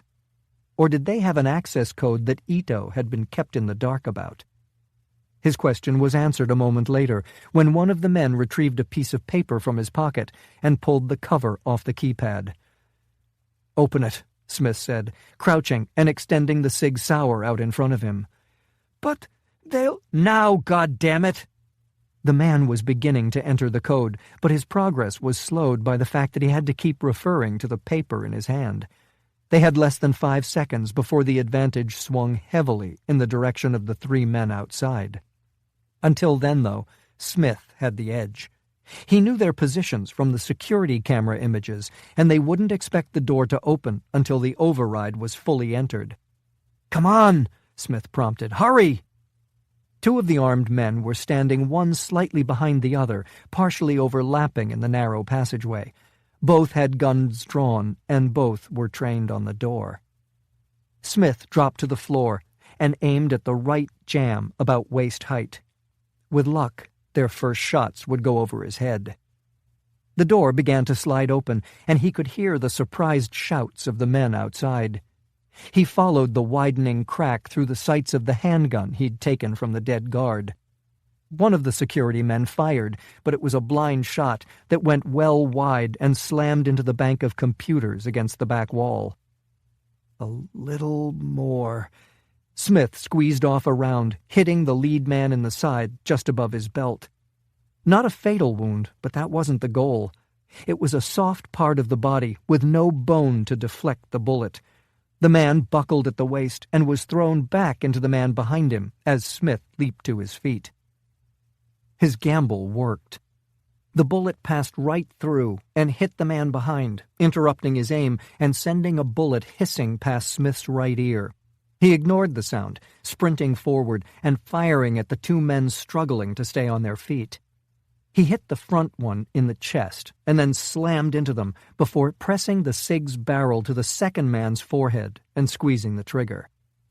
The back of the guard's skull sprayed across the dirt wall, and Smith spun, lining up on the man at the keypad. He'd dropped the piece of paper containing the access code and was going for his gun, but the barrel hadn't even cleared his leather shoulder holster when a round from Smith's weapon hit him in the face. Smith ran down the corridor, stopping just before it opened into the main cavern. It looked clear to the right, so he stepped out, holding his pistol in front of him with both hands. Takahashi was about 50 yards away, running toward the exit a hell of a lot faster than a man his age should have been able to. It was a relatively easy shot, made impossible by the trailing guard, who was directly in the line of fire. Smith squeezed off a round, and the man went down, ragdolling across the ground before coming to a stop on his back. The second man turned at the sound of the shot, returning fire accurately enough to force Smith to protect his eyes against the spray of dirt and shattered rock exploding from the wall next to him. The guard came to a full stop about 65 yards away and was walking his shots toward Smith as he concentrated on Takahashi's receding back. Again, though, the guard had put himself in a position to disrupt the line of sight to the fleeing soldier. A round passed just over Smith's head, and he was forced to duck back into the corridor. There was no time for this. He immediately moved back into the open and raised the pistol. Its dead owner had done a meticulous job of sighting it in, and Smith's first attempt spun the guard halfway around but didn't knock him down. Smith ran at him, covering the distance at a full sprint as the injured man struggled to stay on his feet. By the time the guard was able to raise his weapon, Smith was only about 10 yards out and easily put a round directly center of mass. The thud of the man's body hitting the ground was audible as Smith continued forward, eyes locked again on Takahashi as the soldier arrived at a small door adjacent to the main blast doors. He'd obviously taken the precaution of memorizing the override code, and a moment later the door slid open. Smith began emptying his gun in the man's direction. Takahashi turned sideways to present the smallest target profile possible and slipped through the gap into the exterior cavern. "No!" Smith shouted, trying to will his legs to pump faster. His injuries made it impossible for him to get in a full breath, and his vision was starting to swim as the door began to close again. He was a good 2 seconds too slow, and instead of passing through, he hit it, still running full speed. The pain in his back flared, and he dropped to the ground just as a series of rounds slammed into the wall above him. Smith rolled to his stomach and saw the men coming his way. All were armed, and this time there were more than 3. This time he counted 9. They were running in a tight group, creating an easy target. He took out 2 in quick succession, thinking it would cause the others to scatter, but that didn't happen. They just kept racing straight at him. He squeezed the trigger again, but the magazine was empty. Smith unzipped the front of his jumpsuit and went for the Glock. They were too close for him to stop them all, but at least he could take a few with him.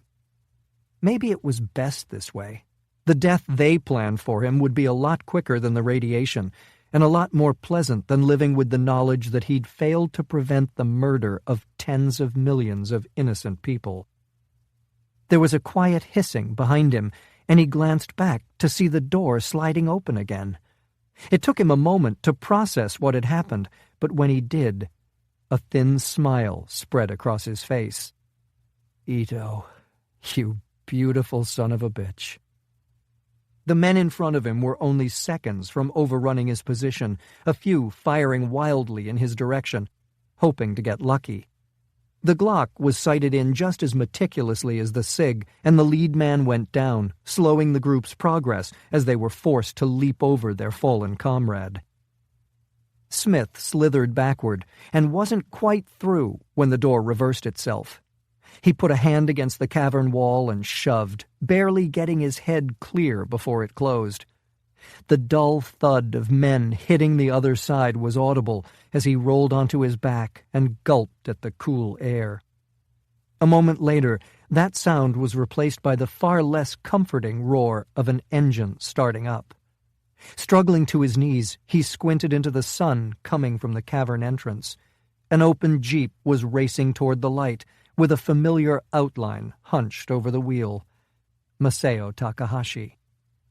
Smith got to his feet and started running again, but he couldn't manage anything more than a staggering jog. His broken ribs were preventing him from taking in full breaths, and he'd used up the last of his adrenaline. All he could do was watch helplessly as the jeep disappeared. He was about 40 yards from the cavern entrance when he spotted a human outline slip into view. Smith dived to the ground just as the man opened up with a submachine gun. The shooter's eyes were adjusted to the bright sunlight, so instead of trying to aim, he just hosed the place down.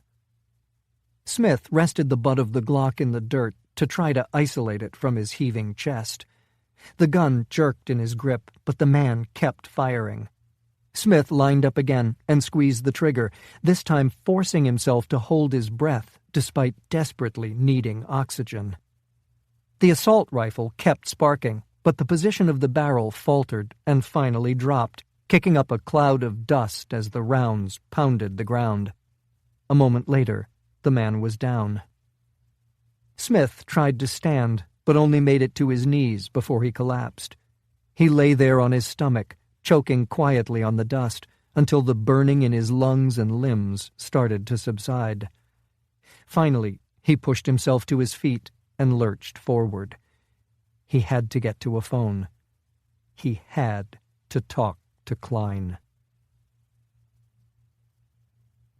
Chapter 60. Northeastern Japan. Randy Russell's eyes snapped open, but she couldn't see much. Just spinning green, set to the soundtrack of the ringing in her ears. She remained completely motionless, moderating her breathing to the point that it was completely inaudible and picking a fixed point to stare at. Slowly, the spinning stopped, but the ringing persisted with enough intensity to make her virtually deaf. Were the projectiles gone, or were they all around her, waiting for any sign of motion that they could target?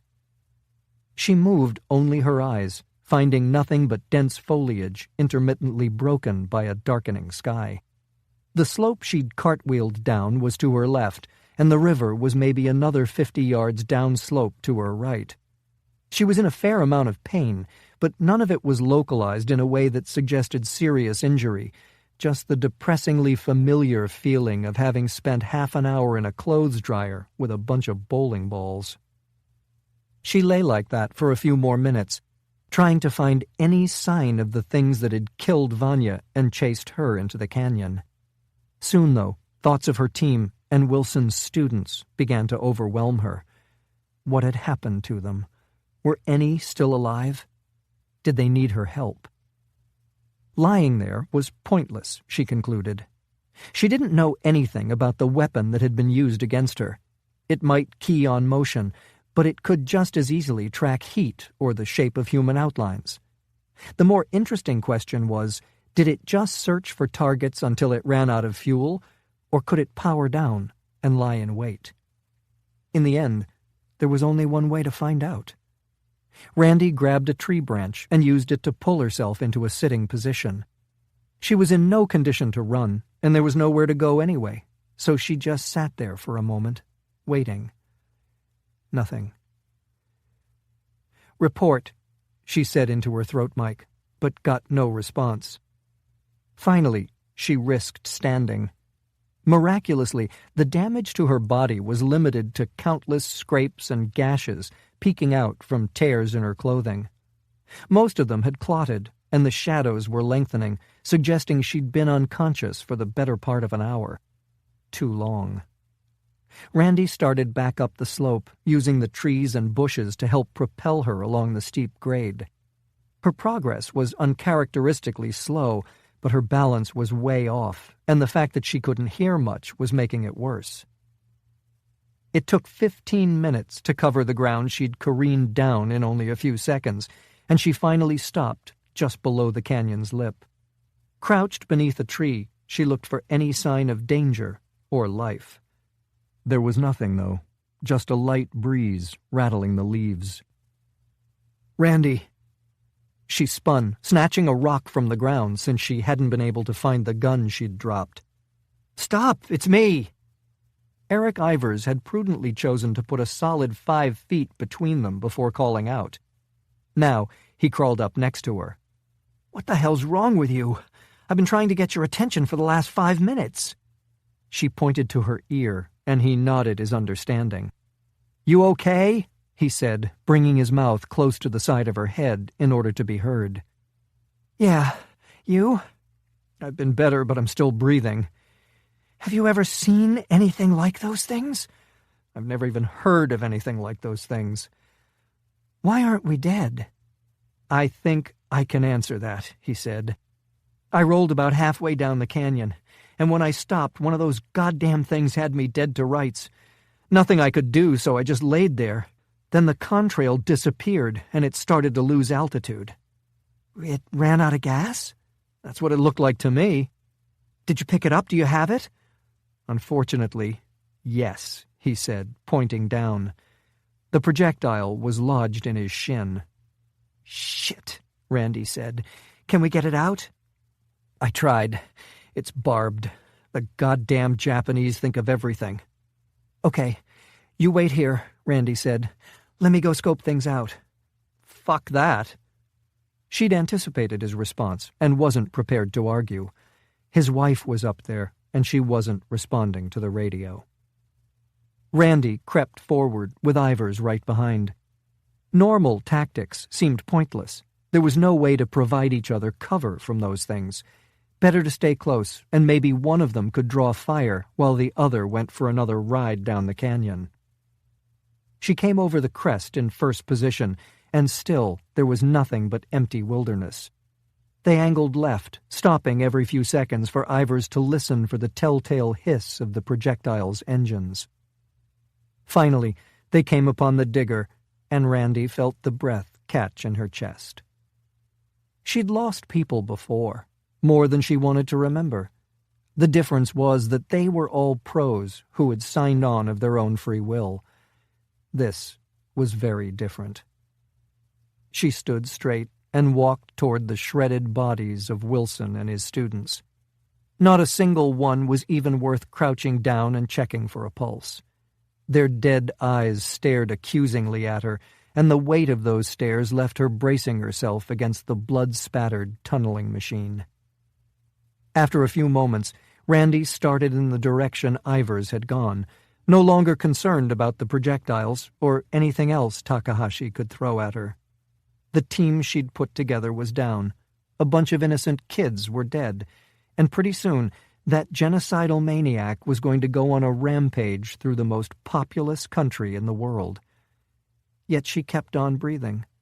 It was her greatest talent. Sometimes she wondered if it was her only talent.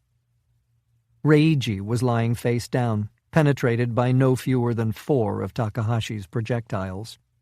Ivers was up another 20 yards, kneeling over his dead wife. Randy gave him a wide berth. What could she possibly do? What could she say? Instead, she headed for the table they'd been using as a command center. The secure satellite link was undamaged, and she put the headset on, opening an encrypted channel to Fred Klein. "Go ahead," said the familiar voice. "We're shut down." "Casualties?" 2 survivors, including me. "The professor and his Gone." Understood. I have an extraction team on alert at the Okinawa Air Base. They'll be in the air in— No, I don't know what we're dealing with, and I'm not going to put any more of our people in the line of fire. Eric and I will find our way home by ourselves. Chapter 61.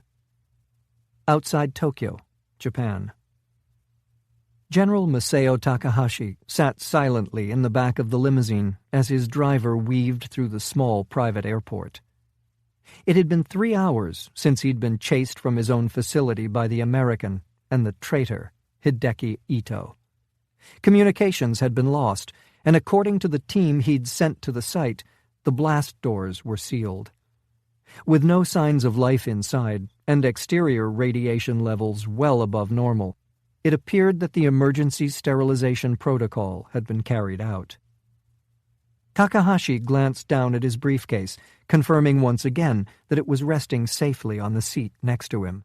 The 2 canisters inside were all that was left of the weapon. Its creator was dead, the development facility would be uninhabitable for 1,000 years, and the 14 other canisters had been irradiated. It didn't matter, though.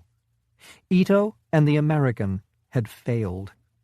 While the destruction of China's infrastructure would be slower and more haphazard than he had planned, it would be just as complete. That was the genius of the weapon. It had a life of its own. The private jet ahead was the only one in view on the tarmac and was surrounded by Sanetomi's security detail. The Prime Minister's impending visit to China had been widely publicized, but turned out to be less popular than the politicians' advisers had calculated. The remote airport had been chosen to avoid the inevitable protests by Japanese citizens opposed to further appeasement of their enemy to the west. Patriots who were willing to rise up and defend the honor of their homeland, while self-serving cowards like Fumio Sanetomi cowered. The limousine glided to a stop, and Takahashi stepped out with his briefcase gripped firmly in his hand. The Prime Minister's men watched through dark glasses as he approached the steps leading into the plane, finally moving to block his path. "Are you armed, General?" one asked. "Of course not." "You'll excuse us if we check." The man was understandably nervous. Normally, Takahashi wouldn't take this intentional insult so easily, but today he held his arms out at his sides with a smile, letting the man use his metal detector as Sanetomi watched from one of the jet's windows. They didn't bother to check the briefcase, because this had nothing to do with security and everything to do with putting him in his place. Of course, the Prime Minister had no idea what that place was. When the infantile display of power was over, Takahashi entered the plane and walked immediately to the back. "Sit," Prime Minister Sanetomi said. The old soldier took a place across a small table and laid his briefcase on top of it. "In a few hours we'll be landing at President Yandong's retreat," Sanetomi said. "During our time there, you will speak only when spoken to, and your responses will be short, respectful, and contrite. You do not represent Japan, and you will not take part in any discussions of policy or our relationship with the Chinese. Am I understood?" "Very clearly," Takahashi said. "But if this is the case, may I ask why I'm being included on this excursion?" "In order to publicly apologize for your aggressive behavior and to offer your resignation as head of our self-defense forces." "I see," Takahashi said, looking out the window as they taxied toward the runway. The security detail was already packing up and moving toward an SUV parked nearby. 4 more guards were on the plane, 1 sitting near the cockpit, and 3 more strapped in mid-fuselage. Apparently, Sanetomi's negotiating team had taken a commercial flight earlier that day. "And who will be accepting my resignation, Prime Minister? You or your Chinese master?" The politician suffered a rare moment of visible anger as his face reddened and the muscles in his jaw tensed. "You've always been a twisted man, General, obsessed with a world that's been gone for more than half a century. I should never have let you remain in a position of responsibility. I and my predecessors believed that it was time to relieve the Americans of their responsibilities toward us and to create a Japan that could be a positive force in the world. But it's clear that you see things very differently, and that we allowed you to drain money from our economy for too long. You seem to believe that we can actually win a war with China. That is a delusion, General. Even with the weapons you've developed and the help of the Americans, our country would be decimated. Millions would die on both sides to achieve an even more acrimonious stalemate. The time for war, the time for men like you, is past." "And so we're left with men like you. Men who will give away our country, piece by piece. First to be run from Washington, and now to be run from Beijing. Men who will turn our people into slaves in order to cling to their own false sense of power and prestige." "This conversation is over," Sanetomi said, the volume of his voice rising. I will do nothing," Takahashi responded, slamming a hand down on the table hard enough to turn the heads of the security men on the jet. "You are an arrogant and stupid child. You think I've told you and the pitiful men who preceded you the full extent of what I've accomplished? You think I would trust the future of my country to speechmakers and whores?" Sanetomi shrank back in his seat. Takahashi was, at his core, a man of violence, but on the surface he had always been careful to maintain the appearance of placidity. "We will not fly to your ally Yandong's retreat," Takahashi continued. "Nor will I be resigning my commission. We will fly to Chengdu, where I will release the weapon I have in my briefcase. And then either you will decide to preside over a victorious Japan, or you will be tried and executed as a traitor." Sanetomi looked at the black leather briefcase, and then back to Takahashi. You brought a nuclear weapon on board this plane?" The soldier laughed. "Nothing so crude, Prime Minister. What I have inside is a nanoscale weapon that will take hold in Chengdu and then spread throughout China, quietly destroying everything in its path. All you have to do is continue to be convincing in the role of frightened appeaser. By the time the Chinese understand what's happening and who's responsible, it will be too late." Sanetomi just stared at him, frozen.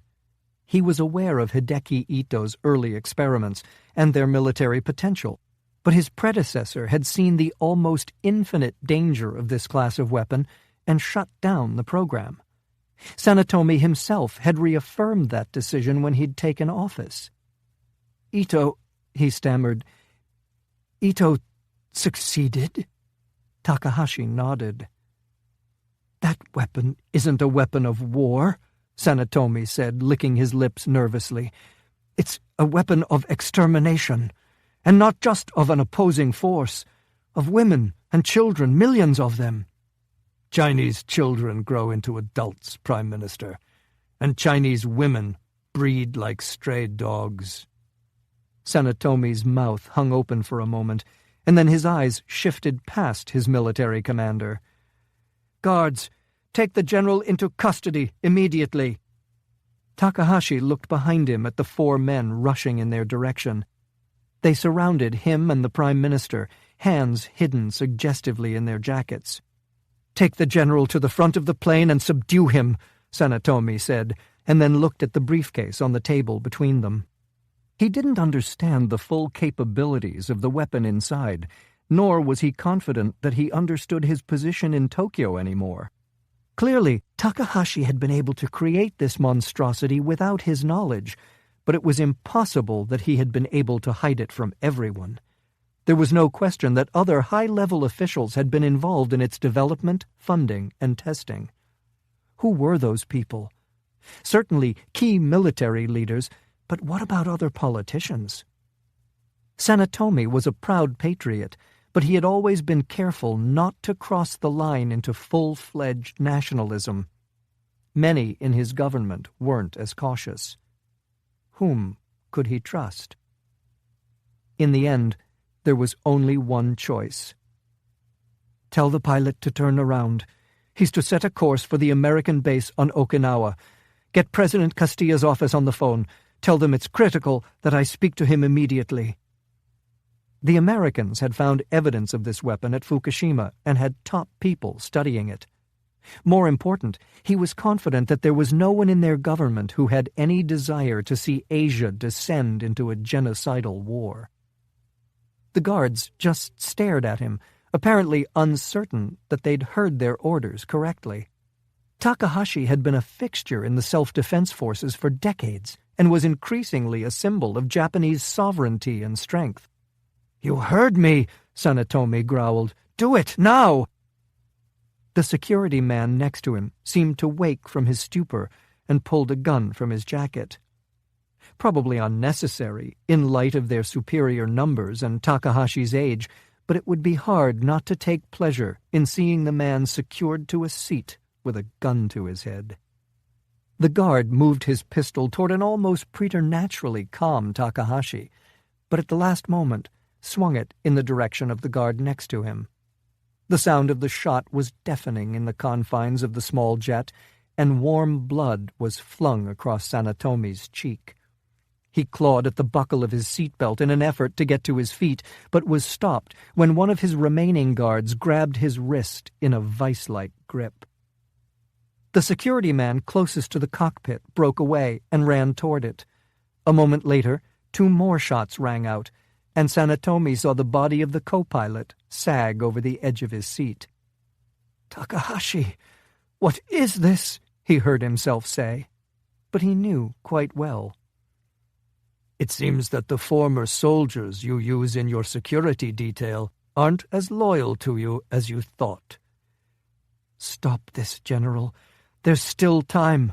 You can't—" Sanetomi was silenced when a clear plastic bag was pulled over his head. He thrashed wildly, but there was no way to overcome the strength of the guards and the seatbelt pulled tight across his lap. Finally, he went still, staring at Takahashi through the fogging plastic as his vision began to swim from lack of oxygen. Takahashi returned his stare for a moment before twisting in his seat to shout to the guard who had taken control of the plane. "Contact the Chinese and tell them that we believe the Prime Minister has had a heart attack and request permission to divert to Chengdu in order to get him medical attention." The world around Sanetomi began to go dark, but he wouldn't allow himself to start fighting again. It would be futile, and he refused to give the man casually watching him die the satisfaction. He forced his expression into a mask, giving away none of the fear he felt, for the Japanese people, for his family, for the horrors that Takahashi would soon unleash on China and the world. It was his responsibility, his fault, for not seeing what was happening in time to stop it. And for that, he deserved to die. Chapter 62. Kadena Air Base, Okinawa. The helicopter touched down about 25 yards from the hangar. John Smith immediately jumped out, running crouched toward the base commander, who was trying to stay clear of the powerful rotor wash. "Colonel Smith," he yelled in a heavy southern drawl as they shook hands. "Steve Barron." "Nice to meet you, sir. Have you been briefed?" Barron put a hand on his back and led him toward the hangar as the chopper started to lift off again. "I'm not sure I'd call it a briefing, but we're ready for you. and I'm real anxious to hear what the hell all this is about." When they entered through the massive doors, Smith found a group of men sitting in front of an easel containing a map of China. Next to the easel was something much more intriguing: a warhead about 1.5 feet in diameter and 1 yard long, resting on a wheeled cart. It had a new coat of paint, though beneath it bubbles suggesting rust could be seen. Not surprising for a weapon that had been retired when he was still in grade school. Smith had to admit that he'd had doubts when he asked Klein to track down the warhead, but the man had once again come through. It was hard to believe that the only hope they had to stop the most advanced weapon ever developed was this dilapidated Cold War relic. With one exception, the men were wearing flight suits similar to the one he'd been given, though theirs included insignias denoting name and rank. The exception was a craggy-looking man in mechanic's coveralls. They all stood and saluted, but Smith didn't return the salute, instead walking past them to stand next to the map. While Barron knew who he was and undoubtedly assumed he was working for military intelligence, it was better to remain anonymous to the others. "You can call me John," Smith said, making eye contact with the men in front of him. Barron had been personally ordered by the chairman of the Joint Chiefs to put together the best men the 18th Fighter Wing had to offer, and Smith had to admit they were an impressive crew. Whether it would be enough to prevent the greatest genocide in human history, though, remained to be seen. He patted the warhead with his right hand and then pointed to the man in coveralls. "Where do you stand on getting this thing loaded underneath a plane?" The man rose, looking more than a little uncomfortable. "Sir, that thing's an antique, and the best thing we've got to carry it is a 2-seater F-15 trainer that wasn't designed for it." "I don't want to hear problems," Smith said. "I want to hear solutions." "Understood, sir. I'm going to get it done for you, but it ain't going to be pretty. My guys are rigging up something in place of one of the fuel tanks, and there are no onboard systems to release it, so we're having to rig something up." "The only thing I'm interested in is if it's going to work." "It'll work. You've got my word on that, sir. But she's going to fly like a hog, and you aren't going to have any missiles." "What about the Gatling gun?" Smith said. "Yes, sir. The gun will be hot." "How much longer?" "We're making a few tweaks, and then we're going to do a 3rd round of tests. We can have you in the air in 20 minutes. Make it 15. You're dismissed." The man slid out of the row and went for the warhead, pushing it toward the back of the hangar. Smith watched him go, not wanting to continue until he was out of earshot. "The Prime Minister of Japan is currently on his way to a diplomatic meeting in China. According to my sources, he entered Chinese airspace about 10 minutes ago. Our mission is simple. We're going to intercept his plane over an uninhabited area, and we're going to shoot it down. Missiles are strictly off-limits. The plane will be taken out using guns only. We'll then drop the warhead that you just saw, centering it on the wreckage." That's it. Any questions? They all just stared at him in stunned silence. General Barron was the first to break it. "You heard the man. Let's saddle up." The pilots looked at each other and finally stood, slowly gaining momentum as they started for their aircraft. Barron waited for a few moments, and then approached, moving alongside Smith and speaking in a hushed tone. "Colonel, I was told in very clear terms that what you say goes. What I wasn't told is that you were going to use my men to start World War III. We're hoping to avoid that." "You're hoping to avoid that," Barron repeated with understandable incredulity. "Look, Colonel, I understand that all this is classified and that you're some kind of golden boy, but there are some questions I need to ask here." Smith frowned, but he didn't want to come down too hard on the man. He had an excellent reputation, and in his position, Smith would be looking for the same kind of assurances. "What questions, sir?" "Is the Prime Minister on that plane?" "Yes." "Do we have permission to fly over Chinese territory?" "No." The general let out a long breath. "That's what I was afraid of. I'm sorry, Colonel, but I'm going to need confirmation of these orders." "Then I suggest you get on the horn, sir. Because, make no mistake, in less than 20 minutes, we will be in the air.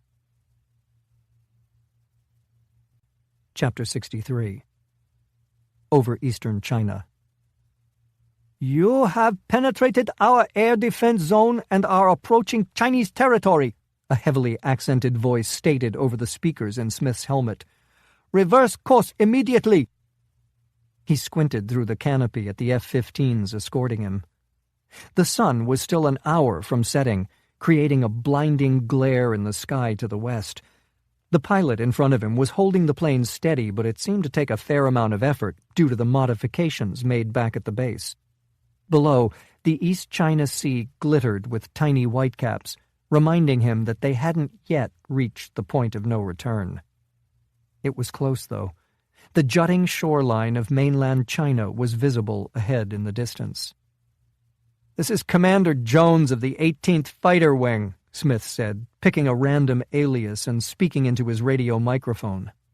"Our aircraft has suffered a computer failure and I'm unable to turn. We're rebooting and expect to have the problem corrected soon." When the Chinese Air Force man came back on, he seemed to have not heard the admittedly lame excuse. "Do not cross into Chinese territory. Commander, I repeat, do not cross into Chinese territory." "We may not have any choice," Smith said, trying to stall the Chinese military's response as long as possible. "We're doing everything we can. Please contact General Barron at Kadena for confirmation." There was no response this time, and Smith decided to take it as a positive sign that the Chinese were running it up the chain of command. With a little luck, they'd contact Barron, and he would tell them the exact same thing in the slowest possible way. Every second he could give them might be the difference between success and failure. "ETA?" Smith asked the pilot. 31 minutes to intercept, 3 minutes to incursion into Chinese territory." Smith nodded to himself and again wondered exactly what orders the pilot had been given. General Barron had never reappeared, and it seemed likely that he was still trying to get confirmation of Smith's authority. Had he told his pilots to hold in international airspace until he gave them direct authorization to continue? Smith ran his fingers over his sidearm. If so, things were going to get real interesting, real fast. For once, luck was with him, and Barron's voice crackled to life over an encrypted frequency. "I have just spoken personally to the President, and I'd like to quote him directly. If you see Jesus Christ himself coming out of the sky in a fiery chariot, and John tells you to fire on him, you will do so without hesitation. Are those orders crystal clear?" Smith let out a quiet sigh of relief as the affirmative responses came from all the pilots in his formation. A moment ago, there had been 1,000 things that could go wrong with this particular Hail Mary. Only 999 left. "Are we aware of any Chinese response yet?" Smith said. "It looks like they're scrambling fighters for an intercept, but we're still trying to solidify the intel on that. My Chinese counterpart is trying to reach me through back channels, but I'm under orders not to respond to him." Understood. The President and Klein would undoubtedly be trying to work through this at much higher levels. "I'll update you as soon as we get any information you can use, John. In the meantime, good luck." "Contact. 10 bogies closing fast from the south."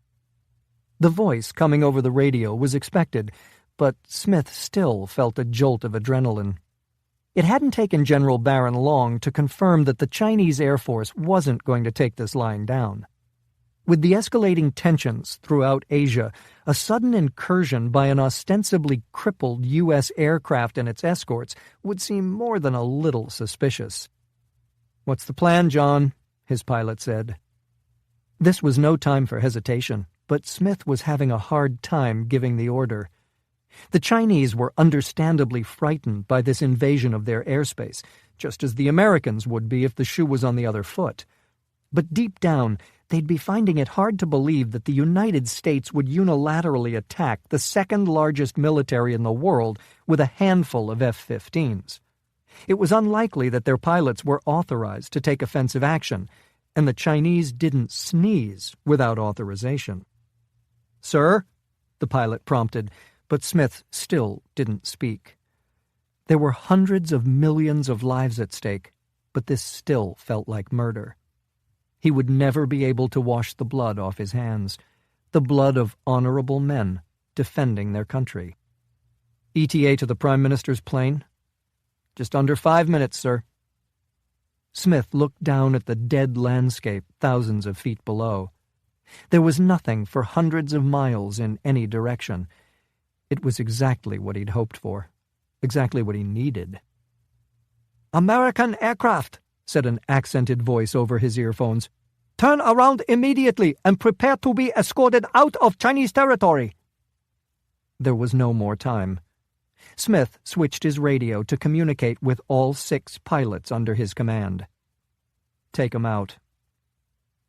The 2 seconds of silence that ensued seemed excruciatingly long. "Sir, would you repeat that order?" "We have the element of surprise, but it isn't going to last. Take as many of them out as possible with the initial attack. We'll continue on to intercept the Prime Minister's plane. The rest of you keep the surviving Chinese fighters off us at all costs. Is that clear? There are no other considerations. Keep them off us at all costs." Chapter 64. Oval Office, Washington, D.C., USA. "I understand that, but—" Sam Adams Castilla held the phone's receiver away from his ear as the President of China went on another panicked tirade. His English wasn't bad, but tinged with hysteria, it was hard to follow everything he said. Not that the details mattered. The bottom line was that there were 6 American F-15s over his country, with Chinese fighters nearing intercept. And Castilla hadn't even gotten to the bad news yet. "Mr. President, we need to—" Yan Dong just kept talking over him, demanding that the aircraft reverse course immediately, railing against the absurdity of the disabled flight computer story and projecting the impending devastation that would be the result of a war between their nations. General Keith Morrison, the chairman of the Joint Chiefs, was the only other man in the room. He was sitting in one of the chairs in front of Castilla's desk, talking quietly into a secure phone. After a moment, he stood and wrote upside down on a legal pad in front of the president. 4 minutes, 30 seconds. It was the countdown to when the 2 groups of fighters would come within weapons range, to when the world could potentially change forever. "Mr. President," Castilla shouted at the top of his lungs, "let me speak, damn it!"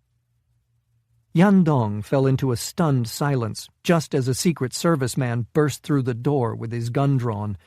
He retreated when Keith Morrison waved him off. "Mr. President," Castilla said, moderating his tone, "the aircraft is not disabled. I want to tell you exactly what's happening and why. Please, sir, let me fully explain the situation to you before it's too late." The silence on the other end of the line extended for a few seconds. Finally, Yan Dong spoke. "You'll have 1 minute." It seemed like an arbitrary deadline to avert one of the worst humanitarian disasters in history, but he'd have to work with it. Castilla looked again at the numbers Morrison had written on the pad. Of course, he wasn't going to tell his Chinese counterpart the full, unvarnished truth. Instead, he'd use the cocktail of facts, diversions, and lies that Fred Klein had come up with. When it came to this kind of thing, Klein was the best who ever lived. "Masao Takahashi has gone insane," Castilla said deliberately. "We recently learned that he's developed a new kind of biological weapon and that he's planning on releasing it in China." This time, the screaming at the other end was completely unintelligible. Some was in Chinese and obviously not aimed at him. Castilla tried to stay calm, praying that he hadn't just opened the gates for a nuclear attack on Japan. "President Yan Dong, let me finish." The shouting on the other end died down, and Castilla could hear the man's elevated breathing over the line. It was a good sign. Yandong was understandably scared, and scared people were usually looking for a way out. Unless they panicked, in which case everyone was screwed. General Morrison stood again and wrote 2 minutes, 30 seconds on the pad. Castilla ran a hand across his throat, signaling him to stop with the updates. The pressure was bad enough as it was. We believe that Prime Minister Sanetomi and his government are completely ignorant of Takahashi's plan. Is Takahashi on the plane with Sanetomi? Yandong interjected. Yes, but and does Takahashi have the biological weapon with him? We believe he does. We also think it's likely that he's either subdued or murdered the Prime Minister. We have received a call from the plane saying that Sanetomi suffered a heart attack. We've approved rerouting to Chengdu.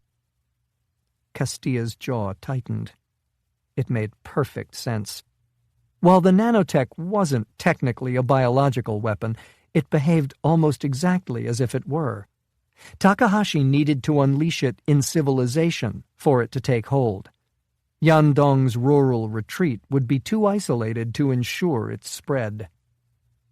Mr. President, I have the U.S. Army's top microbiologist on one of those F-15s, with orders to shoot Sanetomi's plane down. You're going to shoot down the Japanese Prime Minister's plane? Yandong said, suspicion starting to overshadow the fear in his voice. Over Chinese territory? Those are the orders I've given, Castilla said, and then took a deep breath. There's more, though. My man's plane is also carrying an enhanced radiation weapon. A what? They're more commonly known as... Castilla winced as Keith Morrison looked on. Neutron bombs. You've flown a nuclear bomb into my country? Yandong shouted, followed by more yelling in Chinese. Mr. President, we don't know exactly what we're dealing with in regard to this genetically engineered disease. My man has recommended that the wreckage of the Prime Minister's plane be irradiated to make absolutely certain that the pathogen is killed and can't be picked up by the wind. He could hear more muffled shouts that he didn't understand, but this time he didn't interrupt.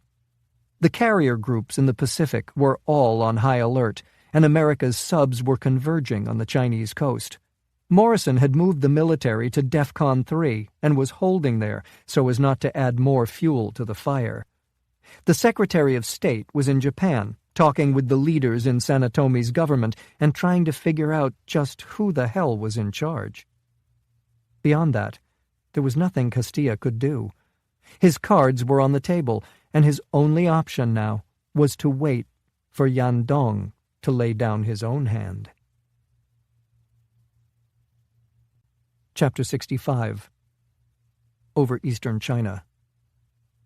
As the 5 F-15s under his command broke off and started on a course to intercept the 10 Chinese Shenyang J-11s, Smith realized he was holding his breath, and that he couldn't seem to get it going again. In his helmet, he could hear the broken English of one of the Chinese pilots, warning them off. Undoubtedly, another was on the radio to their base, trying to get rules of engagement from a long, complex, and confused chain of command. For better or worse, Smith's people had no such issues.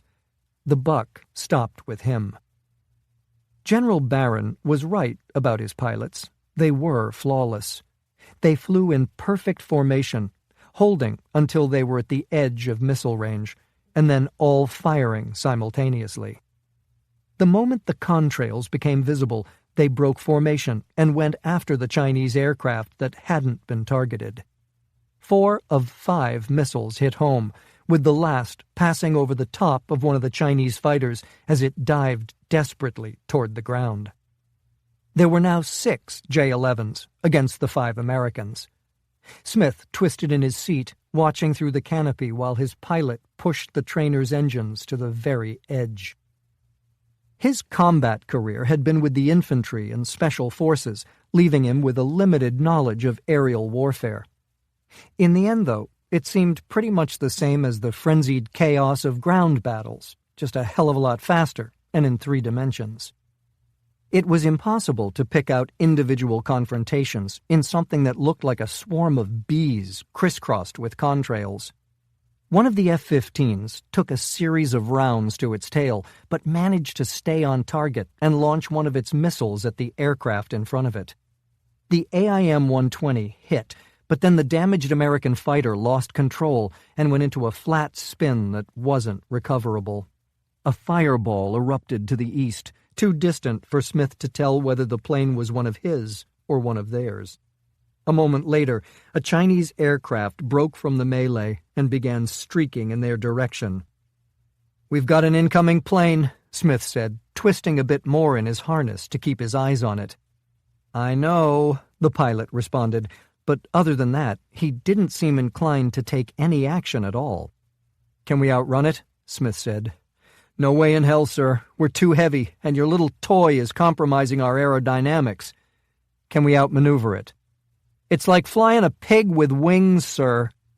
And they were carrying no missiles, only the Gatling gun. "ETA to the target?" "About 2.5 minutes. It wasn't enough time. The Chinese fighter was coming up on them fast, and none of the F-15s was in a position to break away and engage it. His pilot rammed the stick forward, and Smith found himself pinned to the seat as they dived. The jet shook like it was going to come apart as the Chinese fighter swung in behind. Smith wanted to look back at the warplane hunting them, but the G-forces made it impossible. How close was it? Had it been able to match the ferocity of their dive? Did its pilot have a shot? His questions were answered a moment later, when the cockpit was filled with the dull screech of an alarm. The aircraft behind them had radar lock. Smith braced himself and managed to find enough leverage to turn slightly in his seat. Out of the corner of his eye, he could see the plane, only a few hundred yards back, using its superior maneuverability to counter their pathetic attempts to shake it. In the distance, he could see the contrails of the ongoing dogfight, but individual planes were impossible to make out. Smith faced forward again, staring blankly at the back of the pilot's seat. Did Takahashi know what was happening? Was he laughing while he watched the Chinese destroy their last hope? Smith's teeth were clenched so tightly that he could hear them grinding together in his head. He closed his eyes and waited, but nothing happened. He assumed that waiting helplessly to be incinerated had thrown off his ability to mark time, but eventually the seconds stretched out long enough to suggest that this wasn't it. Finally, he opened his eyes and twisted around. The plane was still there, lined up right behind them. "Why isn't he firing?" "I'm not sure, sir." "Could he have a weapons malfunction?" "Maybe, but I don't think so." They leveled out, and the J-11 disengaged, setting a course back to his comrades. The first thing that came to Smith's mind was that it was a trick. But to what end? That pilot could have killed them with the flip of a switch. Had Castilla managed to get through to his Chinese counterpart, convince him to pull back? Smith looked past the plane hurtling away from them and squinted at the dogfight still in progress. As near as he could tell, there were only 2 Chinese aircraft remaining, and both were being double-teamed by the surviving F-15s. It was time to make a decision. The J-11s weren't going to last much longer, even with the plane coming to their aid. "Disengage," Smith said, opening a channel to his men. "I repeat, disengage. Defensive actions only." Chapter 66. Over Eastern China. General Masao Takahashi adjusted the focus on his binoculars and panned them slowly across the jet's side window. On both sides of him, his men were doing the same with their naked eye, silently watching the events unfolding in the sky to the south. It was impossible to follow the chaos of the dogfight, or even to reliably differentiate between the U.S. F-15s and the Chinese J-11s. What he could say with certainty, though, was that the Americans' surprise attack had been successful. The odds were roughly even now. He dropped the binoculars and went forward to the cockpit, where he grabbed a headset. "Connect me to Chengdu Tower." The pilot flipped a switch on the radio and then returned his attention to the windscreen, leaning into it and scanning the tangled contrails being created by the warplanes. "Chengdu Tower, this is General Masao Takahashi in Prime Minister Sanetomi's plane. Your aircraft have engaged a group of American fighters to our south. Please advise, what is the situation?" These communications were undoubtedly being monitored at the highest levels, and he could use that to keep the Chinese off balance.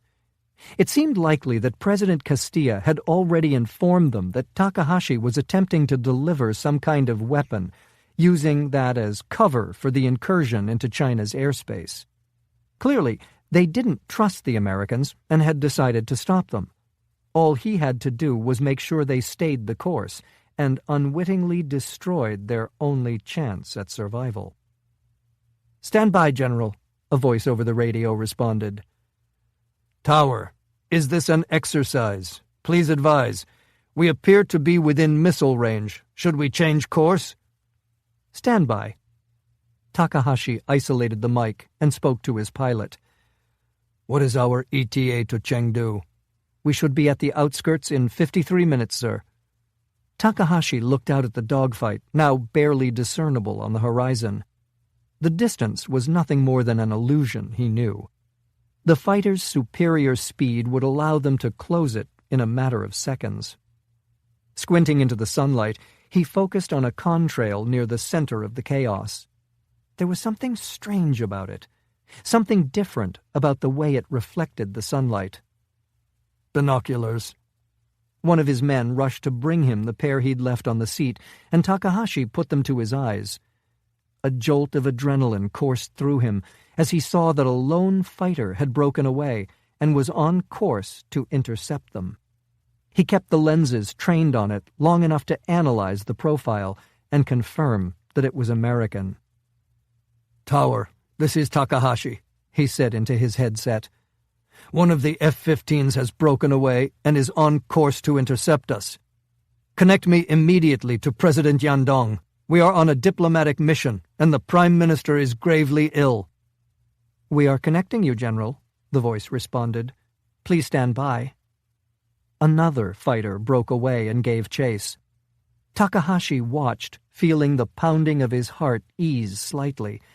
It was Chinese, and it was overtaking the F-15 at a rate that would put it behind the American fighter well before it got within range of Takahashi's jet.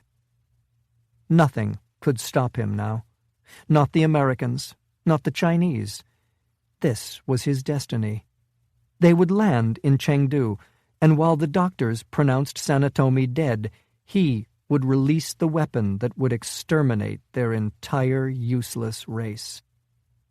Of course, the Japanese government would insist on the immediate return of the Prime Minister's body, and Takahashi would solemnly accompany it on its journey back to home soil.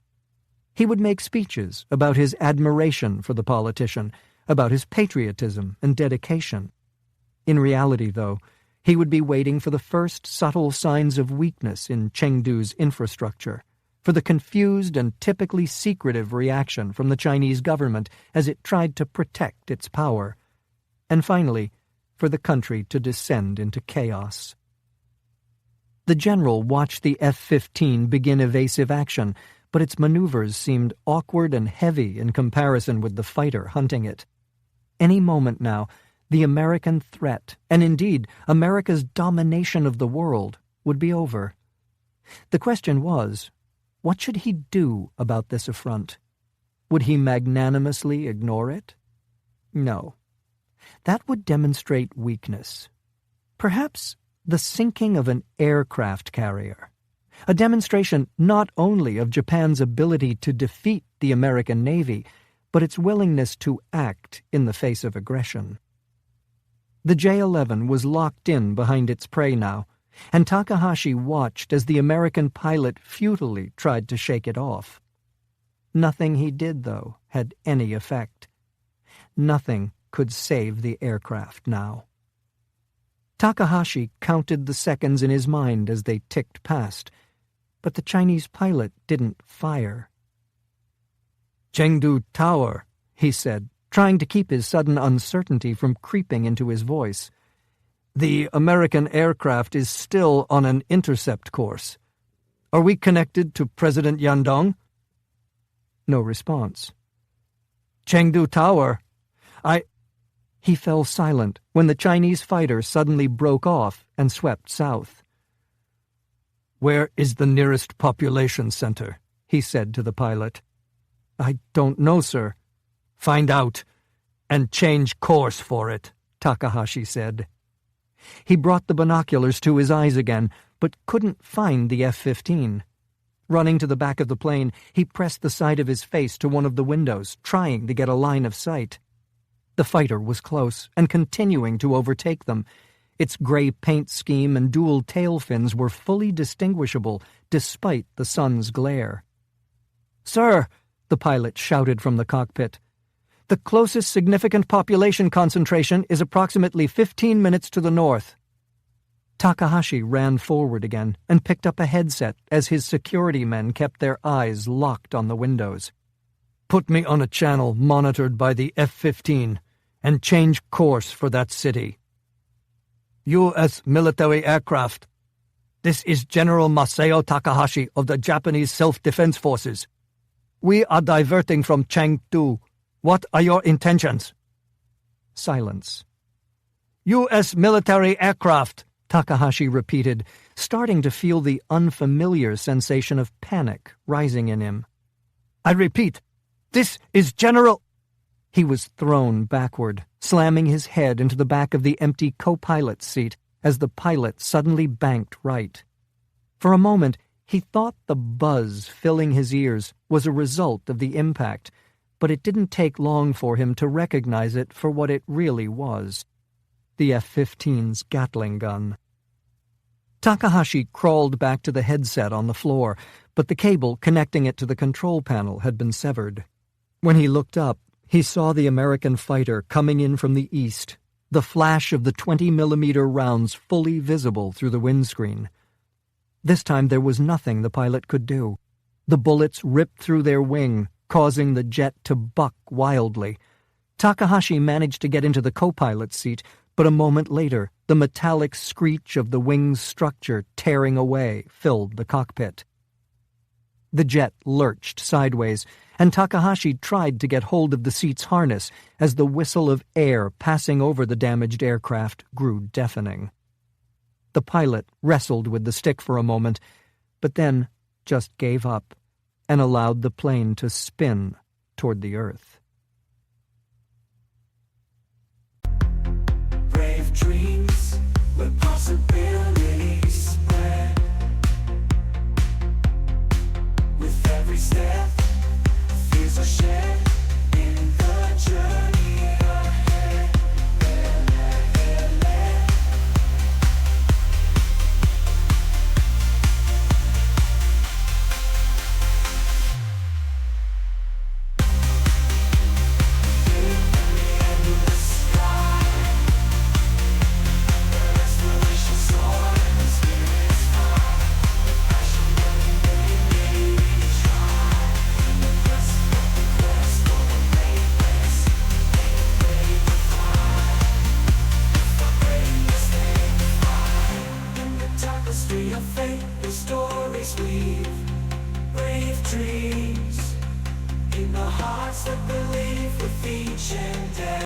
Chapter 67.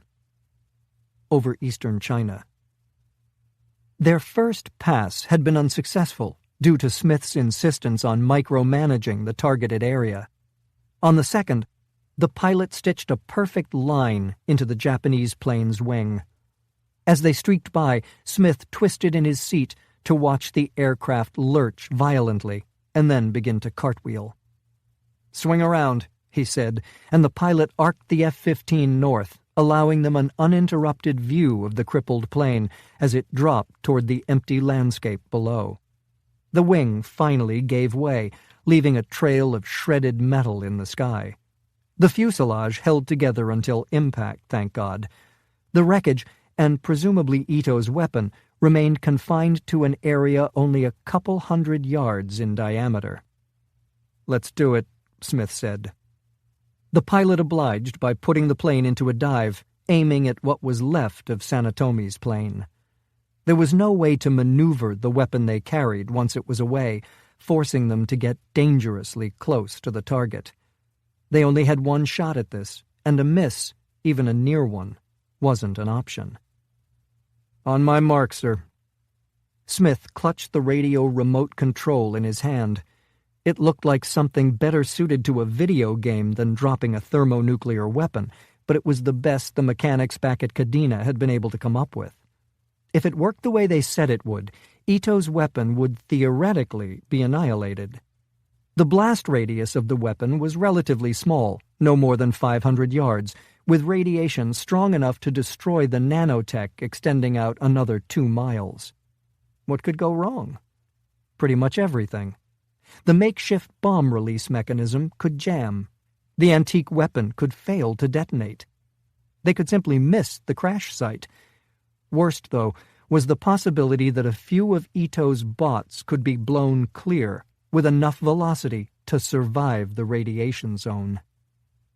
Smith flipped the cover off the remote's button. His stomach felt like it was trying to escape through his throat, and he knew it wasn't just the speed of their descent unnerving him. It was the knowledge that millions of lives depended on a single movement of his thumb. "Now," the pilot said, and Smith pressed the button. There was a brief grinding sound, and then the right side of the plane sprang upward as the weight beneath it disappeared. "It's away," the pilot said as he yanked back on the stick. Smith felt his G-suit inflate, working to keep the blood from draining from his head with the force of the climb. His vision began to blur as the view transformed from the brown of the dead landscape to the unbroken blue of the sky. The flash was followed by a roar that drowned out the sound of the 2 Pratt & Whitney engines. The plane bucked violently in the turbulence, and the sensation changed from one of flying to one of being thrown through the sky. Warning alarms that didn't mean anything to Smith sounded as the pilot fought for control. The tail end of the aircraft pulled left, then right, and a moment later they were flipping end over end. The pilot continued to strain the engines, but they were useless in the air blast from the weapon. The G-forces subsided, as did the roar of the hot wind around them, but that was all Smith could be sure of as they continued to tumble. New alarms were added to the ones already sounding as more of the plane's systems failed. Finally, the engines sputtered out. In that moment, everything went strangely silent. There was nothing but the world spinning around them and the rhythmic thud of his own heartbeat. "We're not going to make it," the pilot said with admirable calm. "Good luck, sir." The canopy above Smith blew open, and he felt himself being ripped from the cockpit. The tail just missed him as the plane continued to go end over end. The pilot wasn't so lucky. The back of his ejection seat was struck, and both it and he were cut in two. Epilogue. Arlington National Cemetery, USA. John Smith looked away from the young family crying over a flag-draped casket, and instead gazed out on the tombstones gleaming in the sunlight. With the help of a quietly grateful Chinese government, his pilot's remains and those of the other airmen killed in the dogfight had been recovered. Both were being interred with full military honors.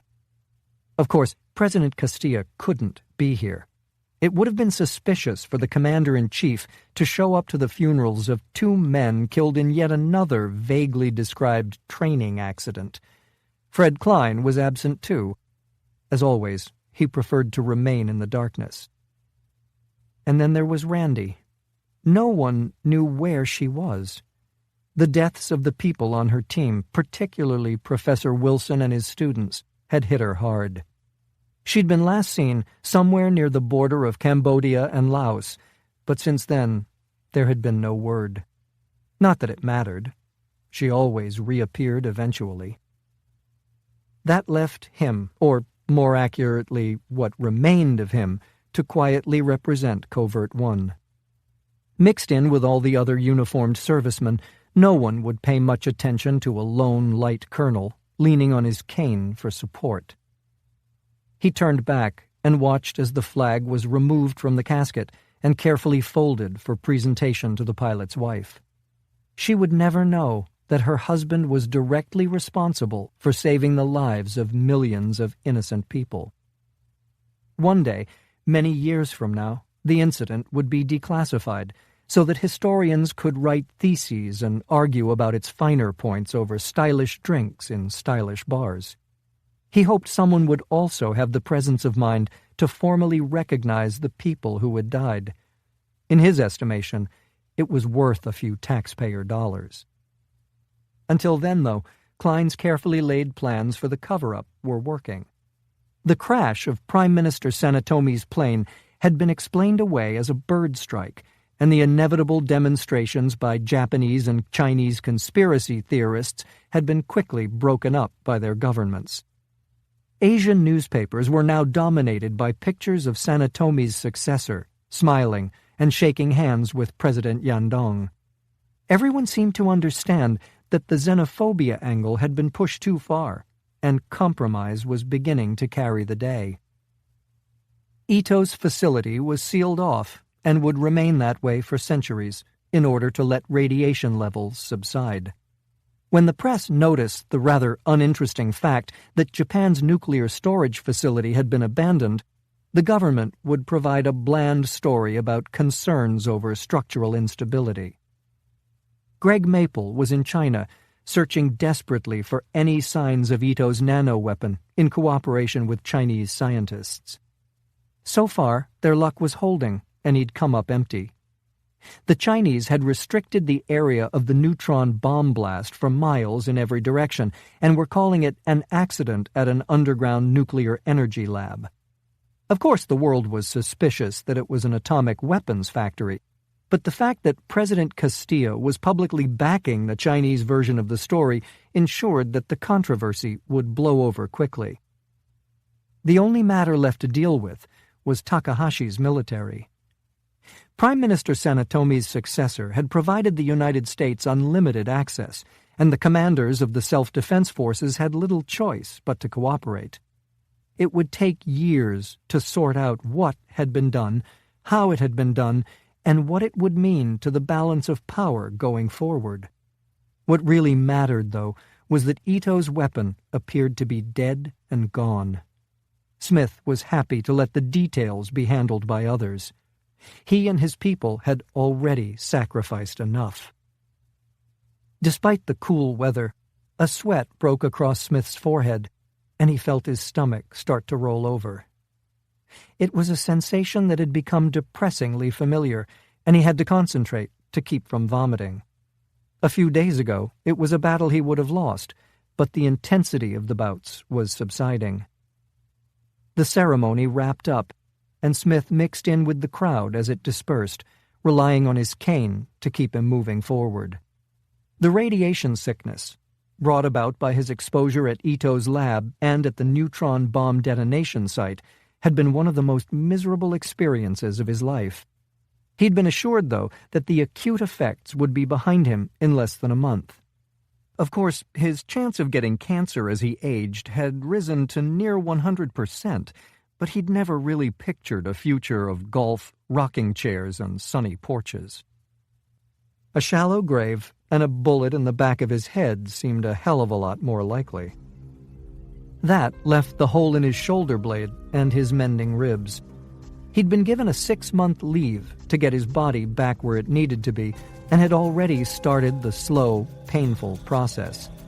His physical therapist, an unflaggingly enthusiastic young woman who appeared to be well shy of her 30th birthday, had assured him that one day soon he'd be back putting the hurt on the Special Forces operatives he ran with on weekends. Smith had to admit that he didn't share her confidence.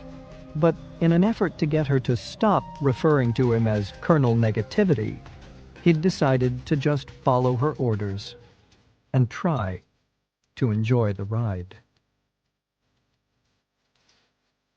This has been a Hachette audio production of Robert Ludlum's The Patriot Attack, a Covert-One novel. Written by Kyle Mills, read by Jeff Woodman. Produced by Christine M. Farrell.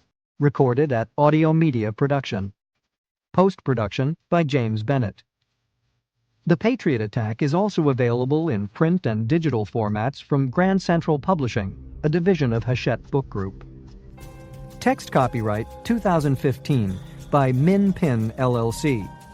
Audio production copyright 2015 Hachette Audio. All rights reserved.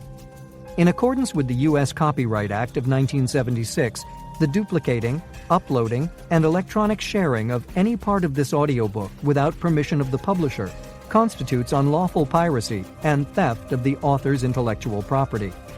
If you would like to use material from the audiobook other than for review purposes, prior written permission must be obtained by contacting the publisher at permissions@hbgusa.com. Thank you for your support of the author's rights. This audiobook is a work of fiction.